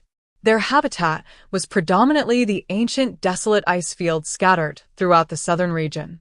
At last, Shen Qingyi had pinpointed her location with greater accuracy. The ancient desolate ice field formed a crucial part of the southern region, connecting the depths of the Wanyuan Sea and the boundless desert of the central domain of the Yunjia continent. This served as a protective barrier for the southern region, thwarting invasions from the fearsome sea monsters of the Wanyuan Sea and shielding it from the scorching sandstorms of the desert. It is precisely due to the convergence of 3 extreme climates that the environment of the ancient desolate ice plains has become exceedingly inhospitable for the habitation of demonic beasts. Consequently, despite the vast expanse of the ancient desolate forest, these creatures are remarkably scarce. This scarcity is the reason why Shen Qingyi, after traversing for many days, has only now encountered traces of demonic beasts in this small valley. The rarity of creatures capable of surviving and adapting to the surroundings has rendered the vigilance of the Jituan beasts relatively low. A group of 5 or 6 mid-stage Qi practitioners meandered leisurely nearby. Shen Qingyi extended his spiritual sense once more but detected no other demonic beasts beyond a certain distance. His perception was hindered. He patiently awaited the opportune moment to strike as the Jituan beasts passed by. At last, the first Jituan beast entered Shen Qingyi's attack range. And without hesitation, he enlarged the weapon in his hand, the Zhu Saint. With a resounding thud, the Jituan beast collapsed, leaving the others momentarily bewildered and unable to react. Seizing this opportunity, Shen Qingyi swung his staff several times, resulting in a few more thuds as the remaining beasts fell. Swiftly, he gathered the fallen Jituan beasts, but upon hearing rustling sounds not far off, he quickly evaded. Drawing upon his previous combat experience against the fierce winds in the icy cavern, Shen Qingyi's speed had reached a level comparable to that of a foundation-building practitioner. Coupled with the enhancement of the wind spirit energy within him, he moved with unparalleled swiftness. As he journeyed onward, deliberately avoiding several foundation-building beasts, Shen Qingyi hunted down a few more Jituan beasts. However, he chose not to exhaust his efforts in one fell swoop. Even under the sunlight, the temperature of the ancient desolate ice plains remained exceedingly low during the day. Shen Qingyi had not eaten for several days, refraining from making a fire at night, as it would be too conspicuous. During the day, she felt somewhat secure under the cover of sunlight and the reflective snow, allowing her to kindle a flame. The meat of the Jituan beast was not particularly palatable. It was somewhat tough and bore a distinct fishy odor. However, this was not the time for culinary complaints. With no seasonings to enhance the flavor, she simply roasted the Jituan meat. Shen Qingyi devoured it voraciously, quickly satiating her hunger, and then sliced the remaining meat into strips using her dagger, roasting them into jerky. She left 2 Jituan beasts unprocessed, tucking them into her storage pouch. She mused that subsisting on jerky for an extended period could be quite tormenting, and if conditions allowed in the future, she might consider making a meat soup. Once she had tidied everything up, Shen Qingyi set off again. The storage earring she had acquired in the icy realm, while spacious and containing soil, resembled the highly coveted medicinal garden spaces described in the current cultivation world. However, the soil within her acquisition had long since desiccated, devoid of any spiritual energy. with moisture and nutrients nearly entirely lost, resembling mere gravel. Such barren soil could not sustain the spiritual plants and herbs of the cultivation realm. Furthermore, the spiritual stones within had already turned to stone and were rendered useless. The only valuable items in the storage space were the legacy of the ice dragon and a piece of defensive armor that had degraded to the level of a late-stage golden core artifact, along with a large bone blade from the nascent soul stage that Shen Qingyi could not yet wield. Although many items had lost their efficacy due to the prolonged absence of spiritual nourishment in the storage space, the true treasure lay in the legacy itself. For knowledge is indeed priceless. Nevertheless, the storage space itself was not without its considerable expense. From Shen Qingyi's perspective, the storage space of a storage earring, as substantial as it is, can be counted on the fingers of one hand across several domains of the Yinzi continent. Moreover, the storage earring possesses a built-in concealment function. However, Shen Qingyi's current cultivation level remains insufficient. Only upon reaching the foundation establishment stage will she be able to effortlessly hide the storage earring. At that juncture, apart from its owner, Shen Qingyi, the existence of the storage earring would remain undiscovered by other cultivators unless she were to meet her demise. Even if the treasures within the storage space were to vanish, the presence of the water dragon would still be of immense value.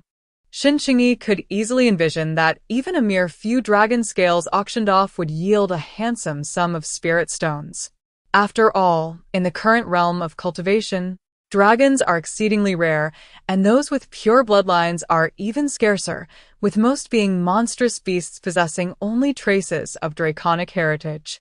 The pristine patterns adorning the water dragon, while perhaps not as esteemed as those of the ice dragon, undoubtedly signify a high bloodline rank, superior to that of most monstrous beasts. Furthermore, the dragon scales retain the essence of dragonkind. Should they be refined by a dragon or one with draconic lineage, they could enhance the purity of their own monstrous bloodline. The water dragon is a veritable treasure trove. All these elements could be transmuted into spirit stones. Nevertheless, Shen Qingyi does not intend to brazenly auction them off. Chapter 112. Progress. She considers herself neither exceptionally clever nor does she possess the extensive experience of those cultivators who have lived for thousands or even tens of thousands of years. Nor does she wield formidable strength. If mishandled, she could easily fall prey to malicious cultivators seeking to seize her treasures.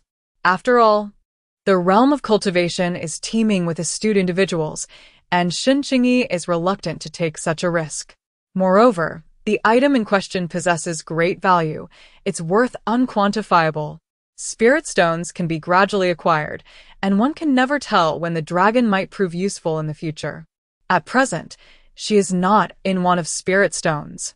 The provisions from her esteemed master, uncles, and seniors suffice for her comfortable existence. The thought of her master and fellow disciples stirs a sense of longing within Shen Qingyi. She wonders if they worry about her disappearance from the ice pool cavern.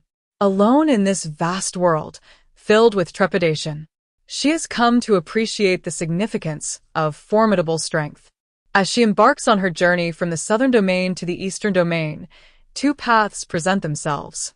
One route traverses the teleportation arrays at Wangchuan Island and Wugu Island in the central domain, while the other leads through the teleportation array located in the White Light Forest, straddling both the eastern and southern domains. The latter path, although it begins from the ancient frozen plains, necessitates a perilous crossing of half the southern domain to reach the White Light Forest via the teleportation array, fraught with countless demonic beasts and cultivators. Furthermore, the approval of the southern domain's 6 great demonic clans is required for passage. Both options are laden with challenges. A single misstep could lead to calamity. After careful consideration, Shen Qingyi ultimately resolves to take the former route. Encountering human cultivators amid the demonic beasts along the way offers a sense of assurance, as they share a common identity.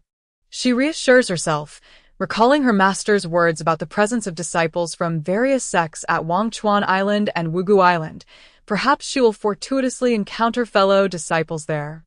With a longer-range communication talisman, she could seek assistance from her master when the time comes. After determining the route, Shen Qingyi journeyed northward. Along the way, he encountered various demonic beasts. He bravely confronted those he could defeat and fled from those he could not. This region was unlike the jurisdiction of Lingdao sect, where one could seek assistance from their sect when injured. Here in the southern domain, life took precedence above all else. Survival was paramount. As he drew nearer to the north, the proximity to the boundless abyss and the endless desert intensified the harshness of the climate. Within a single day, Shen Qingyi could experience the distinct shifts of spring, summer, autumn, and winter multiple times within just 2 hours. The sweltering heat made him feel as if he could be scorched, while the biting cold sent chills through his bones, leaving him uncomfortable and distressed. Although he fared somewhat better against the cold, the intense heat of the ancient frozen tundra was truly unbearable for him. Furthermore, the once frequent gusts of wind had transformed into relentless, howling gales.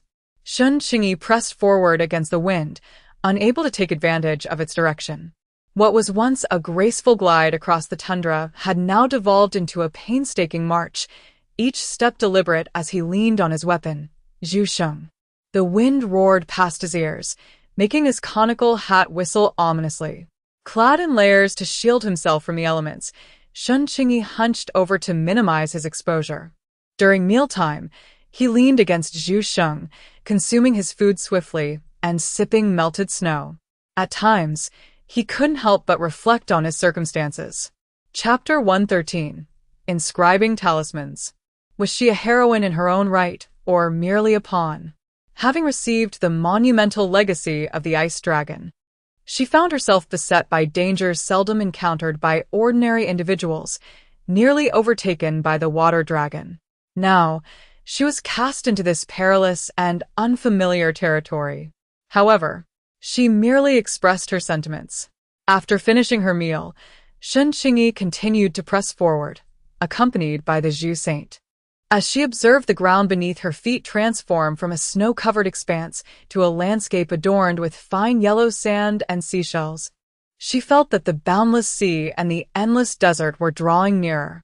Having tended to her wounds and selected a relatively safe spot, Shen Qingyi set down a formation disc, intending to recuperate before embarking again. Throughout her journey on the ancient, desolate ice plains, she had encountered countless perils, numbering in the hundreds. Beneath her tattered robe, her body bore numerous bruises, with some areas still gaping open.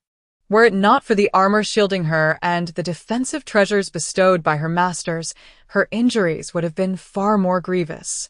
As she traversed this treacherous path, her magical artifacts diminished one by one. If this continued, there would come a day when she would exhaust all her resources. Shen Qingyi resolved to not only conserve her supplies but also to seek advancement. In the past few days, she had commenced her studies in the art of talisman drawing from the inheritance she received. She endeavored to create talismans herself. The teachings on the Ice Dragon's talisman drawing were comprehensive, covering everything from the most basic concepts to the crafting of talisman paper and the tools required for drawing. In such a harsh environment, Shen Qingyi struggled to find the delicate materials needed, resorting to piecing together what she could.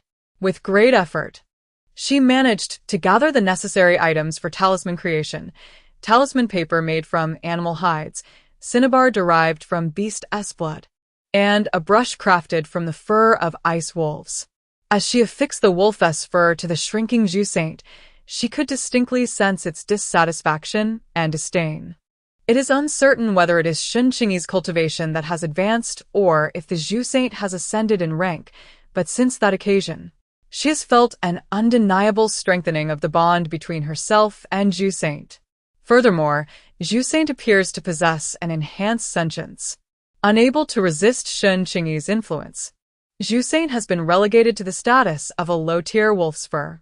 Due to their pact, Shen Qingyi perceives that among all her weapons, Zhu Saint is the one she wields with the greatest ease. Moreover, The now diminutive Saint indeed bears a striking resemblance to a brush used for inscribing talismans. With Saint in hand, Shen Qingyi took a deep breath to stabilize her internal spiritual energy. Suddenly, a crackling sound erupted as she retreated hastily, witnessing the coarse talisman paper crafted from animal hide disintegrate into powder. Shen Qingyi recognized this as a failure in her endeavor. Nonetheless, she remained undeterred. After all, every undertaking may encounter the specter of failure. Regaining her composure and focus, Shen Qingyi grasped Saint once more and aimed to inscribe her second talisman. Yet, the same unfortunate outcome recurred. The paper crumbled to dust the moment the brush touched its surface. Despite having perused the texts multiple times and feeling confident in her understanding, the practical application eluded her, leading to a string of mistakes. Indeed, it is evident that true knowledge is forged through practice. The powdered remnants accumulated on the ground, while the supply of talisman paper in her storage pouch dwindled.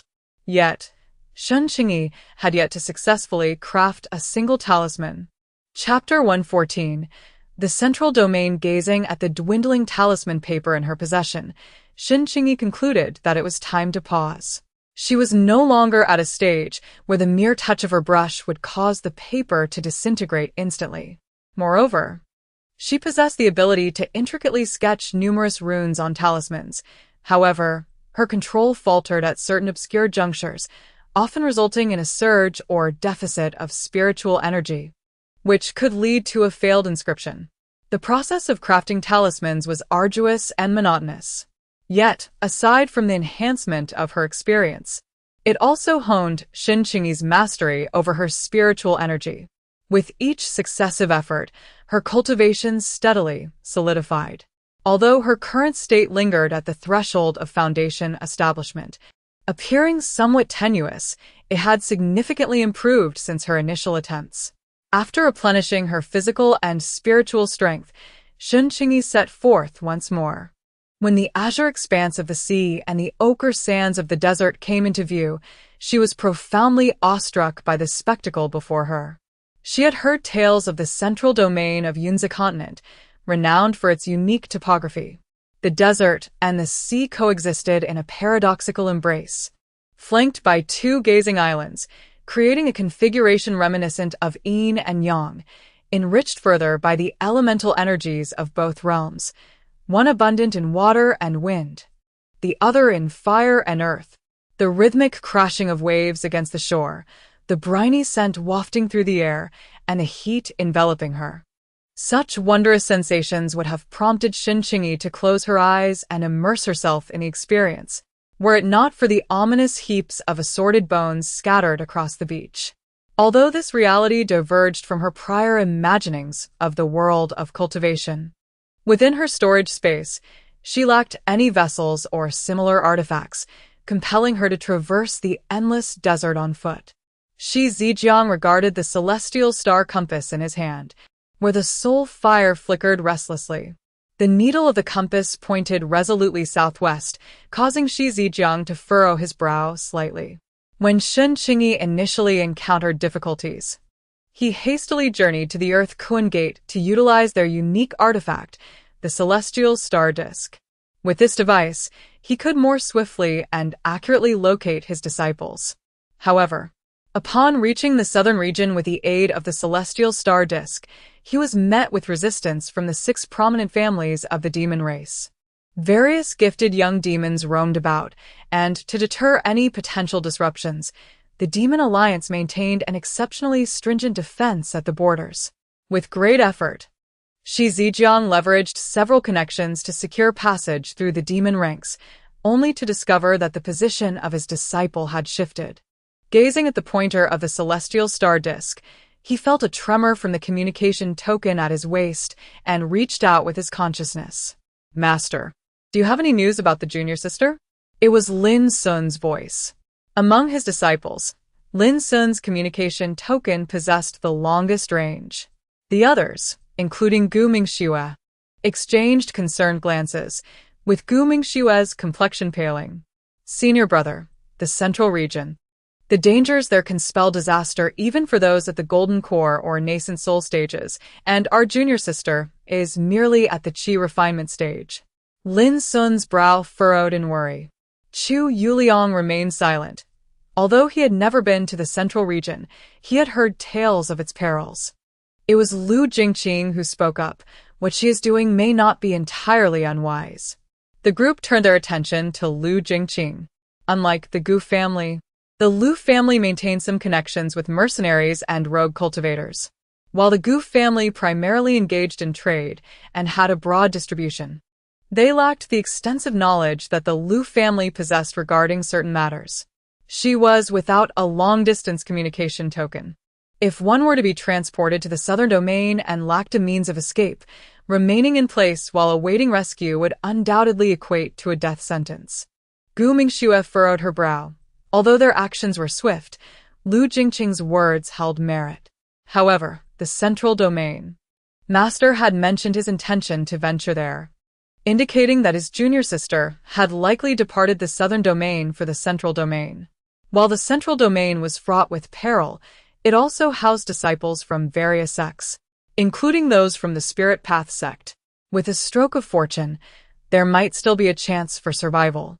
Conversely, choosing the southern domain would mean navigating through a multitude of demon cultivators, making escape exceedingly difficult. Yet, despite her reasoning, Gu Mingxue remained deeply concerned. As the warm milk coursed down her throat, Shen Qingyi felt a significant alleviation of the fatigue that had burdened her for so long. Little brother, you truly possess a remarkable fate. To survive in the boundless desert as merely a qi refinement stage cultivator is no small feat. But had we not encountered you, your situation would surely have been dire. A burly man with a thick beard patted Shen Qingyi on the shoulder and casually settled beside her. With the proximity, she could more acutely perceive the man's odor, a pungent blend of sweat intertwined with the scent of various seafood, which was quite overwhelming. Shen Qingyi nodded. Indeed, fortune favored her. For amidst her wandering in the endless desert, she had stumbled upon this vessel traversing the Wuwang Sea, spending a portion of her spirit stones to board it midway. Most of the passengers aboard this pleasure craft were solitary cultivators and a few mercenaries, while some individuals of higher status occupied the private cabins, whom Shen Qingyi did not encounter. The robust man was quite gregarious and, intrigued by Shen Qingyi, a mere child who had survived the boundless desert, he expressed his curiosity.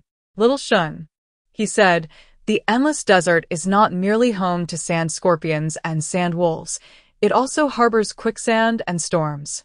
How did you manage to survive in such a place at your nascent stage of cultivation? The surrounding individuals could not help but perk up their ears. This was a matter of great interest since everyone present was a solitary cultivator or a mercenary, frequently traversing these perilous terrains, who would refuse the opportunity to acquire additional life-preserving techniques. After finishing the milk in his bowl, Shen Qingyi wiped his mouth, which prompted the robust man to feel a twinge of desire. After all, obtaining milk from the rare MASU cattle of the endless desert was no small feat. Lu Bu, unable to resist, licked his parched lips and, with a somewhat ingratiating smile, inquired, Little Shen, do you have any extra milk? Might you spare a bowl for your elder brother? Given that this man had lent him a helping hand upon his arrival and had even provided him with a warm blanket, Shen Qingyi held a modicum of goodwill towards him. He retrieved a large sea bowl from his storage bag and poured a bowl for Lu Bu. Upon seeing this, Lu Bu's face lit up with joy, and he eagerly drank several mouthfuls, quickly depleting the bowl's contents. What a delight! Chapter 116. The Male Protagonist. Observing Lu Bu's enthusiasm. Those around them could not help but feel a pang of envy. Shen Qingyi noticed several individuals swallowing with longing. Indeed, she hails from the desolate Wuwang Desert, where the climate is arid and scorching, contrasting sharply with the oppressive humidity of the Wuyuan Sea. Observing the skin of a group of individuals reveals a notable degree of dryness and cracking. Seated upon the deck of a vessel, One must contend not only with the sea breeze, but also with the capricious weather of dawn and dusk, along with the occasional ambush from ferocious sea beasts. Despite the dedicated defenses provided by the ship's crew, it is inevitable that a few stragglers may occasionally fall prey to these threats. Were it not for the scarcity of spirit stones and treasures in her possession, few would willingly endure such hardship, sleeping under the stars amidst the elements. With a decisive motion, Shen Qingyi placed the remaining half-can of milk upon the ground. "Esteemed friends, I have here half a can of milk. In gratitude for your assistance today, please feel free to partake of it if you so desire. Disregard such modesty, young brother. Even had we not lent a hand, other merchant ships would have surely passed by. You are indeed formidable," a voice exclaimed. "Indeed, indeed," echoed the others eagerly. The waters of the Wuyuan Sea are frequented by numerous vessels, particularly in the area where Shen Qingyi finds herself. Her ability to survive there, coupled with her prowess in hunting advanced qi refinement beasts, attests to her considerable skills. At the very least, she is a formidable practitioner of the qi refinement stage. Furthermore, given her youth, one might surmise her potential is quite promising. Most are more than willing to cultivate a friendship with her. Craving the milk she offered, they were genuinely tempted. Lu Bu, upon hearing Shen Qingyi's words, promptly poured himself another half-bowl. As those around took notice, they eagerly approached. In no time, the milk at the bottom of the jar became visible. "Thank you, little brother Shen." "No need for thanks." Lu Bu grinned widely, laughing heartily. "I appreciate the reminder. Brother Lu." Lu Bu tapped his teeth with his pinky and spat a mouthful onto the deck. "No thanks necessary." Hee hee. Although the dangers here are somewhat greater than in ordinary waters, there exists a sea demon that is exceptionally delectable. The prices on Forgetting River Island and the other 4 domains outside are quite steep. When the time comes, if I manage to hunt one, I shall treat you. These itinerant cultivators, who had spent years hunting and trading demonic beasts for spirit stones, were well aware of which creatures were in demand and which offer delightful flavors.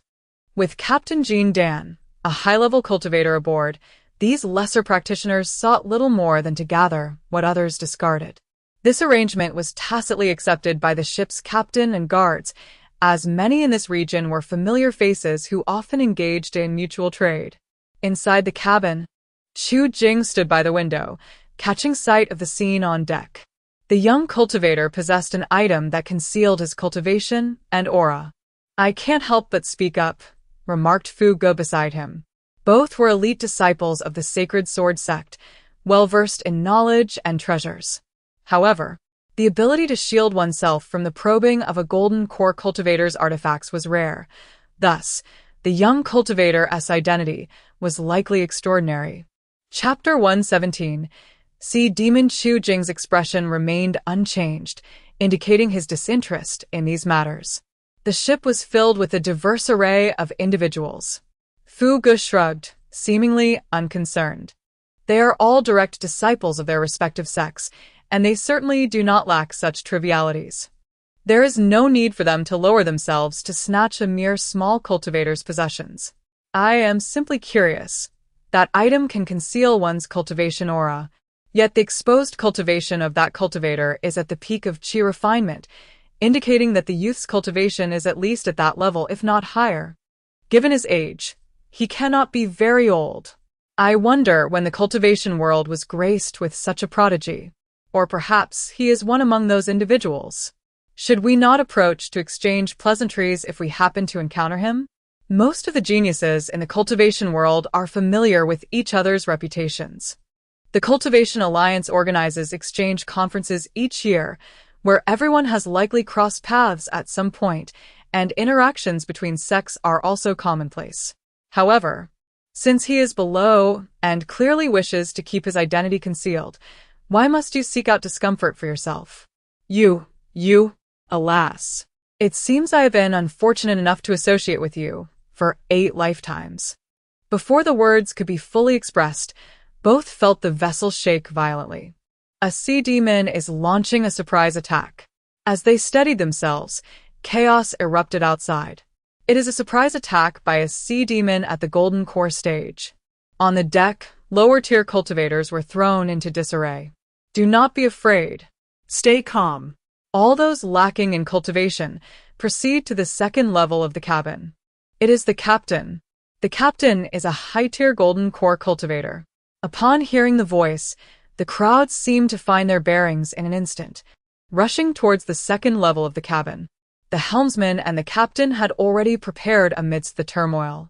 As Shen Qingyi was pulled by Lu Bu, she caught a glimpse of a massive dark figure in the haste.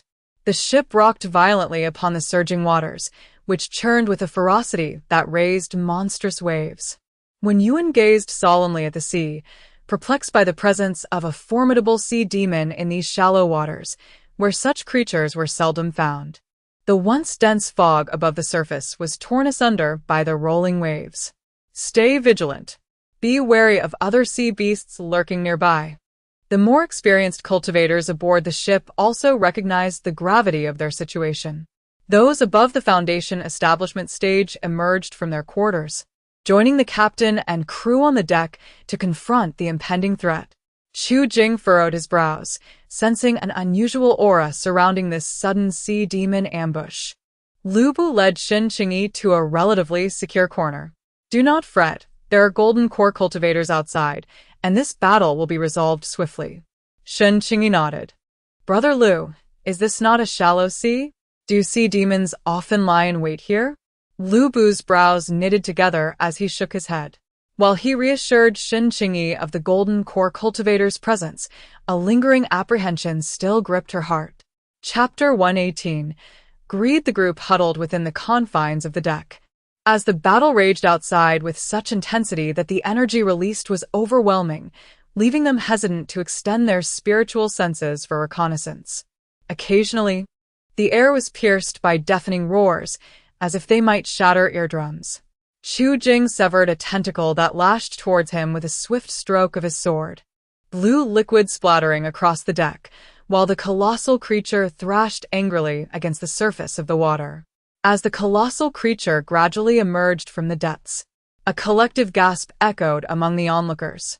Its scarlet eyes, resembling lanterns, bulged ominously at them. The monstrous beast of the Golden Core stage had already attained sentience. When Yu clenched the great sword in his hand, poised for action. Wait. Chu Jing's voice resonated, momentarily stunning those present. This expanse of sea was not its territory. Nearby, schools of 1,000 floating fish were swimming, and it was highly probable that 6 water birds were nesting here. This revelation sent a ripple of astonishment through the crowd. The 6 water birds were among the top 10 sea monsters in the Abyssal Sea. Possessing the bloodline of ancient great demons, they were born with Golden Core cultivation. Although it was significantly more challenging for demon beasts to advance in cultivation compared to human practitioners, their long lifespan provided a solid foundation. Once they broke through to higher tiers, ordinary high-tier practitioners would stand no chance against them. Moreover, high-tier demon beasts, much like practitioners, would be exceedingly vulnerable during the spawning period. The 6 water birds would emit a distinctive scent while laying their eggs, an aroma that irresistibly attracted the 1,000 floating fish of the Abyssal Sea. Typically, female water birds would have male counterparts guarding them, repelling any intruders from their territory. These 6 water birds, however, bore the bloodline of the ancient great demon Zhuke, if one could take advantage of their nesting time. With a gaping maw filled with sharp fangs, the creature suddenly unleashed a torrent towards the crowd. Defend! A hissing sound pierced the air as a jet of dark liquid splattered against the spiritual barrier, emitting a corrosive hiss. Some practitioners, caught off guard, cried out in despair, yet the eyes of several high-tier practitioners sparkled with exhilaration. Chu Jing's voice resonated with a powerful aura, seeking to instill calm among the surrounding cultivators. Unfortunately, he overestimated the composure of the scattered practitioners. These individuals, who typically fought fiercely for cultivation resources, were inevitably drawn to the spectacle before them. The majority succumbed to their inner greed, rendering them impervious to Chu Jing's words. Even when they did hear him, they remained indifferent. After all, such a monumental opportunity lay before them. How could they not take the chance? They believed that if they acted swiftly to resolve the situation, they could make a hasty retreat. The high-ranking cultivators within the cabin ceased to hold back, unleashing their full power. Each strike reverberated, accompanied by waves of energy that dispersed in all directions. Those hidden behind the planks, including Shen Qingyi and her companions, instinctively covered their ears. In Chapter 119, Beneath the Water, a group of individuals, each harboring their own ulterior motives, stood united in battle. As the golden spiritual energy within Chu Jing's dantian surged violently, his movements quickened with each passing moment. "Be vigilant. Beware of the golden core's self-detonation," he warned. Fu Ge nodded, positioning himself back-to-back with Chu Jing. Just as victory seemed imminent, a colossal vortex suddenly emerged on the surface of the sea, rapidly expanding in size. In mere moments, the entire area transformed into a vast whirlpool, with the ship resembling a fragile leaf adrift on the ocean.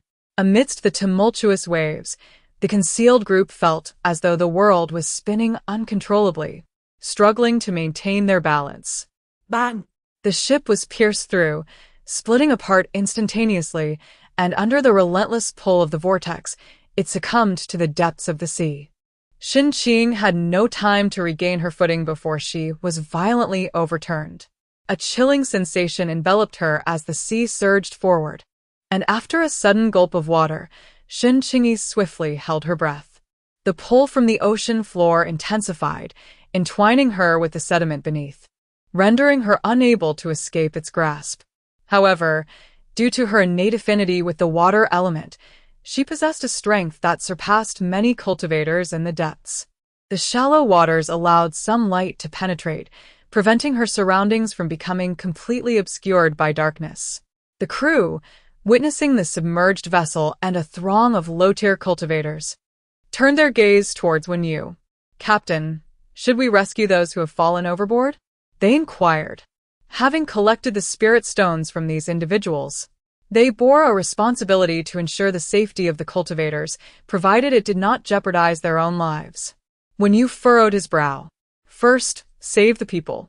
After all, their livelihood depended on traversing these waters, and maintaining a degree of credibility was essential. Otherwise, how many cultivators would dare to board their ship in the future? Moreover, a significant portion of their passengers comprised low-tier cultivators. While high-tier cultivators often possess their own treasures and considerable strength, the lower-tier ones, despite contributing fewer spirit stones, made up for it in numbers, thus steadily generating a substantial income over time. Understood. A portion of the crew leaped into the water. Shen Qingyi sensed a peculiar pull emanating from the ocean floor, distinct from the whirlpool's force.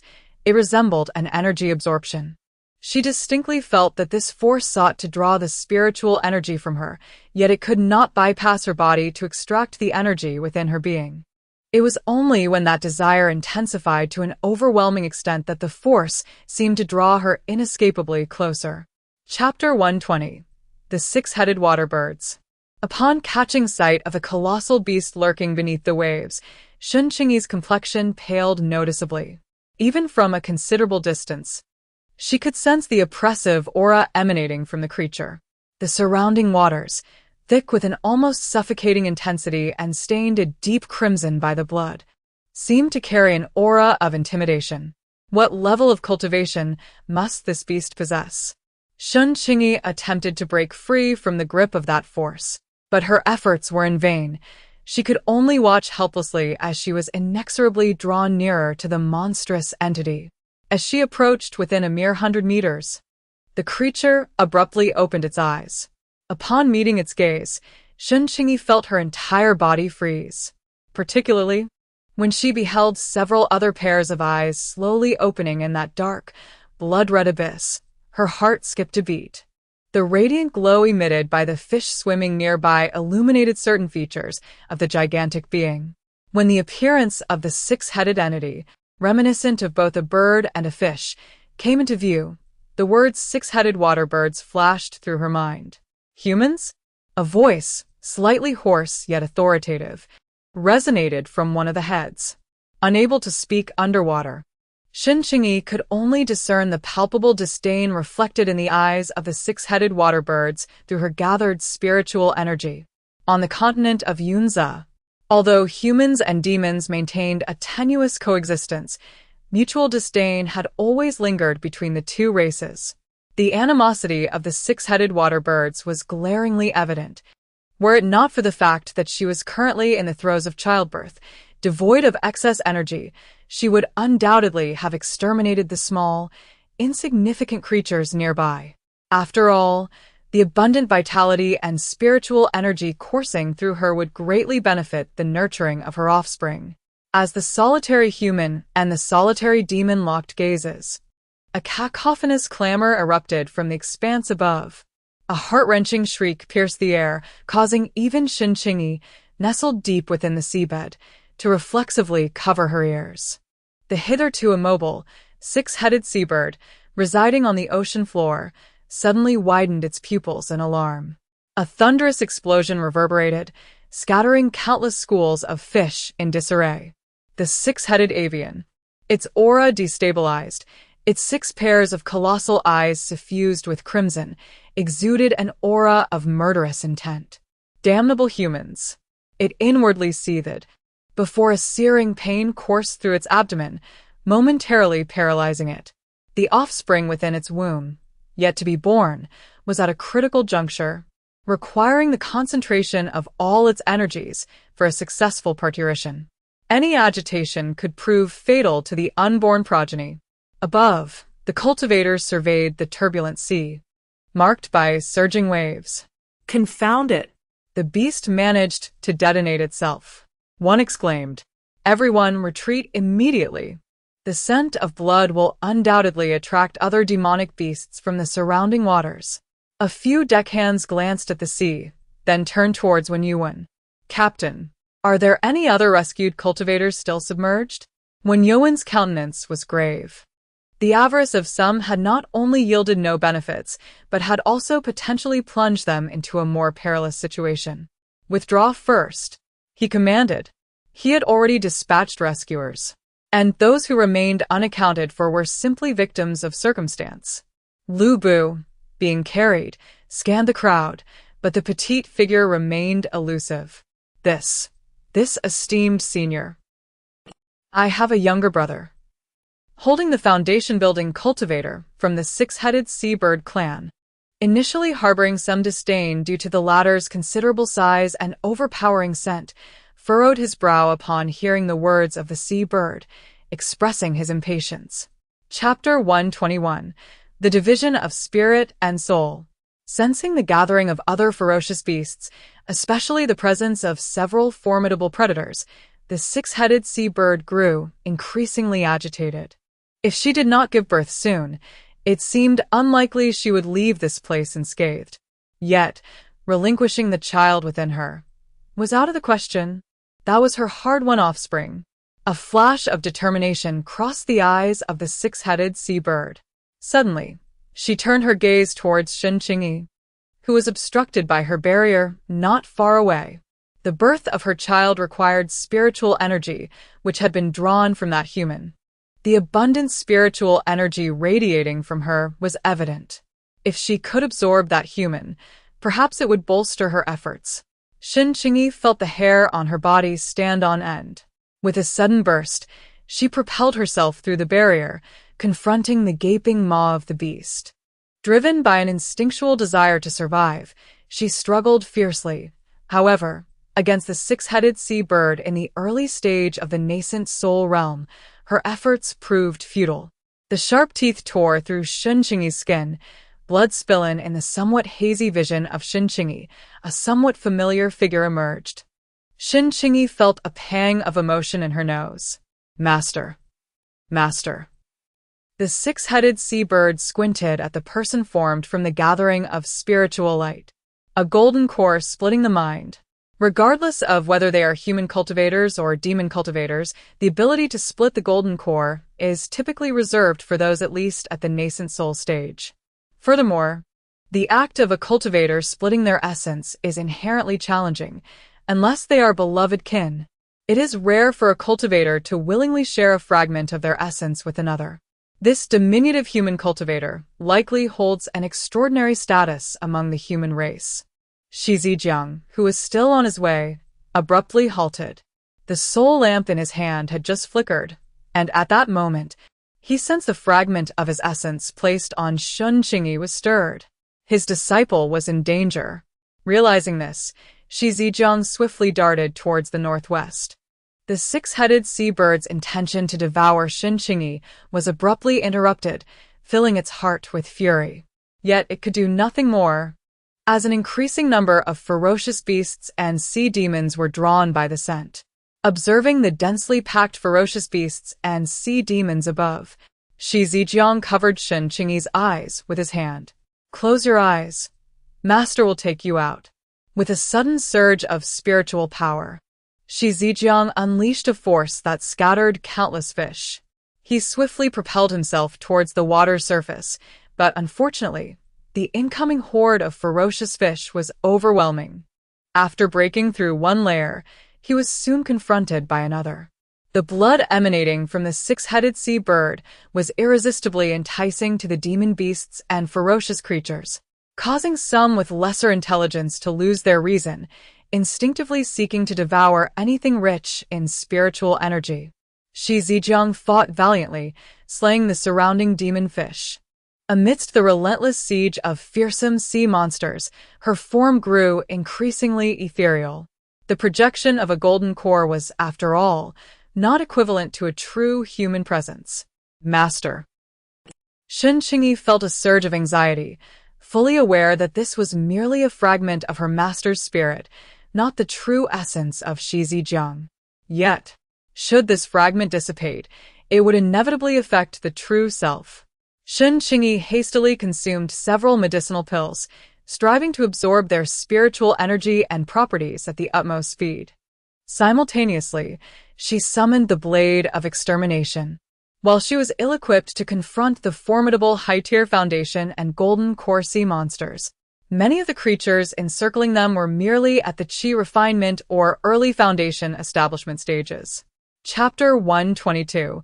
Worry in the current scenario of a collective assault. Shen Qingyi stood alongside Zhejiang, cautious not to make any abrupt movements or stray too far, lest she inadvertently hinder him further. The resounding thuds echoed from the depths below. Yet, she had only recently mastered the art of talisman crafting, and her supply of talismans was limited, quickly depleting within her storage pouch. Gritting her teeth, she glanced at the Blade of Extermination in her grasp. As if sensing her resolve, the blade trembled slightly. Taking a deep breath, she concentrated her spiritual energy. At the moment pure water essence surged into the blade, it radiated a brilliant icy blue light. As a multitude of fish opened their mouths wide to lunge at the duo, Shen Qingyi swiftly inscribed a rune. With a flash of spiritual light, a talisman materialized under her intense focus. Boom. The rune detonated, unleashing a wave of energy that pierced through several Qi refinement and 2 early Foundation establishment sea monsters. The spiritual energy within them was siphoned away, leaving Shen Qingyi's complexion even more ashen. With a splash, the two finally breached the surface, and the figure of Zhejiang appeared almost translucent. Shen Qingyi, protected in front of him, had reddened eyes. Master. Master. The seabirds circling above, upon spotting the pair, screeched and dove towards them. Whoosh. A sword sliced through the air, and blood scattered. The attacking seabirds plummeted abruptly, embracing Shen Qingyi. Zhejiang seemed to sense something, his gaze instinctively drawn in a certain direction. Upon seeing a figure clad in pale purple, the spiritual light enveloping Zhejiang flickered and vanished completely. Master. Shen Qingyi's form plummeted suddenly, his outstretched hand grasping at empty air. As he fell swiftly, He was unexpectedly caught in a warm embrace. Qingyi, your master is here. Exhausted from the excessive consumption of spiritual energy, darkness enveloped Shen Qingyi, and he fell into a deep slumber. When he awoke once more, he found himself in an unfamiliar room. Master. He sat up abruptly, causing pain to flare from his wounds, prompting a slight frown as he tossed aside the bedding, intending to rise. Creak. The door swung open, and Shi Zijiang entered, carrying a bowl of spiritual porridge. Your injuries are too severe. The medicinal pills within you have yet to be fully absorbed. Remain in bed and rest. Master. Master, are you all right? Shen Qingyi's voice was soft. Observing the slight blush on his disciple's nose, Shi Zijiang gently tapped Shen Qingyi's head. Noticing the increasing redness in Shen Qingyi's eyes, Shi Zijiang could only helplessly caress his head. At your age, you shouldn't still be crying in front of your master, should you? No. I am simply too anxious, worried about my master getting hurt, concerned that my master, who has only just arrived in this world, might encounter misfortune. Shen Qingyi felt warm tears streaming down her cheeks, her voice increasingly frantic as she spoke. She reached up to wipe her face, only to discover that the more she touched, the more tears flowed.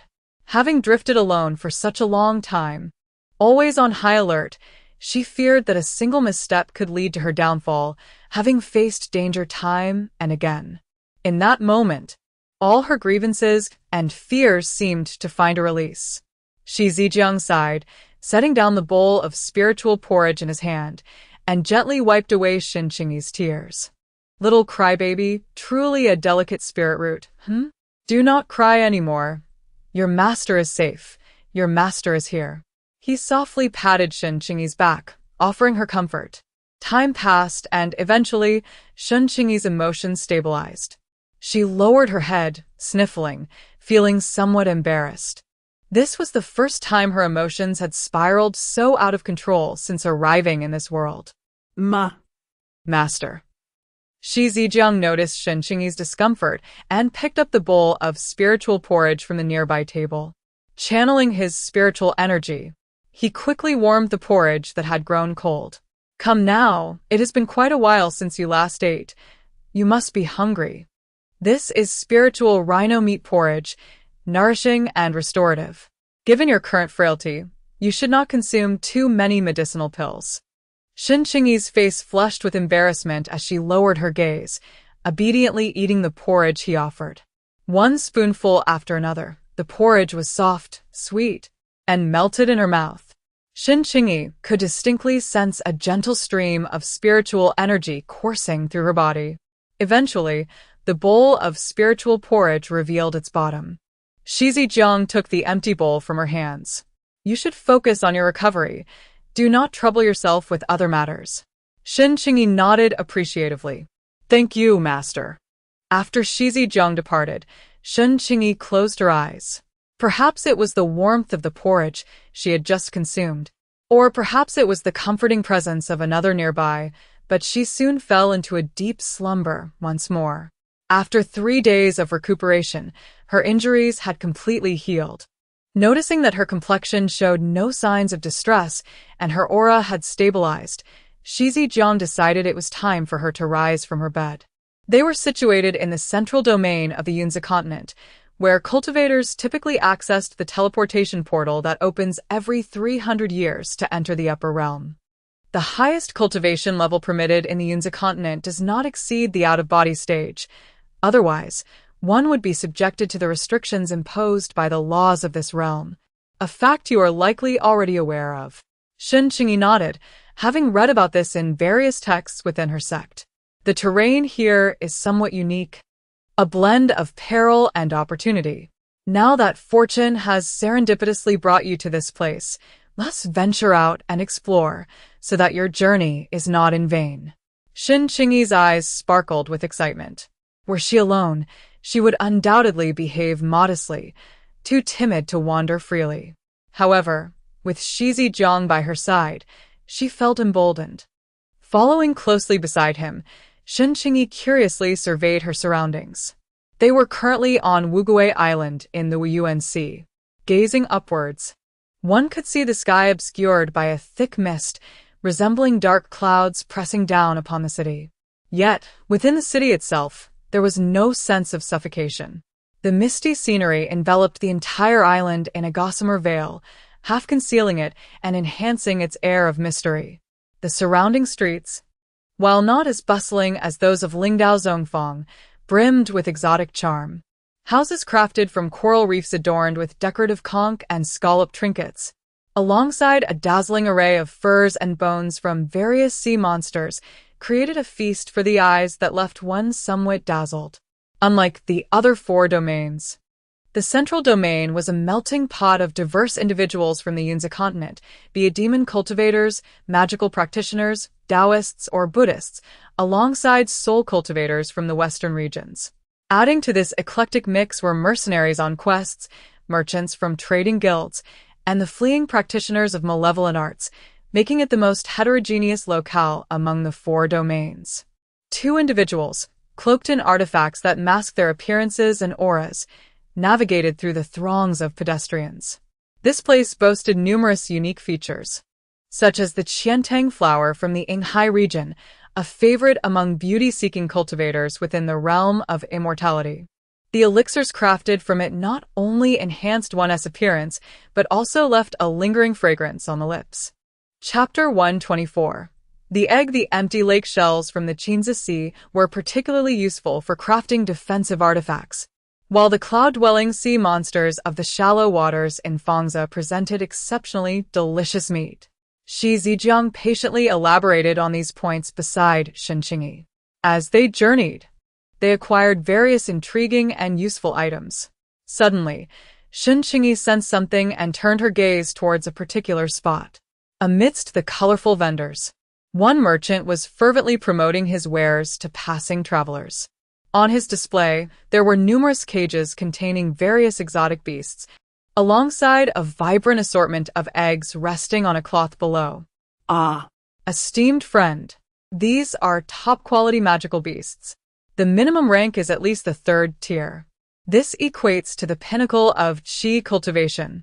Moreover, consider its age.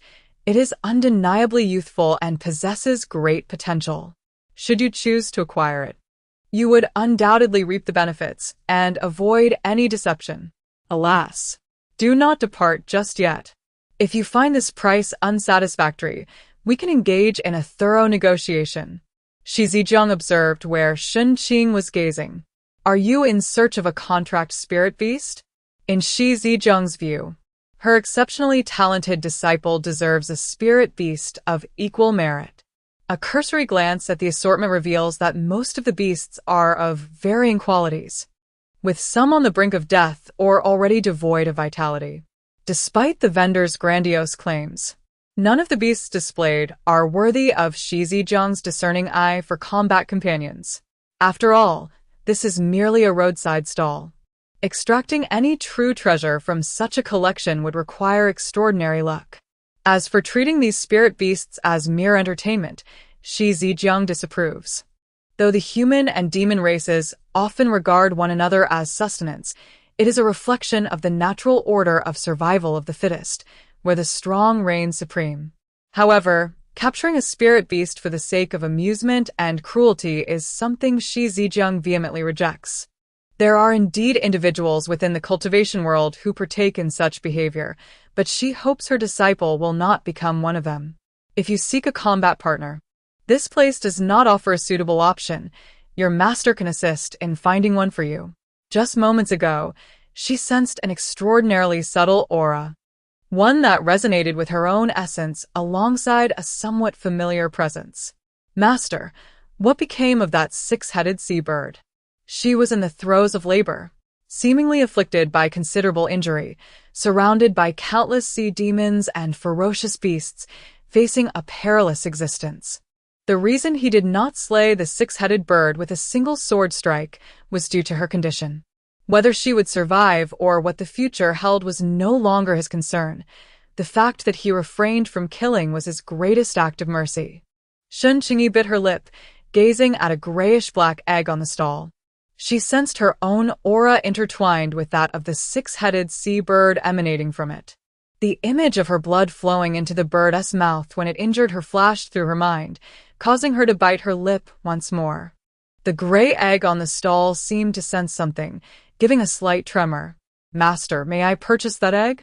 Shi Zijiang turned his gaze towards the direction indicated by Shen Qingyi, the egg, roughly the size of a fist, coming into view. After scanning the area with his spiritual sense, he found nothing unusual, only noting that the vitality emanating from the egg was waning. With a measure of kindness, he cautioned his disciple, Qingyi, that egg is not suitable for becoming a spirit beast. If you desire to form a contract with a spirit beast, I can help you find a suitable one. Master, I simply find it appealing. At this point, Shi Zijiang fell silent, recognizing that the fateful connections in the realm of cultivation might also pertain to personal destiny. While he could not perceive anything amiss, perhaps his disciple could. If he were to obstruct her, he might inadvertently hinder her fortunes. Shi Zijiang nodded, yet to ensure safety and prevent any deliberate traps, he meticulously inspected the gray egg once more. Discovering that it posed no danger, he finally allowed Shen Qingyi to proceed. "Boss, how many spirit stones for this egg?" The vendor, seeing someone finally approach with an inquiry, initially thought a sale was imminent, only to realize that the question pertained to a seemingly doomed spirit beast egg. His eyes darted around nervously, but when they met Shi Zijiang's unfathomable gaze, he could not help but shudder deeply. After years of experience in this trade, he had honed the ability to read people's expressions. While he might deceive the young cultivator before him, the elder standing behind him was not easily fooled. Spirit stones were indeed valuable, but life held even greater worth. However, if a transformation could be achieved. Young friend, if you seek a small spirit companion for amusement, I have snow foxes and jade birds, delightful creatures with little to no offensive capability. Should you desire a contract spirit beast for combat, I can offer more formidable options such as the mighty bear, wind wolf, or moon tiger.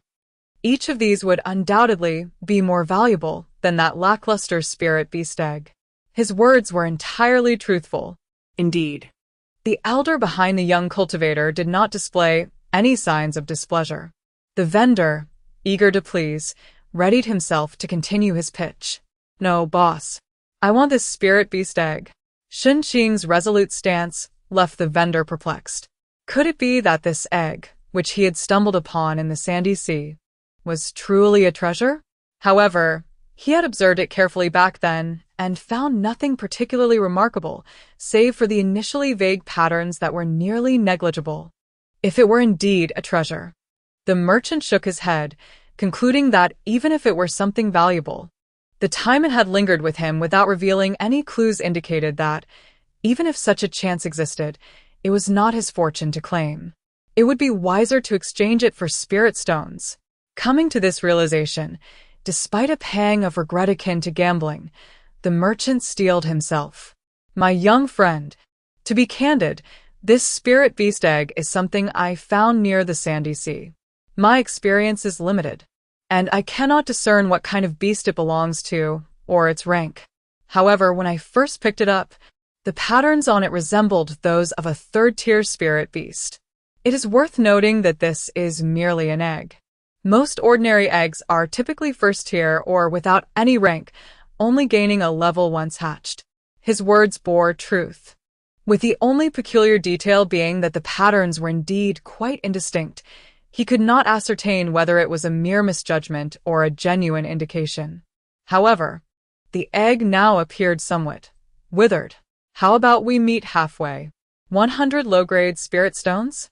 Shen Qingyi's companion, Shi Zijiang, raised an eyebrow, while the merchant swallowed hard. 80 low-grade spirit stones?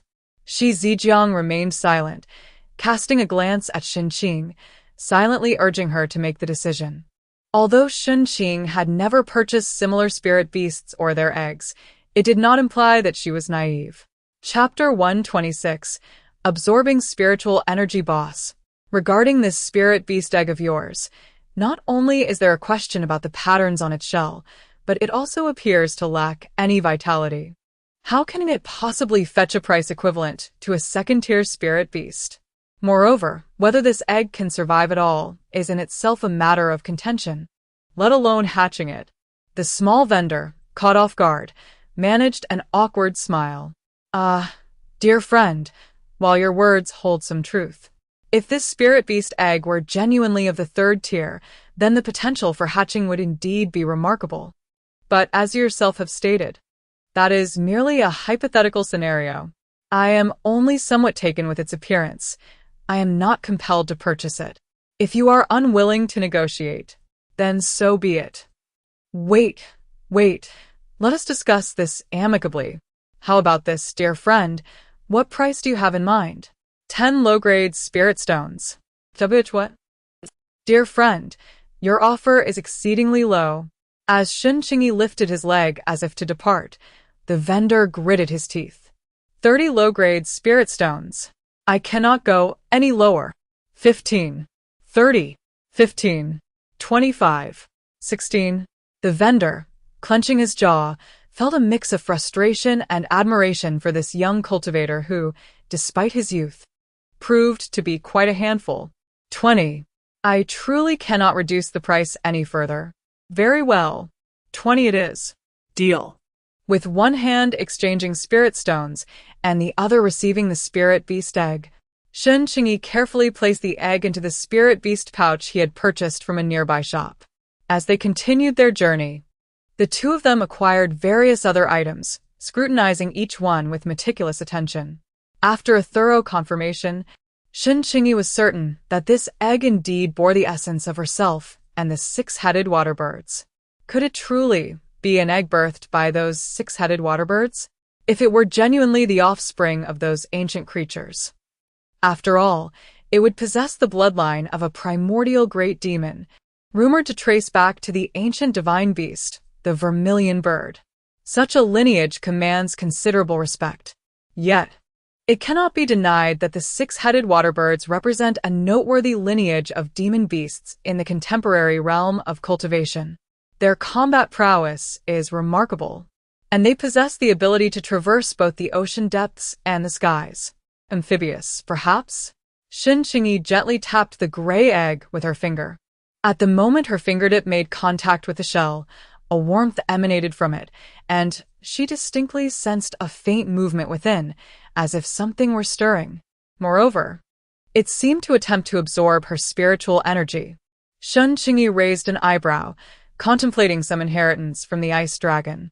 She retrieved a spirit-gathering array from her storage space and placed it beneath the gray egg. Taking a seat nearby, she observed in silence. Time passed slowly, and the spirit-gathering array began to undergo subtle changes. Within the array, the absorption of spiritual energy accelerated, and she noticed that the spirit stones embedded in the array were nearly depleted. Hastily, she replenished it with additional spirit stones. As the gray egg's shell became increasingly smooth and lustrous from the absorbed energy, Shen Qingyi's eyes sparkled with intrigue. However, when she placed spirit stones for the third time, the gray egg ceased its absorption. Shen Qingyi prodded the egg again, but it remained unresponsive. Had it feasted to the point of slumber? Shen Qingyi could not help but set aside her curious impatience, placing the gray egg once more into her spirit beast pouch. Chapter 127. Return to the sect. Shi Zijiang accompanied Shen Qingyi in their cave dwelling, where they took 3 days to recuperate. After this period, the two began to pack their belongings. Reclining on her master's flying spirit vessel, she basked in the sunlight while gazing at the azure sky, feeling an immense sense of joy. Shi Zijiang observed her with a hint of amusement, gracefully preparing tea with a natural elegance. The sight of the young girl was indeed a delightful one. How many in the realm of cultivation could live as freely and joyfully as she? This reflection brought to mind a youthful figure from years past, one who had shared her carefree spirit and exuberance. As the fragrant aroma of tea wafted through the air, Shi Zijiang took a gentle sip. "Qingyi," he called, prompting Shen Qingyi to open her eyes and turn her head slightly. Master, what is it?" Do you have any regrets about coming to the eastern region? Shen Qingyi shook her head. No regrets. Not even when faced with danger? Shen Qingyi pondered deeply, her brow furrowing slightly. Indeed, I have felt fear during perilous moments and contemplated other possibilities, yet I have never regretted it. Why? She gazed into the distance, where white clouds danced across the blue sky and verdant mountains met crystal-clear waters. Perhaps it is because I wish to behold the magnificent landscapes of the cultivation realm, to experience the world of immortal heroes. Moreover, the eastern region is splendid. It is a place of wonders. Here, there are elixirs, and when people fall ill, they can take these potions. We may be feeble, yet through diligent cultivation, we can continuously strengthen ourselves and, in doing so, prolong our lives. The benefits are boundless, far too numerous to count. Is that all? Shi Zijiang chuckled, shaking his head in amusement. After all, he was but a child, still innocent and naive in thought. Nevertheless, since this is your aspiration, devote yourself earnestly to your training. The world of cultivation extends far beyond just the eastern region or the Yunzi continent. Shen Qingyi nodded vigorously. Master, I will. I intend to explore many places in the future. I have heard tales of the captivating Shifting Sands River in the western region, the Bodhi Tree Sea in the northern region, and the Cosmic River in the upper region. There are countless other locations. Ha! You have quite the ambitious wishes. Given your insatiable curiosity, you must exert yourself in your training. I shall keep your words close to heart today. Should you fail to achieve your dreams, be wary of my laughter.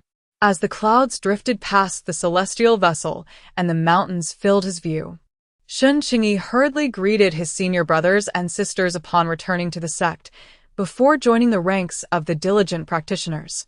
In addition to the mandated training hours, Shen Qingyi also dedicated time to crafting talismans.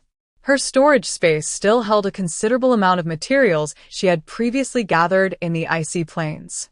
Not wishing to squander resources, Shen Qingyi resolved to utilize those materials first before heading to the sect's market to acquire talisman paper and vermilion. Meanwhile, aside from the hard-working disciples, Shi Zijiang entered a brief period of seclusion. At the base of the towering cliffs of Huadi Peak, a figure swiftly traversed the steep and narrow path. Despite the towering heights, not a single pebble fell. Atop the main peak, the three individuals gazed through the swirling mist, their vision remarkably clear. Senior brother, remarked Xianxia, didn't I tell you that girl is formidable? It has only been a short while, yet she has already reached the threshold of the foundation establishment stage. Such talent. In comparison to Chu Jing from the Sacred Sword sect, she is not any less impressive. Xianxia felt a tinge of envy towards Shi Zijiang's fortune, unable to suppress a hint of bitterness. Shi Tongzhou observed the figure darting like lightning amidst the steep cliffs of Huadi Peak. Indeed, quite remarkable. In just 4 years, she surpasses Chu Jing. Xianxia's spirits lifted instantly. It was rare to hear his senior brother offer such praise. He couldn't help but cast a glance at the silent MASU-MANHUA, who stood nearby. How does she measure up to your disciple? Shi Tongzhou shot Xianxia a sidelong glance, disregarding his inquiry as he turned his attention back to MASU-MANHUA. Jiuxiao, that individual is your Shi's fifth disciple, Shen Qingyi. What are your thoughts on her? MASU-MANHUA regarded Shen Qingyi with a serious demeanor. She is quite powerful. Shi Tongzhou nodded in agreement. She will participate in the upcoming sect competition. After traversing the steep terrain of Huadi Peak several times, Shen Qingyi was drenched in sweat. Within the Lingdao sect, Huadi Peak presented the most rugged and precipitous landscape, making it an excellent training ground for honing reflexes and agility. Upon returning to her cave dwelling, Shen Qingyi utilized her spiritual energy to warm a bucket of water. What was initially a simple cleansing ritual had recently evolved into a medicinal bath arranged by her senior brother, requiring her to collect a pouch of refining elixirs from him after each training session. Although the process of soaking in this medicinal bath was exceedingly painful, when her beloved senior brother willingly shared his once precious herbal materials with her, Shen Qingyi felt that to decline further would be ungrateful. Immersed in the bath, Shen Qingyi closed her eyes. After becoming accustomed to the impact of the spiritual herbs, the bath seemed less unbearable. The essence of the medicinal liquid, infused with the vitality of the spiritual spring water, permeated through Shen Qingyi's skin and into her body. Her bones and muscles were continually cleansed and strengthened. Suddenly, a fluctuation in the barrier outside the cave abode startled her, causing Shen Qingyi to open her eyes. With a flick of her hand, a communication talisman soared into her palm. "Qingyi, please come to the Falling Phoenix Hall shortly." It was a message from her master. Shen Qingyi swiftly absorbed the last remnants of the medicinal and spiritual energy, tidied herself, and made her way to the Falling Phoenix Hall. Upon arriving, she found her master, who had been in seclusion for several days, seated at the high altar of the hall. Upon seeing Shen Qingyi, Shi Zijiang smiled and waved. "During my recent retreat, I restored my split consciousness and learned of your experiences when it emerged during your perilous moment. I have come today to examine the runes you inscribed from afar on that occasion. It has been many years since a rune master capable of drawing symbols from a distance has appeared in the cultivation world. If that day was not mere coincidence, then your talent in runes is certainly beyond ordinary imagination. In that critical moment, you inscribed runes from afar. Qingyi, in today's cultivation realm, very few rune masters can draw symbols from a distance. Even the elders of the Rune Masters Alliance seldom possess such ability, let alone a chi refining stage cultivator. It is essential to recognize that, aside from the talisman paper and cinnabar, utilizing the universe as talisman paper and spiritual energy as cinnabar is not a feat achievable by everyone. Beyond possessing an affinity for spiritual energy, exceptional control, and a formidable spirit, one must also possess a profound understanding of runes, among other complexities. While these elements may appear straightforward, their amalgamation poses a significant challenge. Shen Qingyi found herself momentarily lost in thought, for the inheritance of the Ice Dragon did not contain any records of methods for drawing talismans from a distance. The talisman-making techniques imparted by the Ice Dragon exhibited numerous differences from those she later encountered in the library, yet they shared many similarities. However, neither source provided guidance on mastering the art of distant talisman drawing. The creation of talismans primarily relies on various mediums. In Chapter 129, Entering the Token, had the situation not been so dire at the time, she would not have dared to embark on such a bold endeavor. Yet now, upon hearing her master's words, it seemed that the world of cultivation indeed possessed such methods for talisman drawing. The question lingered. Why was there knowledge of this practice, yet no recorded methods for learning it? Shen Qingyi, perplexed, voiced her inquiry. Upon hearing this, Shi Zijian could not help but smile slightly. Such methods for talisman drawing certainly exist, but they are not readily accessible to all. The approach varies from person to person, residing within countless tomes and jade slips, yet concealed amidst a sea of individuals. Without exception, those capable of drawing talismans from a distance are prodigies of talisman craft. On that day, upon witnessing your abilities, my master contemplated having you demonstrate once more. Shen Qingyi nodded in agreement. You may begin with those that employ talisman paper, she suggested. In recent days, Shen Qingyi had not neglected her studies in talisman crafting. On that day, the angel conjured symbols from a distance, prompted by urgency and dire circumstances. However, after days of contemplation, she began to grasp certain insights. With a flicker of her spiritual energy, a talisman brush materialized in her hand. Though her storage space contained talisman papers and vermilion, the consumption of fine hairs proved too rapid. The reason was simple. Each time she wielded the sacred execution as a brush, it displayed reluctance, resulting in the beast hairs affixed to it spontaneously igniting after every symbol was drawn. Upon experimenting, Shen Qingyi discovered that ordinary talisman brushes seemed to yield results more swiftly. Observing Shen Qingyi's fluid motions, one couldn't help but notice the inferior talisman paper strewn across the table, riddled with imperfections.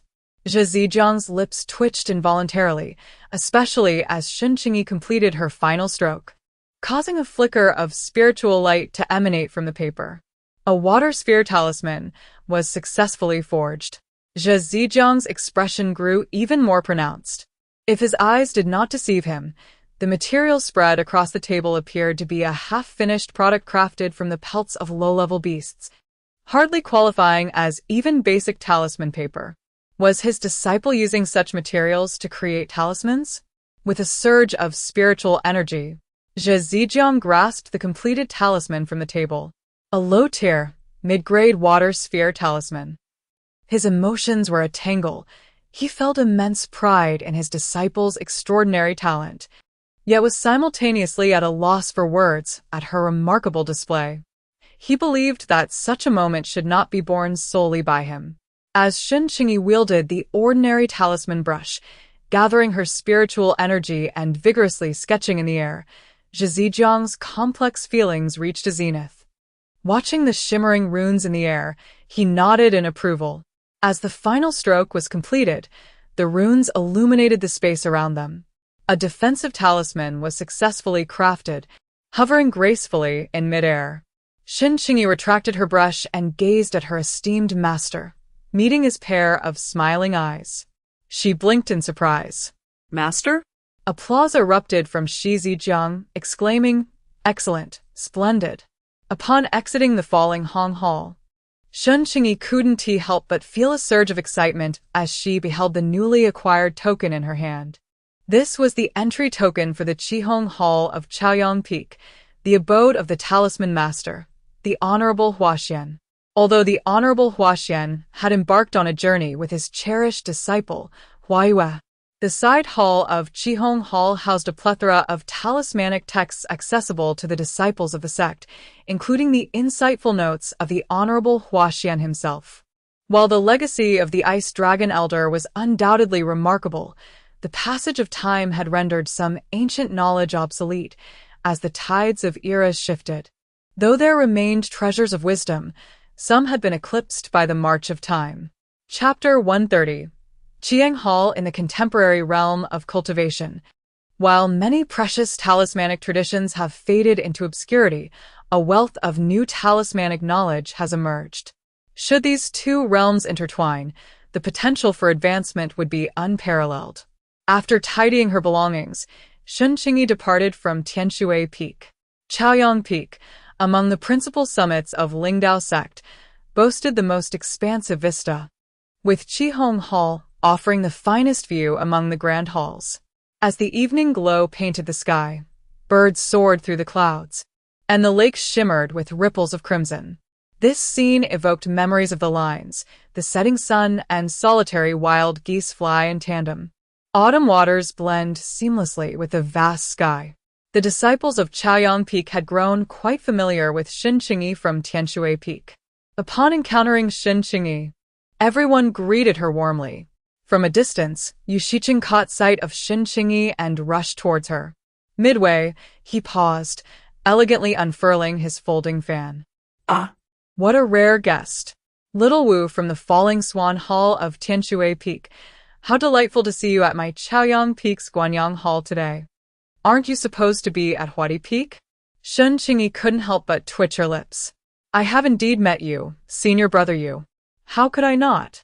You are now quite the celebrity of Huadi Peak. I fear they might come after me if they learn of your visit here. Straightening her posture, Shen Qingyi rolled her eyes at Yu Shiqing. Have you been indulging too much in those tales again, senior brother? Yu Shiqing's eyes widened in disbelief as he pointed at Shen Qingyi, taking a few deep breaths. Shen Qingyi.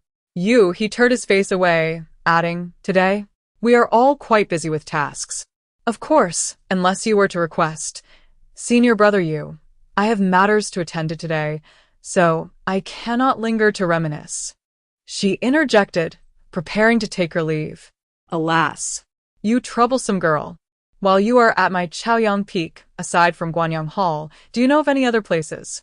Hey. Shen Qingyi. Feeling the gaze of the surrounding disciples, Yu Shiqing's face flushed with embarrassment. What are you staring at? Have you never seen senior siblings jesting? With his folding fan raised, he cast a notably threatening look, causing the nearby disciples to scatter. As Shen Qingyi walked past Guanyang Peak, she couldn't help but laugh aloud. What's so amusing? A voice inquired, prompting Shen Qingyi to glance towards the speaker. Greetings, Master Lu. She greeted, with a nod. Lu Yu appraised Shen Qingyi from head to toe, a glimmer of admiration flashing in his eyes. At such a tender age, possessing such remarkable skills is truly impressive. Are you headed to the Qihong Hall? Given the direction the young lady is taking, it can only be towards the Qihong Hall on Chaoyang Peak. Indeed.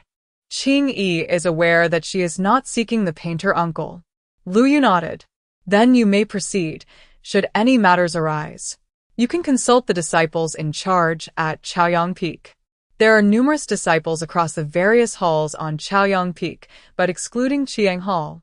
As Huaxian has little interest in such matters and currently has only 2 disciples, one who seldom ventures out, remaining almost invisible, and the other who has traveled with Huaxian. The Qiang Hall feels exceedingly desolate. Thank you, Master Uncle. Lu Yu waved his hand. You may attend to your own affairs. Upon stepping into Qiang Hall, Shen Qingyi realized that the external description of its desolation was not exaggerated in the slightest. Compared to the other halls, Qiang Peak indeed felt exceptionally barren. Chapter 131. Selling talismans, however, despite the sparse population, Qiang Peak was impeccably tidy and organized. Shen Qingyi made her way towards the side hall and encountered several disciples who were also heading there to study.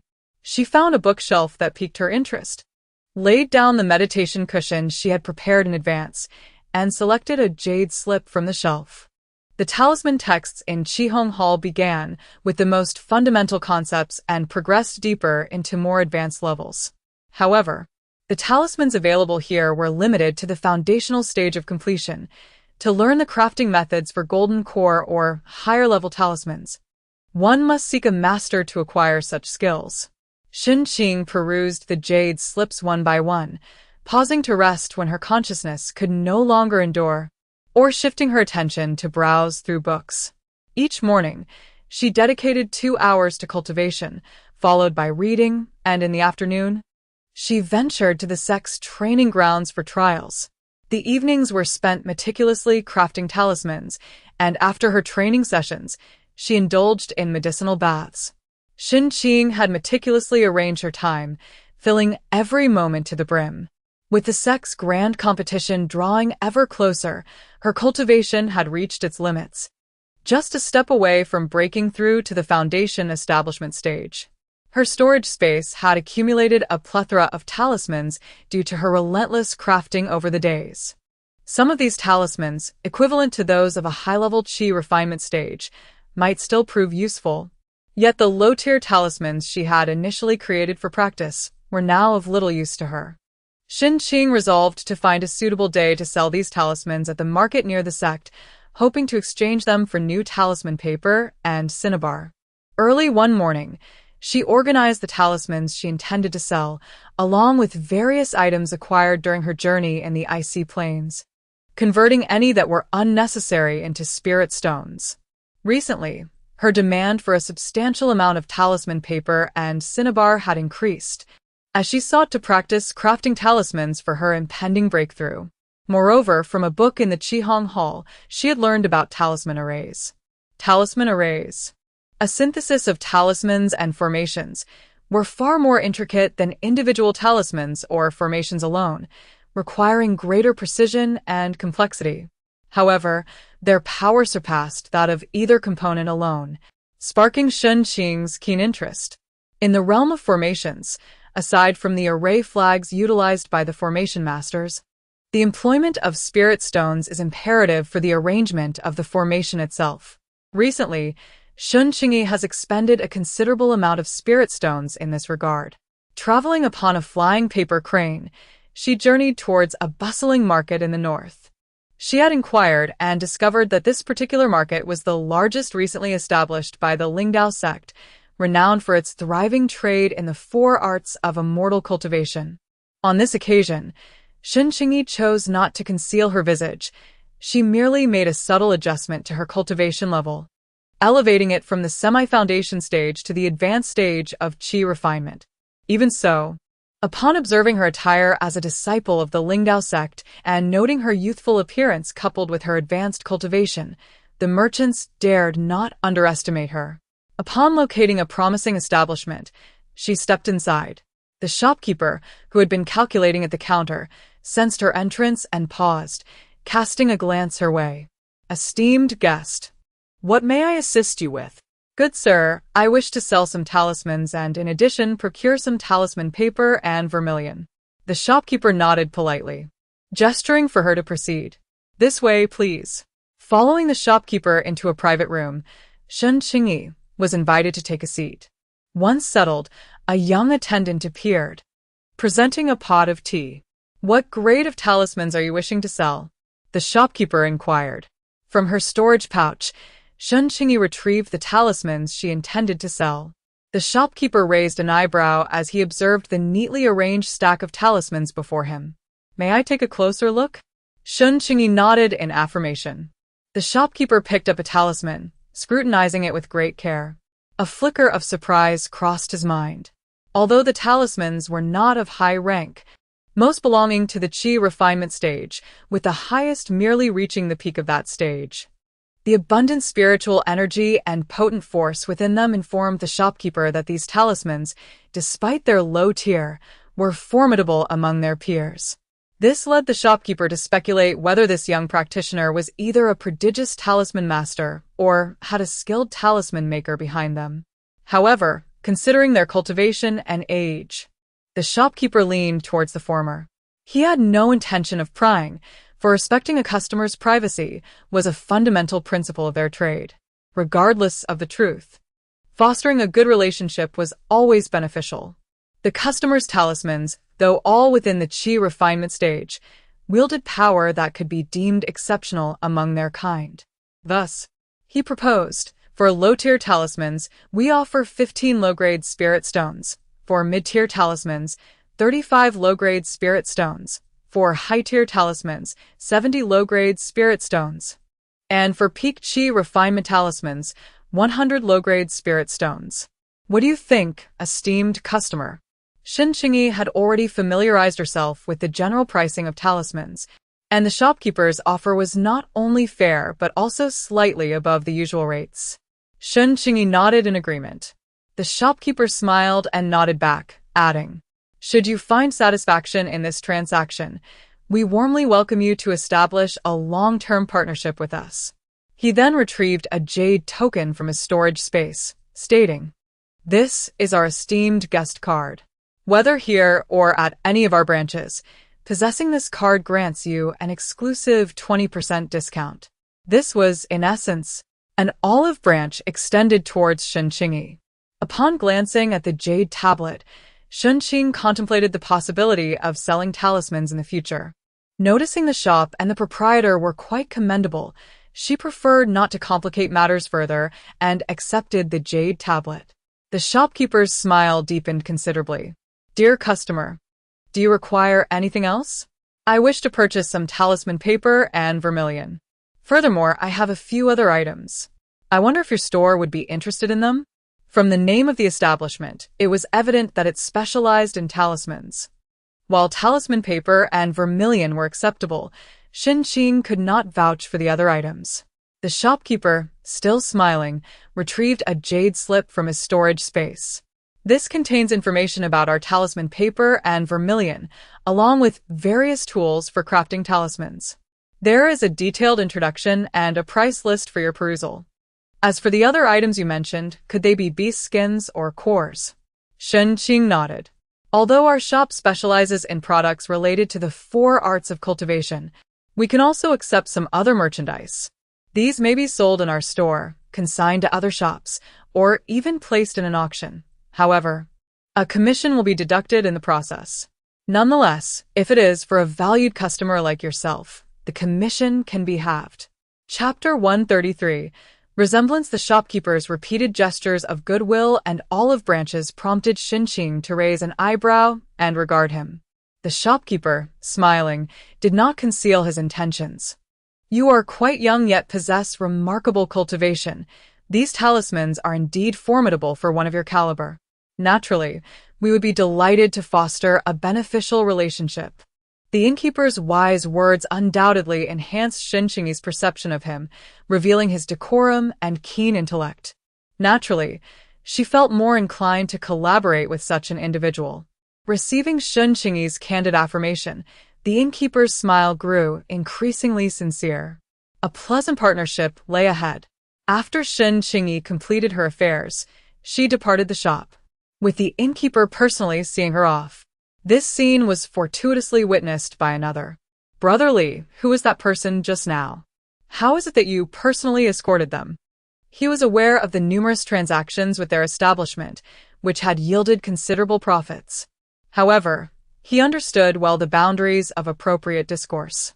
That individual is a distinguished guest of the shop and a prodigious disciple of the Lingdao sect. The final remark carried an implicit warning. To harbor ill intentions towards a talented disciple of the Lingdao sect would be tantamount to courting disaster. Nevertheless, curiosity gnawed at him. He couldn't shake the feeling that the person who had just departed bore an uncanny resemblance to someone he knew. Although perplexed, he chose not to reveal his thoughts at that moment, opting instead to investigate discreetly. Suddenly, a brilliant flash erupted, and a rune shot skyward, sending leaves swirling wildly in its wake. Shen Qingyi instinctively recoiled as the space where she had been standing transformed from a single rune into 3 in rapid succession. The 3 runes spun swiftly, gradually coalescing into a formation of the 3 talents. Shen Qingyi gazed at the floating rune array, an uncontrollable elation swelling within her. Her rune formation had finally been successfully crafted, albeit it was merely the most fundamental of arrays. Standing at a distance, Shi Zijiang beheld the suspended in midair, a mixture of astonishment and delight flooding his heart. His disciple exhibited an extraordinary talent in the art of runes. In merely a few days, the talisman had ascended to the foundational stage and even mastered the formation of. Applause erupted in his mind. Turning around, he saw his master and with a joyful sprint, rushed toward him. Master. Indeed. Quite commendable. Your creation of this is impressive. To be able to craft foundational with mere qi cultivation and even forge is no trivial accomplishment. The praise from his master filled Shen Qingyi with elation. As the two engaged in light-hearted banter, a transmission soared toward Shi Zijiang. Sensing the aura emanating from it belonged to his fellow sect leader, when high, he reached out, and the transmission materialized in his hand. After absorbing its message, Shi Zijiang couldn't help but furrow his brow, subsequently casting a glance at Shen Qingyi. Feeling the weight of his master's gaze, Shen Qingyi was filled with curiosity. Master? Chapter 134. An unexpected visitor accompanied me to your sect uncle's Qinghai Hall. A jolt of anxiety surged through Shen Qingyi's heart. Master, has something occurred? Shi Zijiang's expression was tinged with complexity as he regarded his disciple. Your sect uncle has conveyed that the young master of the Lin family from the northern domain has come seeking you, under the orders of the Lin family patriarch. He was well aware of the Lin family's significance within the northern domain. From the moment Shen Qingyi entered the sect, his background and past had been meticulously scrutinized multiple times. The Lin family's approach at this juncture. Shi Zijiang couldn't help but harbor concerns for his disciple. Although the Lin family had been indifferent to Shen Qingyi since childhood, and even had their disciples bully those from Shen's family, it remains an undeniable truth that Shen Qingyi bears the blood of the Lin lineage. In the realm of cultivation, offspring are indeed scarce, and the significance of bloodlines is highly regarded. When Shen Qingyi heard the mention of the Lin family from the northern domain, he was momentarily taken aback. The Lin family from the northern domain? Realization soon dawned upon him, causing him to furrow his brow.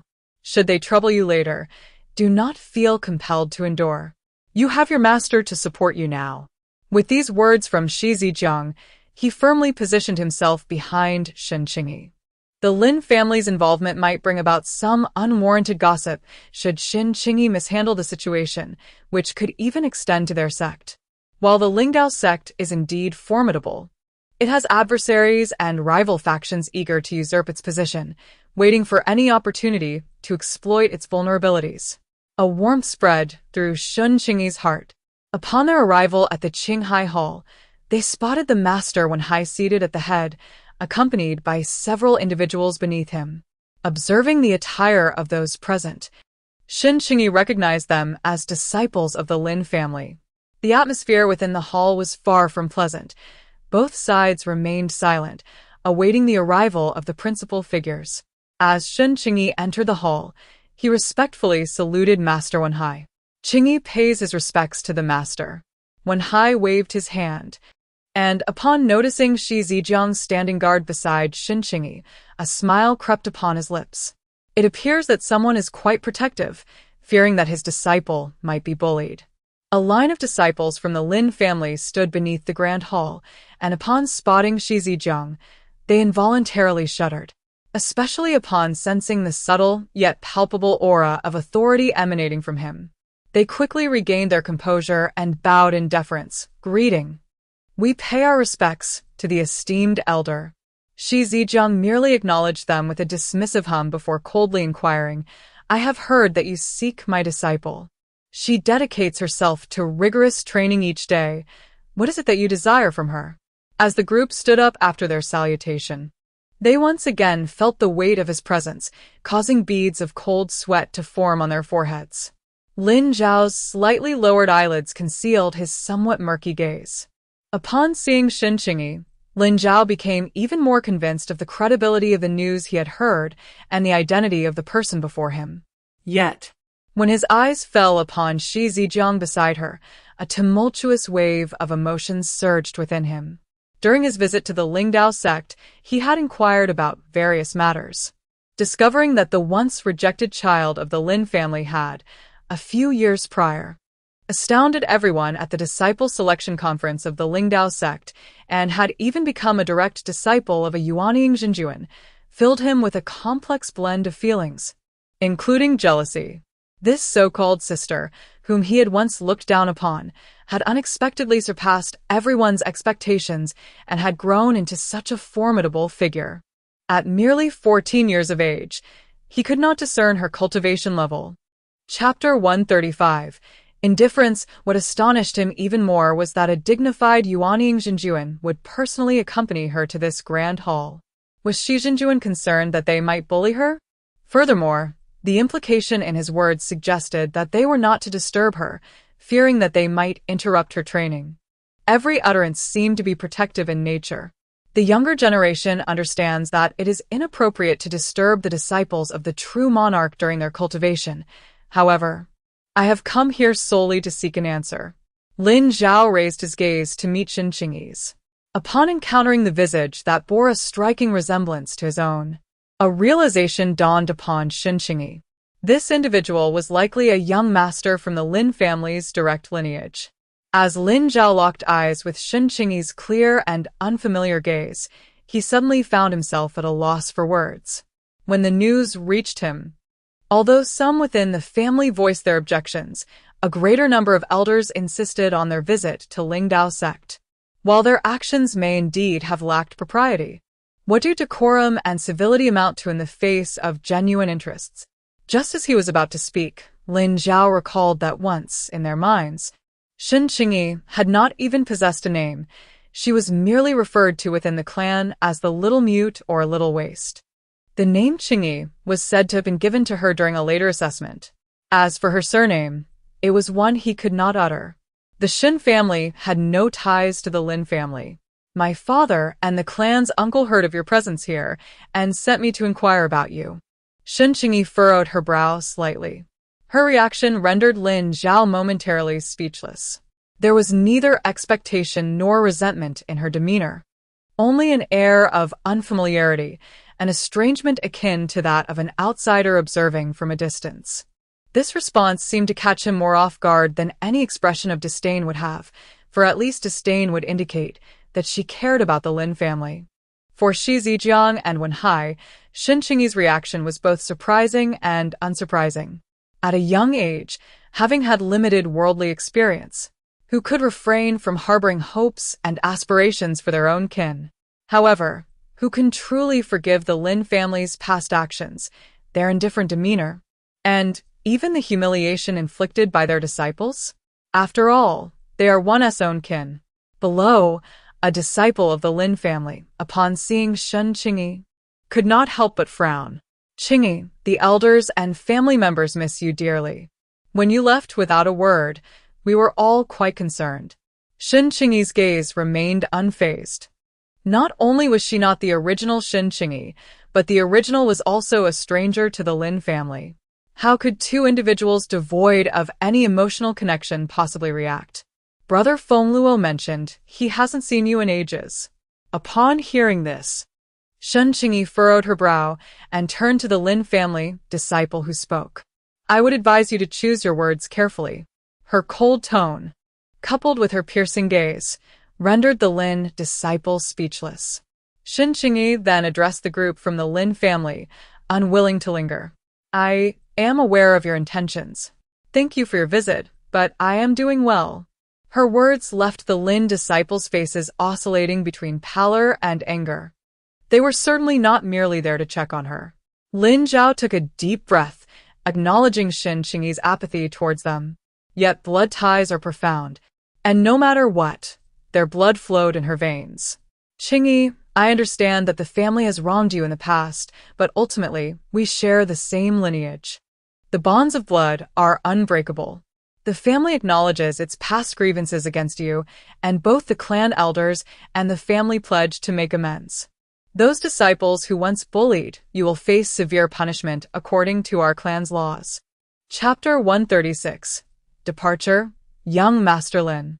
Before Lin Zhao could complete his statement, Shen Qingyi interjected, Young Master Lin, the history between us is mutually understood. Considering we have prepared to become strangers with no further association from the outset, I implore the Lin family to maintain this resolve with dignity.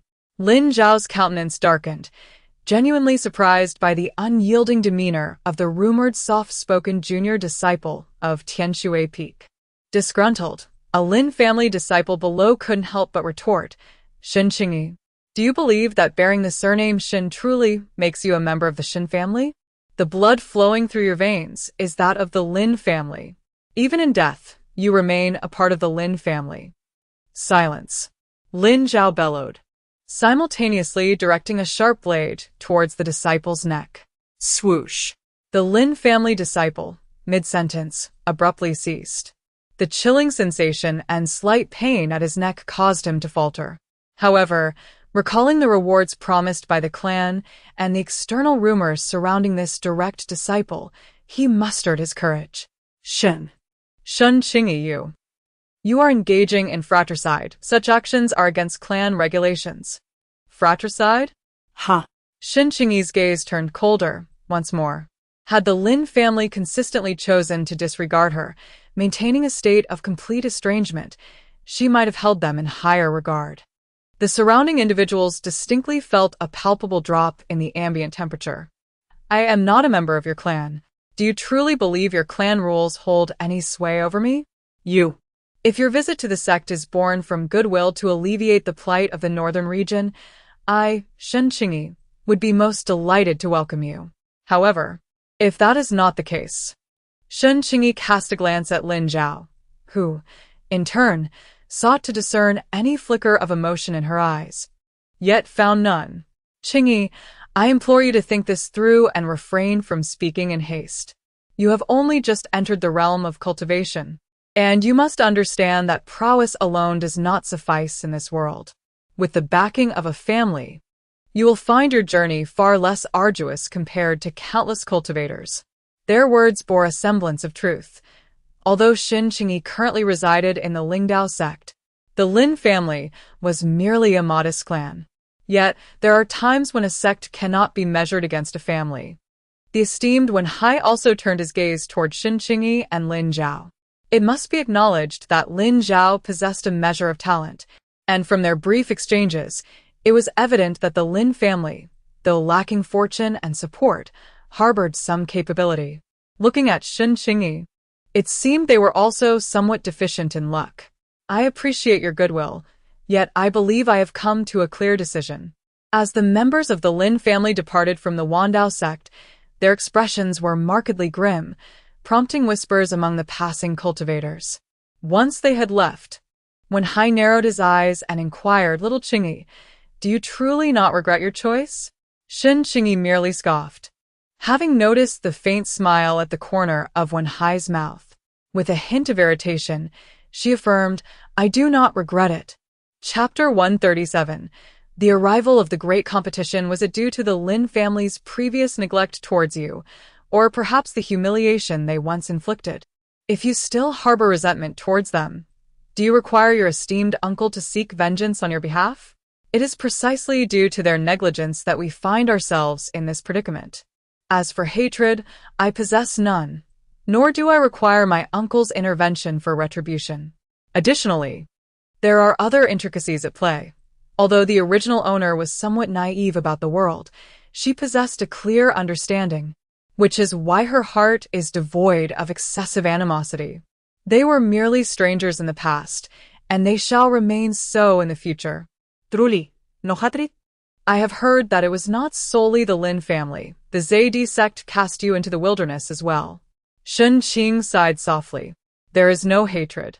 Although the ZD sect abandoned me to the desolate mountains, it was also within their jurisdiction that no demonic beasts roamed, allowing the disciples to survive for so long. Otherwise, given the current state of the cultivation world, even common wolves or tigers could have easily devoured me. Though I faced some bullying along the way, I cannot blame the entirety of humanity for the transgressions of a few. As for those who have wronged the original owner, should I seek vengeance, it shall be I who exacts it. Wenhai smiled knowingly. Now I understand. He discerned that this Xiao Wu of the Falling Phoenix Hall, though somewhat gentle in nature, possesses an inner strength and a clear sense of justice. With this insight into her attitude, I shall have a clearer direction in my endeavors. As time passes, the sect competition draws ever closer. However, Shen Qing chose to ignore these matters, remaining in her designated area, diligently practicing. Meanwhile, those sent by the Lin family were intercepted by Master Wenhai. Originally, the ZD sect, which had been confined to the northern region, intended to make a visit. However, after gauging the attitude of the Wenhai sect, they ultimately refrained from doing so. Indeed, after their astute decision to refrain from joining the fray, the Ling Dao sect provided them with certain advantages. Consequently, those lurking forces also discerned the Ling Dao sect's stance. At long last, the highly anticipated competition of the Ling Dao sect arrived.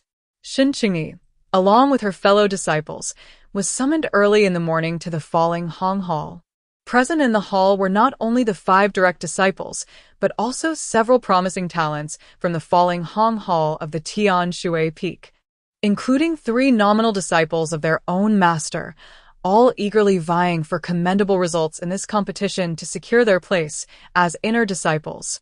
At the head of the hall sat not only their master, but also the elder Shirbei and a Yuaning true monarch, alongside several Jin Dan realms.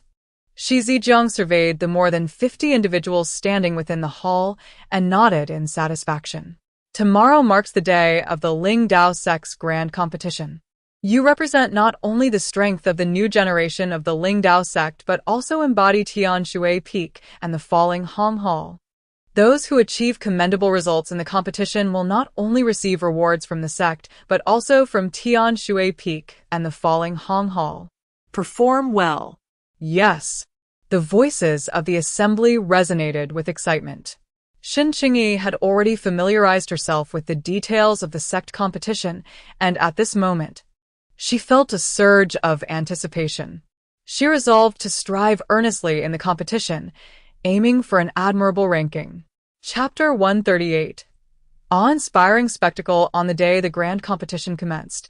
Disciples who had registered began to arrive at the designated arena within the Spirit Dao sect around 8 in the morning. Besides the Spirit Dao sect's own contestants, other cultivators also participated, effectively affiliated with the sect. These included disciples from families under the Spirit Dao sect's jurisdiction, cultivators from Immortal cities, and various independent practitioners. Anyone possessing a competition token, after rigorous verification, was permitted to enter the contest. The expansive plaza featured no fewer than 100 arenas.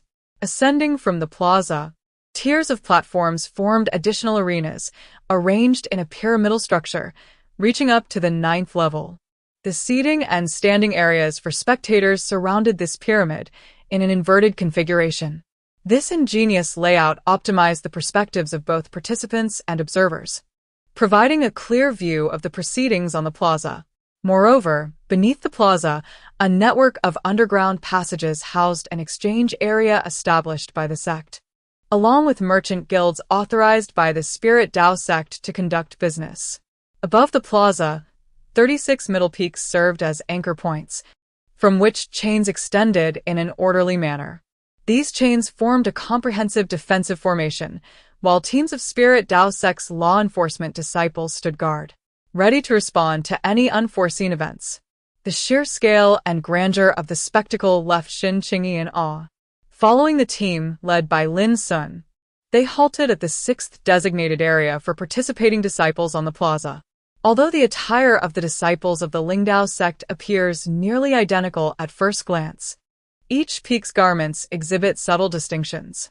For instance, the disciples of the Chaoyang Peak wear robes adorned with a small sun beneath the emblem of the Lingdao sect, while those from the Tianshui Peak don garments featuring an icon of water cascading from above, situated below the sect's insignia. Additionally, there exists a color-coded classification for the disciples, distinguishing between miscellaneous laborers, outer disciples, inner disciples, and direct apprentices. Among these disciples, a particularly notable designation is that of the elite disciples. Regardless of whether they belong to the miscellaneous or direct categories, once a disciple is marked as elite, even the elders and officials of the sect must accord them a certain level of respect. However, the number of elite disciples within the sect is quite limited. Among the millions within the Lingdao sect, only around 500 hold this esteemed title. It is evident that attaining the status of an elite disciple in the Lingdao sect is an arduous endeavor. Around her, the disciples have begun to discreetly assess their fellow competitors in the upcoming contest. With a month remaining until the Grand Sect competition, the Tianbo Bureau has released a power ranking list, which includes a fundamental assessment of the combat capabilities of each participating disciple. The most sought-after categories are undoubtedly the top 100 lists for the Golden Core, Foundation Establishment, and Qi Refinement stages. Consequently, the publication by the Tianbo Bureau has prompted various commercial establishments to initiate betting activities. Gu Mingxue approached Shen Qingyi and whispered in her ear, "Junior sister, do you feel confident about securing a position among the top 500 in the sect's Qi Refinement group?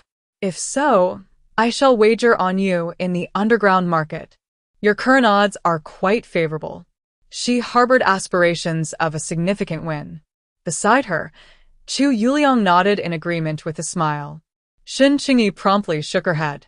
"Senior sister, you hold me in far too high regard. Although my cultivation currently stands at the threshold of the foundation establishment stage, how many others are at the same juncture in this grand competition?" Looking around, 2/7 of the Qi Refinement group are at the half-foundation establishment level, while 4/7 have achieved the pinnacle of Qi Refinement, with the remainder being at the advanced stages of Qi Refinement. As for those at the intermediate level, they are exceedingly rare. Given these circumstances, Shen Qingyi dares not act recklessly. Chapter 139. The Beginning. Junior sister, could you not summon a bit of confidence? Rest assured, from my years of experience, I am certain you have a significant chance of ranking within the top 500 in the sect's Qi Refinement. It is merely Shen Qingyi's humble nature that keeps her true abilities hidden. She has been diligently cultivating in a routine akin to a straight line. making it quite challenging for the other disciples to catch a glimpse of her. Although the insiders of the Tianbo Bureau have contemplated investigating this esteemed disciple of the Tianshui Peak, it remains exceedingly difficult to observe her up close. However, based on junior sister's combat prowess, Gu Mingxue is confident that she can undoubtedly secure a place among the top 500 in the Qi refinement group. Shen Qingyi smiled gently in response. Thank you for your kind words, senior sister. Taking a deep breath, Shen Qingyi expelled the stagnant energy from her lungs. In this grand competition, she vowed to exert her utmost effort. Thud, thud. At the moment the bell tolled, silence enveloped the plaza. Upon the highest platform stood the sect master, Wenhai, alongside several high-ranking members of the Lingdao sect, including Shi Zijiang. The disciples below instinctively gazed upward. Please, ancestor. Thud, thud, thud. The bell tolled thrice more. As the final chime resonated, a beam of spiritual light radiated from the clouds above. The crowd felt their souls tremble. A series of ethereal images, formed from spiritual energy, emerged in the heavens above. The esteemed leaders of the Lingdao sect, holding 3 incense sticks, stood in a disciplined formation under the guidance of the sect master, Wenhai. In reverence, they bowed before the celestial images, pressing the incense to their foreheads as they performed their respectful salutation. Below, the disciples of the Lingdao sect and the cultivators who had entered its fold also lowered their heads and bent their bodies in deference. For above, they were venerating not only the ancestors of the Lingdao sect but also formidable predecessors revered throughout the realm of cultivation. Shen Qingyi bowed her head, paying her respects, when suddenly a fleeting warmth enveloped her, almost imperceptibly. She was momentarily taken aback, yet the sensation was so transient that before she could fully comprehend it, it vanished. Shen Qingyi dismissed it as a mere figment of her imagination. Upon the high platform, after the formalities, the group proceeded in an orderly manner towards a grand censer at the center to offer incense. Today marked the day of the Lingdao sect's grand competition. Each of you is a favored prodigy of our sect, embodying the future of our path. Today, you shall fight for yourselves. Fight for your families and sects. Fight for the Tao. Now, I declare the competition officially commenced. The participating disciples felt their competition tokens stir at their waists, and a flicker of spiritual light enveloped their feet. When they opened their eyes again, they found themselves in an entirely different location. With a wave of Wenhai's hand, the chains in the sky shimmered, and countless leaves cascaded down. The competition had begun. Gather the leaves to establish the arena. In the sky, the leaves danced wildly. Below, the cultivators quickly regained their senses and leapt into action, striving to seize the falling leaves. Shen Qingyi swiftly reacted, leaping gracefully towards the nearest leaf. She extended her hand, eager to grasp the delicate foliage. Suddenly, a fierce gust of wind rushed past her left side, accompanied by a fleeting shadow. Shen Qingyi turned her head just in time to see a glimmering light strike a nearby disciple who was unable to evade it, causing him to cry out in agony as he fell to the ground. The assailant appeared somewhat surprised, evidently not expecting Shen Qingyi's quick reflexes, and cast a glance in her direction. The young girl had flowing black hair, the ends gently curling, and her features were exquisitely crafted, exuding both grace and vigor. Her straight nose and plump lips complemented her fair complexion, rendering her a striking beauty. Coupled with her ethereal demeanor, she was indeed hard to overlook. When had such a remarkable figure emerged within the sect? Chapter 140. The beginning. Upon noticing the emblem on Shen Qingyi's sect robe, a flicker of recognition crossed the face of Gong Yi. Tianshui Peak, falling Hong Hall? A thought crossed his mind, pondering which disciple of the falling Hong Hall she might be. Shen Qingyi, in turn, recognized the emblem on Gong Yi's robe, the symbol of Yueluan Peak's Henliu Hall. However, she had no time to contemplate his identity as she reached for the leaf once more. Seeing Gong Yi charge at her again, Shen Qingyi sprang into action, channeling her spiritual energy beneath her feet. With a resounding thud, Gong Yi was sent stumbling back a few steps, astonishment flickering in his eyes. The pure, potent water spiritual energy she wielded was undeniably formidable. Could she be a disciple of Master Wen Mingchen? The spark of battle ignited within Gong Yi as he advanced toward Shen Qingyi once more. Noticing his renewed assault, Shen Qingyi couldn't help but frown. In this region, the leaves were not limited to just one. To his left lay another cluster of leaves, closer in proximity. Instead of seizing the nearby leaves, he sought to capture hers. With a surge of spiritual energy coursing through her hand, Shen Qingyi unleashed several flying knives, forged from water elemental power, aimed directly at Gong Yi. Sensing the chilling aura emanating from the blades, Gong Yi swiftly evaded. At that moment, Shen Qingyi summoned a gust of wind beneath her foot, gathering her spiritual energy. With a resounding explosion, Gong Yi was forced to retreat. The dispersing energy caused the surrounding cultivators to scatter. Seizing this opportunity, Shen Qingyi reached out and firmly grasped a leaf. Once Gong Yi regained his footing, he locked eyes with Shen Qingyi from a distance. Upon noticing the leaf in her hand, he wasted no time and lunged toward another nearby leaf. Another disciple, poised to seize the leaf, sensed Gong Yi's approach and, overwhelmed by an instinctive dread, became flustered. Whoosh! As Gong Yi extended his hand to catch the leaf, a gust of wind brushed against his back, prompting him to disperse swiftly. 3 water blades whizzed past him. After failing to procure the leaf, Gong Yi turned to face Shen Qingyi, the one who had attacked. A group of high-ranking cultivators observing from the platform focused their consciousness on the battle below. When they noted the skirmish among the Qi training group, Xianxia couldn't help but chuckle. Still holding a grudge, she remarked to Bu Yuding, who sat nearby, "Senior brother Bu, your disciple is lacking." Bu Yuding remained impassive, disregarding Xianxia's comment. Xianxia paid little heed to his demeanor. After all, Bu Yuding was known for his aloofness, often silent and stoic. Although his disciple does not suffer from facial paralysis, his reputation for being a single-minded warrior is quite significant within the sect. This time, facing that girl, Xianxia couldn't help but feel a sense of anticipation. After all, seeing her again had truly astonished him with her remarkable progress.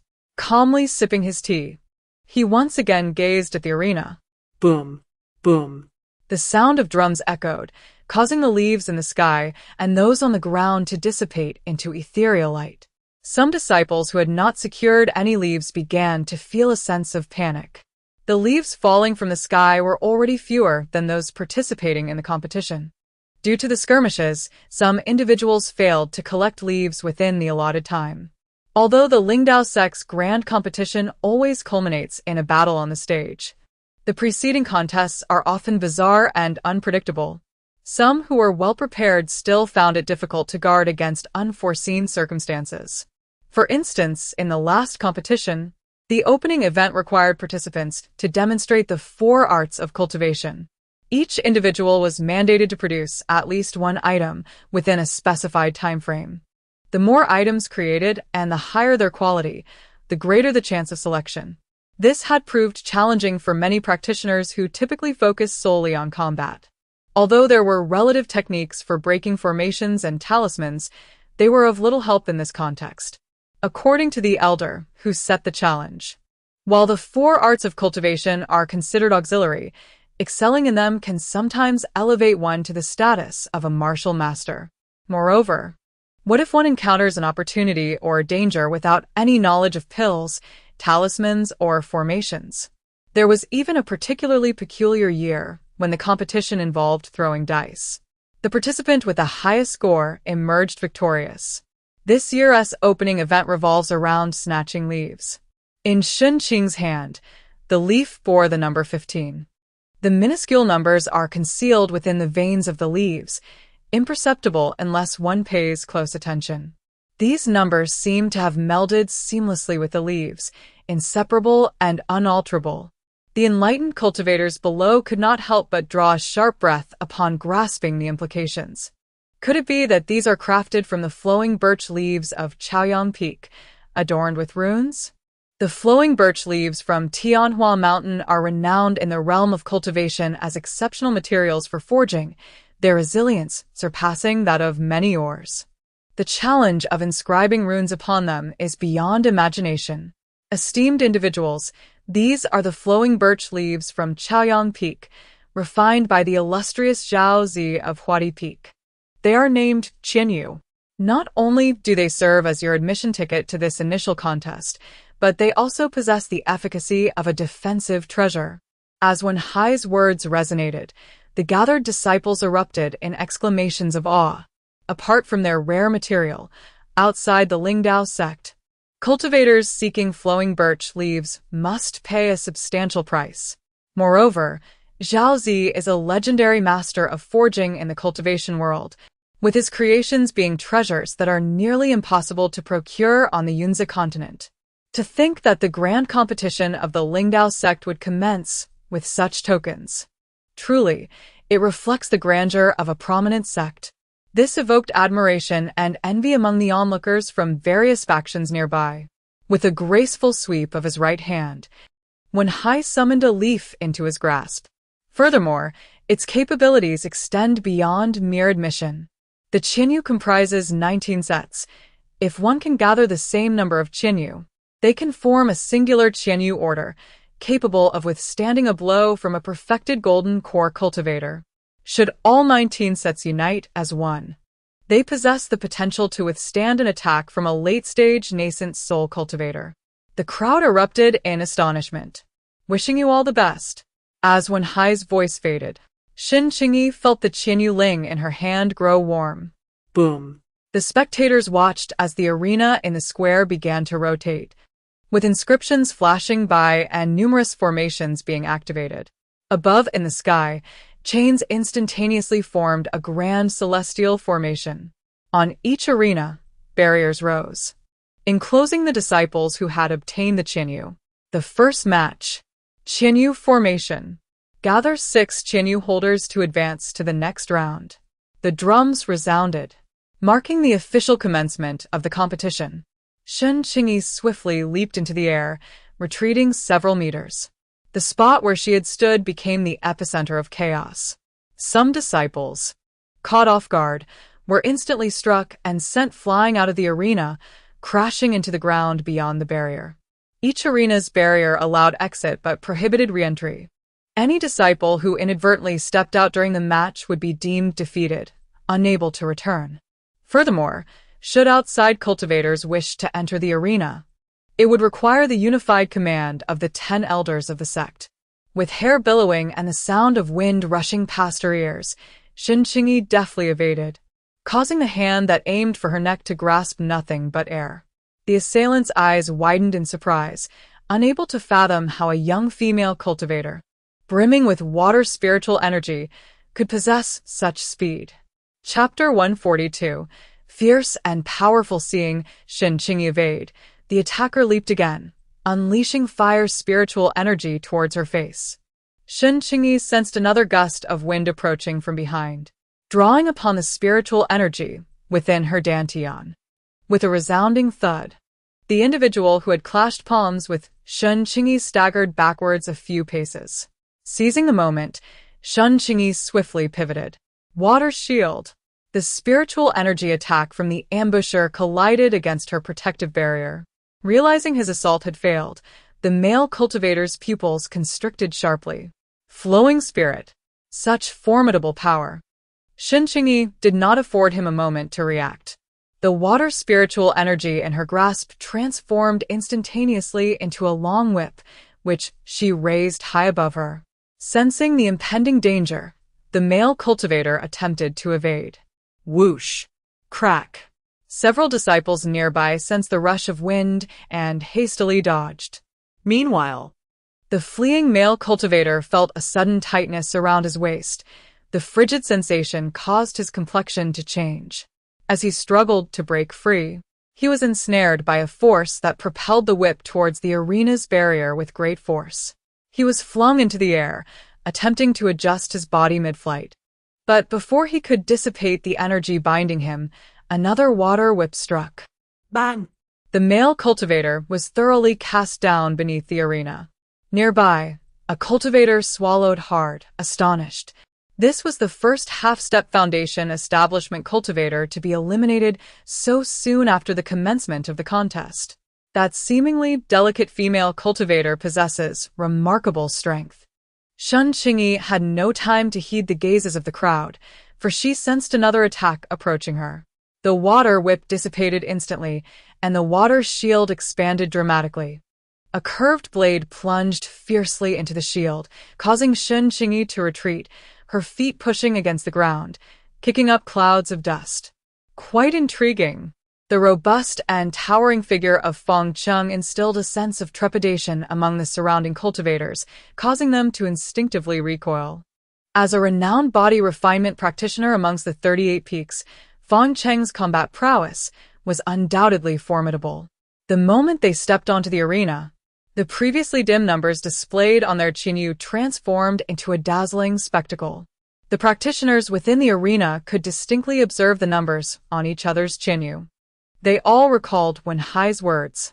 The number on the Qingyu in Feng Cheng's hand coincidentally matched that held by Shen Qingyi. Suddenly, a massive blade materialized in Feng Cheng's grasp. The Qingyu in your possession will be claimed by me today. Shen Qingyi stood tall, declaring, "The Qingyu in your possession is also mine. Then, let us await the outcome." Ignoring the surrounding practitioners, Feng Cheng raised the blade, his golden spiritual energy illuminating it, rendering the weapon even sharper. The blade shimmered with a cold gleam. Zhu Sheng. The seemingly wooden weapon in Shen Qingyi's hand abruptly enlarged. What manner of weapon is that? A wooden stick? Could it be that she practices staff techniques? Given the dense water spiritual energy surrounding her, it seemed she primarily cultivated water-based powers. How could a practitioner with a water spiritual root engage in staff techniques? Shouldn't she focus on defensive arts instead? Indeed. Without the formidable offensive capabilities provided by gold and fire spiritual energy, practicing attack techniques would merely squander her abundant water spiritual energy. The onlooking practitioners could not help but discuss the battle unfolding on the arena. Bang! The clash between Zhu Sheng and the massive blade erupted, unleashing layers of energy in a cataclysmic explosion, the reverberations ringing in their ears. Both Shen Qingyi and Feng Cheng staggered back 2 steps. Shen Qingyi tightened her grip on the hand of Zhu Sheng, the tingling discomfort in her palm serving as a reminder of the formidable strength of the male cultivator opposite her. Feng Cheng, retreating, wore an expression of disbelief. He practiced body refinement techniques, diligently honing his strength, and he was acutely aware of his own capabilities. However, the female cultivator before him, with her delicate figure and abundant water spiritual energy, was unexpectedly not only a spiritual cultivator, but also a body refinement practitioner. "You are indeed formidable," Feng Cheng generously praised, recognizing that this female cultivator was undoubtedly a fierce adversary. "You are impressive as well," Shen Qingyi acknowledged, aware that the power Feng Cheng wielded placed him among the elite of those at the threshold of Foundation establishment. She couldn't help but wave the weapon in her hand. Zhu Sheng. The thrill of this contest ignited a fervor within her. The collision of their powers was utterly captivating. Feng Cheng glanced at Shen Qingyi, tightening his grip on his large blade. "I shall not hold back any longer." In response, Shen Qingyi advanced rather than retreating. "Bring it on." Above, on the high platform, Xia Xingqian observed leisurely, casting a sidelong glance at Shi Zijiang. "Senior brother Shi, look at this chaotic battle. They have turned it into a one-on-one arena match." Shi Zijiang was equally engrossed, watching his disciple on the stage. He sensed that Shen Qingyi had grown since her expedition in the icy plains. With a resounding thud, both combatants were sent reeling once more. Feng Cheng spat out a mouthful of saliva. Despite their vigorous efforts, it was clear to both that they had yet to unleash their full potential. After all, This was merely the first bout, with 29 more to follow. To advance further, one must set aside enmity. There is no need to engage in a life-and-death struggle at the outset. Otherwise, should both parties suffer grievously, it would merely pave the way for others to reap the benefits, resulting in a significant loss. Although Fang Qing yearned to engage in a proper battle with Shen Qingyi, he was not a fool.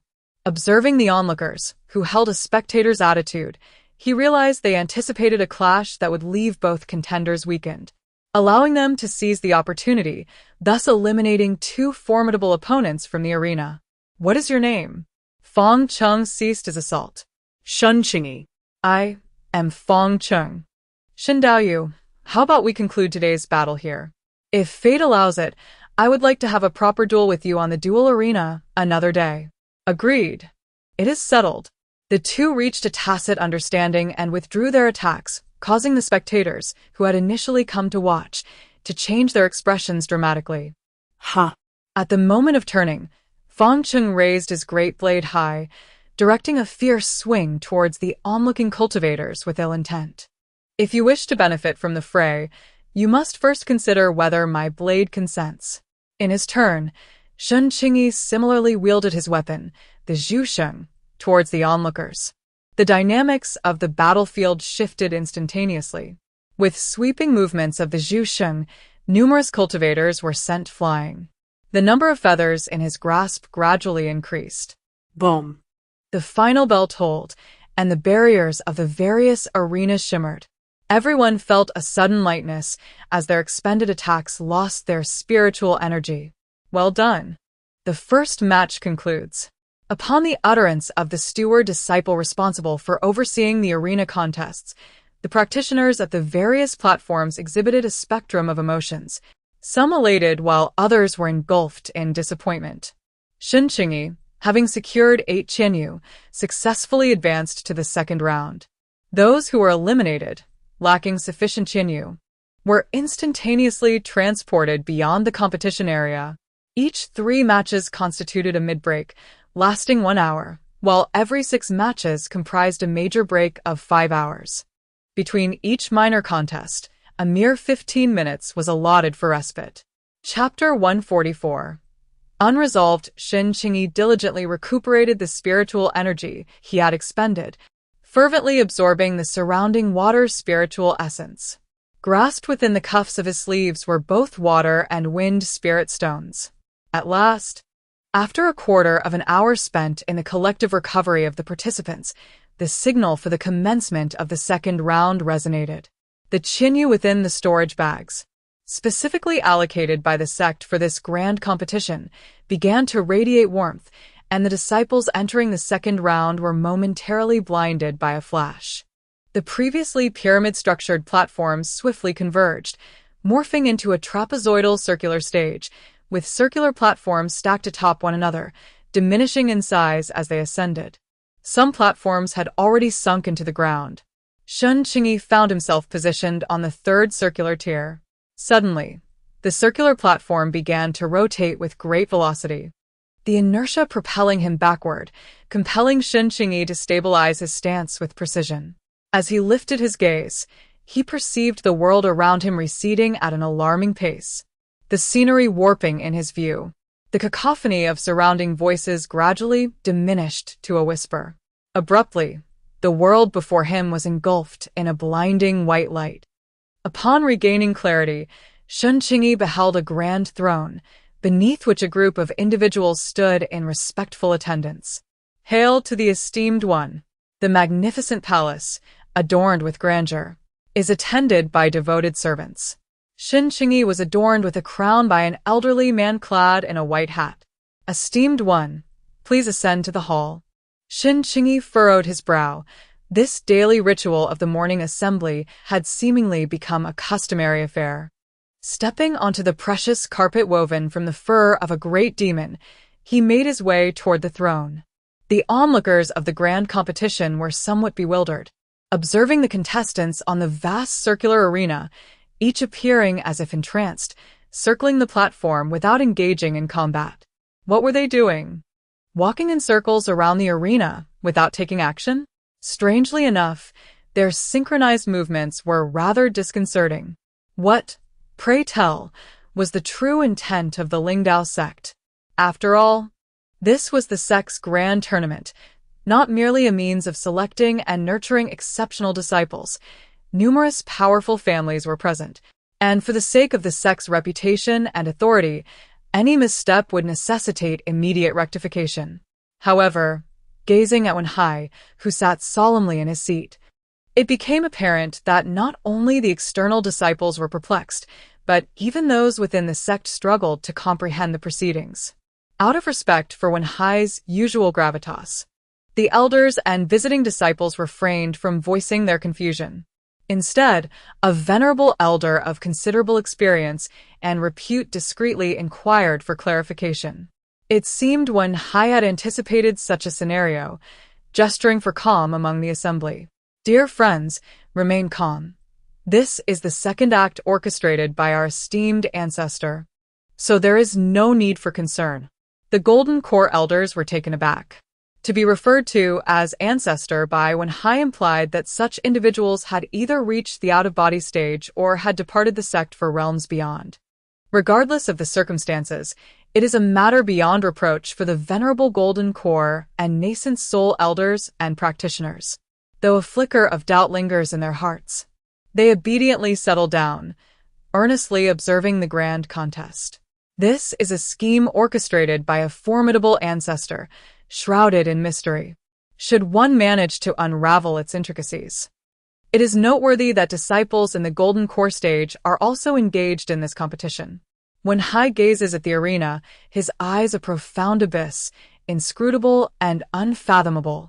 After a prolonged seclusion, the ancestor emerges and unexpectedly establishes such a contest.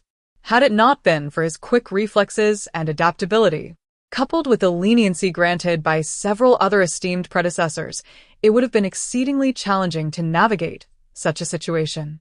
Chapter 145. The scheme yet. The rationale behind the ancestors' decision to orchestrate this contest remains elusive. What is its true purpose? Sitting regally upon the throne, Shen Qingyi observes the rows of individuals below. In the grand hall, these individuals report various matters to her daily, some trivial skirmishes in minor domains, while others involve significant territorial disputes among larger regions. Her daily responsibility is merely to nod or shake her head in response. Upon uttering these words, the group of individuals clad in white conical hats begins to murmur among themselves. Good heavens, they are utterly oblivious a mere middle domain dares to be so audacious. Coincidentally, Daohai is in need of energy lately. Shen Qingyi listened impassively to the words of those around her. Indeed, it is merely a middle domain. Amidst the myriad realms of existence, there are countless such domains. As this thought surfaced, Shen Qingyi could not help but frown, feeling as if she had overlooked something important. I beseech the esteemed one to dispatch troops. Feng Bei stood atop the highest peak of the Lingdao sect, from where he could survey the entire sect in its entirety. Through the clouds, he clearly observed the happenings within the main hall, particularly the towering grand competition platform. Feng Bei let out a sigh. The object in his hand felt palpable, radiating a gentle warmth.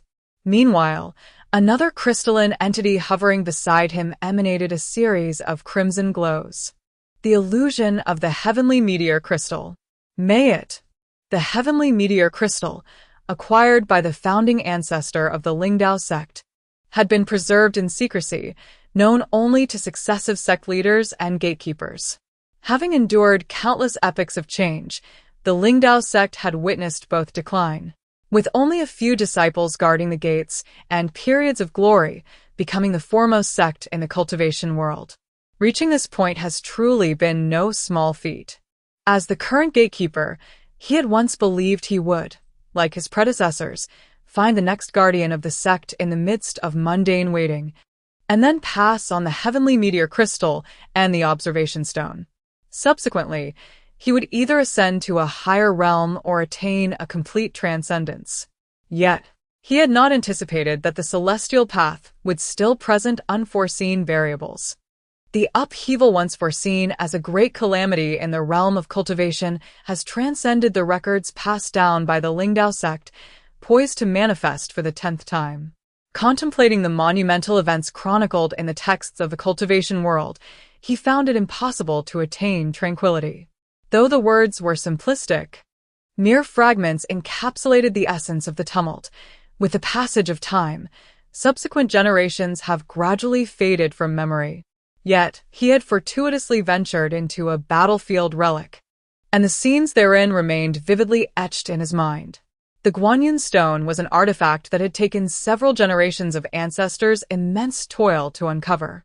A glimmer of hope amidst an inevitable calamity. Each great tribulation witnessed the Lingdao sect's unwavering efforts. Although the outcomes often fell short of aspirations, they persevered resolutely. This time, he too would not waver.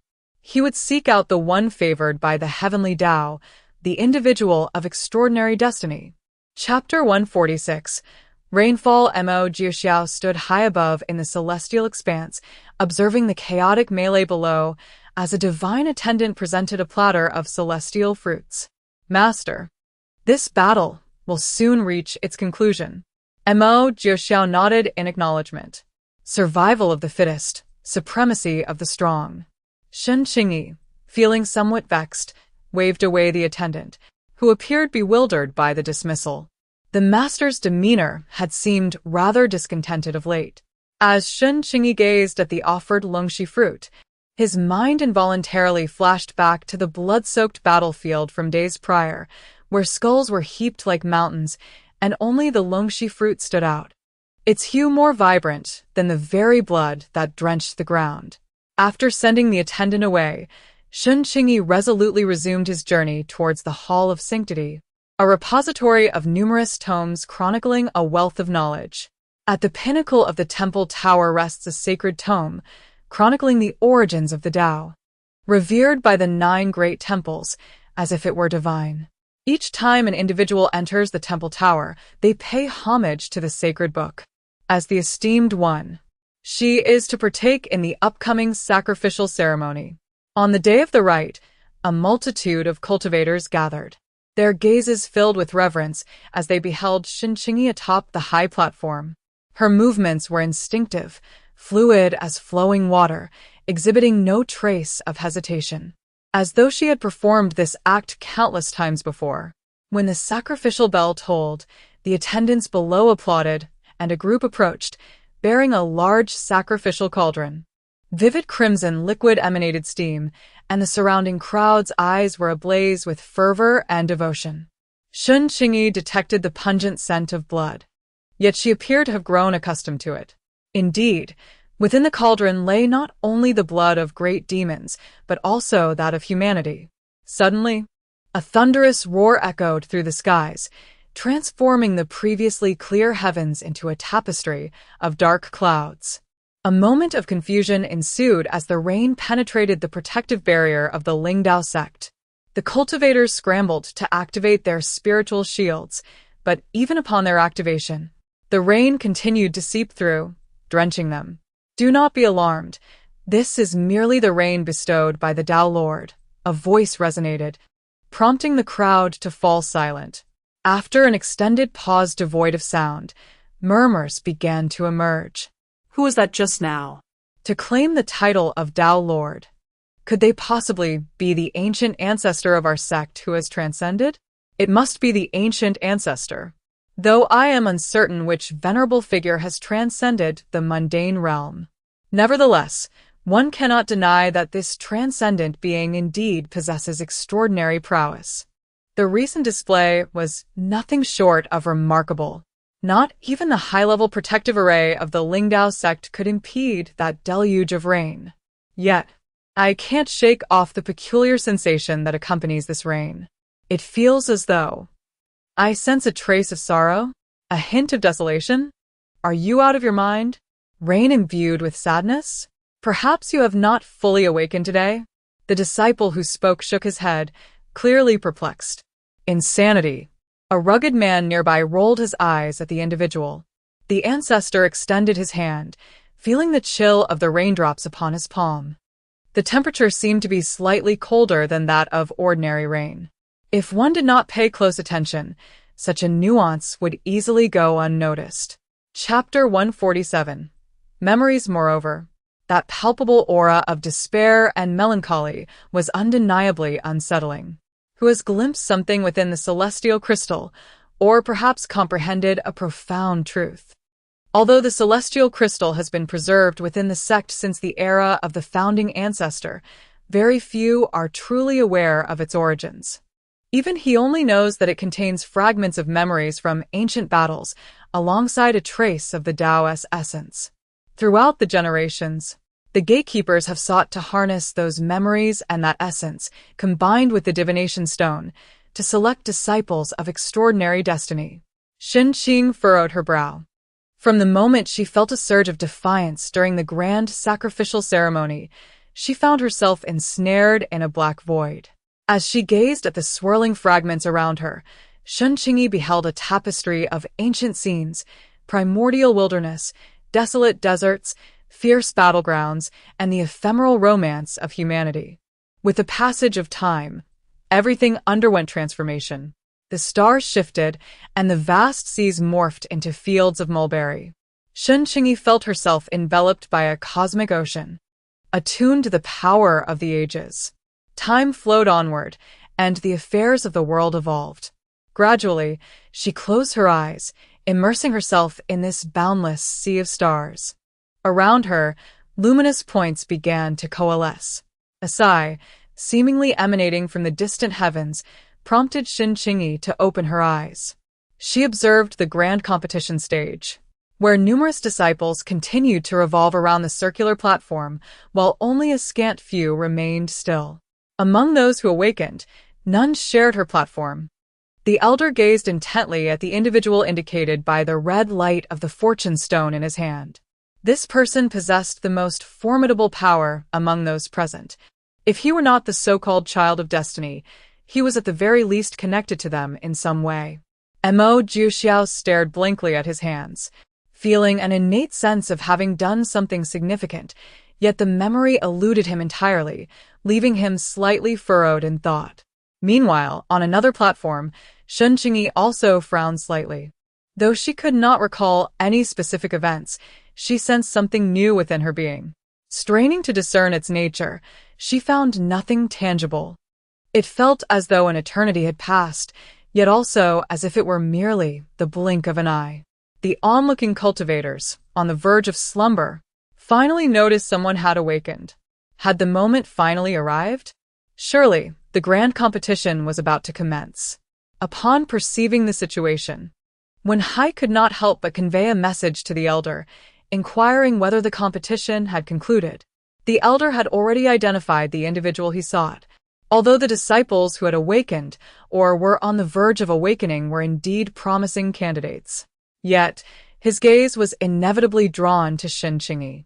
It appeared that this young lad from Tianshui Peak had encountered a fortuitous opportunity within the celestial fall crystal. Such occurrences were unheard of in historical records. Despite his current dominion over the celestial fall crystal and the illusion, he could not discern the specific experiences or actions of the disciples who had entered the illusion. He could only assess their fluctuating auras and, in conjunction with a divination stone, select the most suitable disciples. Should there still be disciples who remained unconscious after 3 hours, they would be eliminated in favor of the next round. Shen Qingyi observed the disciples around him, still spiraling in confusion, particularly noting the vacant expressions on their faces. He sensed that they had become ensnared in some form of illusion. Yet, he could not recall any details of what transpired within that illusion. Chapter 148. Panic Dong. Zhang. The chimes of the bell resonated punctually after 3 hours. The disciples, who had their eyes shut, seemed as though they had been struck on the head by some unseen force, awakening with a dazed expression.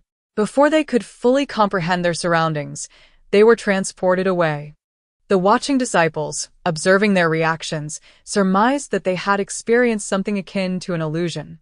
Esteemed ones, the second round of disciples remaining on the arena for selection. Master. I do not understand. When High Master. I protest. On what grounds? I cannot recall anything. Why have I been disqualified? Indeed. We beseech the Master for an explanation.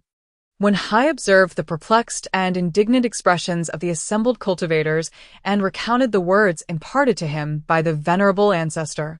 The second round of the sect competition tests one's temperament, perseverance, and perceptiveness. The trials set by the sect are illusions. Within these illusions, you shall encounter a series of preordained scenarios, during which you will lose your memories. Those who can steadfastly maintain their sense of self may exit at once. Those who possess acute sensitivity and insight may exit at twice. Those who do not succumb to obsession and relinquishment may exit at thrice. But why do we lack memories of the illusions? One disciple queried. Indeed, do not illusions typically leave us with recollections upon awakening? This enigma left many cultivators in a state of bewilderment. When High regarded them with a silent eye, the illusion, crafted with a thread of Tao essence, sought to avoid backlash upon the disciples and evade the scrutiny of the heavenly path, necessitating the erasure of their memories through yet another application of Tao essence. Only by reactivating the Tao essence could some memories be triggered. However, the Tao essence is not easily encountered or activated. The fallen celestial crystals of the Ling Dao sect were acquired after immense effort and have been preserved through generations. When High raised his hand, signaling for silence among the crowd. This is a high-level illusion array, personally devised by the venerable ancestor of the Ling Dao sect. Due to the involvement of personal and sect secrets, no memories will persist for those who enter the illusions. Upon hearing Wen Hai's words, the countenance of many disciples shifted. Personal secrets, who among them is devoid of such matters? Especially those of a more delicate nature. Even the expressions of the cultivators reflected an involuntary change. If such divine abilities were to be enacted upon them, some felt a chill of sweat trickle down their backs, for indeed, the prowess of a Tao Lord in the out-of-body stage is immensely formidable. When High seemed to have anticipated the reactions of the cultivators present, there is no need for alarm. Our sect harbors no intention of probing into your thoughts. The ancestor has ensured that the illusion does not affect your state of mind, allowing you to enter without retaining any memories of the illusion, nor it of you. As he spoke, Wen Hai gestured, and fragments materialized upon the high platform. These shards displayed scenes of participating disciples appearing bewildered upon entering the illusion, followed by a blank expanse, devoid of any clarity. Observing this, some individuals felt a sense of relief. However, a few cultivators, feeling guilty, exhibited flickering gazes. Meanwhile, those from various factions, though maintaining a fade of calm, were internally stirred by the actions of the Lingdao sect, particularly the intervention of the out-of-body Taoist, which truly sent shivers down spines. Clearly, certain matters required careful handling. Wen Hai, observing the myriad expressions of the cultivators below, chose to remain silent. The 1,000 feathers from those eliminated were redistributed to the advancing disciples. Now, take a quarter of an hour to rest. The third round of competition shall commence thereafter. On the high platform, Shi Zijiang noticed that Shen Qingyi appeared somewhat pale and could not help but convey his concern telepathically. Upon hearing his master's voice and catching the worried gaze from the high platform, Shen Qingyi responded with a subtle shake of his head. Shi Zijiang, reassured by the steady aura emanating from Shen Qingyi, felt relieved. Returning to his resting area, Shen Qingyi found his internal spiritual energy abundant, even more so than at the outset, thus negating the need for meditation to recuperate. As soon as Shen Qingyi settled down, she sensed a gaze upon her. Turning towards the source of the gaze, she met the clear yet somewhat piercing eyes of the onlooker, causing him to momentarily freeze. As a representative cultivator from the Kunbai region participating in the grand competition, Yuan Jingqiu naturally felt a surge of curiosity regarding this prodigious disciple, whose reputation had already spread throughout their territory. However, upon seeing her in person, he could not help but feel a twinge of astonishment. The distinguished offspring of the Lingdao sect bore an uncanny resemblance to the head of the Lin family, at least a 70% likeness. What perplexed him the most were Shen Qingyi's eyes. Even as they bore a sharp intensity, they could not conceal their crystalline purity. These eyes were both similar and dissimilar. One might liken them to an exquisite facade with a distinct underlying structure. Could it be that these eyes were inherited from her enigmatic mother, a demonic cultivator whom she had never encountered? Yet, according to rumors, that demonic figure was hardly virtuous. How could she possess such enchanting eyes? Noticing Yuan Jingqiu's curious gaze, Shen Qingyi perceived no malice. At that moment, two other pairs of eyes turned towards her as well. When Feng Luo caught sight of Shen Qingyi, astonishment and admiration flickered in his eyes.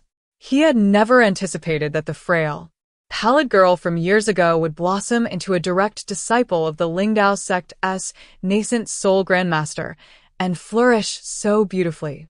Feng Luo's features had not changed significantly, although several years had passed since Shen Qingyi's arrival at the eastern region's Lingdao sect. He appeared only slightly more mature, his cultivation now having reached the pinnacle of qi refinement.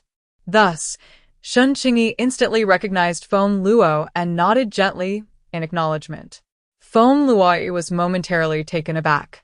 He had not expected Shen Qingyi to recognize him and nod in acknowledgement. The other individual beside Feng Luo was Lin Zhao, who had previously visited Lingdao sect. The three of them had emerged from the selection of the North region, representing the qi refinement prodigies of that area to participate in this grand competition. Lin Zhao felt a twinge of awkwardness upon meeting Shen Qingyi's gaze, prompting him to turn his head uncomfortably. Shen Qingyi, maintaining an impassive expression, also averted his gaze.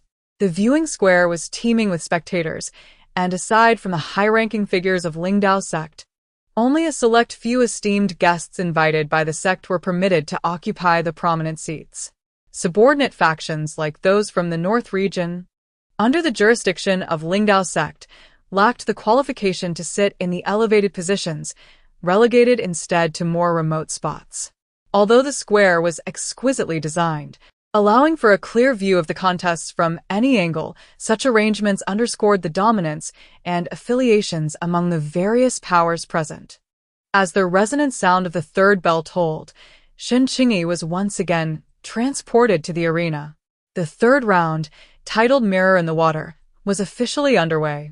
The spectators below gazed at the resplendent high platform, curiosity piqued. This year's grand competition hosted by Lingdao sect had been astonishing from the outset, and after 2 rounds, it had only grown more surprising. Yet, the nature of the third round remained shrouded in mystery, particularly with a name like Mirror in the Water, which further intrigued the audience. Under the collective scrutiny, the high platform swiftly transformed from the circular format of the previous match. Within mere moments, the grand stages morphed from their spiral structure into flat expanses. What is the purpose of this gathering? As it unfolds, it appears that everyone has come together for a potential clash. However, hasn't this chaotic battle mode already been simulated in the preliminary rounds? Who could possibly anticipate such an event? Furthermore, in the grand competition of the Lingdao sect, can anyone truly ascertain the rules or the nature of the challenges in advance? The disciples surrounding him shook their heads in uncertainty. Who could possess such foresight? The elders responsible for setting the challenges have been selected well in advance, including representatives from various sects, families, and the Loose Cultivators Alliance. Moreover, disciples from the Law Enforcement Hall, known for their impartiality, are also present. Who would dare to leak any information?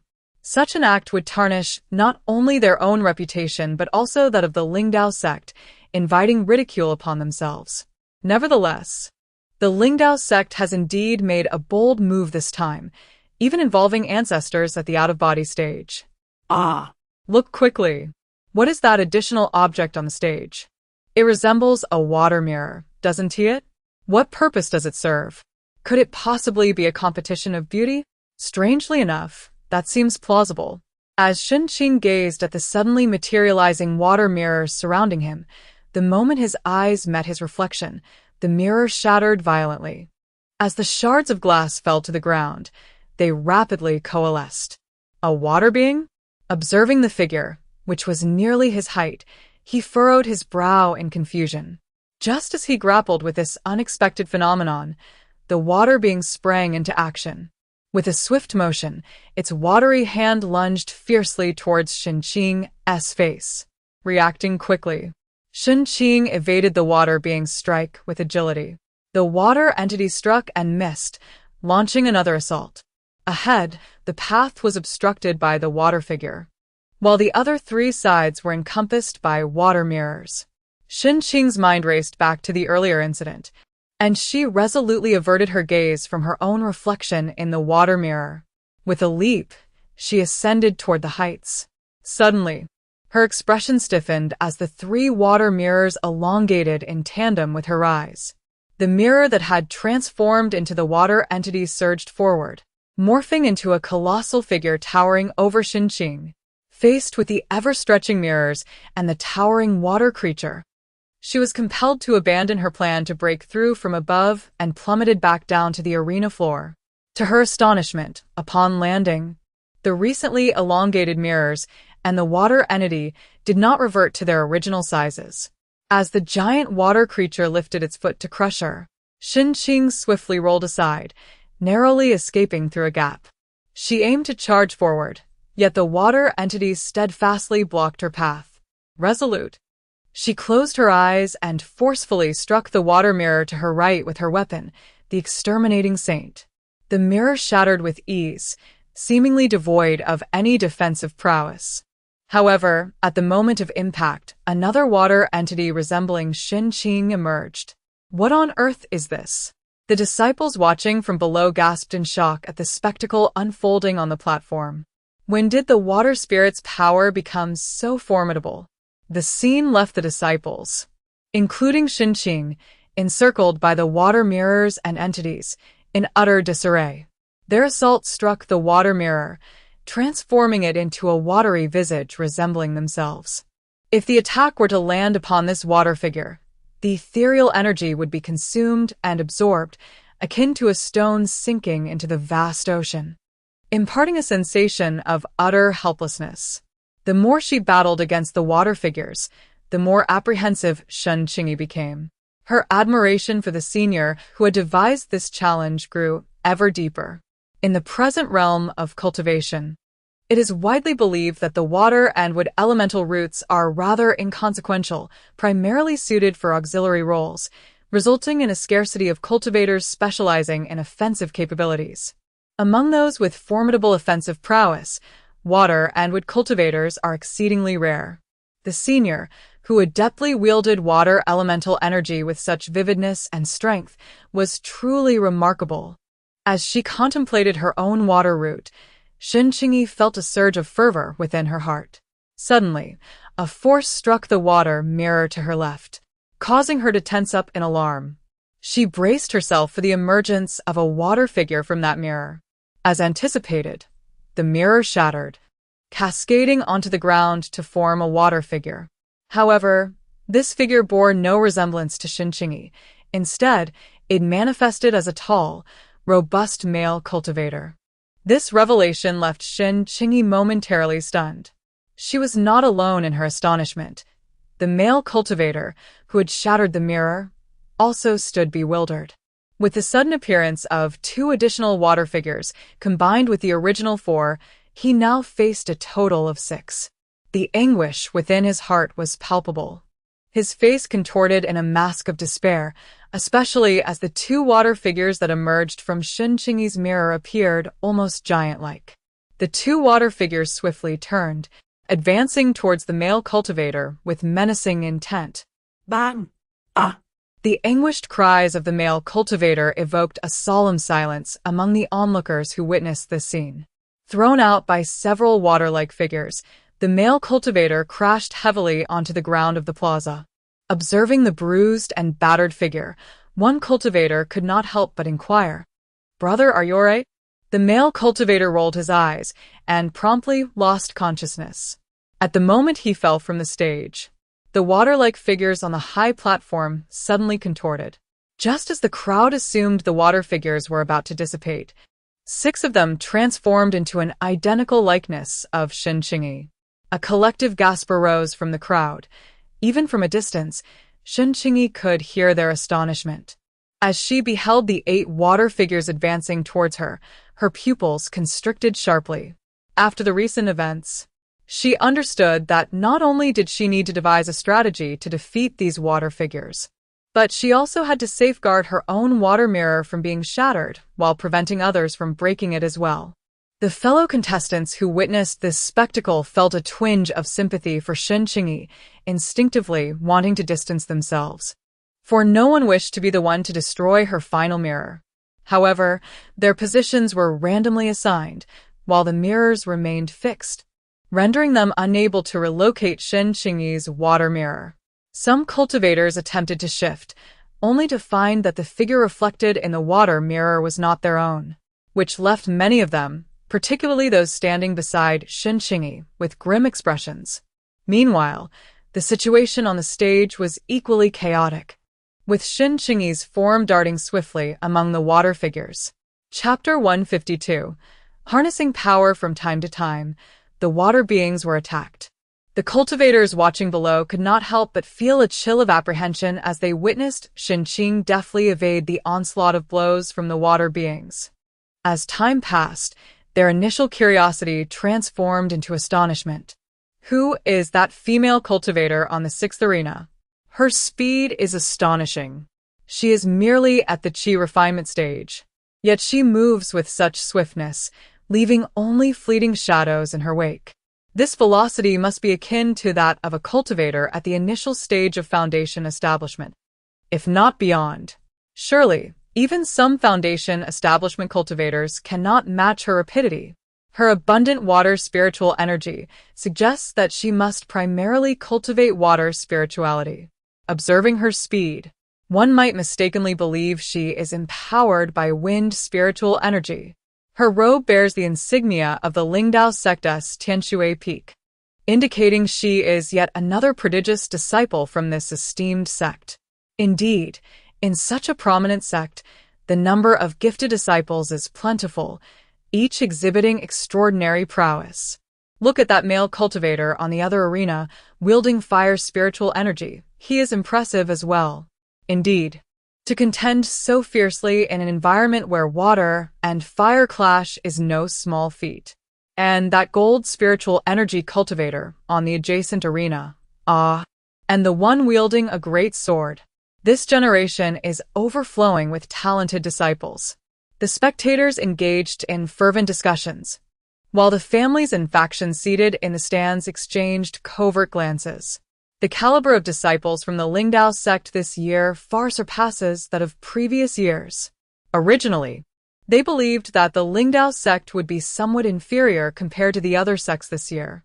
However, it now appears that the outcome of the competition among the 5 major sects remains uncertain. As time passed, Shen Qingyi noticed that the movements of the water entity before her gradually slowed, albeit at a pace and degree imperceptible to the naked eye. Yet, due to her innate sensitivity to water spiritual energy, which transcends that of ordinary individuals, she was able to perceive this subtle change after an intense engagement. With a resounding thud, the colossal water being struck swiftly, missing Shen Qingyi but causing the arena's tiles beneath to shatter explosively. As the fragments soared into the air, they transformed into glimmering stars, while the previously cracked ground began to mend itself rapidly. Shen Qingyi leaped onto the back of the gigantic water figure, with the diminutive water entity following suit. With a vigorous swing of her weapon, the Zhu Saint, she brought it crashing down upon the giant's head.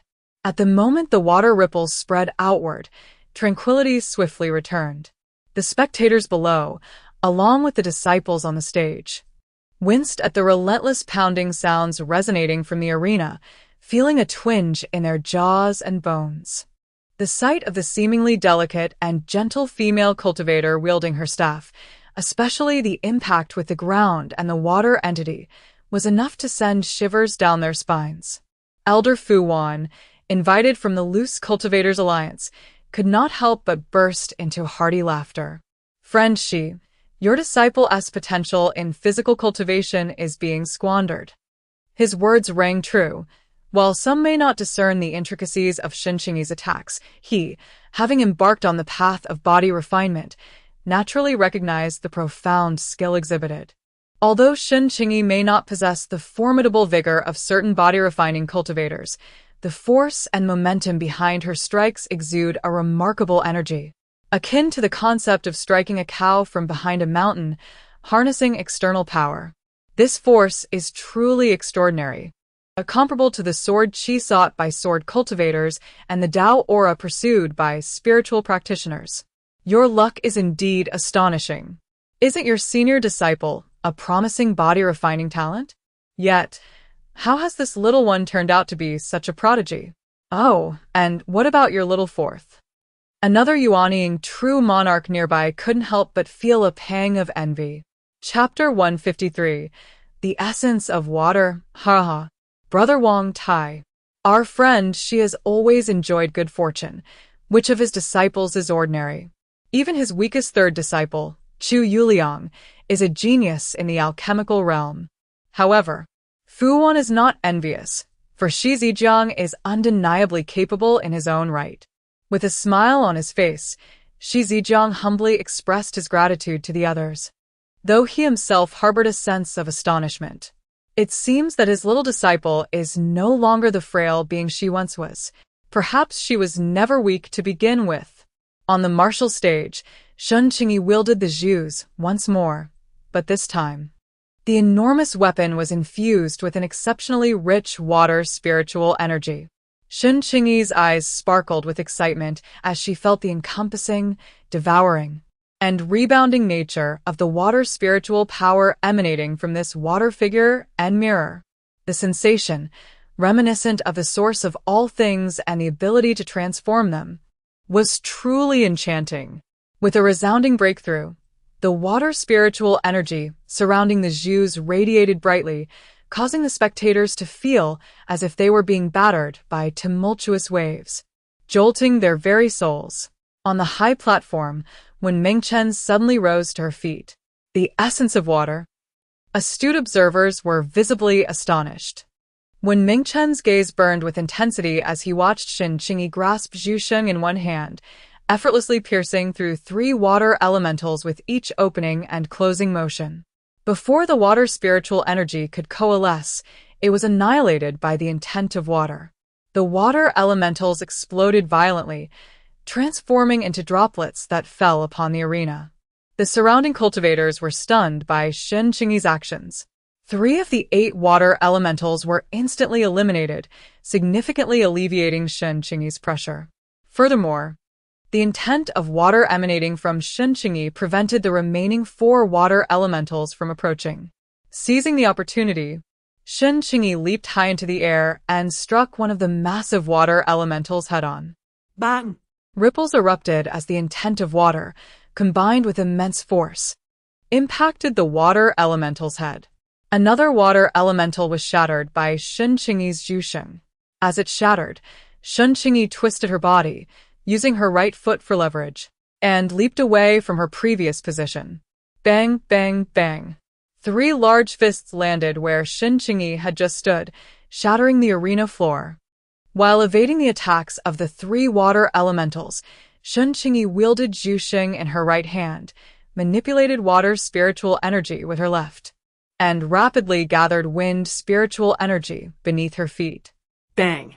Another strike landed on the head of one of the water elementals, causing it to collapse. Shen Qingyi's movements became increasingly swift, prompting the surrounding cultivators to retreat hastily, neglecting even the water mirrors they were protecting. The normally gentle water spiritual energy of the cultivation world, under Shen Qingyi's control, had become a deadly weapon. The whistling cold light was enough to make one's scalp tingle. It is said that it is the enhancement of golden spiritual power, and no one doubts it. But is this truly the water spiritual power they are aware of? As the last colossal water being collapsed, Shen Qingyi raised the sword of judgment in her hand, stirring up a cloud of dust. The crowd, which had initially distanced themselves, seemed to sense a chill and instinctively retreated further. A faint azure hue flickered in Shen Qingyi's eyes as she gazed at the final water mirror. Upon meeting the gaze of her own reflection in the mirror, she simultaneously lifted the sword of judgment.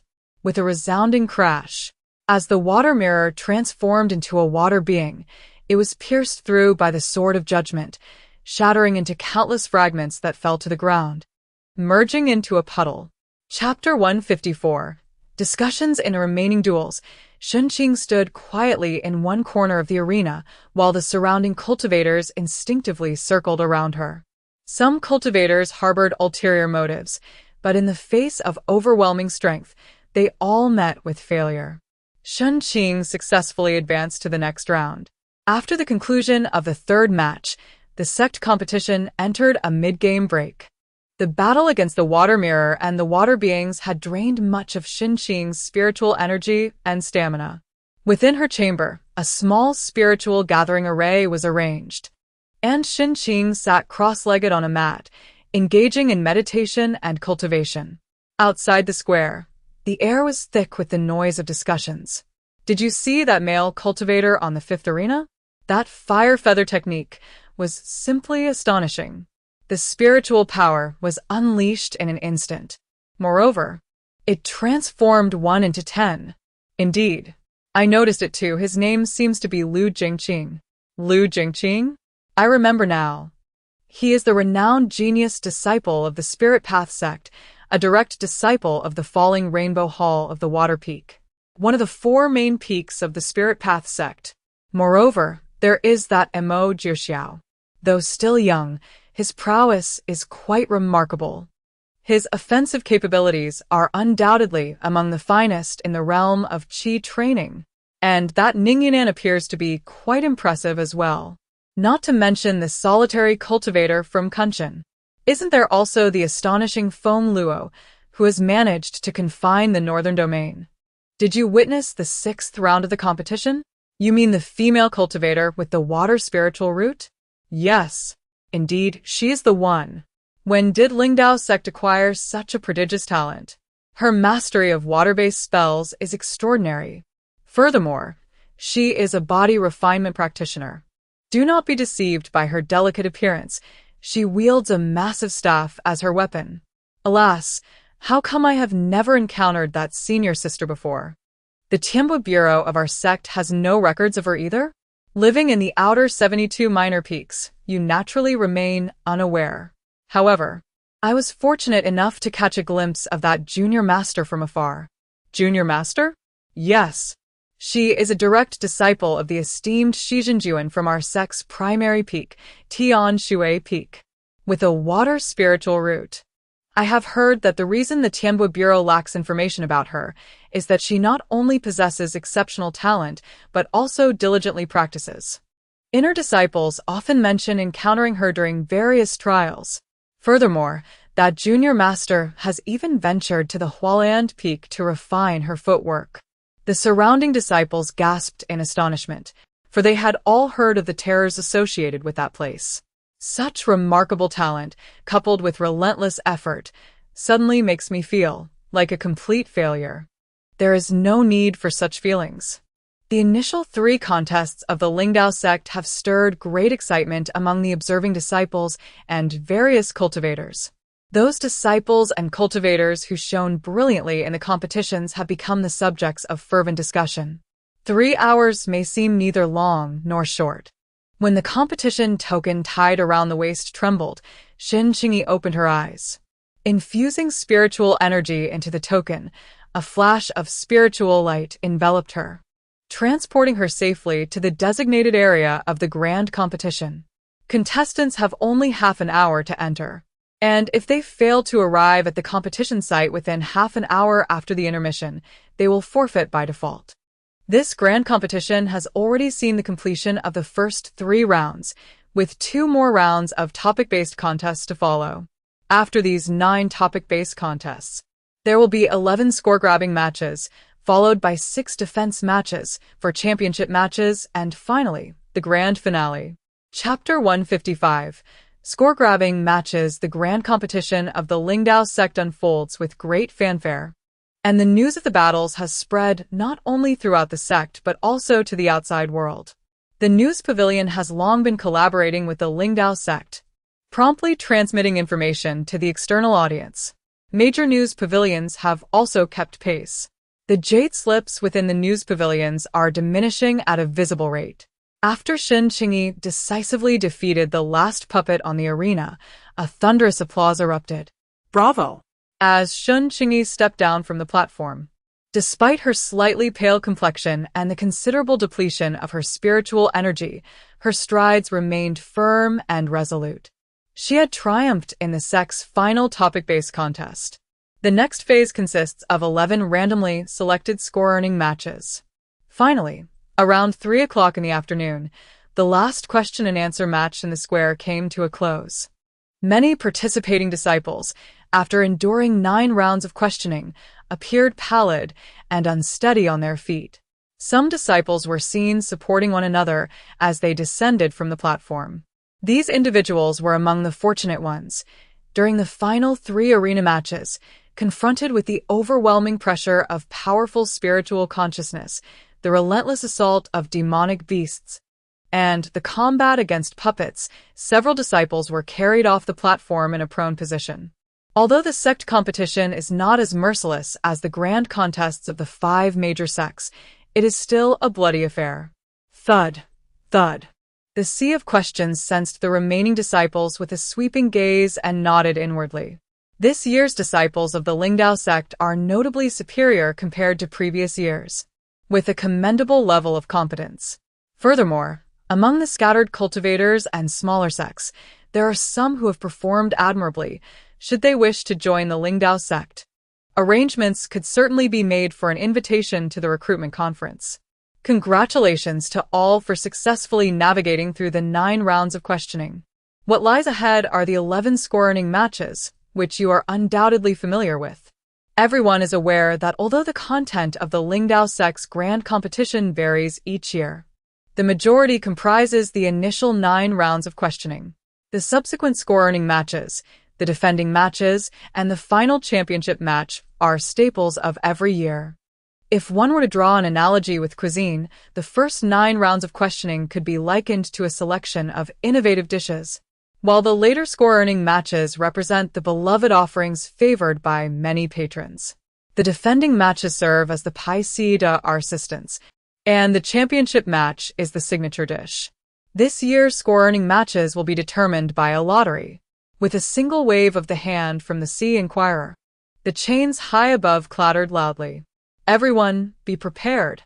Upon finishing his words, the sea inquirer flicked his wrist, causing countless wooden slips to scatter from the sky.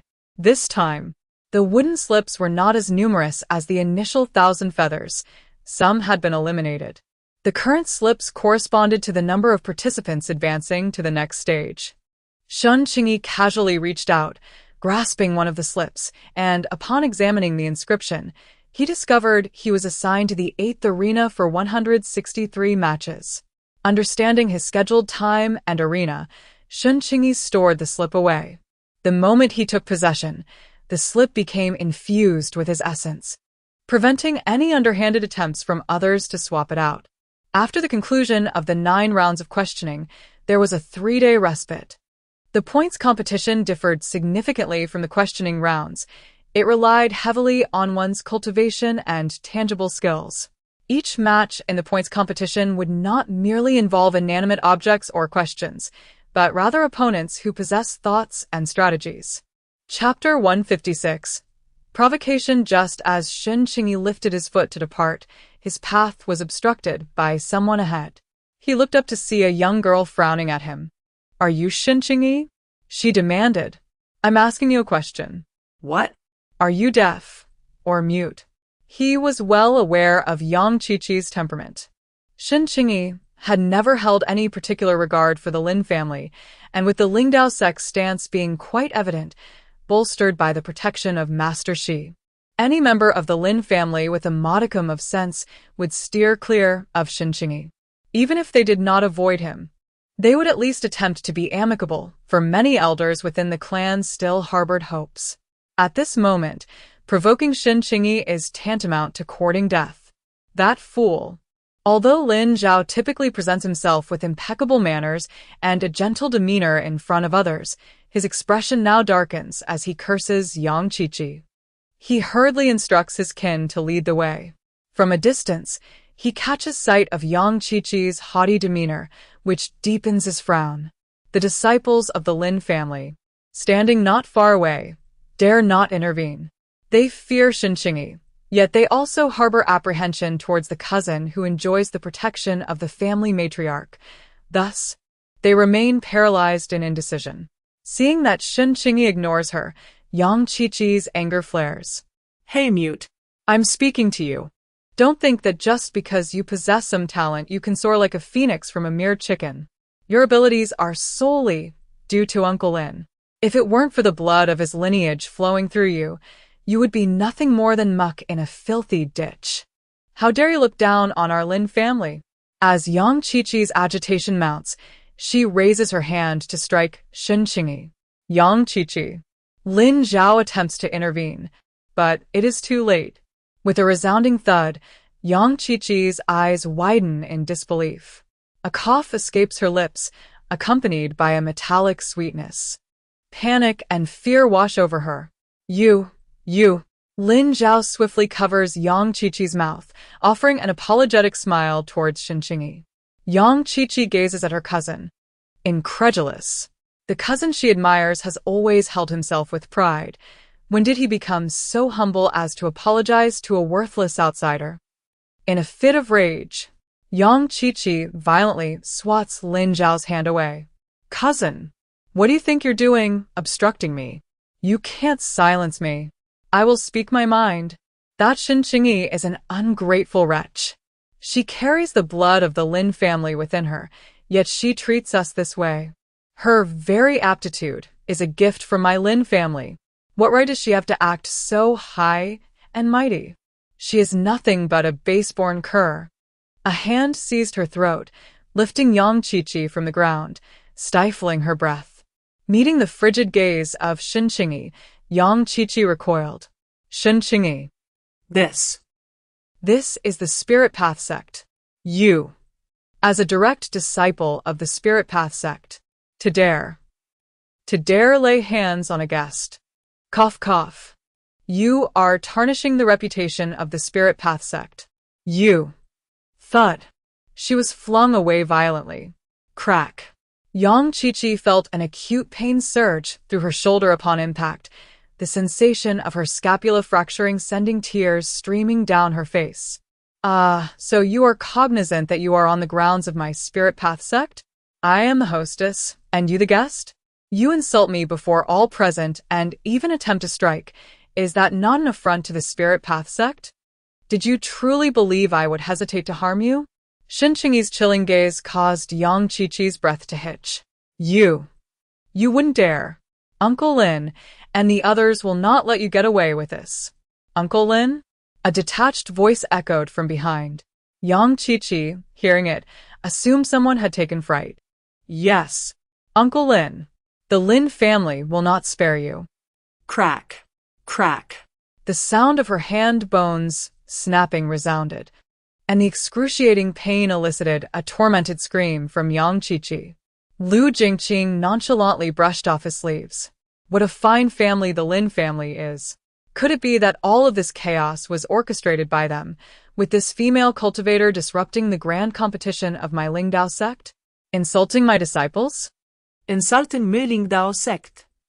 Bang. Lin Zhao suddenly knelt down. Lin Zhao dared not. The Lin family dared not. It is the Lin family's lax discipline over their cousin. Yang Qiqi. I hope that you, esteemed Taoist Shen, can show mercy, and that the Lingdao sect will not hold a grudge. Lin Zhao bowed low, not daring to make any sudden movements. Currently, Shen Qingyi is not to be trifled with, and even more so, the young master of the esteemed Lu family, who is far more formidable.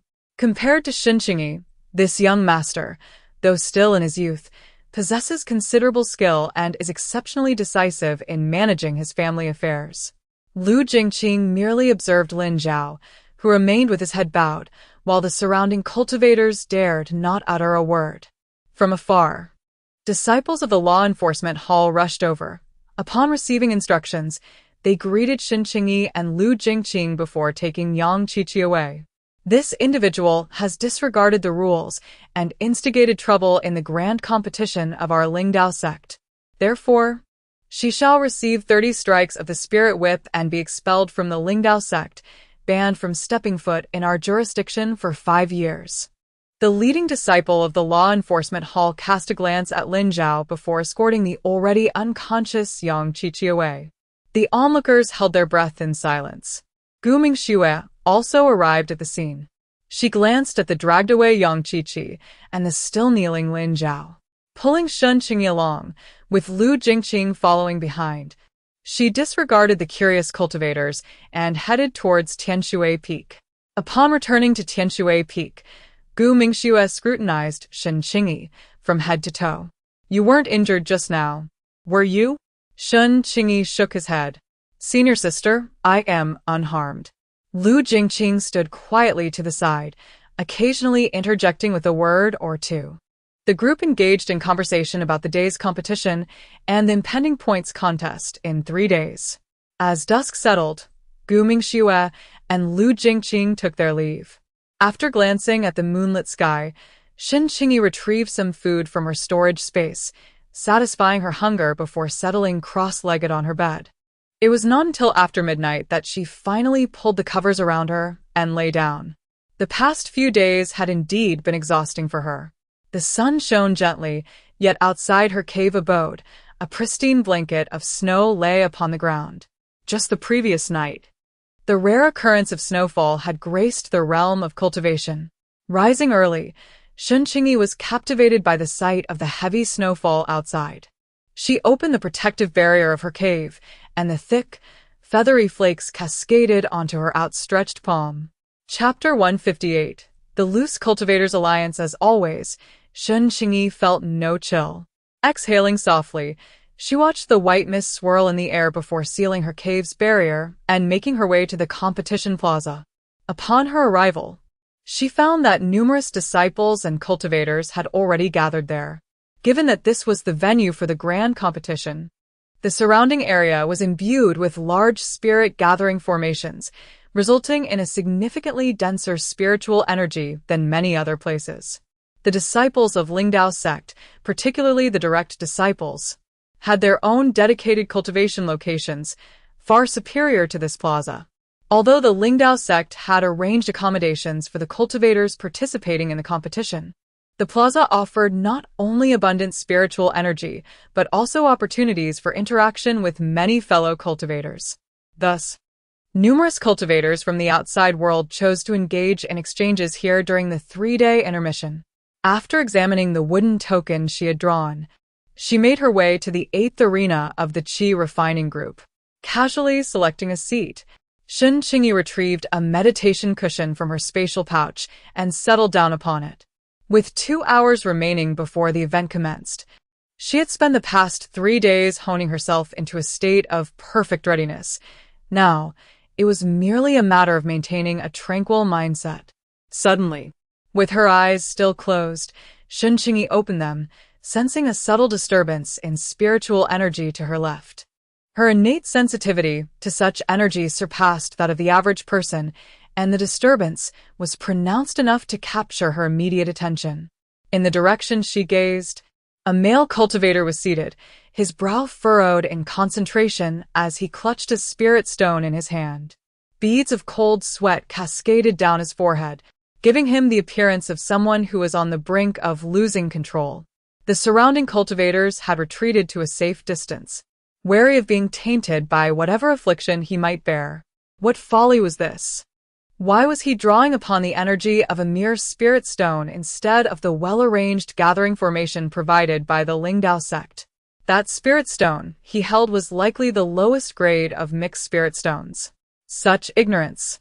If he did not succumb to madness, who would? Was that fellow from the cloud wilderness? Ha! No wonder, among the scattered cultivators, who could be more foolish than him? One might wonder how he even secured a spot in this event. It was laughable. The scattered cultivators of the Western Alliance seemed to be bewitched. With such a temperament, he could still earn a place? It was no surprise that the Western Alliance had fallen into decline. This year, only 3 representatives from the Western Alliance had arrived, hadn't they?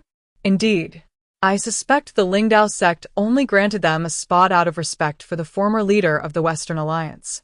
Who would have thought they would send such a simpleton? What a waste of a precious opportunity. Shen Qingyi naturally overheard the murmurs surrounding her. The Loose Cultivator Alliance, of which she had heard, is a sanctuary for wandering cultivators from various regions of the Immortal realm. The alliance comprises 4 divisions, situated in the cardinal directions, east, south, west, and north, each nestled in distinct locales across the Yunzi continent. The western division of the Loose Cultivator Alliance lies between the western region and the central domain. Once, the alliance basked in the glow of glory, and during its zenith, even the prominent sects dared not provoke it lightly. The western division was a legendary entity within the alliance. However, it has since fallen into decline, now regarded as the weakest among several alliances, becoming a target of ridicule for countless cultivators. As she observed the male cultivator, whose endeavor seemed far from concluded, Shen Qingyi's furrowed brow lifted slightly. She sensed a subtle shift in the spiritual energy emanating from him. He was not merely utilizing spirit stones to elevate his cultivation. He was boldly channeling the chaotic spiritual energy from a mixed spirit stones to breach his bottleneck. Chapter 159. Information. This approach was indeed audacious and reckless. Shen Qingyi felt a flicker of curiosity, as she had never witnessed such a method of cultivation. Suddenly, Yunyi, who had been with his eyes closed, opened them. With a sweeping motion, his spiritual energy surged outward, silencing the murmurs of the surrounding cultivators. Yunyi studied his aura, acutely aware of the multitude of gazes directed toward him. Rising to his feet, he brushed off his robe. He had encountered numerous stares, some disdainful, others mocking, and they had long ceased to affect him. However, upon noticing a gaze that was markedly different from the others, he turned to meet Shen Qingyi's inquisitive eyes. Momentarily taken aback. In the realm of cultivation, there are indeed few practitioners with such pure and translucent eyes as Yunyi, who couldn't help but feel a sense of admiration and nodded slightly at Shen Qingyi. After Yunyi departed, the surrounding individuals resumed their discussions. What arrogance! He is merely a practitioner with the 4 elemental roots of gold, wood, water, and fire. It's just a stroke of luck that he consumed a pill and advanced to the late stage of qi refinement. If it were me, I could also break through. Perhaps I would even reach the pinnacle of qi refinement, they exclaimed. Why should he be a contender in the grand competition of the Lingdao sect? Shen Qingyi listened to the chatter of the nearby cultivators with a mix of skepticism and belief. Despite the chaotic surge of spiritual energy that had erupted due to the reckless application of techniques by the recently emerged practitioner, once it settled, there was a notable absence of an erratic aura surrounding him. This indicated a well-established foundation. Had he relied solely on pills for advancement, it would be challenging to maintain such an essence, unless he devoted considerable time to solidify his cultivation afterward. Although curiosity lingered in Shen Qingyi's heart, he chose not to meddle further and remained quietly in his designated spot, awaiting the commencement of the competition. Finally, as the seconds ticked away, the point-grabbing contest of the Lingdao sect officially commenced. The originally chaotic arena transformed back into a pyramid shape, allowing the spectators below to observe the battles more clearly. The pyramid-shaped platforms were now arranged in a circular formation at the center of the square. At the heart of this circle, A large, luminous screen rose prominently, displaying the rules of the point-grabbing contest and the basic information of each participant's first opponent. After a thorough scan of the surroundings with his divine sense, Shen Qingyi finally located his name. He was set to compete in the 8th arena, match 163, where he would face MASU-MANHUA, a disciple from the Lingdao sect's Tianshui Peak at the Falling Red Hall, against the 72 small peaks Guangfeng. Observing the small line of text detailing MASU-MANHUA's information, Shen Qingyi gleaned the essential details about his first opponent, a 30-year-old male cultivator at the peak of qi refinement. This age and level of cultivation were commendable among the 72 small peaks. Furthermore, this individual was a 4-spirit root practitioner.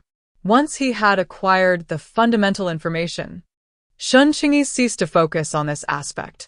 The square fell into a profound silence. Each pyramid arena consisted of 10 tiers, and according to the rankings, Shen Qingyi was scheduled for the second round in the 8th arena. He remained unhurried, opting to observe the duels of other cultivators first. The Foundation Establishment and Golden Core arenas were shielded by barriers to prevent energy from penetrating into the qi refinement area and harming the innocent. However, spectators could venture into those areas to watch since each arena was encased in a barrier, and the viewing stands in the square were protected by a substantial defensive formation. The first round of the 8th arena competition was not the longest among the qi refinement matches. The most captivating duel occurred on the 6th tier, featuring a female cultivator pitted against a male cultivator specializing in body refinement. Both exhibited comparable strength, leading to a fiercely contested match. In the end, the male cultivator secured victory with a decisive strike, triumphing over his female opponent.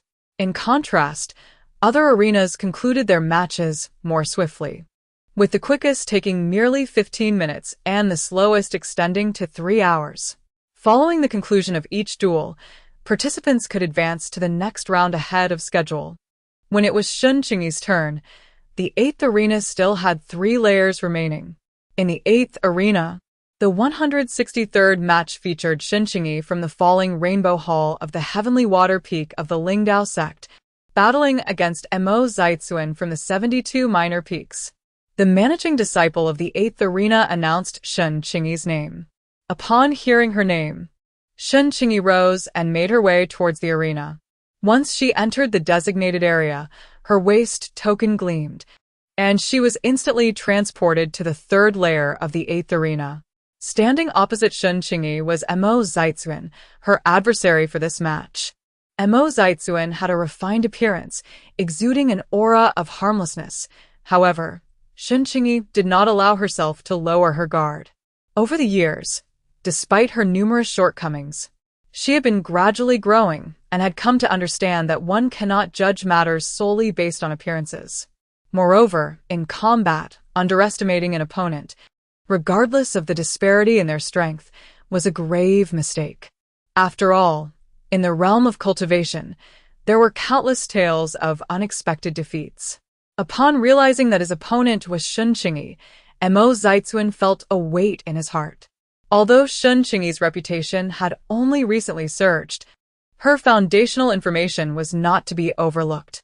As a direct disciple of the esteemed Master Shi from the Falling Rainbow Hall of the 4 major peaks, she was a young half-step foundation cultivator with a heavenly water spiritual root and impressive combat capabilities. Had he drawn another cultivator with a water spiritual root, he might have had the confidence to take a gamble, even against a half-step foundation cultivator, while he remained merely a high-level qi refining cultivator. However, the draw led him to face Shen Qingyi, a competitor whose arena battles he had witnessed before. Notably, the encounter against Shui Zhongjing could be regarded as one of the most spectacular duels of the qi refinement stage. Although in the score-grabbing matches each cultivator is granted 3 chances for revival, the presence of an adversary like Shen Qingyi weighed heavily on MASU-MANHUA's heart. He understood that it was paramount to maintain composure in battle, yet he found it challenging to quell his apprehension, especially when the stakes were exceedingly high. He could only continuously remind himself to do his utmost. Once the referee issued the command, The two exchanged respectful gestures before swiftly engaging one another. Shen Qingyi was renowned for his remarkable speed within the qi refinement stage, while MASU-MANHUA was most distinguished not by swiftness, but by his formidable defense, particularly exemplified by the ancestral armor he wore. Although the grand competition of Lingdao sect imposed restrictions on the use of significant auxiliary items beyond one's cultivation level, this did not extend to one's innate treasures and contractual entities.